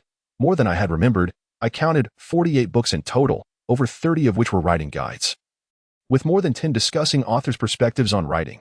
Surely, Li Xia has not read them all. I confess, I have read them all, I admitted. Dizzy erupted into laughter. Could it be that Li Xia truly learned writing from tutorials? Before I could respond, Xiaoyu eagerly raised his hand to speak. Then I want to read too. It would be best if you didn't. I mean, just a glance will suffice. No, what I meant was that reading is generally more beneficial than writing, I awkwardly explained, though my efforts produced little effect, leaving me with an indescribable sense of helplessness. The stack of books on my desk consists entirely of volumes that I have personally acquired. None were procured from others to be sold in bookstores. Although the period of my fervent reading was not extensive, spanning merely 2 or 3 weeks, I managed to amass a total of 48 books. It is evident that I dedicated considerable effort, reading at least 2 volumes each day. Sister, this book contains underlined passages and notes. Following Xiaoyu's gaze, I glanced at the book he was perusing, titled Conflict and Suspense. Not only did I underline passages, but I also made annotations, demonstrating my earnest engagement with the material at that time. May I borrow a few books to take home, once I finish reading? Can I write? No, I responded after a moment of hesitation. Oh, all right then. Xiaoyu seemed somewhat intimidated by my reply and softly acquiesced, saying, I will listen to my sister. He then closed the book and dashed back to Dizzy's side. I seldom read writing books nowadays. However, I still occasionally revisit works such as McKee's Story, Stephen King's On Writing, and issues of the Paris Review, where authors discuss the craft of writing, delving into the prefaces. Author interviews and speeches can be immensely beneficial. We can contemplate and learn about writing from numerous sources. To merely rely on writing manuals to impart knowledge is to oversimplify the matter. To offer an inappropriate analogy. Writing is not akin to catching a cold, and tutorials are not a remedy. One cannot expect to experience an epiphany and suddenly become a proficient writer simply by reading a single book. What then should one do? Xiaoyu inquired eagerly for solutions. This reflects the typical mindset of many individuals. When faced with a problem, they seek a remedy. Yet writing is not a problem. In fact, it may be quite the opposite. Writing is a process of contemplation and inquiry. For instance, if extraterrestrials were to descend upon Earth, rendering everyone deaf, yet you retain the ability to hear, what would transpire? And what actions would you take? Indeed, this is a method mentioned in the tutorial. However, if that is the sole approach, it remains insufficient. While it is not difficult to advise others that writing begins with posing questions, those who have perused various writing techniques can readily offer such counsel. The challenge lies in the fact that it is far from adequate. Should one become overly reliant on methods, one might end up authoring a book on how to create from scratch, rather than the story that resides within one's mind. Nav and sentimental novelists, those who revel in imparting wisdom, can inadvertently mislead their disciples. Initially, I intended to seek out some useful exercises from writing manuals for Xiaoyu to attempt. But this notion was swiftly dampened by the mountain of writing books. My mood became similarly disheartened, tinged with a slight awkwardness and an indistinct sense of constraint. While inspecting the bookshelf, I stumbled upon several additional volumes. Forster's Aspects of the Novel, which is perhaps best known for its concepts of flat and round characters. Rilke's Letters to a Young Poet, a collection of 10 letters that resonate more like poetry, evoking tears upon reading. Vargas Llosa's essay collection Letters to a Young Novelist. Turkish Nobel laureate Orhan Pamuk's The Naive and Sentimental Novelist, and beside it leaned Lux CS's theory that philosophy is a form of nostalgia. Perhaps it indeed represents a second life that I placed these books beside the tutorials, and Duzi's bright eyes immediately caught sight of the two identical volumes. Are there two copies of The Naive and The Sentimental House? Is Lixia being foolish? The third book on the left side of the third shelf. Is it The Naive and The Sentimental House? Following Duzi's gesture, I indeed spotted another copy. Lixia's habit of repurchasing books seems to be incurable. Duzi wore a half-smile, and I shot him a glare, prompting him and Xiaoyu to burst into laughter together. Xiaoyu, with just the right height to reach the third shelf, retrieved the book and returned to Duzi's side. Duzi Gidge, this book appears to be brand new, Xiaoyu remarked. Indeed, it is pristine. And wait, there seems to be a note inside. A note? I descended from my seat, but before I could reach Duzi, he raised his hand high, holding a small card. For the future home. Lixia. Xiaoyu stood on tiptoe to read the words on the card. 2016. Summer. It's Lixia's handwriting. Duzi chuckled. Give it back to me. I leaped up, attempting to snatch the card from Duzi's grasp. The unblemished card bore no design, a simple choice I had made after sifting through many patterned cards, notes, and stationery. Its whiteness, akin to a still breeze, symbolized the inspiration that could emerge from within. I wished for the recipient of this book to cultivate boundless creativity in their pure heart. This book was likely meant as a gift for Senior Mingyang. I mused. Truly. Xiaoyu, quickly returned the card to me. In a daze, the card had already found its way into Xiaoyu's hands, and he scampered around the room clutching it, while I turned left and right, unable to seize him like an eagle capturing a chick. My frustration turned towards Duzi. With reddened eyes, tears threatened to spill. Is Lixia upset? Duzi's laughter faded. He recognized his jest may have gone too far. He handed me a tissue and called out, Xiaoyu, hurry, return the card to your sister. Huh, Xiaoyu, having dashed past me, turned back upon hearing Duzi and promptly returned it to me, saying, here you go, sister. Thank you. I took the card and sat down, unable to conceal my discontent. Don't be sad. I'm sorry. Lixia. It's all right. At least I never sent it out and didn't specify a recipient. Yes, perhaps Lixia intended it for someone aspiring to create a home, someone who loves reading. There's really no reason to be upset, even if it ultimately goes ungiven, right? I shook my head. In truth, I had wished to send it. When I learned that someone else was also creating, I felt immense joy, almost sleepless with excitement. That time, I was reading Pamuk's Istanbul, Memories of a City, and upon encountering The Naive and The Sentimental House, I was deeply moved, thus wanting to recommend it to a kindred spirit. With Senior's birthday approaching, I decided to acquire this new book. Noticing I had paused mid-sentence, Duzi inquired, what happened next? Why has it been 2 years and you still haven't sent it? Did that person graduate? Let bygones be bygones. I took a deep breath and waved my hand with feigned cheerfulness, only to later realize it was merely a figment of my own imagination. Is she the one who has captured Lixia's heart? Xiaoyu gazed at me with the demeanor of a miniature adult. his eyes seemingly imbued with a hint of sympathy. It is not a matter of affection. Rather, it is a one-sided belief that the other person might also be someone who shares a fondness for literature, just as I do, and desires to pen their own stories. Has the impression I garnered from my senior truly deviated so significantly? It is not akin to being unable to distinguish between Coca-Cola and Pepsi. It is akin to mistakenly perceiving plum juice as soda. What a dreadful feeling. Licia, do not be disheartened. Why not gift it to me? No, no, I shall purchase this book instead. May I also have the card within? Xiaoyu took the book from my hands and cradled it to his chest. You wish to buy it. At your age, you might find it incomprehensible that IT matters not. I shall soon enter middle school and will grasp it in no time. Xiaoyu insisted on making the purchase, producing 5 coins from his pocket. This amounts to 5 yuan. His expression was one of innocent determination. Duzi burst into laughter, exclaiming that it was outrageous for Xiaoyu to think he could buy a new book with just 5 yuan. Did not brother Duzi mention that Mr. Jin Yong once sold his television rights for merely 1 yuan? Xiaoyu's retort left Duzi momentarily speechless, at a loss for words. I could work part-time. Work part-time? I glanced at Duzi, who merely chuckled, offering no assistance whatsoever. It struck me as peculiar. Xiaoyu's family was said to be affluent, yet today he produced only 5 yuan, suggesting he had brought no more than that. I surmised that this 5 yuan was unlikely a sum provided by his parents for purchasing books. Perhaps it was merely pocket money intended for refreshments. In this day and age, 5 yuan is not a substantial amount for a child, as many elementary school students possess allowances of several tens, if not hundreds, of yuan. After all, a single ice cream often costs nearly 10 yuan. A bottle of cola from a convenience store costs 3 yuan and 50 cents, leaving him with a mere 1 yuan and 50 cents, insufficient even for a tea egg. Thus, 5 yuan is entirely inadequate for acquiring a book. So, did Xiaoyu contemplate part-time work to cover the cost of a book? I was touched by his earnestness and nodded in agreement. Very well, I shall gift it to you. No need for payment. However, Xiaoyu must promise me one thing. I can come to work every afternoon at this time. Before I could speak, Xiaoyu added, I can come every afternoon at this time, as long as I return before 4 o'clock. After Xiaoyu returned home, Duzi suddenly remarked, 5 1 yuan coins neatly stacked upon the desk. Duzi continued, did Li Xian not notice? The blue ballpoint pen danced in Duzi's hand, appearing agile, yet entirely under his fingers' control. As the rain ceased and the sky cleared, a rare trace of melancholy graced Duzi's face.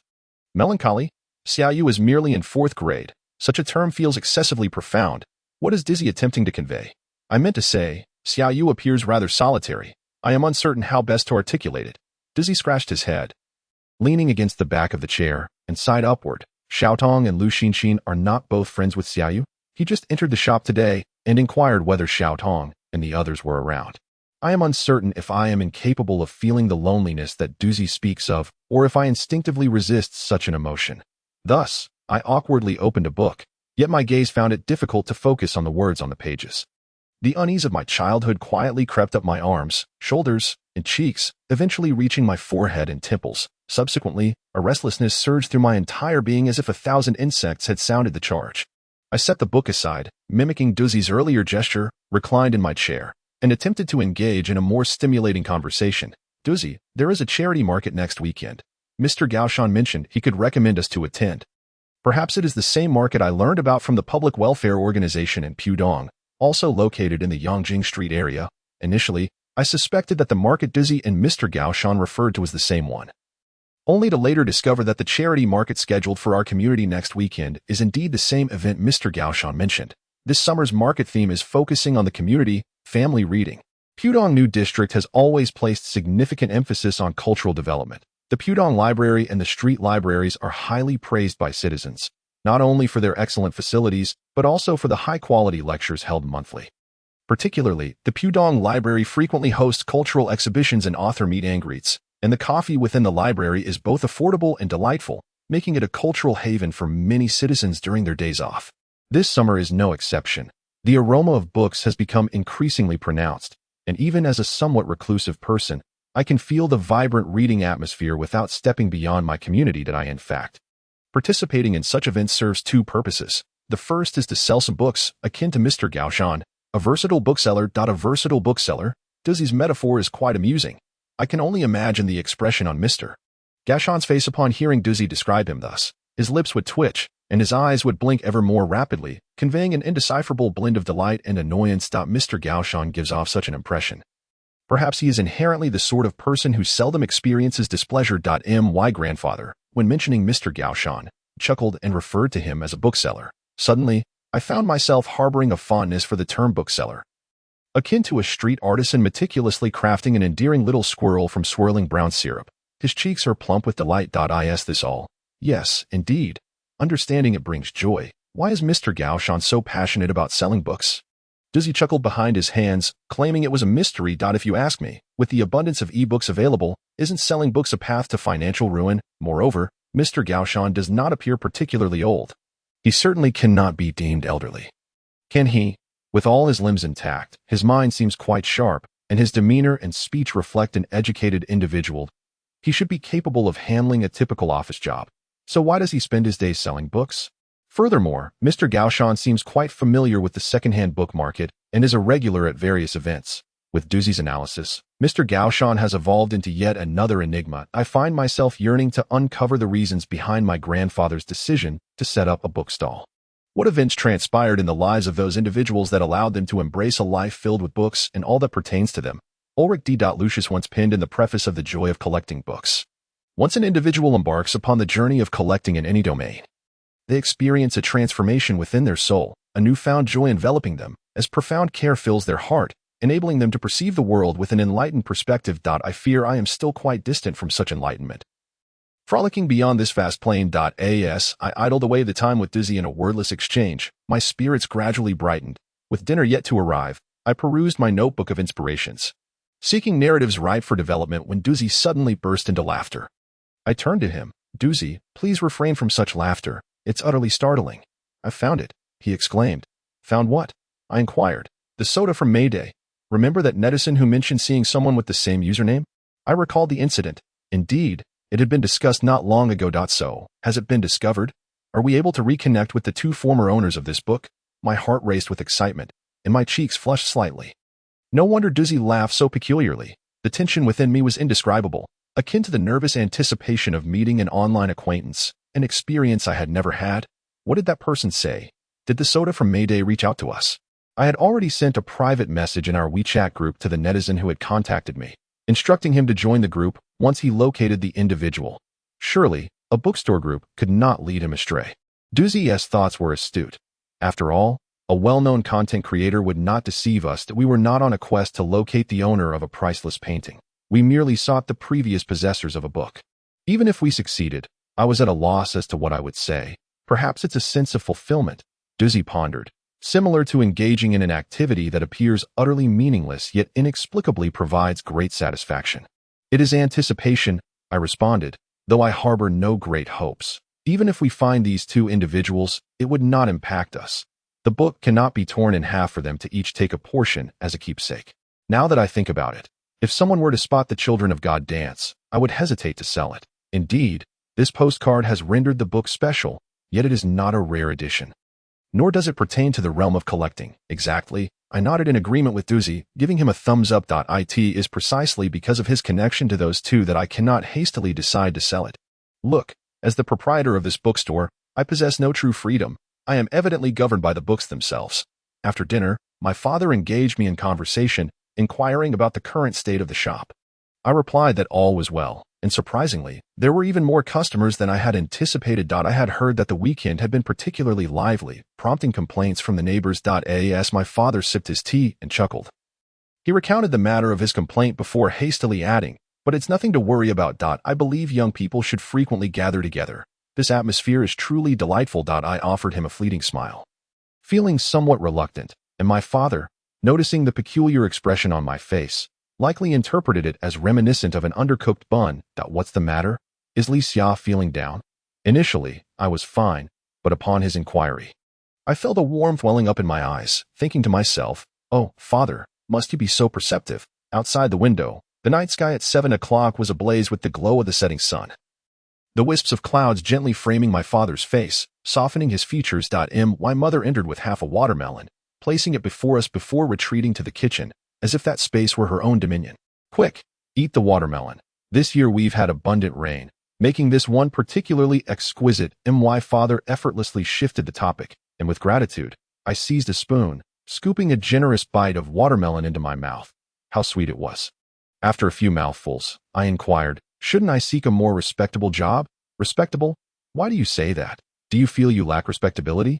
I shook my head, then nodded, as if conceding. Well, perhaps compared to my brother and sister, they seem more respectable. When did Licia start harboring such thoughts? Last month, during a family gathering, my father returned late, thus missing the awkwardness that ensued at the dinner table when the topic of work arose. It appeared that in the eyes of adults, having a proper job was considered the norm. This notion, regardless of how I tried to dismiss it, seemed to trouble me like a layer of glutinous rice paper wrapped around a fruit candy, transparent. And once dampened, impossible to shed. It was easier to pretend it didn't exist and simply consume it whole. Paper and all. It has been a while, I suppose, not exactly a burden, but rather a reflection of my perceived lack of fortitude. Father, are you familiar with The Alchemist? I might wish to emulate Santiago, the boy who dreamed of treasure, enduring countless hardships as he journeyed south, crossing oceans to Africa and traversing the treacherous Sahara Desert. A boy with unwavering determination. I seem to lack such conviction. My father, half comprehending, listened to my seemingly nonsensical ramblings, perhaps feeling somewhat perplexed. I know that book, he finally said, after taking a bite of watermelon, though I haven't read it. I am aware of its story. Do you remember Aunt Xiao Xiao? Aunt Xiao Xiao? Was he referring to the one who adored singing kunku? I seem to recall a fleeting image. My father mentioned that Aunt Xiao Xiao is a relative from my grandmother's side, specifically the child of my grandmother's sister, which essentially makes her a distant relative of our family. That I first encountered Aunt Xiao Xiao when I was still in elementary school, during the time of the World Expo held in Shanghai. She had traveled from Ningbo to Shanghai to attend the expo, and it was around this same season, albeit that year was particularly sweltering.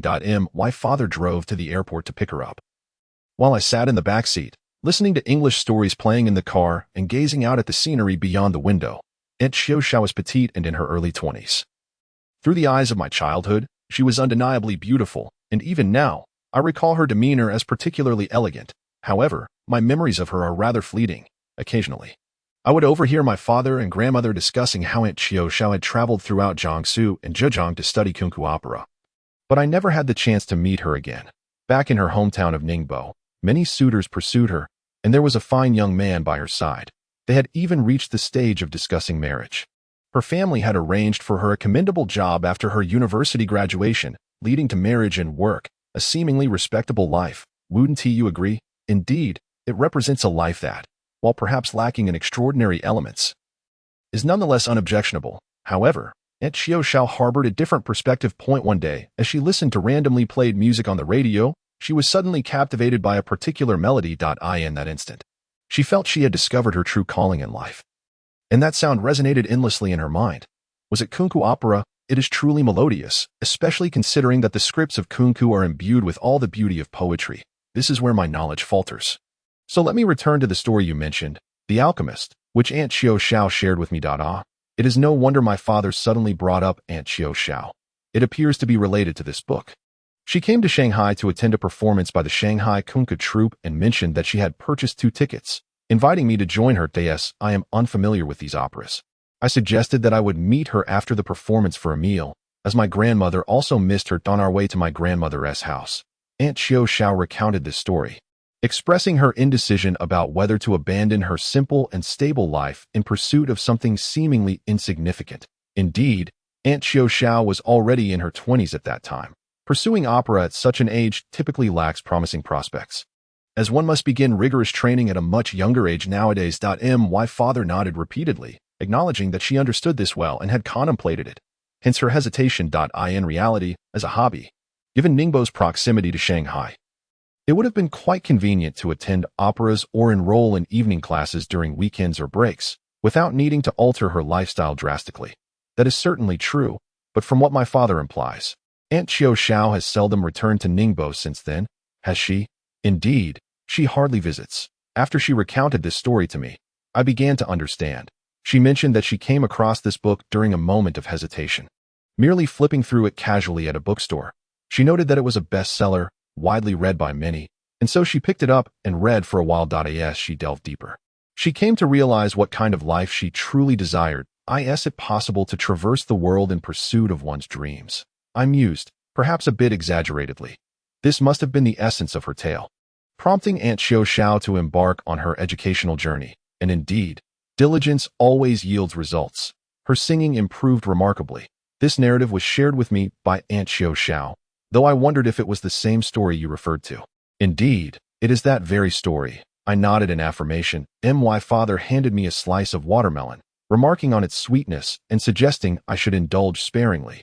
Yet, I found myself irresistibly drawn to its refreshing taste, unwittingly devouring slice after slice. The recent days of incessant rain have finally passed, and the long-awaited blue sky has graced us with its presence, singing a joyful tune. Sunlight bathes everything in warmth, and the melodious chirping of birds and buzzing of insects drowns out the clamor of the earth below. Summer has, almost imperceptibly, arrived at our doorstep. Outside, the weeds, weary of the sun, have retreated and eluded my search. They lie in wait for the evening breeze to bring moisture, playing hide-and-seek with passers-by alongside the toads. With a fine day to bask in the sun, my grandfather reminded my mother early in the morning to prompt me to assist after breakfast. We had savory vegetable and meat dumplings for breakfast, and my mother explained that drying books is a labor-intensive task, involving lifting each tome down and placing each one back up.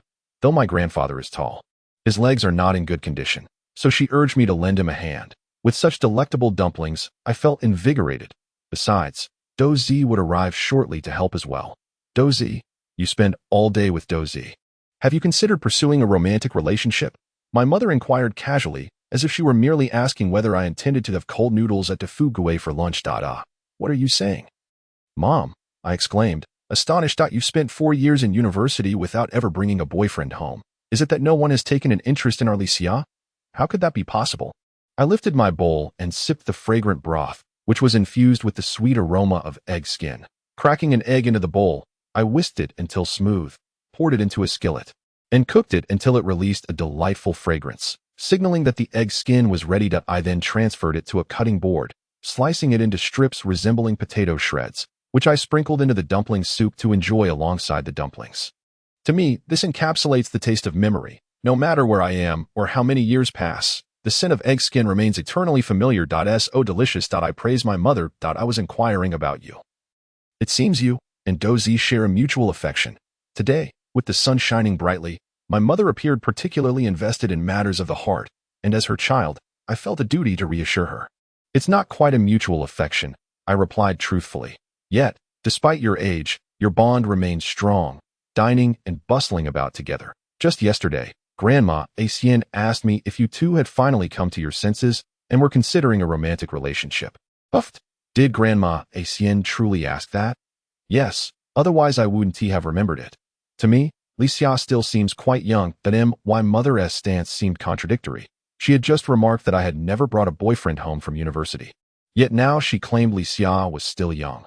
Mother first expressed her stance, saying, regarding your marriage, your father and I have no objections that we can provide you with the 212 apartment as your wedding residence. However, we cannot offer anything more. Wait, isn't 212 a bookstore? How does it relate to the wedding house? I pondered. Although Dozy's family is quite well off, we surely cannot impose any hardships on our daughter. After all, we are all only children, and parents are always willing to lend a helping hand. Your grandfather has mentioned that this apartment is most suitable for Licia, as she is the only one in the family capable of managing these books. Does mother know why grandfather started selling books? My curiosity piqued once more, and I pressed my mother for answers. It seemed that grandfather had encountered some incident in his youth, though I was unclear on the details. He never spoke of it, and I had little interest in knowing, considering it was an event from over 2 decades ago. Who could possibly remember? By the way, when you finish your meal and head downstairs, remember to take the corn with you. I boiled it this morning, and you needn't bother with the sour plum soup. I'll deliver it when I head to work. All right, I replied. Mother then turned to attend to her tasks. Having initiated the conversation about my boyfriend, marriage, and Dozy, only to swiftly forget it, I mulled over mother's words regarding compatibility. Dozy and I should indeed be well suited for one another. Most of our childhood memories are rather vague, and after knowing each other for so long, I struggled to recall any distinctive traits. Recently, Dozy has been quite supportive regarding the bookstore endeavor. Yet, both grandmother and mother have made a misstep. They have never truly understood Dozy's thoughts. mistakenly believing that he fully acknowledges our compatibility, even to the point of childhood sweethearts. Perhaps Doozy harbors affections for another, hidden away in the distance. The cicadas sang incessantly, and the summer heat was palpable. As the major heat of summer approached, Shanghai finally began to clear. Although the skies brightened, the temperatures soared dramatically.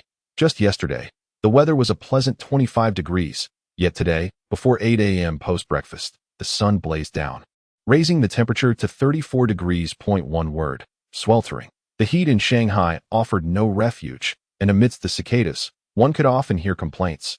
Grandmother had already turned on the air conditioning early, hoping to mitigate the heat with a fan, though that would only serve to circulate the stifling warmth. Look, the dehumidifier you bought has only been used a few days, and now the skies have cleared. I saw on the weather forecast that it will rain again. This year has seen an abundance of rainfall, so the dehumidifier must be used frequently. I've also purchased some moisture-proof packets for the bookshelf. If they get damp, they need to be replaced. All right, Alicia has grown up. Your grandfather will heed your advice. Seeing grandfather in good spirits, I felt invigorated and prepared to begin organizing the bookshelf. I found a sturdy chair to stand on and began handing books to grandfather from the top shelf. After receiving the books, he returned to the yard, neatly aligning them against the wall. Have the boards for drying the books been set up? I inquired. All set, grandfather replied. I jumped down from the chair and walked to the yard, where the area meant for the boards was now occupied by 2 bamboo sieves, each approximately 60 centimeters in diameter. My grandfather spoke from behind me. The wooden boards have all gone moldy. That composite wood is not of good quality. This summer has seen an abundance of rain, and when I took a look the day before yesterday, I found them all covered in green mold, completely infested. It was quite distressing. The mere thought of the green mold sprawling across the surface of the boards made me feel uneasy. An overwhelming sensation of restlessness and itchiness coursing through my body. This sieve was procured by your mother for me. Now, these items are nearly impossible to find. I pondered throughout the night, tossing and turning, unable to find rest. Eventually, I considered making 2 bamboo sieves, lightweight and with handles for easy grasp, perfect for airing out books, and in the event of unexpected rain, I could swiftly transport them back indoors with a simple grab on either side. I nodded in agreement, then began placing the books one by one into the sieve. In my recollection, the sieve had a curved shape. There was a large one hanging on the wall of the attic in my old house, which I had never seen taken down. When I was a child, I would play in the attic, and during one of my energetic leaps, I accidentally bumped into the sieve, bracing myself for a painful blow, only to discover that the sieve was not as heavy as I had imagined. Having narrowly escaped a mishap, I hastily returned it to its place. As I reached for the sieve to hang it back up, I suddenly noticed a black handbag hanging on the wall. It turned out that the bag had been concealed within the sieve all along, going unnoticed by anyone. Had it not fallen, I might never have discovered this hidden mechanism. This was the secret of summer. In retrospect, the black handbag was assuredly not made of cowhide, pigskin, or sheepskin, but rather of ordinary synthetic leather. Its surface seemed to be coated with a frosty layer due to the inferior material, rendering the bag extremely rigid. The zipper was tightly fused, and without exerting considerable force, it was utterly impossible to open. The person who placed this bag here seemed to have intentionally wished to forget it, yet could not bring themselves to discard it. But if what the doctor said is true, why did Lana's spiritual prowess vanish without a trace overnight? This must be the consequence of my own wrongdoings. Otherwise, she would not be in such a state. Suddenly, I heard Fu Hanxiu muttering to herself. A master martial artist. Bing Yu's expression shifted dramatically. She had not anticipated that Lei Jun would carry a master martial artist with him, while she herself was merely at the initial stage of martial arts, leaving her with no chance against such an opponent. I asked her, "How did she find you? Have you been to the Song family's old residence?" Tan Zimo inquired, perplexed. Hatred has consumed our happiness, and I fear that we are not the only 2 families suffering. The man in the green attire lightly waved his sword, unleashing a beam of green light that surged toward the violet light. Imbued with formidable spiritual energy, Kaiser and his companions returned to headquarters, and seeing that the day was growing late, Ryan bid farewell to Kaiser and the others. According to Tan Zhongming's neighbors, he had previously kept over a dozen large wolves in his villa. Yet the police found no trace of their remains, likely having been incinerated. Tang Rao glanced at Shang Wanjin, then turned to look in the direction where the children were staying, with a sense of helplessness. She said, "I hope we can resolve everything soon, so we can return this morning to spend time with the old man and the children." After speaking, she smiled at Shang Wanjin and then swiftly vanished back into the mirror world. "No, you're deceiving me. This isn't real. You're lying to me. Tears streamed down her cheeks, falling to the ground and shattering like fragments, mirroring Tang Rao's current state of mind. This is the scene that cannot be articulated in the Abyssal Valley. Where no patterns exist, the sole narrative is survival. Indeed, the essence of existence in this perilous land is simply to endure. It remains a mystery how she has been restrained by Yan Wanqing. One can only observe her steady breathing and closed eyelids, as though she has succumbed to a deep slumber. Surely, even the most rudimentary of magical seals would suffice to preserve her for half a year, Mel said with a smile. Following a public uproar between the two elderly gentlemen at the company, they finally settled down to share a meal in tranquility. After 4 decades of marriage, many words need not be spoken. A mere exchange of glances suffices for understanding. Nanchi nodded with a smile, reflecting on how he had so diligently assisted her, from her grandfather to the record store, from her work to her daily life. Indeed, she owed him at least one thank you. Contemplating this, she rose onto her toes, puckered her lips, and gently pecked him on the cheek. Acquiring this opportunity is quite straightforward. The royal family of the kingdom will publicly hold a martial competition to vie for the position. As long as you meet the criteria and place within the top 50, you shall succeed. Blood splattered as Wang Yangming staggered back 3 paces, a wound approximately a foot long gaping from his chest to his left shoulder, instantly staining half his body crimson. The mechanical gopher's enormous foreclaws were evidently forged from high-grade steel, glimmering in the sunlight with a sharpness rivaling that of blades. It swiftly dug a hole beneath itself, and, in the blink of an eye, vanished into the depths. If it were truly that simple, it would have been mastered by others over the past few centuries, and the weaving brocade mansion would not stand alone in its prowess. In contrast, while Yin Kuo was considerably more agitated than Li Hai, he was not the most fervently excited among the crowd. As Li Hai stepped forward, a figure cloaked in purple surged ahead of him, striding boldly towards Yin Luo. Attack. At that moment, the Black Octopus King issued the command to strike.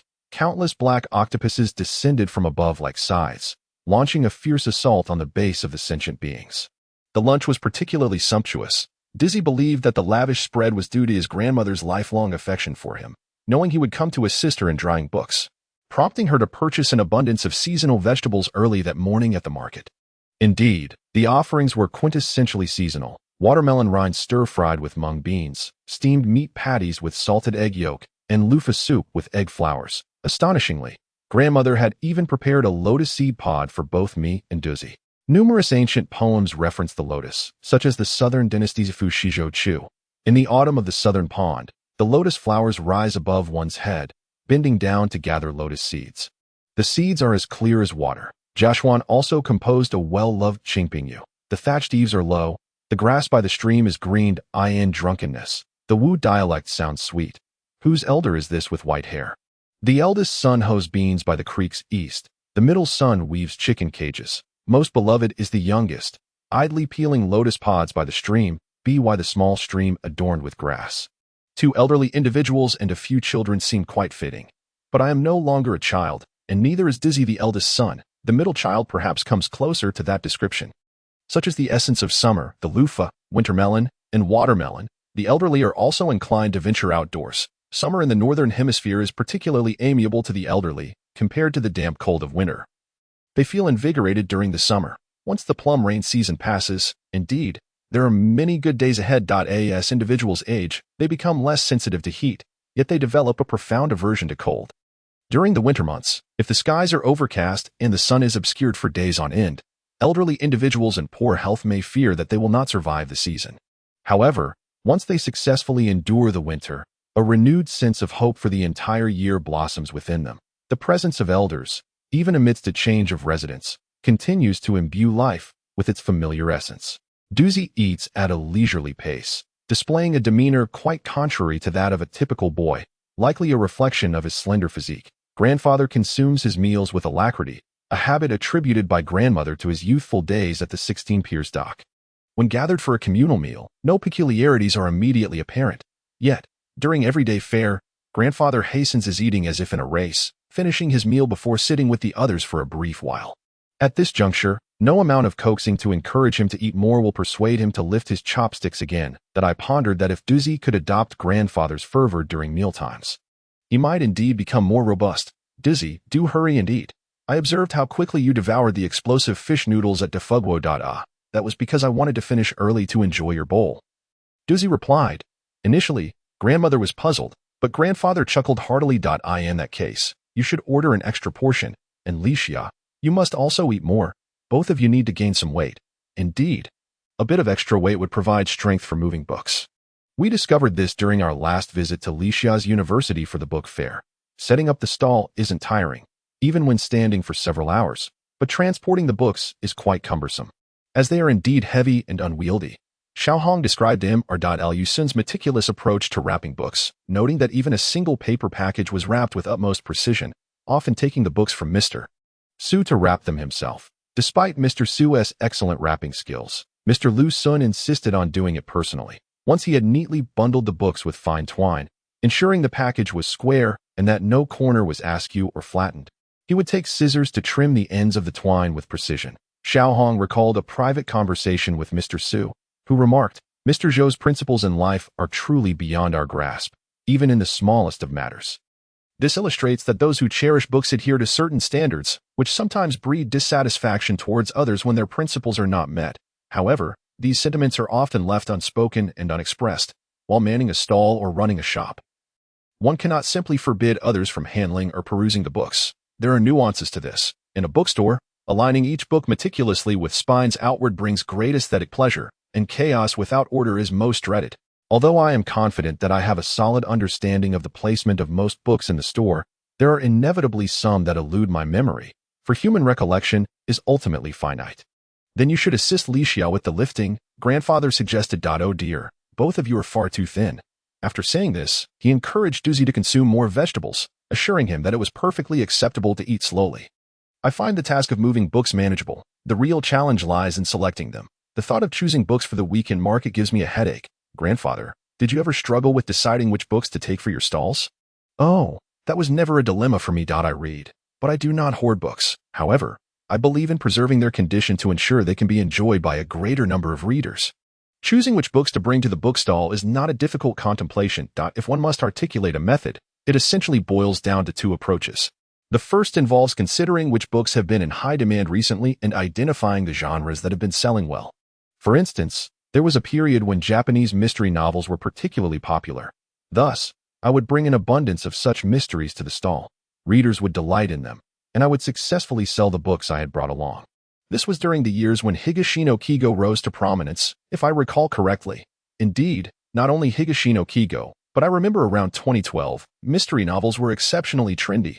Publishers like Shinshin Publishing House, Nanhai Publishing House, and Hunan Literature Publishing House were all releasing a plethora of mysteries. The book market.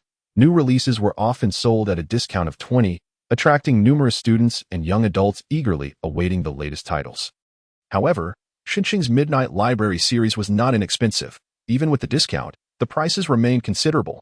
Many avid readers do not have an abundance of pocket money, with volumes priced at 20 or 30 yuan each, making purchases rather burdensome. Acquiring a single book might be manageable, but if one were to buy several in a month, it indeed constitutes a significant expense that I reflect on my half-filled shelf of mysteries, among which many belong to the Midnight Library series, and I acknowledge that their prices are indeed steep. Yet, mysteries possess a particular characteristic. Many readers, after finishing a book, seldom revisit it, that a considerable number read through it in one go, and upon completing it, they sell it off. At that time, the buyback price for a mystery novel typically ranged from 30 to 50 of the original price, and we would add a couple of yuan to resell it, leaving everyone quite pleased. That I recall that there were a few books on my shelf with 2 or 3 prices noted on the last page, including one titled D Version Murder Case by Idagawa Rampo and another by Higashi no Kigo. Norwegian Wood. Yes, these books often changed hands quickly, demonstrating their high liquidity. It was indeed a time when Japanese mysteries surged in popularity, besides the bestsellers of the moment. We as stall owners would also seek out older mysteries and detective stories, such as the Sherlock Holmes series, Agatha Christie's Detectives, and works by Saicho Matsumoto, as well as the Kendaichi case files and many titles by Idagawa Rampo, all of which were in high demand during that era. Indeed, Kendaichi Kosuka. I remarked with a smile, it seems grandfather is quite fond of mysteries, remembering so many titles. Grandfather chuckled, accepting the teapot that grandmother handed him, filled with freshly brewed black tea, its aroma wafting through the air. I believe it was around that time that I began reading mysteries, perhaps even a bit earlier. The difference being, I do not have the habit of selling a book immediately after finishing it. Mysteries truly are the kind of books one cannot put down, and after completing them, one does not typically revisit them in the near future. However, I enjoy placing them on my shelf. Upon reflection, I realize how different I am from grandfather. I in Paris. There exists a bookstore that has placed The Little Fox from The Little Prince upon its shelves, surrounded by books on all sides. The Little Prince repeatedly inquires, "What does tame mean?" This is often a forgotten concept. The fox replies, "It means to create bonds." Create bonds? Yes. The fox continues, "To me, you are merely a child, no different from the thousands of other children. I do not need you. You do not need me. I am nothing more than a fox, indistinguishable from the myriad of other foxes that exist. Yet, should you choose to tame me, we shall come to rely upon one another. You would become unique to me, just as I would be to you." The little prince tamed the fox, and when it was time for him to depart, the fox said, "I shall weep." The little prince perceived this as the fox's issue, believing the fox desired to be tamed, yet gained nothing in return. However, the fox replied, "Indeed, for the color of wheat." The little prince considered the rose to be devoid of meaning, as it had not been tamed. While his own rose, like the fox, was rendered unique through the process of taming. What constitutes the essence of taming? I suspect it is the investment of time. No, how can one refer to it as merely investment? Investment suggests a reciprocal return, a notion prevalent in the adult world, where people often speak of equivalent exchange. Did the French place the little fox upon the bookshelf to facilitate a mutual taming between the books and the fox? I find this notion quite intriguing. There exists a form of taming between humans and books, when you cradle a book, and as the words traverse the not-so-fresh air, weaving through the interplay of light and moonlight into your mind, a singular bond is forged between you and the book, a connection that is both personal and profound. How I long for the scrolls to accompany me through the long nights, as the mist begins to lift and the excitement lingers. We willingly, according to rules we define for ourselves, find ourselves subtly influenced by the books, ultimately becoming a state of unity between the reader and the text. Each occurrence of this state evokes a sense of wonder. Indeed, we willingly allow ourselves to be tamed. Speaking of which, in the 20th century, it is unlikely that any French author attained a stature comparable to that of Antoine de Saint-Exupéry, the creator of The Little Prince.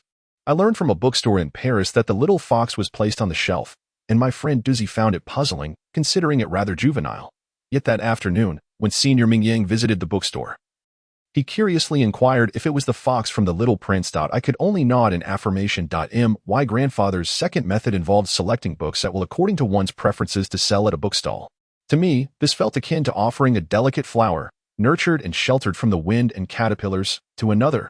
This notion inevitably stirred discomfort within me. I thought to borrow a book. Suddenly, Senior Ming Yang spoke. "Borrow a book? No worries. The books here are basically all for sale," I replied, nodding emphatically. Duzy couldn't help but chuckle quietly, and I shot him a glance, prompting him to stifle his laughter and engage in idle chatter with Lu Min, who had accompanied Senior Ming Yang. "Which one would you like to borrow?" I inquired. "That one. Do not go gentle into that good night." Senior Ming Yang pointed to a book adorned with gold lettering on a red cover. "Is that a collection of poems by Dylan Thomas?" I asked, glancing at the shelf for confirmation. Lu Min approached, having unknowingly positioned herself beside me. Ever since the release of Interstellar, many have adopted that line of poetry as their signature. It is a line reminiscent of love, yet penned by the poet in the shadow of his father's impending death. The poem repeatedly invokes two lines: "Do not go gentle into that good night. Old age should burn and rave at close of day." The poetry of Dylan Thomas is not easily comprehensible, yet it possesses a certain allure. It resonates with warmth. Indeed, humanity is fragile and diminutive.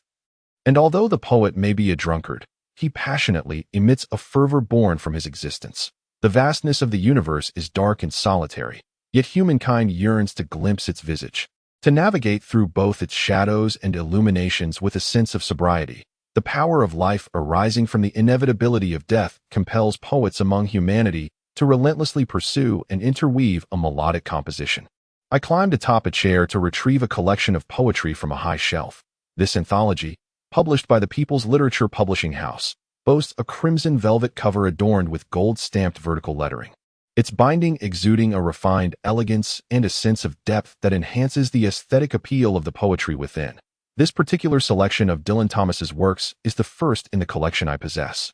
followed by T.S. Eliot's The Wasteland and Khalil Gibran's poetry anthology Sand and Foam. This set of books looks splendid on the shelf, and its price is quite reasonable, yet it harbors one irksome flaw. Perhaps due to the crimson velvet, during the plum rain season, small fungi tend to sprout on the cover, with white-green mold beginning to flourish from the spine, gradually expanding into a broader domain. Was this book intentionally designed this way? Ming Yang, the senior, inquired with a furrowed brow. Lu Min leaned in curiously, perhaps seeing such a book for the first time, her eyes wide with surprise. Is it a printing error? I asked.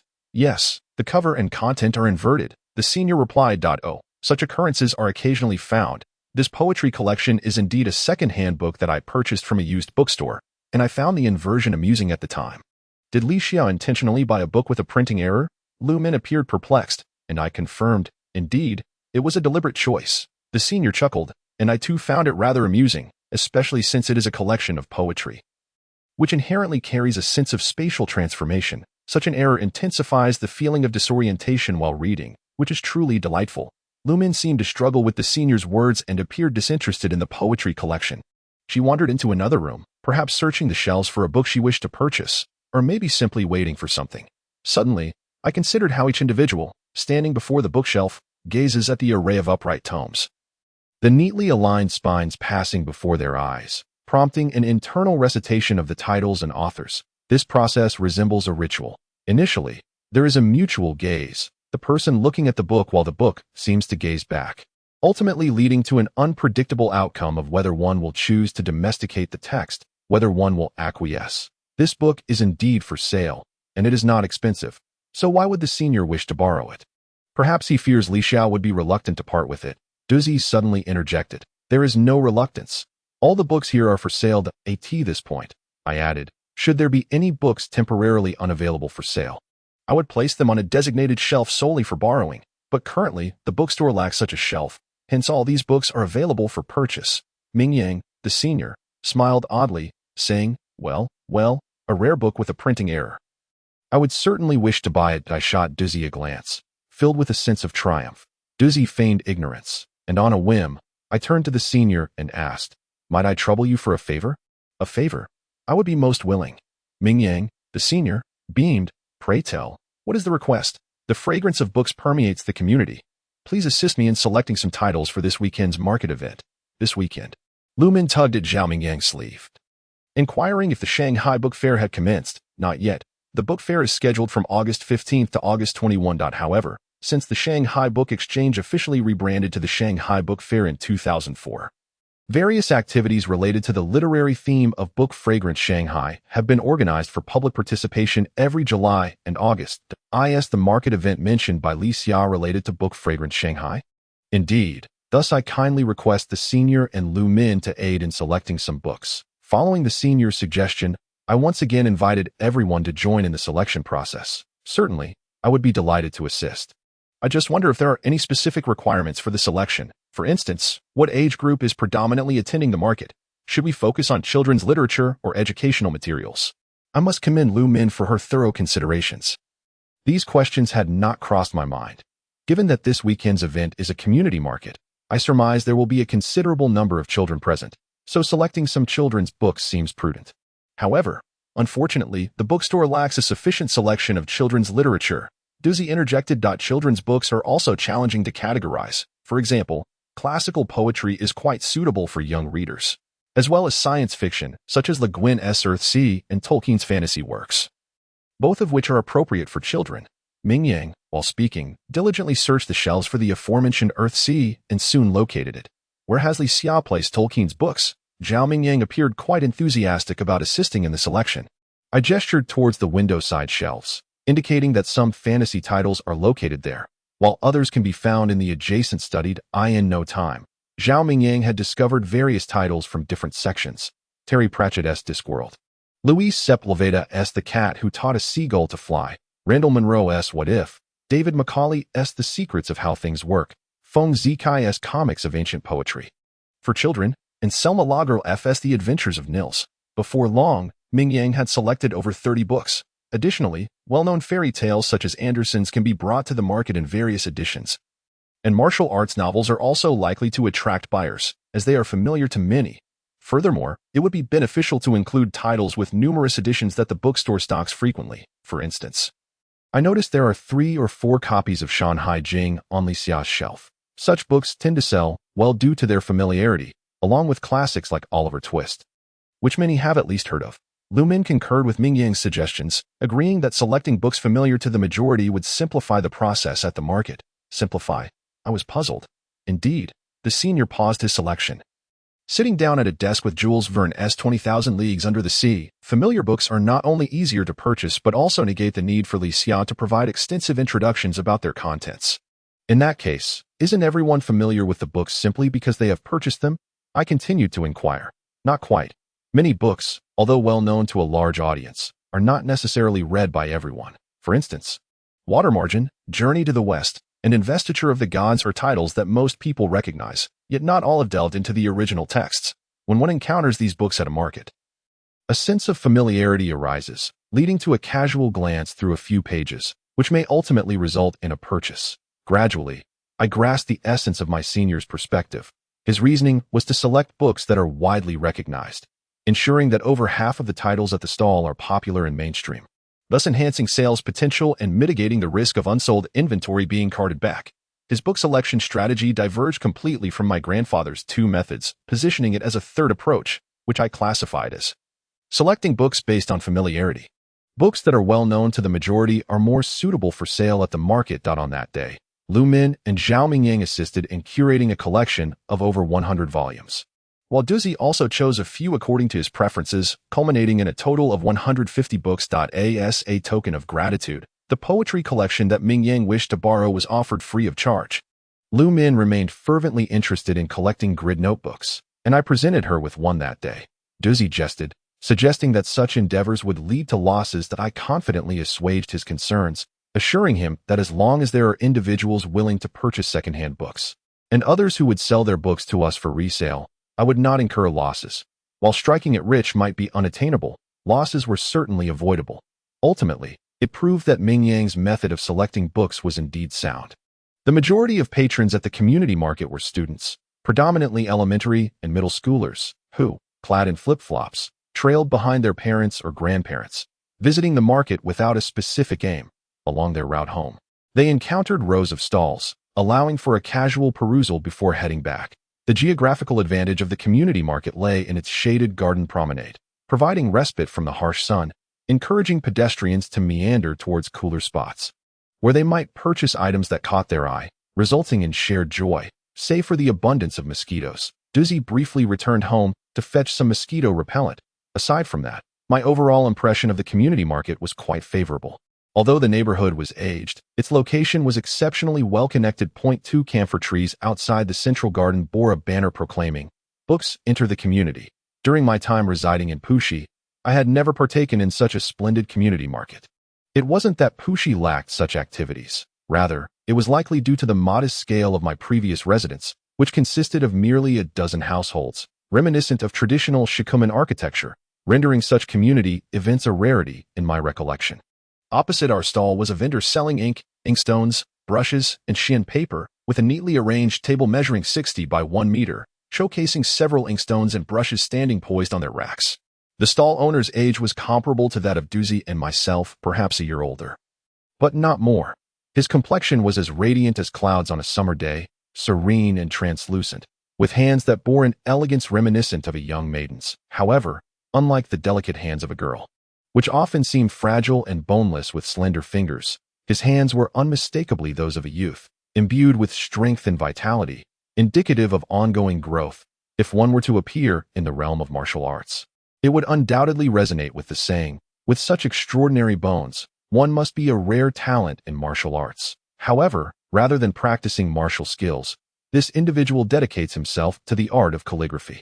The younger children seem to possess an even greater fascination with this craft. Upon passing a stall and witnessing someone write in such a manner, they find themselves transfixed, unable to move. The calligrapher's characters are predictably exquisite.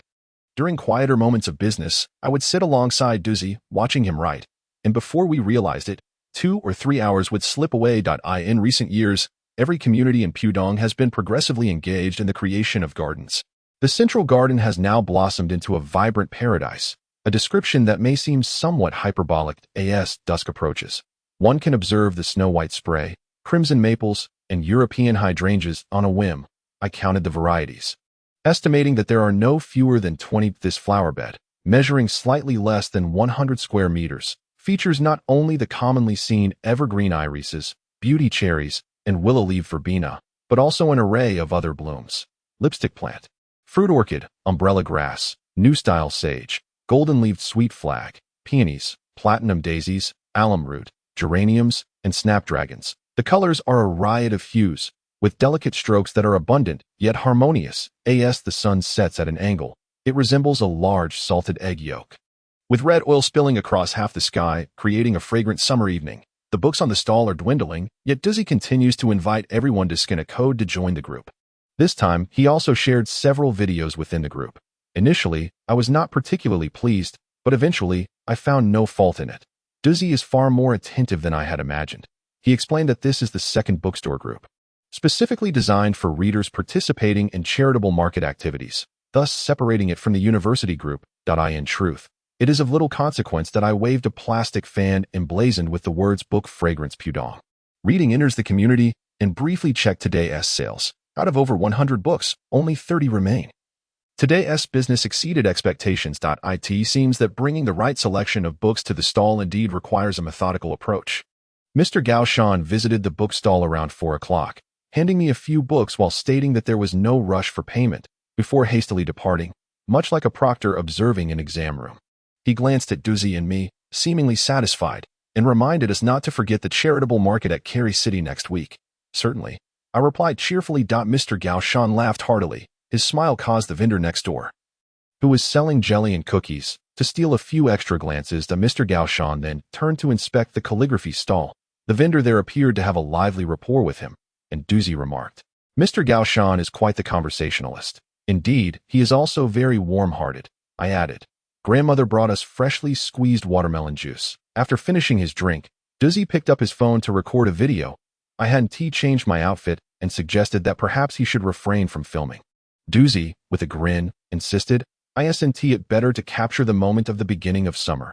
I'm filming the book stall and the market." Dizzy is truly more invested in the bookstore than I am. In the end, out of the 150 books brought to the garden, only about 30 remained, and we returned home to enjoy dinner. After dinner, I perused the lively conversations in the group while savoring watermelon. The group chat was far more vibrant than I had anticipated, with discussions surprisingly focused. Were they all about the books purchased at the stall? If so, it would mean that we are all neighbors. Is this bookstall part of the Shanghai Book Fair? Surely not. It's merely a market in our community. We've had book sales before, but never with such abundance as this time. My son purchased 3 books and has been engrossed in them since his return. I find it quite peculiar, as he rarely exhibits such enthusiasm for reading. How old are your children? What kinds of books do they read? I too wish to cultivate a reading habit, yet the books I select for him seem to be unappealing to him. Despite being in the 3rd grade, 3rd grade still seems rather young, yet today, that young lady appeared to be quite favored by the children. My daughter remarked that the books the sister recommended were truly captivating. What book? The Cat That Taught Seagulls to Fly. Such an odd title. I had never heard of it before. I just looked it up, and it turns out to be penned by a remarkable author. Is it good? Quite so. What is it about? It's a fairy tale. Fairy tales. I do not hold them in high regard, as they were originally meant to frighten children. Ha. That is indeed true. This. I let out a laugh. My mother sat beside me, chuckling as she inquired, "What is you in such high spirits? Despite being covered in mosquito bites, you seem rather cheerful." "Ah, yes, the watermelon is exceptionally sweet. That was sent by your uncle, a whole box of watermelons." "Huh, uncle, is he back from his business trip in Australia?" I never specified which uncle. My mother took a slice of watermelon from my plate and devoured it in a few bites. The seedless watermelon from Ningxia is truly sweet. Its only drawback is that it may be excessively so. Not quite right. However, he is indeed back, and next week we shall dine together. What dishes would you like? Dinner. For some reason, I find myself disinclined towards family gatherings lately, though my grandparents enjoy them. My mother says that my grandmother cherishes having the family together, so as long as she is around, we must gather for every festival throughout the year. All right, I would like to have dompa pork. Dompa pork? Indeed, my culinary map is lacking in that regard. After much research, I have yet to discover which establishment in Pudong serves the best dompa pork. Perhaps you could prepare it for me. Mother, dompa pork isn't difficult to make. Your grandfather enjoys it as well, though I find it overly sweet and fatty, which isn't suitable for the elderly. Grandfather also relishes braised pig trotters. If he can eat, then let him, just in moderation. Besides, diabetes isn't solely caused by excessive sugar intake that I once again attempted to enlighten my mother with scientific knowledge. Yet it proved to be futile. Nevertheless, it appears that I have successfully ordered dompa pork, and I find myself somewhat looking forward to the next family gathering. My mother, having finished her watermelon, dashed to the kitchen while I remained on the sofa, idly picking up a book from the small table. Just as I began to turn the pages, my phone rang. Indeed, phones do disrupt reading efficiency. It would be wiser to either turn it off or switch it to silent mode to ensure that I am not interrupted by any sudden notifications. A soda from Mayday has joined the group chat. It is a notification about a new member joining. How strange. It seems unnecessary to receive a dedicated notification simply for a new member joining the group. I have once again reviewed the notifications, and indeed, the original message was unrelated to this one. The alert I just received was from WeChat reading. The shelf notification I had set up has just come through, informing me that the subscription to the Stones of Other Mountains has now been made available. The Stones of Other Mountains is a curated collection by Yuan Suan, which includes many previously unpublished articles. Yuan Suan is an American, a renowned sinologist, and a professor at Harvard University, with notable works such as Early Tang Poetry, High Tang Poetry, Chinese Traditional Poetry and Poetics, Remembrance, The Enigmatic Pavilion, and the English annotated translation of the complete works of Du Fu. He is known for his fondness for tobacco and alcohol, and his heart lies in poetry. He possesses a simple and unpretentious demeanor, delighting in wit and humor. The Stones of Other Mountains stands as one of Yuan Suan's most acclaimed works, alongside Remembrance and The Enigmatic Pavilion, which are also among his most recognized creations. The frequent mention of one of the many indicates my particular fondness for these works. The sky is tinted with a particular hue. The chirping of the birds outside my window is melodious, awakening me each day just past 5. In contrast, the calls of a pair of birds I keep on my balcony are rather mundane, failing to compare to the avian serenade that rouses me from slumber. This pair of birds can be considered rather reticent, often remaining silent for long stretches, and when they do vocalize, it is merely a monotonous chirping. Nevertheless, we cherish these birds for their beauty. After all, aesthetic appeal is a universal truth in nature. One bird is named Suya Lei, and the other is called Kawa and I, names chosen rather whimsically. At the time, Dozi was watching a football match and casually uttered these two names. Originally, I had intended to name one Wild and the other Rose, and I even contemplated naming them Mr. Tanguy and Run Tuesday. Naming requires inspiration and does not need to be overly significant, much like the numerous pseudonyms adopted by M.Luxun.in 1976. Rong Baozhai published a book titled The Seal Collection of Lu Xun's Pseudonyms, which recorded 156 of his pen names. Subsequently, additional pseudonyms have been discovered, bringing the total to approximately 160. Truly astonishing. Naming tasks often leave me with a thinning crown of hair. Mr. Zhou enjoys changing his pen names, many of which have intriguing origins. For instance, when he published The True Story of Aq, he used the pseudonym Ba Ren. The causes of the true story of Aq. He explained that the name Ba Ren derives from Xia Li Ba Run, which does not convey a sense of elegance. Another example is the pen name Yu Guang, frequently used for articles related to the night, signifying the ears that listen to the night and the eyes that behold it, while Xiao Jiao refers to the horn blown at dawn. Last autumn, during a weekend visit home, I took Dozi to the Yuntai Road Flower and Bird Market to purchase some soil for planting flowers. My grandfather overheard a visiting book salesman mention that nowadays, one no longer uses the traditional soil for gardening. Instead, clean, pest-free nutrient soil is employed. Upon returning home, my grandfather kept suggesting that I should buy some online. I informed him that the flower and bird market had what we needed, and that we could purchase it directly. A bag weighs roughly 3 kg, which would suffice. The autumn sun shines brilliantly, and the sky is a deep azure, as if one could gaze through this layer of blue sugar paper and glimpse beyond the atmosphere, witnessing the space station and artificial satellites that encircle the Earth. The nearest flower and bird market to my home is located on Yuntai Road.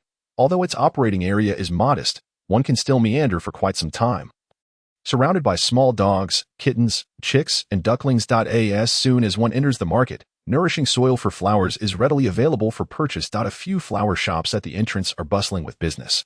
and their spaces are significantly larger than those tucked away in the alleys behind. Green vines, jade plants, asparagus ferns, gardenias, coconuts, and money trees. These resilient green plants are easy to care for, with pots crowded together on tables made of wooden boards at the shop entrance. In recent years, succulent plants have become increasingly popular. These charming little pots are enticing, each with a name more melodious than the last: blue apple, rainbow jade, tia, queen Sasha, autumn beauty, snow-blowing pine, night of flower, and moon. Some names are derived from their appearance, such as bear paw, raindrop, and baby finger. This last name is almost adorably eerie, conjuring images of Junji Ito's manga swirling in my mind. In contrast, the name bear paw is much more endearing, especially given the dense, short fuzz on the leaves of this variety, paired with its delightful brown-tipped claws that are irresistibly charming. Beneath the tables, daisies of various colors bloom profusely, dozens of pots piled together, and their prices are quite reasonable, ranging from 10 to 15 yuan per pot, with a complimentary plastic watering can for the purchase of 2. The nourishing soil my grandfather needs is neatly lined up beside the daisies, its green packaging adorned with indistinct brown printing, reminiscent of a pirated book cover, priced at 10 yuan per bag. The costs are consistent with those on the ground. What flowers are you planting? I was about to inquire when the proprietor became preoccupied with a couple nearby, evidently interested in purchasing fresh-cut flowers, which yield considerably higher profits, making the owner less inclined to engage in our modest 10 yuan transaction. Generally, flowers grown at home suffice, and this type of soil is the most economical choice. Deciding not to disturb the proprietor's business, I opted to pay via scan code, having not visited the flower and bird market for some time to indulge in nature's beauty. I noticed that all the vendors seemed to have mastered the art of digital payments. Indeed, one must keep pace with the times, as even the stalls at the vegetable market have adopted this method. The progress of the era is truly all-encompassing. It is often challenging to preserve certain aspects of the past. After walking deeper into the alley, I suddenly found myself at an impasse. The narrowness of the flower and bird market alley allows for only 2 individuals to pass side by side, and a vendor standing outside had obstructed the path. Thus, Doozy and I could only wait in place. This vendor, with large eyes and prominent brows, a full forehead, and a voice that carried, sported a hefty gold chain around his wrist that swung freely as he polished a metal birdcage, adding a touch of industrious charm rather than the ostentatious air of a wealthy tycoon. Noticing 2 students observing him, he beamed with a smile, simultaneously wiping his hands on the cage and cheerfully saying, "Oh dear, I apologize for blocking your way. Come, walk this way, walk this way." Seeing the boss treat us with such courtesy, Doozy and I felt rather embarrassed and hurriedly replied, "It's nothing. We're just browsing and not in a hurry." "That's good," he said. "Otherwise, you could take a look at my birds." Birds. I turned my gaze towards the wall, where approximately 5 or 6 bird cages hung, all rectangular in shape. Some cages contained 5 or 6 birds, while others held merely 2. They are perfectly matched pairs, the boss explained, setting aside his work with an exceedingly cordial demeanor. "Perfectly matched pairs?" Doozy inquired. "Indeed. Look over here. Do you see this little wooden house?" We nodded, and I curiously speculated, "Is that for laying eggs?" "Yes. These birds are cared for by my son. He has loved raising birds since childhood and has kept many for years. Now that he has grown up, he claims he no longer wishes to keep them. You see, I'm nearly at my wit's end, considering selling them. I don't actually run a bird business. These are all parrots. Look at this pair of green ones, and the yellow ones, and this pair of blue ones." I turned around to survey the boss's shop, realizing it was filled with turtles. "So, the boss originally sold turtles. If you find any you like, I can offer them to you at cost. This birdcage, along with the little nest beside it, would cost you several dozen yuan. I'll even throw in a bag of feed, so for 100 yuan, you can take them home and care for them properly." Though neither Doozy nor I knew how to raise birds, it was evident that Doozy was quite fond of them. This was my first time observing such beautifully sky-like little birds up close. Pale blue, reminiscent of the sky, and fluffy white like clouds. The feathers were not long, as the boss explained. They were still young, though not the youngest anymore.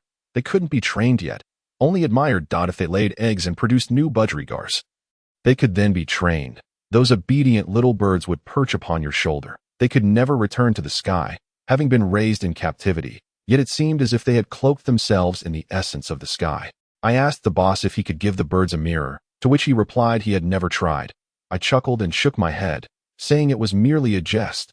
The pair of little birds were kept on the balcony, which felt rather lonely. In summer, they needed shade, as budgerigars should not be exposed to the sun for too long. The cage must provide a cool refuge. Indeed, whether it was Suarez or Cavani, they would nestle their tiny feet in the shaded areas. If the curtains were suddenly drawn, the two little birds would huddle together, scuttling towards the cooler spots, leaving behind a trail of popcorn-like footsteps on the perch. After breakfast, I arrived at the bookstore to organize a few tasks for the day. The first being to select books for the charity market at Cary City. With prior experience at the community market, this selection process had become significantly easier. Before 9 o'clock, my brother appeared at the bookstore, carrying a large bag of clothes. "What is this?" I asked. "Clothes," he replied. "I originally intended to bring them to you in a couple of days, but seeing how many fans you have now, I thought your video earnings might surpass my photography income." "That's impossible." I waved my hand dismissively. "Absolutely impossible. How could it even compare to my brother's business? I'm merely chatting about reading." Times have changed, indeed. Nowadays, video content reigns supreme, and with a wealth of views, everything becomes negotiable. My brother opened the bag and revealed 3 brand new outfits, meticulously organized, including dresses and traditional hanfu, along with accessories such as petticoats and headpieces, all complete. "Was it Bean who troubled you to bring these here? I feel quite embarrassed that you delivered them personally." "No, it was I who, after watching your videos, became intrigued. The last time Bean showed me, I hardly paid attention." Brother Yuanla's manner of speaking aligns well with his persona. However, just a few days ago, while browsing Bilibili, I stumbled upon Lixia's reading video. Initially, I overlooked it, but after encountering it several times on my homepage, I realized that the clothing was rather revealing. I chuckled, covering my mouth. My brother appeared somewhat pleased, remarking that he too found the attire familiar. Upon further inspection, it indeed belonged to me. As a male, my brother possesses a collection of women's clothing that rivals that of a seasoned crossdresser. To return to the main topic, your videos have reached me, and naturally, I was curious to watch. Upon viewing, I discovered that the view counts were quite substantial. Brother, do not take it to heart. Several tens of thousands of views are truly not remarkable. There are creators on Bilibili whose reading content garners hundreds of thousands, even millions of views. I'm merely here for the ride. It hardly counts for anything. I am not being modest. I genuinely do not perceive it as exaggerated. Though Bilibili does have its share of popularity, however, to claim one is famous is an entirely different matter. As for how it got recommended to me, I suspect it has to do with the clothing. And that is all. No, it is already quite commendable. Dear sister, do not be modest. In our family, you are undoubtedly the most promising. Pfft, brother, your flattery seems misplaced. Let it be known. I certainly will not assist with modeling. No need for that. Brother would never impose on Lixia. You see, Bean has worn those outfits before, and having watched your videos, I noticed that nearly every episode features different clothing. Thus, I have brought you 3 more sets, 1 hanfu, 1 JK uniform, and 1 Western dress, all prepared for you. No, wait, that your excessive kindness raises suspicions. What exactly do you require my assistance with? Upon hearing this, Brother Yuanla quickly shook his head, yet replied, "I know a girl." "A girl?"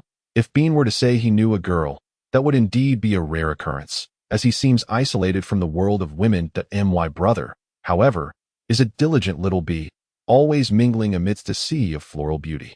Even so, it strikes me as somewhat odd for him to earnestly mention knowing a girl. Could it be he is genuinely seeking a sister-in-law for me? Brother's judgment has always been impeccable. I trust you do not need my advice. Lixia, please do not say such things. This juncture, the wind chime rang, and my brother smiled as he left the desk, bringing me a small cup of iced tea with ice cream. Iced tea with ice cream at this hour? I glanced at my phone.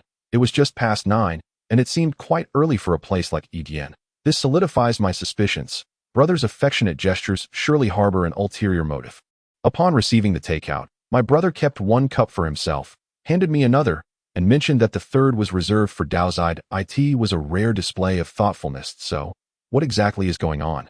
Are you trying to find me a sister-in-law? Not quite, he replied. He has recently met a girl who enjoys reading. Really, it's wonderful to have a passion for books. I can only imagine how charming he must appear when he speaks candidly. Indeed, it's delightful. But when it comes to dating, she suggested they simply visit a bookstore, which left him feeling rather perplexed. My brother rubbed his forehead, as if it were throbbing. Are you experiencing discomfort here? He hastily clarified that was not his intention. Why does it feel as if Lixia has changed? She is not as gentle as before. That is true. Licia is now the boss and ought to possess a bit of character. So what is it that you truly wish to convey? My brother is no stranger to literature. Surely, dating a book-loving girl should not be a source of distress. Yet, he undeniably appeared somewhat troubled, and it was curious how this seasoned romantic suddenly seemed so hesitant. Tinged with an air of insecurity, brother, have you fallen victim to the enchantment of love and found yourself ensnared? Upon hearing this, he immediately denied it, asserting that he had not yet developed such strong feelings for any girl as to lose his appetite. Oh, that's a relief. Please do not let your thoughts spiral. On a serious note, the books you introduced in the video were quite impressive. I didn't expect the girl to have read so extensively. It hardly qualifies as extensive.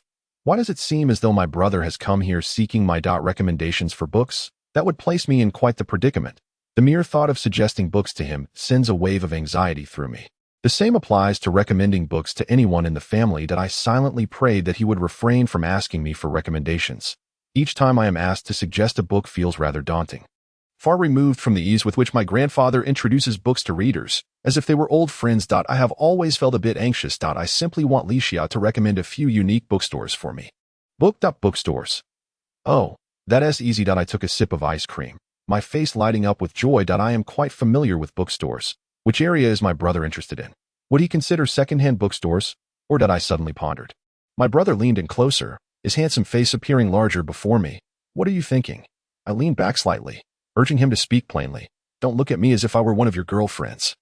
I know of several large bookstores, but they often strike me as rather dull. It's not that large bookstores are lacking. It's just my brother trailed off mid-sentence. Bookstores are not the ideal setting for romantic conversations.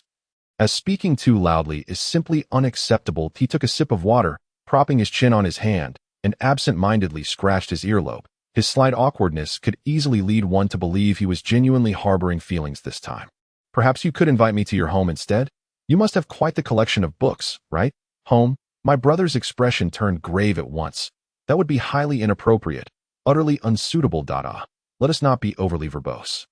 A young woman who enjoys visiting bookstores is likely to be an avid reader. If a gentleman were to escort her home, upon encountering the books lining his shelves, she could glean a sense of their shared perspectives on life and the world.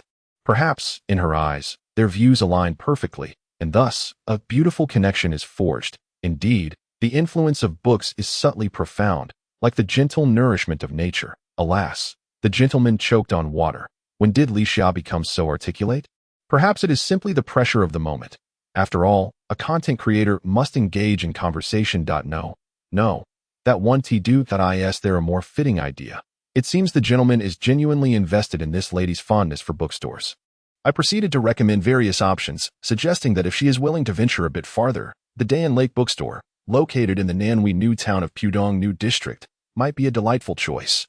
It is famously situated by the picturesque Disui Lake, exuding a refreshing ambience, close to the sea. Driving there offers the perfect trifecta of enjoying the ocean, reading, and perhaps even romance. Truly splendid.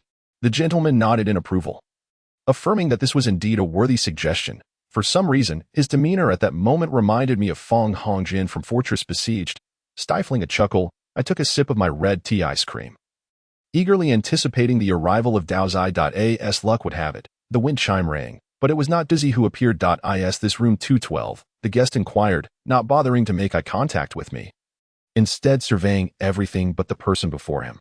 Yes, it is 212. May I ask who you are? I responded. I noticed the guest carrying a plastic bag containing a bottle of ice-cold mineral water, which was condensation-clad from the heat. He appeared to be of a similar age to Mr. Gaoshan, dressed in a white shirt and sandals, not exactly the attire one would expect from an office worker. Sir, are you here to buy books? I asked, hoping he was not like the two young ladies who had visited before, seeking to rent the space. That I had no desire for a nail salon in my store, nor could I afford to rent out part of it for selling handheld pancakes. You must be the owner, the man said, wiping the sweat from his brow as he reached behind him. A twinge of unease crept over me. Although Pudong boasts excellent security, it is still broad daylight, and the thought of a malicious intent entering my humble abode felt absurd. Then again, I pondered, what riches could one possibly steal from me? Only books, and more books. That I am the owner. How may I assist you? I inquired, as the gentleman emerged upon hearing the commotion. I am from a construction company. The man replied, taking a sip of water from his bag and wiping his mouth. I'm currently renovating a house, and inside, there are a plethora of books. Would you be interested? A plethora of books? Renovating a house? I gathered my thoughts. It appeared this gentleman had discovered a collection of books in the house he was working on. I had initially sought someone to recycle waste materials, but it was unclear where such services could be found in this vicinity. The recycling people? I'm not certain where they might be. He continued, speaking increasingly rapidly yet articulately. Observing his hands, they did not bear the marks of a laborer, with clean nails suggesting he might be a small business owner from the construction company. I'm not familiar with any recycling locations. What brings you to my bookstore then? I asked. There aren't that many questions to ask. This place is filled with books. This is a bookstore. Isn't it? Indeed, it is a second-hand bookstore. With a slight explanation, the man nodded, his expression revealing a hint of discomfort. What a hassle. You certainly do not seem capable of moving all those books. He remarked. The man's evident unease suggested that someone at the door was urging him on, and this sense of urgency inexplicably made me anxious as well. So, you want me to go to the house you're renovating to move the books? I inquired. Yes, aren't you a second-hand bookstore? I've heard that you also recycle old books, but you hardly look like someone who can manage the heavy lifting, he replied. You need not worry about that. I indeed accept second-hand books, yet there are a few matters I must clarify.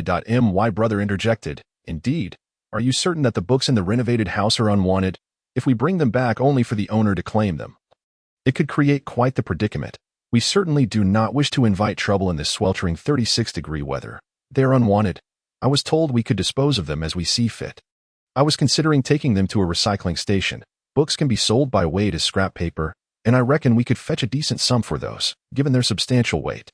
I see. I'm used. Collecting books from people's homes is indeed one of our bookstore's services, but typically, the owners contact us directly before we send someone to collect. This is the first instance of a renovation company approaching us for book recycling. I hesitated to agree immediately.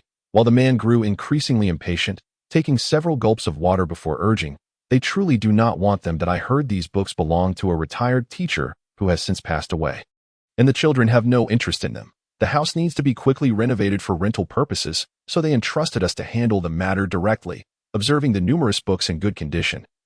I contemplated finding a recycling center. Perhaps they would find some utility in them. I was unsure how the recycling center would handle the books post-collection, yet I was aware that in the past, the waste collectors would sort out some well-preserved volumes for familiar stall owners. This, however, was a long time ago. My grandfather had a good rapport with the waste collectors at the old house and often brought back books.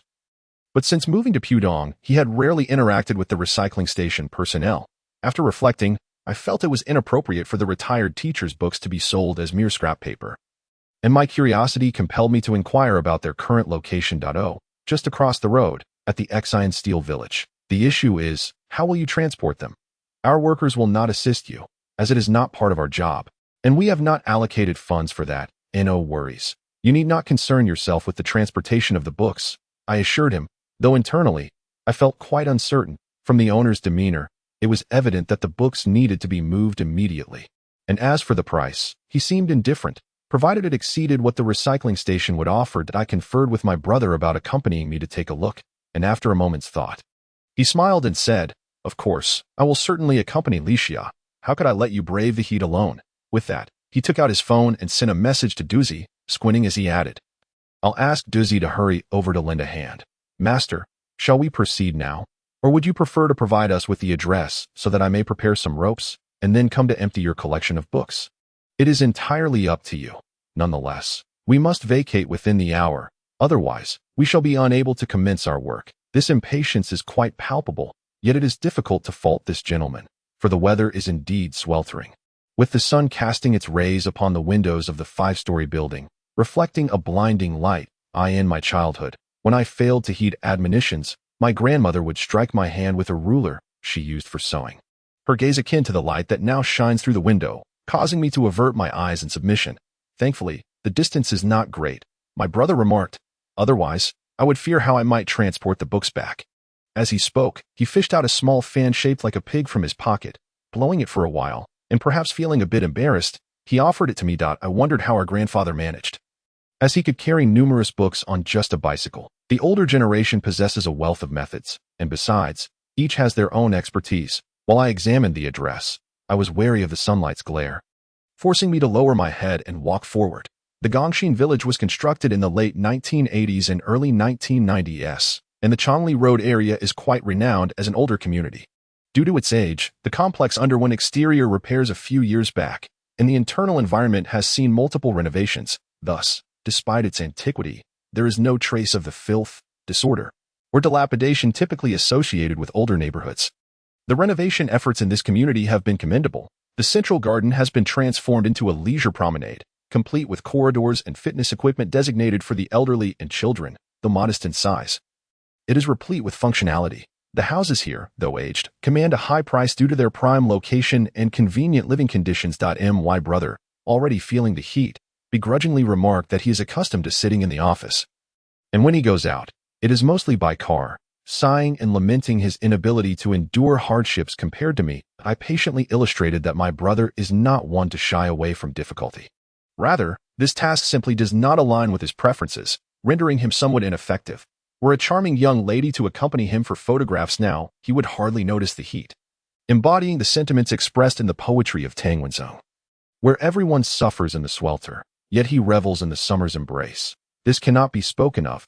This cannot be spoken of. My brother shook his head, but I have thought of an idea. Since this is your bookstore, why not invite that girl to come and sit with me while you engage her in conversation?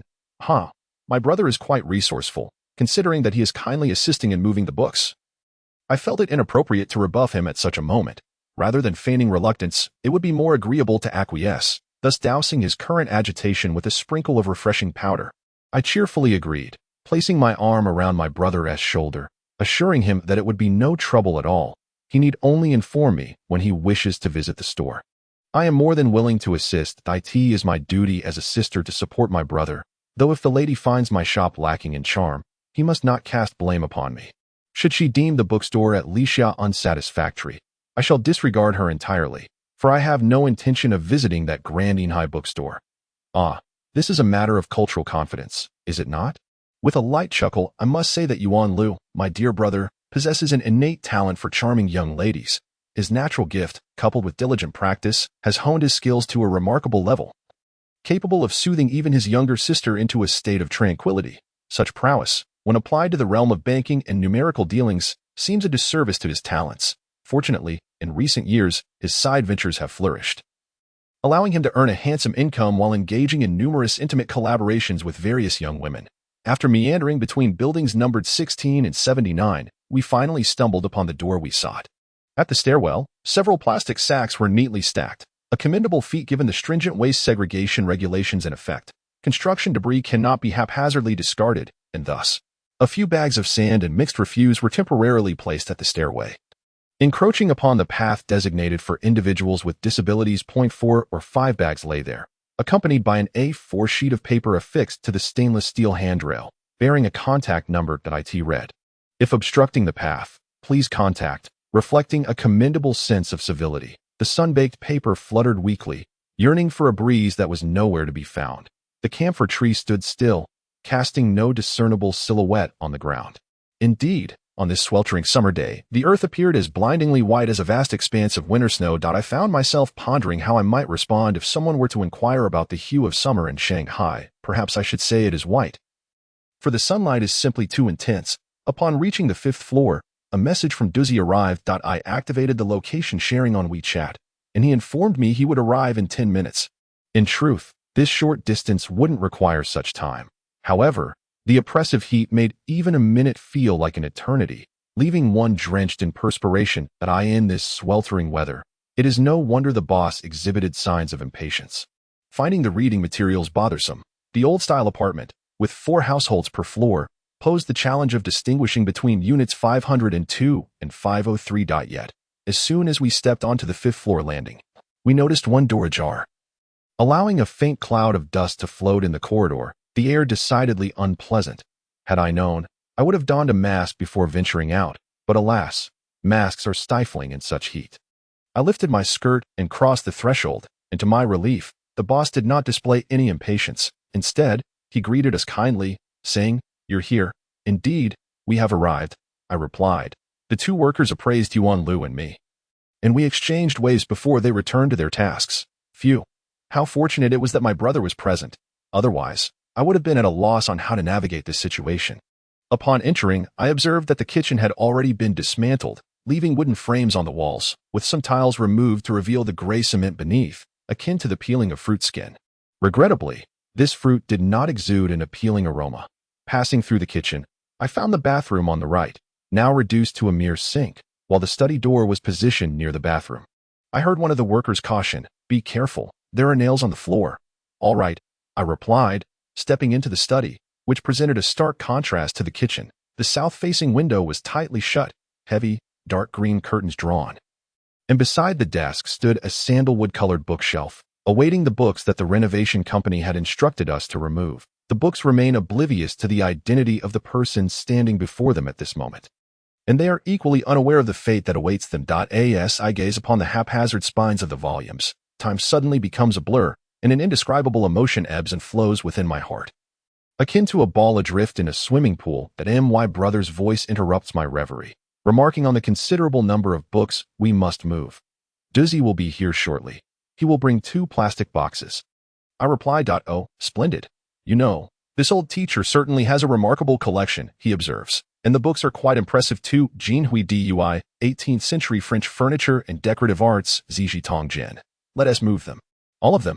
My eyes gleam with the excitement of discovering hidden treasures. Fortunately, the owner of the renovation company remains oblivious to our enthusiasm. In retrospect, it does seem somewhat embarrassing. How shall we account for these books? My brother, considerably more composed than I, steps outside to negotiate a price with the owner. "I'm fine with it. Just help me move them. By the way, I notice you two lack considerable strength. How about this? You pay 200 yuan, and I'll have the workers assist you in lowering them from the window." "Lower them?" My brother queries in confusion. "We often pull up materials through a rope from the window. As the old building lacks an elevator, and the 5th floor is quite high, it's customary to use a rope for such tasks." "I see," my brother replies, returning to consult with me. I nod in agreement. 200 yuan? That's quite a profit, indeed. How sweltering is the task of moving books. Initially, Yuan Lu, my brother, worked diligently, removing each book from the shelves and stacking them neatly. However, the room soon plunged into darkness as the power failed. The antiquated ceiling fan, hanging overhead, dragged its feet in an increasingly labored manner, as though the workers had mistakenly poured cement into the air. It struggled for a moment, creaking ominously, before finally falling silent. My brother quickly began to feel the oppressive heat. "This is unbearable," he exclaimed. "Indeed," I concurred, as beads of sweat cascaded down my neck, pooling at my collar. The light-colored dress I wore became soaked, mottled with perspiration, rendering me rather disheveled. Yet, I paid no heed to my disarray. I had mentally prepared for strenuous labor before arriving today. There is no sense in retreating before the task is complete, but my grandfather, during his travels through Gansu and Yunnan, never neglected to collect books, meticulously packing them into boxes to bring home, a far greater ordeal than our present endeavor. At least we have assistance today. Grandfather managed it all on his own. He often thought of the friends at the One Miao, who set up bookstalls, and the eager readers who awaited the weekly opening of the book market. The old man once remarked that selling books was a labor of love, not particularly lucrative nor renowned. It was pure enthusiasm for the work that drove him, a passion that could not afford to wane. Even now, he remains devoted to the second-hand book trade. My brother, using a volume of Yao Nai's Gu and Ci Lei's Wan as a makeshift fan, I shyly take the book from his hands. The volume of ancient literary collections published by the Shanghai Ancient Books Publishing House in 1998 is quite elusive to procure. "Brother, perhaps you should consider using another book as a fan. By the way, where is the little pig fan?" Brother replied with a note of frustration. "It has run out of power." I let out a resigned laugh, my heart increasingly yearning for Duzzy to appear in this less than 15 square meter room. After the power outage, we could only pull back the curtains and open the window, and a wave of heat immediately assailed us. It was tolerable to walk outside, where both sky and earth radiated warmth. But now, with the window ajar, the room felt even less bearable than the sweltering outdoors. That is because you refuse to move. If you simply start to move, a breeze will naturally arise, lowering your body temperature. Indeed, a science student can instantly save the world. Duzzy. I gazed at Duzzy as if he were a savior. Li Xia is such a fool. Duzzy bent down to place 2 large plastic boxes on the ground and retrieved a bundle of pink rope from his pocket. "You are the fool. Why would you say that as soon as you arrive? Could you not have waited for me at the bookstore? Why rush over by yourself? How many books can you carry with just 2 hands? 30 books should be manageable, right? A bundle can certainly secure a dozen or so. There are an estimated 500 or 600 books here. Well, point 3 monks have no water to drink. 3 people can still manage to carry the books. Drawing from our previous experience of setting up a bookstall at school, this time we opted not to fill the boxes to capacity, but preferred to make several trips instead. On the second trip back to the bookstore, we encountered Aunt Mao from the neighborhood committee. She appeared to have just returned from the market, her hands laden with 2 bags of vegetables and fish. Spotting Doozy and me struggling with the boxes, she called out loudly, "Licia, Licia." I had not noticed her earlier, my mind solely focused on the principle of momentum, fearing that any hesitation would render our efforts futile. Oh, I am moving books. What books are you carrying, that you are drenched in sweat? It is only right to provide an explanation. When elders inquire about certain matters, it is out of concern, and as a younger person, I ought to respond earnestly. Aunts often have a habit of stopping to chat with acquaintances on the street, conversing for 10 to 20 minutes without a care for whether mice have invaded their rice jars at home. This seems to be a form of interaction that has existed since ancient times. Nowadays, young people seldom pause to chat when they meet someone. They tend to exchange a greeting and continue on their way. When they find a moment of leisure, they pick up their phones, scroll through their contacts, and may find an old classmate or friend met along the way, yet they do not immediately send a message or initiate a voice chat. The nostalgia is not particularly strong. It resembles a solitary journey through time, as if scattering cashews, almonds, pumpkin seeds, and raisins, akin to a bag of assorted nuts meant for one, turning reminiscing into a solitary affair. After perusing through a circle of friends, one might inadvertently spend 20 minutes clicking on posts to read, only to realize that time has slipped back 2, 3 years, or even further. Thus, it dawned on me that since graduating elementary school, I had hardly kept in touch, and after middle school graduation, perhaps I had only encountered classmates once or twice during reunions. Upon perusing the social media updates, time seems to weave like a shuttle. As if I hold a time machine in my grasp. My university years were spent at Fudan, and post-graduation, I embarked on a career in publishing. It appears I briefly entered a romantic relationship, only to return to the single life. My existence is refined, infused with a passion for sports, and I have blossomed into a more attractive version of my younger self. Occasionally, I share a few updates in English, giving the impression that I have returned from studying abroad and am struggling to articulate myself in Chinese. Throughout the afternoon, my thoughts meandered back to that individual I encountered on the street, someone with whom I was never particularly close. The snapshots shared in my social circle delineate the contours of my life, as if drawn with an artist's pen, unequivocally conveying to others, "This is my life as it is, not as it could be." The outlines of the portraits are vivid and precise. Thus, I find contentment. What can one converse about while standing still, gazing at the avatars and the hundreds of posts on my phone? Even after more than 10 years apart, there remains an air of familiarity. When someone inquires, "Do you remember so-and-so from back in the day?" I respond affirmatively, for the contours remain distinct in my memory. The older generation behaves differently. They disregard the inconvenience of obstructing the path, insensitive to the disruption they cause. They seem indifferent, as if to say, "This is merely a habit of mine," believing that when it is your turn to encounter an acquaintance on the street, this same habit will manifest, akin to a bird that has sung on my balcony now alighting on yours. It appears the family upstairs is moving out, discarding numerous books. The workers from the renovation company came to ask if I would collect them. Which family? The one on the 5th floor. I believe the previous occupant was a retired teacher. Retired teacher? Oh dear, could it be Teacher Chen's household? Aunt Mao's brow suddenly furrowed, her face glistening with beads of sweat pooling on her elevated forehead, trickling into her eyes. Her hands were laden with groceries, leaving no spare hand to wipe her brow, yet she felt no discomfort. She shook her head and remarked, "It seems that old man has been gravely ill in the hospital. I wonder why his family sold the house. Perhaps they did not sell it, merely renovated it instead. This remains uncertain. The elderly gentleman is advanced in years, and with the heat this year, I can only hope he endures. Indeed, the heat is preferable to the cold. Generally, during the sweltering days of summer, the elderly tend to fare better, so it shall be all right." I hastily reassured her, though a tinge of sadness welled up within me. Air conditioning truly stands as one of humanity's most significant inventions. My brother reclined against the chair's back, lamenting that it had been years since he had to toil so hard, marveling at how technology has saved mankind.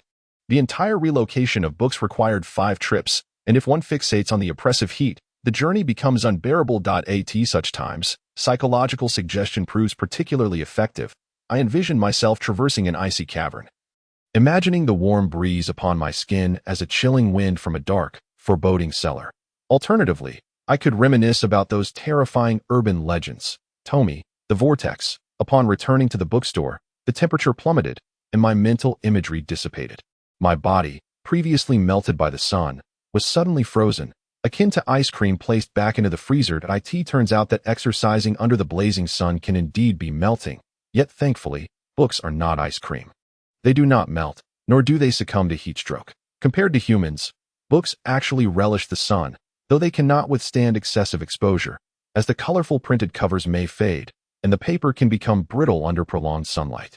I ventured into the kitchen to retrieve 3 passion fruits and a bottle of insipid soda water. After extracting the juice from the fruits, I mixed it into the soda, filling 3 glass cups to the brim.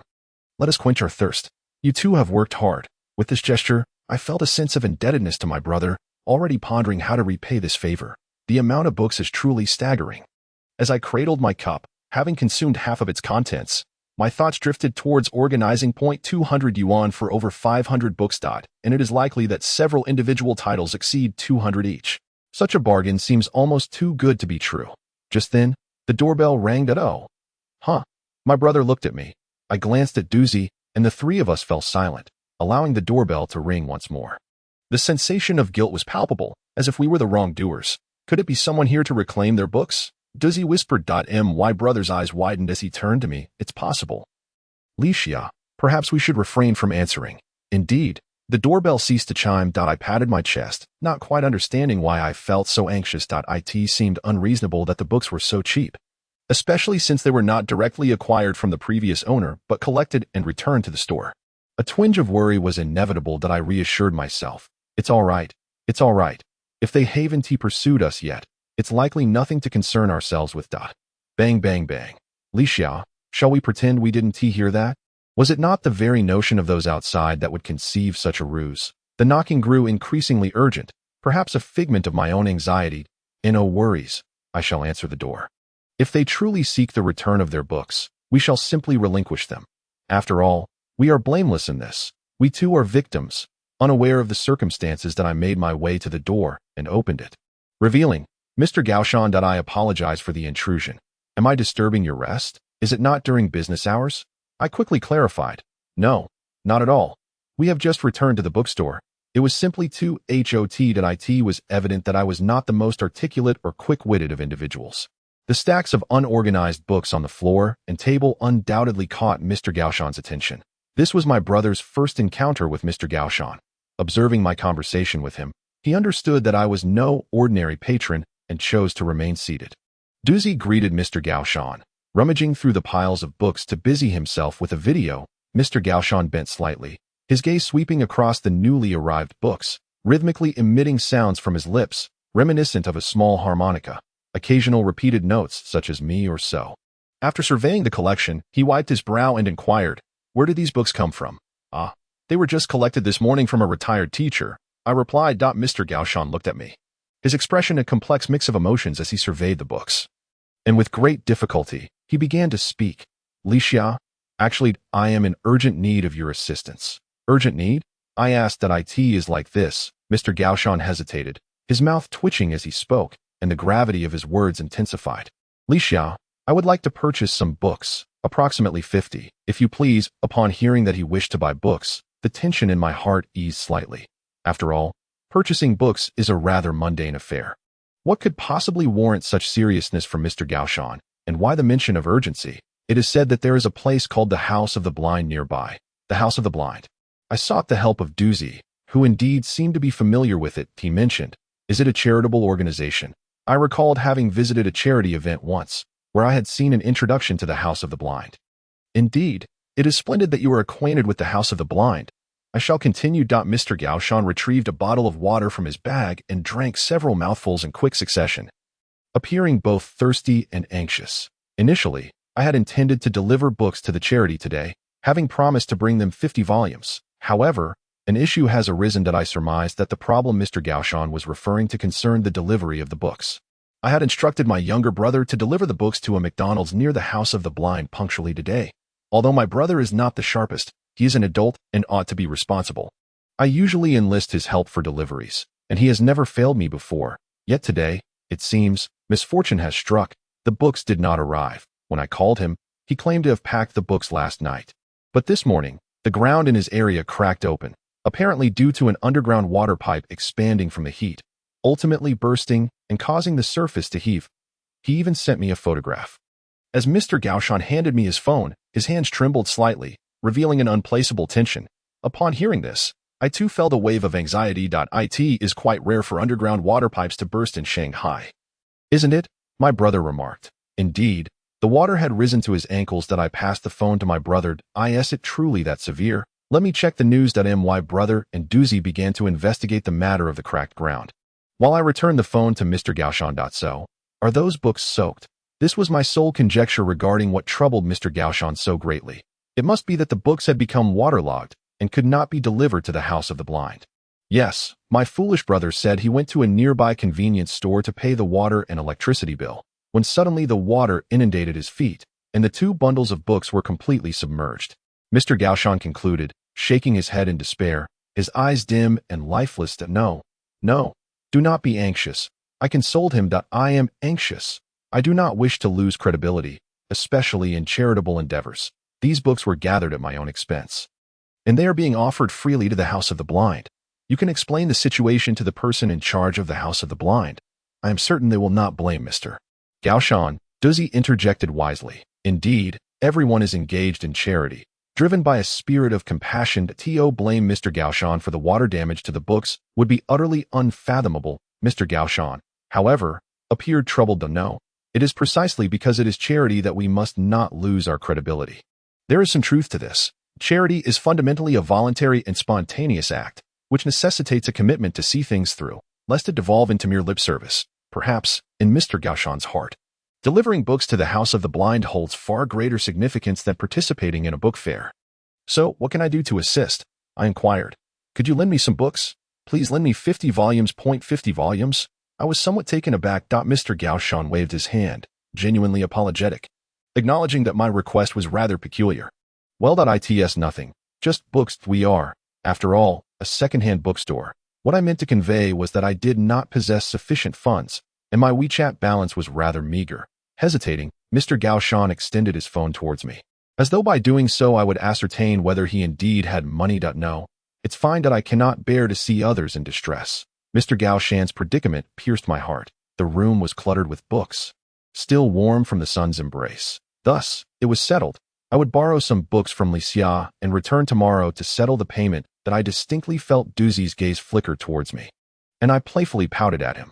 Those newly arrived books, let us not take them just yet. I'd have yet to organize them. Mr. Gaoshan had just placed his hand on a stack of newly acquired books, only to withdraw it immediately. These books cannot be selected, can they? I nodded, affirming that they were still unarranged. Approximately 15 minutes later, Mr. Gaoshan departed the bookstore, carrying 2 bundles of books. At that moment, Dizzy and Gidge simultaneously sighed, then shook their heads. What do you mean by that? I inquired, standing by the window, fanning myself with my notebook while observing Doozy and Gidge. The 2 had been glued to their chairs like frogs dazed by the heat. Licia is just so naive, Gidge lamented with a hint of melancholy. Doozy chimed in. Indeed, Licia is the kind of person who is kind-hearted and easily deceived. Living in the second dimension is quite nice. That's not true. I do not live in the second dimension. Please do not insult it. Doozy's words truly irked me. Mr. Gaoshan is a bookseller, and most booksellers possess a genuine love for reading. How could someone who loves books possibly deceive others by not paying for dozens of them? If Dizzy and Gidge's odd behavior stemmed from Mr. Gaoshan's philanthropic act of lending books, I felt a sense of injustice on his behalf. Generally speaking, it seemed Licia had been duped. The more Yuan pondered, the more convinced he became that this was indeed the case. With Doozy nodding in agreement, both appearing to have already grasped the narrative as if they held the script. That cannot be, surely. People are easily swayed. Within the bookstore, it was just my brother, Doozy, and me. Now, with the 2 of them speaking in such a manner, I felt vulnerable and began to waver internally. There were indeed an abundance of coincidences. Little brother, that the water has soaked the books. The charity event must involve sending books. It certainly did appear to be a rather kitsch scam, but how could that be? Mr. Gaoshan was acquainted with my grandfather, and it was not a friendship formed merely over a day or 2. How could someone suddenly turn into a fraud? No, don't think like that. An oppressive atmosphere enveloped the room as I pulled out a chair and sat at the table, absent-mindedly flipping through the books I had retrieved. Originally, although this morning had been exhausting, it was also quite fruitful. For a second-hand bookstore, the acquisition of books is one of the most vital aspects of business, serving as the cornerstone for the sustainability of second-hand literature. This presents quite a conundrum that I firmly believe that my grandfather possesses a wealth of experience and will introduce me to itinerant booksellers akin to Mr. Gaoshan. However, that alone may not suffice. In his youth, my grandfather often traveled to distant provinces to acquire books, returning each time with entire crates filled to the brim. In my childhood, I never thought to inquire about the prices of those books. Instead, I would excitedly lean over the crates, carefully slicing through the tape with a small blade, fearful of damaging the boxes or the precious volumes within. When I was younger, I was captivated solely by the vibrant covers, arranging them in pleasing patterns based on color and design. As I grew older and began to recognize characters, my mother remarked on my rapid learning, which commenced with memorizing book titles, such as Huanzhu Gugu. Each time she referenced Huanzhu Gugu, I would inexplicably blush. She likely found it amusing and often used it as an example. Now, in my mind's eye, I can vividly envision the spines of books parading before me, the brown paper-wrapped San Xia Wu Yi, with its title elegantly inscribed in fine script, the comic Fengshen Yin Yi, and the half-remaining cover of Sui Tang Yin Yi from Sanlian Publishing House. Indeed, these books have imparted a multitude of characters to me. Although their meanings often eluded me, they were simply pleasing to behold and delightful to read aloud. My grandfather asserts that running a bookstore does not require excessive worry, as long as one is earnest. Success will follow. I am skeptical of this notion. The older generation approaches their endeavors with an air of tranquility, akin to the serene moonlight and gentle breeze. My mother cooks in this manner, and my grandfather manages the bookstore with the same ease, appearing utterly unburdened. Yet, when it comes to my own experiences, it is quite different. Even preparing a simple plate of fried rice involves numerous steps. Retrieving the eggs from the refrigerator, determining the right amount of oil to pour into the pan, deciding when to add the oil, before or after the rice or eggs. The eggs must be beaten with chopsticks, then combined with the rice, finishing with a sprinkle of green onions. Despite following these few procedures, each time I prepare fried rice, the flavor varies, at times significantly so. If a single dish presents such challenges, preparing an entire dinner to satisfy a family is even more complex. My mother effortlessly completes it while singing and chatting. Surely, I could not manage that. Influenced by my brother and Duzi, I too find myself growing anxious. There is indeed a possibility that we may have been deceived. Li Xiao, I suspect that this individual entered without any genuine intent. Seeing the numerous books piled here may have sparked an idea in him. Perhaps he had no plans to visit the blind community today. My brother's reasoning is meticulous and delivered at a measured pace, as if recounting an undeniable fact. I begin to entertain the notion that Mr. Gaoshan may have deceived those books for some reason. Even if each book averages 10 yuan, that amounts to merely 500 yuan. Would he truly forsake our bookstore for such a sum? Moreover, he has known my grandfather for many years. It seems unlikely he would resort to such actions for 50 books.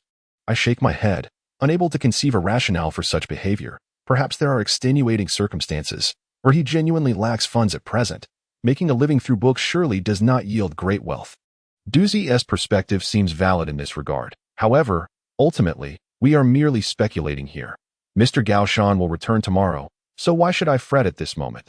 The meticulous organization of the Jiziyu and Huazhuan is both a laborious and joyous endeavor. Time flows swiftly, and between the act of lifting and setting down, moments can echo the footsteps of the astute or resemble the flapping feathers of a bewildered bird.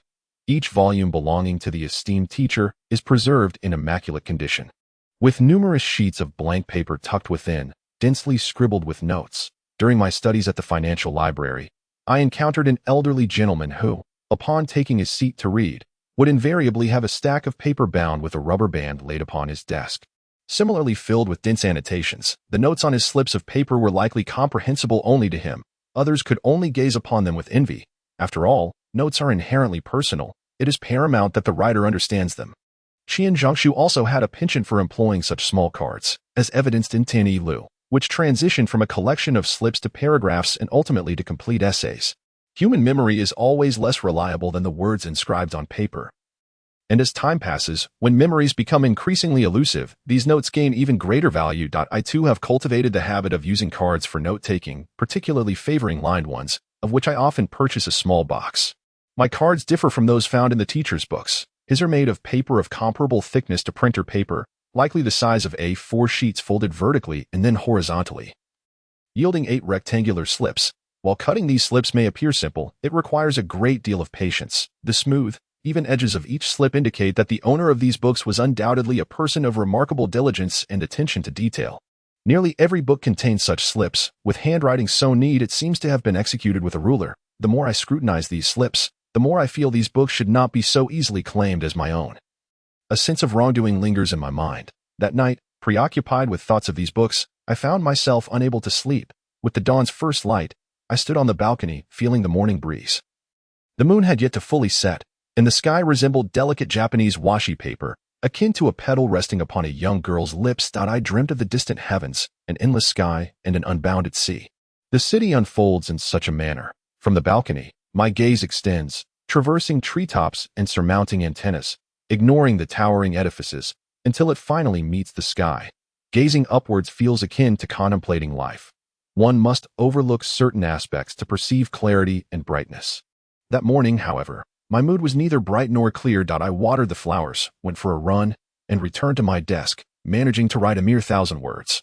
After flipping through a few pages of my recent readings, my heart remained restless. Finally, as breakfast time arrived, I knocked on my grandfather's door, feeling the need to discuss certain matters with an elder. Upon hearing my concerns, my grandfather furrowed his brow. I had expected his hearty laughter to dispel the damp and cotton cloud hovering over my heart.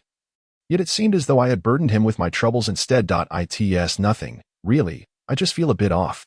Please don't worry, grandfather. The books were returned through proper channels. I have encountered a similar situation, he replied, seemingly lost in reminiscence. Some elderly individuals, as they age, are unsure to whom their books should be entrusted. With that, he rose and hurried to the kitchen to retrieve the tea set. Allow me to prepare the tea. I took the tray and began to gather the tea leaves, while the kettle beside me still contained freshly boiled water, ready to steep the tea once the cups were warm. My grandfather swayed gently in his bamboo chair, his gaze fixed upon the bookshelf. Look at those books up there, on the topmost shelf, he said. Following his line of sight, I inquired, are you referring to Jiziyuan Huajuan? This set of books had resided on the shelf for quite some time. Indeed, many have expressed interest in purchasing it, but I have always hesitated. I believe I showed it to you when you were young. Me. The memories began to stir, yet regrettably, the subject I sought was a master of hide-and-seek. I shook my head, and my grandfather chuckled. No worries, you were just a child back then. I heard that someone was painting with ink, so you took the Shin paper and brush to begin your own creations. I, lacking understanding of those ink and wash techniques, could only find you some books to peruse, and this very Jiziyuan Huajuan happened to be within reach. Could I comprehend it? I asked. You wouldn't understand, but that is of little consequence. Just take it and browse through it. Jiziyuan Huajuan is a renowned painting manual from the Kangxi era of the Qing dynasty, meticulously detailing the various techniques of Chinese painting, including landscapes, the 4 noble plants plum, orchid, bamboo, and chrysanthemum, as well as floral and insect illustrations. Its depictions are lifelike, skillfully engraved, and the prints ingeniously retain the essence of the original artworks. Each painting is a masterful creation, reflecting the pinnacle of human artistry. At merely 7 years of age, I was still lost amidst the vibrant hues of watercolor and oil pastels. As I first perused the section on the 4 noble plants, the book exuded an ethereal charm. Although I later lacked the opportunity to formally study painting, my fondness for flowers, insects, and birds was undoubtedly influenced by this childhood collection. The poet Shi Chuan once remarked that a life rich in depth and breadth is invariably connected to poetry. When you engage in painting, you are intertwined with poetry. When you select aesthetically pleasing everyday items, you remain connected to poetry. As I gazed at Jiziyuan Huajuan through my grandfather's perspective, as I lifted the tome, its surface veiled in the delicate patina of time, I sensed the flow of poetry. This was a gift from an elderly gentleman, and I recall vividly that I had cycled to Songjiang. You rode a bicycle? I exclaimed in disbelief, lifting my teacup without taking a sip. The bicycle. It was not long after spring arrived when I went to Songjing with Uncle Li from the old house. He wanted to check on the mulberry leaves. Do you remember? Their family had been raising silkworms for several years. I do remember. I nodded repeatedly. The silkworms emerged from tiny dots that were identical in size to the printed periods in the book. The cardboard was densely covered with pale yellow-gray eggs. Grandma Li spread these boards on the ground, and I would steal glances at them every day. One day, all the tiny dots disappeared, transforming into gray silkworms scattered across the ground and within the sieve. For those few days, the number of silkworms exceeded that of the stars in the sky. Reflecting on it now sends shivers down my spine, tinged with a hint of fear. Yet, as a child, I found nothing terrifying about them. I simply perceived these small creatures as quietly innocuous.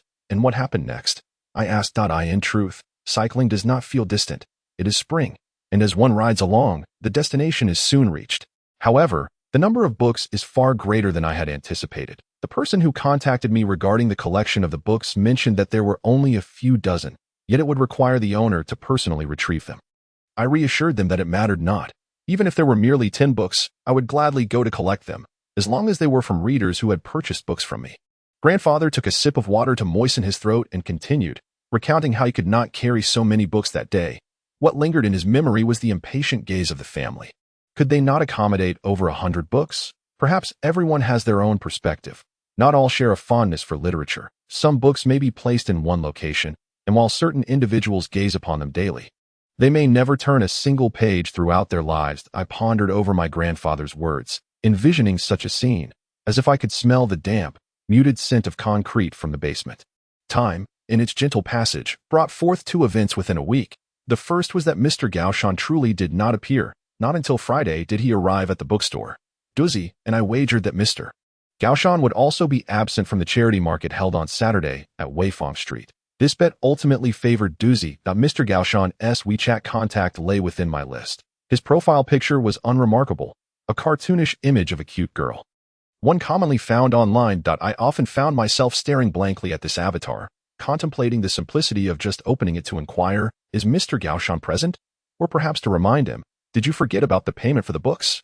Time and again, I recalled these thoughts, only to relinquish them. As time flew by like a fleeting shadow, the matters that occupied my mind gradually sank into the depths, ultimately taking root in the soil unnoticed.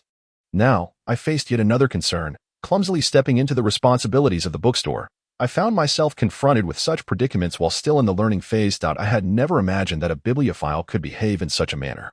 Duzi, with a more open mind, suggested I watch some online videos to gain insight into the world as complexities. I stubbornly asserted that there was no such harshness in life.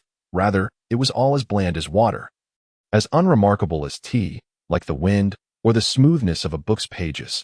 Duzi and my brother were growing increasingly similar, particularly regarding the situation with R. Gaushan.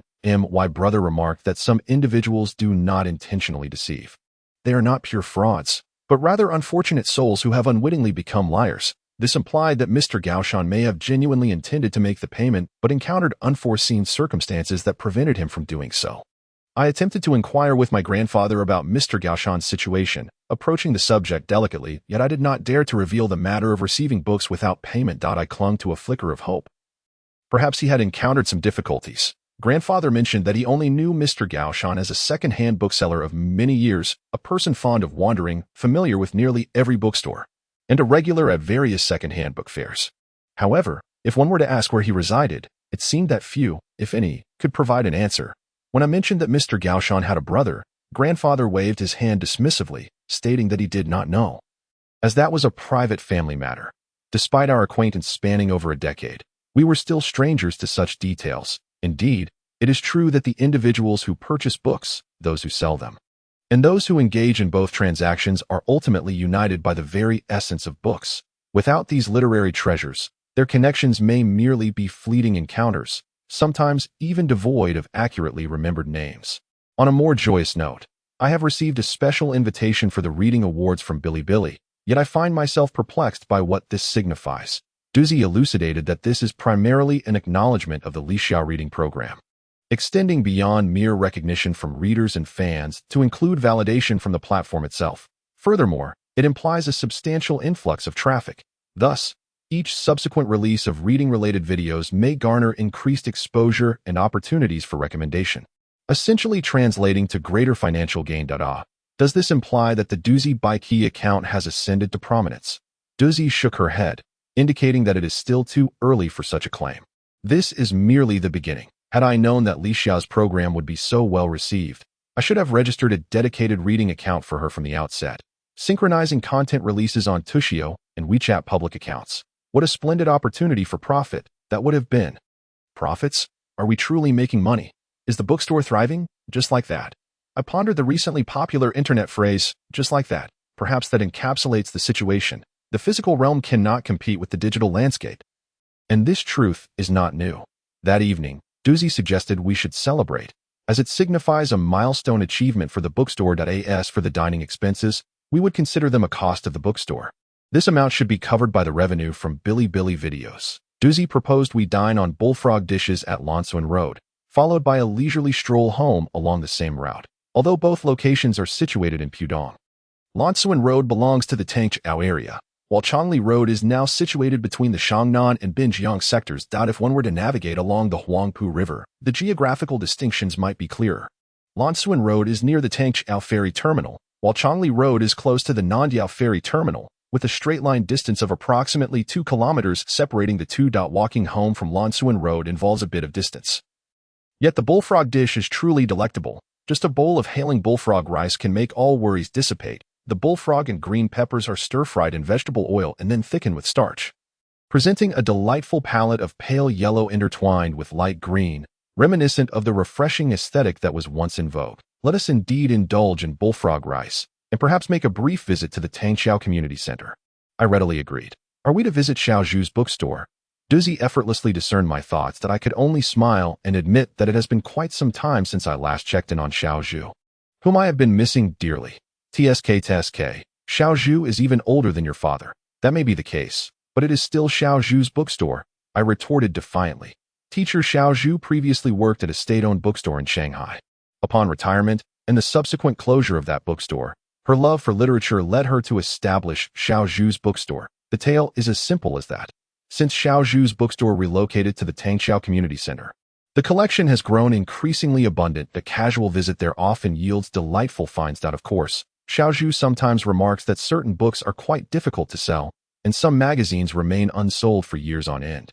In my view, these books constitute an indispensable part of the bookstore. They encapsulate ephemeral moments in a particular form, allowing time to crystallize in a tranquil corner. Occasionally, a passerby glances at them and swiftly moves on. Having existed for decades, they have witnessed the ebb and flow of time, their surfaces aged yet devoid of a sense of disorder. These books, subtly transformed by the passage of time, embody a life of their own. As dusk descends, rain begins to fall.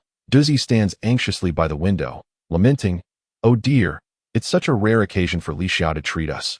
Why must it rain again? It is not merely rain, but a typhoon." I shake my phone, which displays the current weather forecast, wind warnings and heavy rain alerts.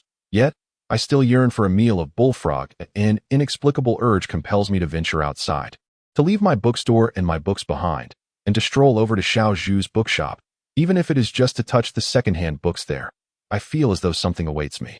I must go out tonight. I take the bus along Namitu Road to Dongfang Road, then to Lonswin Road. The leaves of the phoenix trees rustle wildly in the fierce wind. Upon disembarking, a torrential downpour breaks through the howling winds, unceremoniously cascading onto the concrete streets of August. Electric scooters parked along the way mistake the rain for a thief, believing it intends to abscond with their presence, and they chatter loudly in protest. Perhaps we should seek refuge in the bookstore for a while, and wait for the rain to subside before dining, suggests Doozy, to which I nod in agreement. Xiaozhu greets us warmly as he opens the door, taking our umbrellas and exclaiming, "With such heavy rain, I thought there would be no customers today, and no one called either. My apologies. I'll be sure to call ahead next time. Is the store about to close?" Not at all. It's still early. Besides, with rain this heavy, we wouldn't be able to leave anyway. We share a laugh, and then proceed inside, wandering towards the bookshelves, approaching the stacks, and stepping into the soft, silken embrace of time. Inside Xiaozhu's bookstore, amidst the typhoon and heavy rain, only Dizzy and I remain as patrons. Xiaozhu, preoccupied with sorting the mountain of books piled at the entrance, has little time to chat. Through the conversation between Xiaozhu and another staff member, I learned that these books have just arrived from afar. The journey to collect them was quite extensive. Xiaozhu admits to being fatigued but insists on collecting them personally. The staff inquires whether the books are purchased outright or if the proceeds from sales are shared afterwards. Dizzy glances at me, seemingly intrigued by the question. Xiaozhu responds, "They are bought outright. It's impractical to calculate how much to pay after selling, as it complicates matters, and sellers generally prefer otherwise. That we typically purchase them in bulk, whether it be hundreds or thousands." "Will there be books that fail to sell?" asks the staff.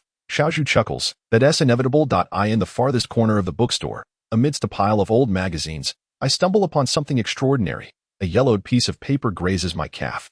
Although the paper has acquired a mature hue with the passage of time, the edges remain defiant and sharp, causing an itch and sting against my skin. The space is cramped, making it inconvenient to lean down for a closer look.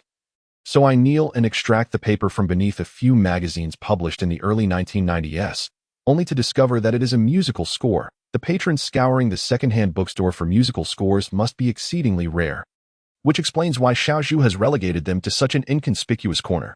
Among these treasures lies a symphonic choral score titled, alongside a musical manuscript from Russia dating back to 1956.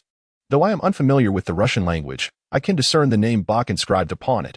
The score is printed in a large 16 format, adorned with a brown cover, and the pages have succumbed entirely to the passage of time, acquiring a deep, yellowed patina that evokes the faint resonance of an organ echoing within a cathedral. The Bach family, in accordance with the Old Testament, named their children with great care within the genealogy of the Bach lineage. One frequently encounters names such as Hans, Johann, Christian, Michael, Valentin, and Christoph. As the Bach family flourished through the generations, 1685 heralded the birth of a most radiant star, Johann Sebastian Bach. Duzzy, standing quietly beside me, remarked softly, "This score is over 60 years old. Yet it has been preserved so well. In days gone by, people cherished their scores dearly, for acquiring a single sheet of music was no small feat. Musicians would often hold their scores in hand, perusing them repeatedly, each reading revealing a multitude of new insights." Duzzy, skeptical, cast a sidelong glance at me, prompting me to whisper, "Indeed, Bach would stealthily peruse his brother's scores by night, utilizing the moonlight to trace the notes. Night after night, for a span of 6 months, he nearly transcribed the entire score, until one fateful day, he was discovered by his brother and met with a severe beating, the scores taken away." Is that truly so? It is indeed. Contemplating the prospect of purchasing a few scores to take home, I reflected on my childhood experiences with the piano and violin, both instruments I had once learned but could hardly pick up again now. Nonetheless, the mere act of holding the scores stirred a deep sense of nostalgia within me. No, to be precise, a profound longing. "Oh, you want these scores?" Xiaozhu's voice interrupted my reverie. "I find myself somewhat inclined," I replied. "Then please, choose as you like. There are only these few, and I am not well versed in their pricing," Xiaozhu said with courtesy. Nodding in agreement, I noticed Xiaozhu holding 2 books that seemed hauntingly familiar. I admonished myself internally not to overreact. After all, this is a bookstore, and identical titles are not uncommon. Yet, my heart wrestled with uncertainty, and my voice betrayed me. "Teacher Zhu, may I take a look at these 2 books?" "These?" Xiaozhu glanced at the 2 volumes in hand. "Yes, may I? Oh, here you go." Xiaozhu handed the books to me. I hurriedly flipped through a few pages and was able to confirm with certainty that these were the very 2 books I had previously sold to Mr. Gao. Duzzy, noticing my unusual expression, seemed to sense my turmoil and ventured to inquire on my behalf.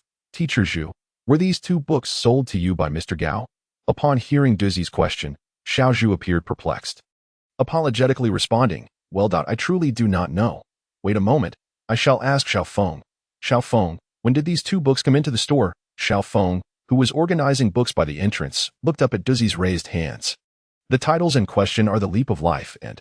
Xiaofeng squinted, appearing unable to see clearly without his glasses. "The other book is a comprehensive history of China authored by Mr.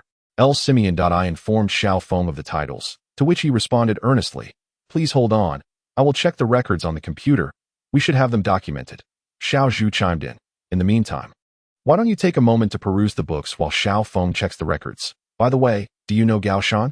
Indeed, Mr. Gao Shan is a frequent visitor from our locality. I had no intention of concealing from teacher Xiaozhu that I had been running a second-hand bookstore for several years. Initially, the bookstore owners were simply engaged in their own enterprises. Devoid of any competitive relations, I felt that since I was inquiring about Mr. Gao Shan's recent circumstances, there was no need to hide my involvement in the bookstore. Thus, I offered a brief introduction to Li Xiao Bookstore. And teacher Xiaozhu expressed delight, saying, "Ah, so you are the one who once set up a book stall at the Wenmiao." "Yes, my grandfather used to operate a stall there, but our family has since relocated to Pudong, and we have hardly visited Wenmiao in the past couple of years. In the 1990s, Wenmiao was one of the most beloved locales for bibliophiles in Shanghai. The entrance fee for the second-hand book market was merely 1 yuan. Can you imagine how many tickets were sold in a single day at the peak? 3,000? Dowdu ventured boldly. Teacher Xiaozhu shook his head, his lips curling into a smile akin to a sunflower basking in summer's warmth. Is that too few or too many? In the 1990s, if we're talking about the early part of the decade, salaries were only a few hundred yuan, right? Indeed, back then, salaries were little more than 100 yuan. I chuckled quietly, choosing not to engage in their playful guessing game. Dowdu glanced at me, seemingly seeking a hint, but I deliberately turned away, continuing to sift through sheet music from the 1950s and 60s. 5,000. Dowdu guessed once more. Still too little? Then how about 8,000? It can't be any more than that. Not quite. You need to be a bit bolder, my young friend. Shanghai boasts a plethora of avid readers. Otherwise, how could our second-hand bookstores possibly thrive? Do not underestimate the fervor for reading that your elders possessed over 20 years ago. I could not suppress my laughter, encouraging Dowdu to take a daring guess. Finally, he pondered aloud. Could it be that over 10,000 people crowded into one yao to buy books? Indeed, there were over 10,000. Teacher Xiaozhu burst into hearty laughter, his spirits inexplicably lifted. The sound of rain outside the glass door seemed to be isolated from our joyous laughter, which transported us to another realm. Xiaofeng informed me that these two books had been sold to Teacher Xiaozhu's bookstore a week prior, though he was unaware of their provenance. I expressed my desire to purchase the two books, and Xiaofeng smiled like a carefree child, saying, "Sure, no problem, but why do you seem so invested in these two books?" I must admit that Xiaofeng is quite the inquisitive individual. Appearing to be in his early 20s, perhaps many at that age still possess the curiosity of adolescence, forever questioning the world around them. On the other hand, Xiaofeng appears to be a person of keen insight. Merely from my inquiry about the origins of the books, he sensed my profound interest in the two volumes. Following Xiaofeng's curiosity, I slowly unveiled my innermost thoughts, despite my silence on the matter. The memory of Mr. Gao Shan and the dozens of books he had taken from the bookstore continued to weigh heavily on my heart. The sentiment resembles cereal floating atop the surface of milk. With time, the cereal sinks to the bottom of the cup, yet I find myself fixated on that single piece, watching it descend, seemingly forever unable to witness that moment of finality. Perhaps, at times, relativity is also a form of curse. I wonder if Teacher Xiaozhu has encountered Mr. Gao Shan recently. Gao Shan, are you referring to that second-hand dealer? Oh, you seem quite familiar with him. Teacher, Duzi interjected to Mr. Gao Shan is likely a well-known figure in Shanghai's second-hand book community. And I certainly recognize him. Has Mr. Gao Shan visited Xiaozhu bookstore lately? Teacher Xiaozhu shook his head and turned to Xiaofeng, who likewise shook his head in response. I find myself concerned about Mr. Gao Shan's well-being, as it has been quite some time since I last heard from him. He used to visit my bookstore weekly to exchange books. Hearing my words, Xiaofeng added, previously, every couple of weeks. Mr. Gao Shan would also come to our bookstore specifically seeking inexpensive books. The tomes in that corner are quite old and sometimes remain unsold for months. When Mr. Gao Shan comes, he would usually take a few home. Priced at around 3 yuan each. He does seem a bit peculiar and conducts himself mysteriously, but I believe he is quite a good person. Indeed, that is why I am somewhat worried. Why not reach out to him on WeChat? Given his frequent visits to your bookstore, you must have some contact information. I do have some, I replied. Xiaofeng pressed on. Is there some difficulty in doing so? Oh, such a perceptive young man. Could that truly be a blessing? Wouldn't life become burdensome? I often recall my mother advising me not to overthink, believing that a carefree existence would lead to a more comfortable life. Yet, I cannot shake the feeling. Ultimately, I refrained from disclosing to Teacher Xiaozhu that Mr. Gao Shan had vanished after borrowing books from me. It simply felt inappropriate, so I kept it to myself. 2 months swiftly passed, and the good news is that the seemingly carefree piece won an award, prompting me to reconsider whether I am truly suited for writing. What is the distance between a love for reading and genuine immersion in writing? The bad news, however, is that Mr. Gao Shan did not break his promise. He succumbed to a sudden heart attack at home. Later, my grandfather learned that he indeed had a brother whose mental faculties were impaired, and both led solitary lives, devoid of families. Strangely, Mr. Gao Shan's home contained not a single book, yet it was filled with numerous letters of gratitude for donations. He had given away over 20,000 books to children in impoverished mountainous regions. As November arrived, the early winter mornings in Shanghai felt brisk during my runs. Yet my spirits were lifted, becoming clearer with each breath. I have a profound affection for Shanghai in November. As early winter descends, the sunlight transitions from a warm orange to a pristine white. My mood resembles a stage from ancient theatrical performances, awaiting the gentle caress of the wind to sweep through, refreshing the stage, after which the protagonists shall make their grand entrance, bringing forth a plethora of novel, intriguing, and delightful experiences, all amidst a vibrant atmosphere. The daily operations of the bookstore have stabilized, with a book club meeting held every weekend. I find little interest in it, feeling merely like the host, obliged to ensure the guests are well attended to. Yet, I remain unable to fully engage with the content and format of these literary gatherings, experiencing a subtle dissonance that remains unexpressed, a faint melancholy known only to myself. Videos on Bilibili continue to update, with revenues far surpassing those of the bookstore itself. As Doozy aptly remarked, times have changed, and certain things must inevitably evolve. Otherwise, the present of teacher Xiaozhu may very well become the future of Lixia. Am I content with this? Or do I still ponder what more I ought to undertake? Perhaps writing. The publishing contract for my award-winning piece has been at the store for nearly 2 weeks. I haven't scrutinized the contract closely. Dizzy insists that signing is a necessity, as Lixia must debut. However, after signing the contract, I reread my submitted work and found it increasingly lackluster. Perhaps it is due to my excessive familiarity with it. Or perhaps it stems from a deep-seated insecurity that I have never confronted. I have imagined how I would feel if my work were to be cherished. The reality of my current state, however, aligns entirely with my expectations. My brother's new girlfriend visited the store, and as she perused the books, her eyes seemed to bloom with a flower named the Milky Way. Do you have poetry? Do you have Latin American literature? Indeed. What about Eileen Chong? Of course, how could we not have Eileen Chong? And Wang Xiaobo? Certainly. We also have works by teacher Liina. Did you purchase all these books? Some, while others were passed on to our store by others. Can all the books be bought? No, some can be, but others I wish to keep for myself. In that case, how will you make a profit? How does the bookstore survive? With my brother's support, and here, we don't have to pay rent, plus we participate in various market events. Can I come to help in the future?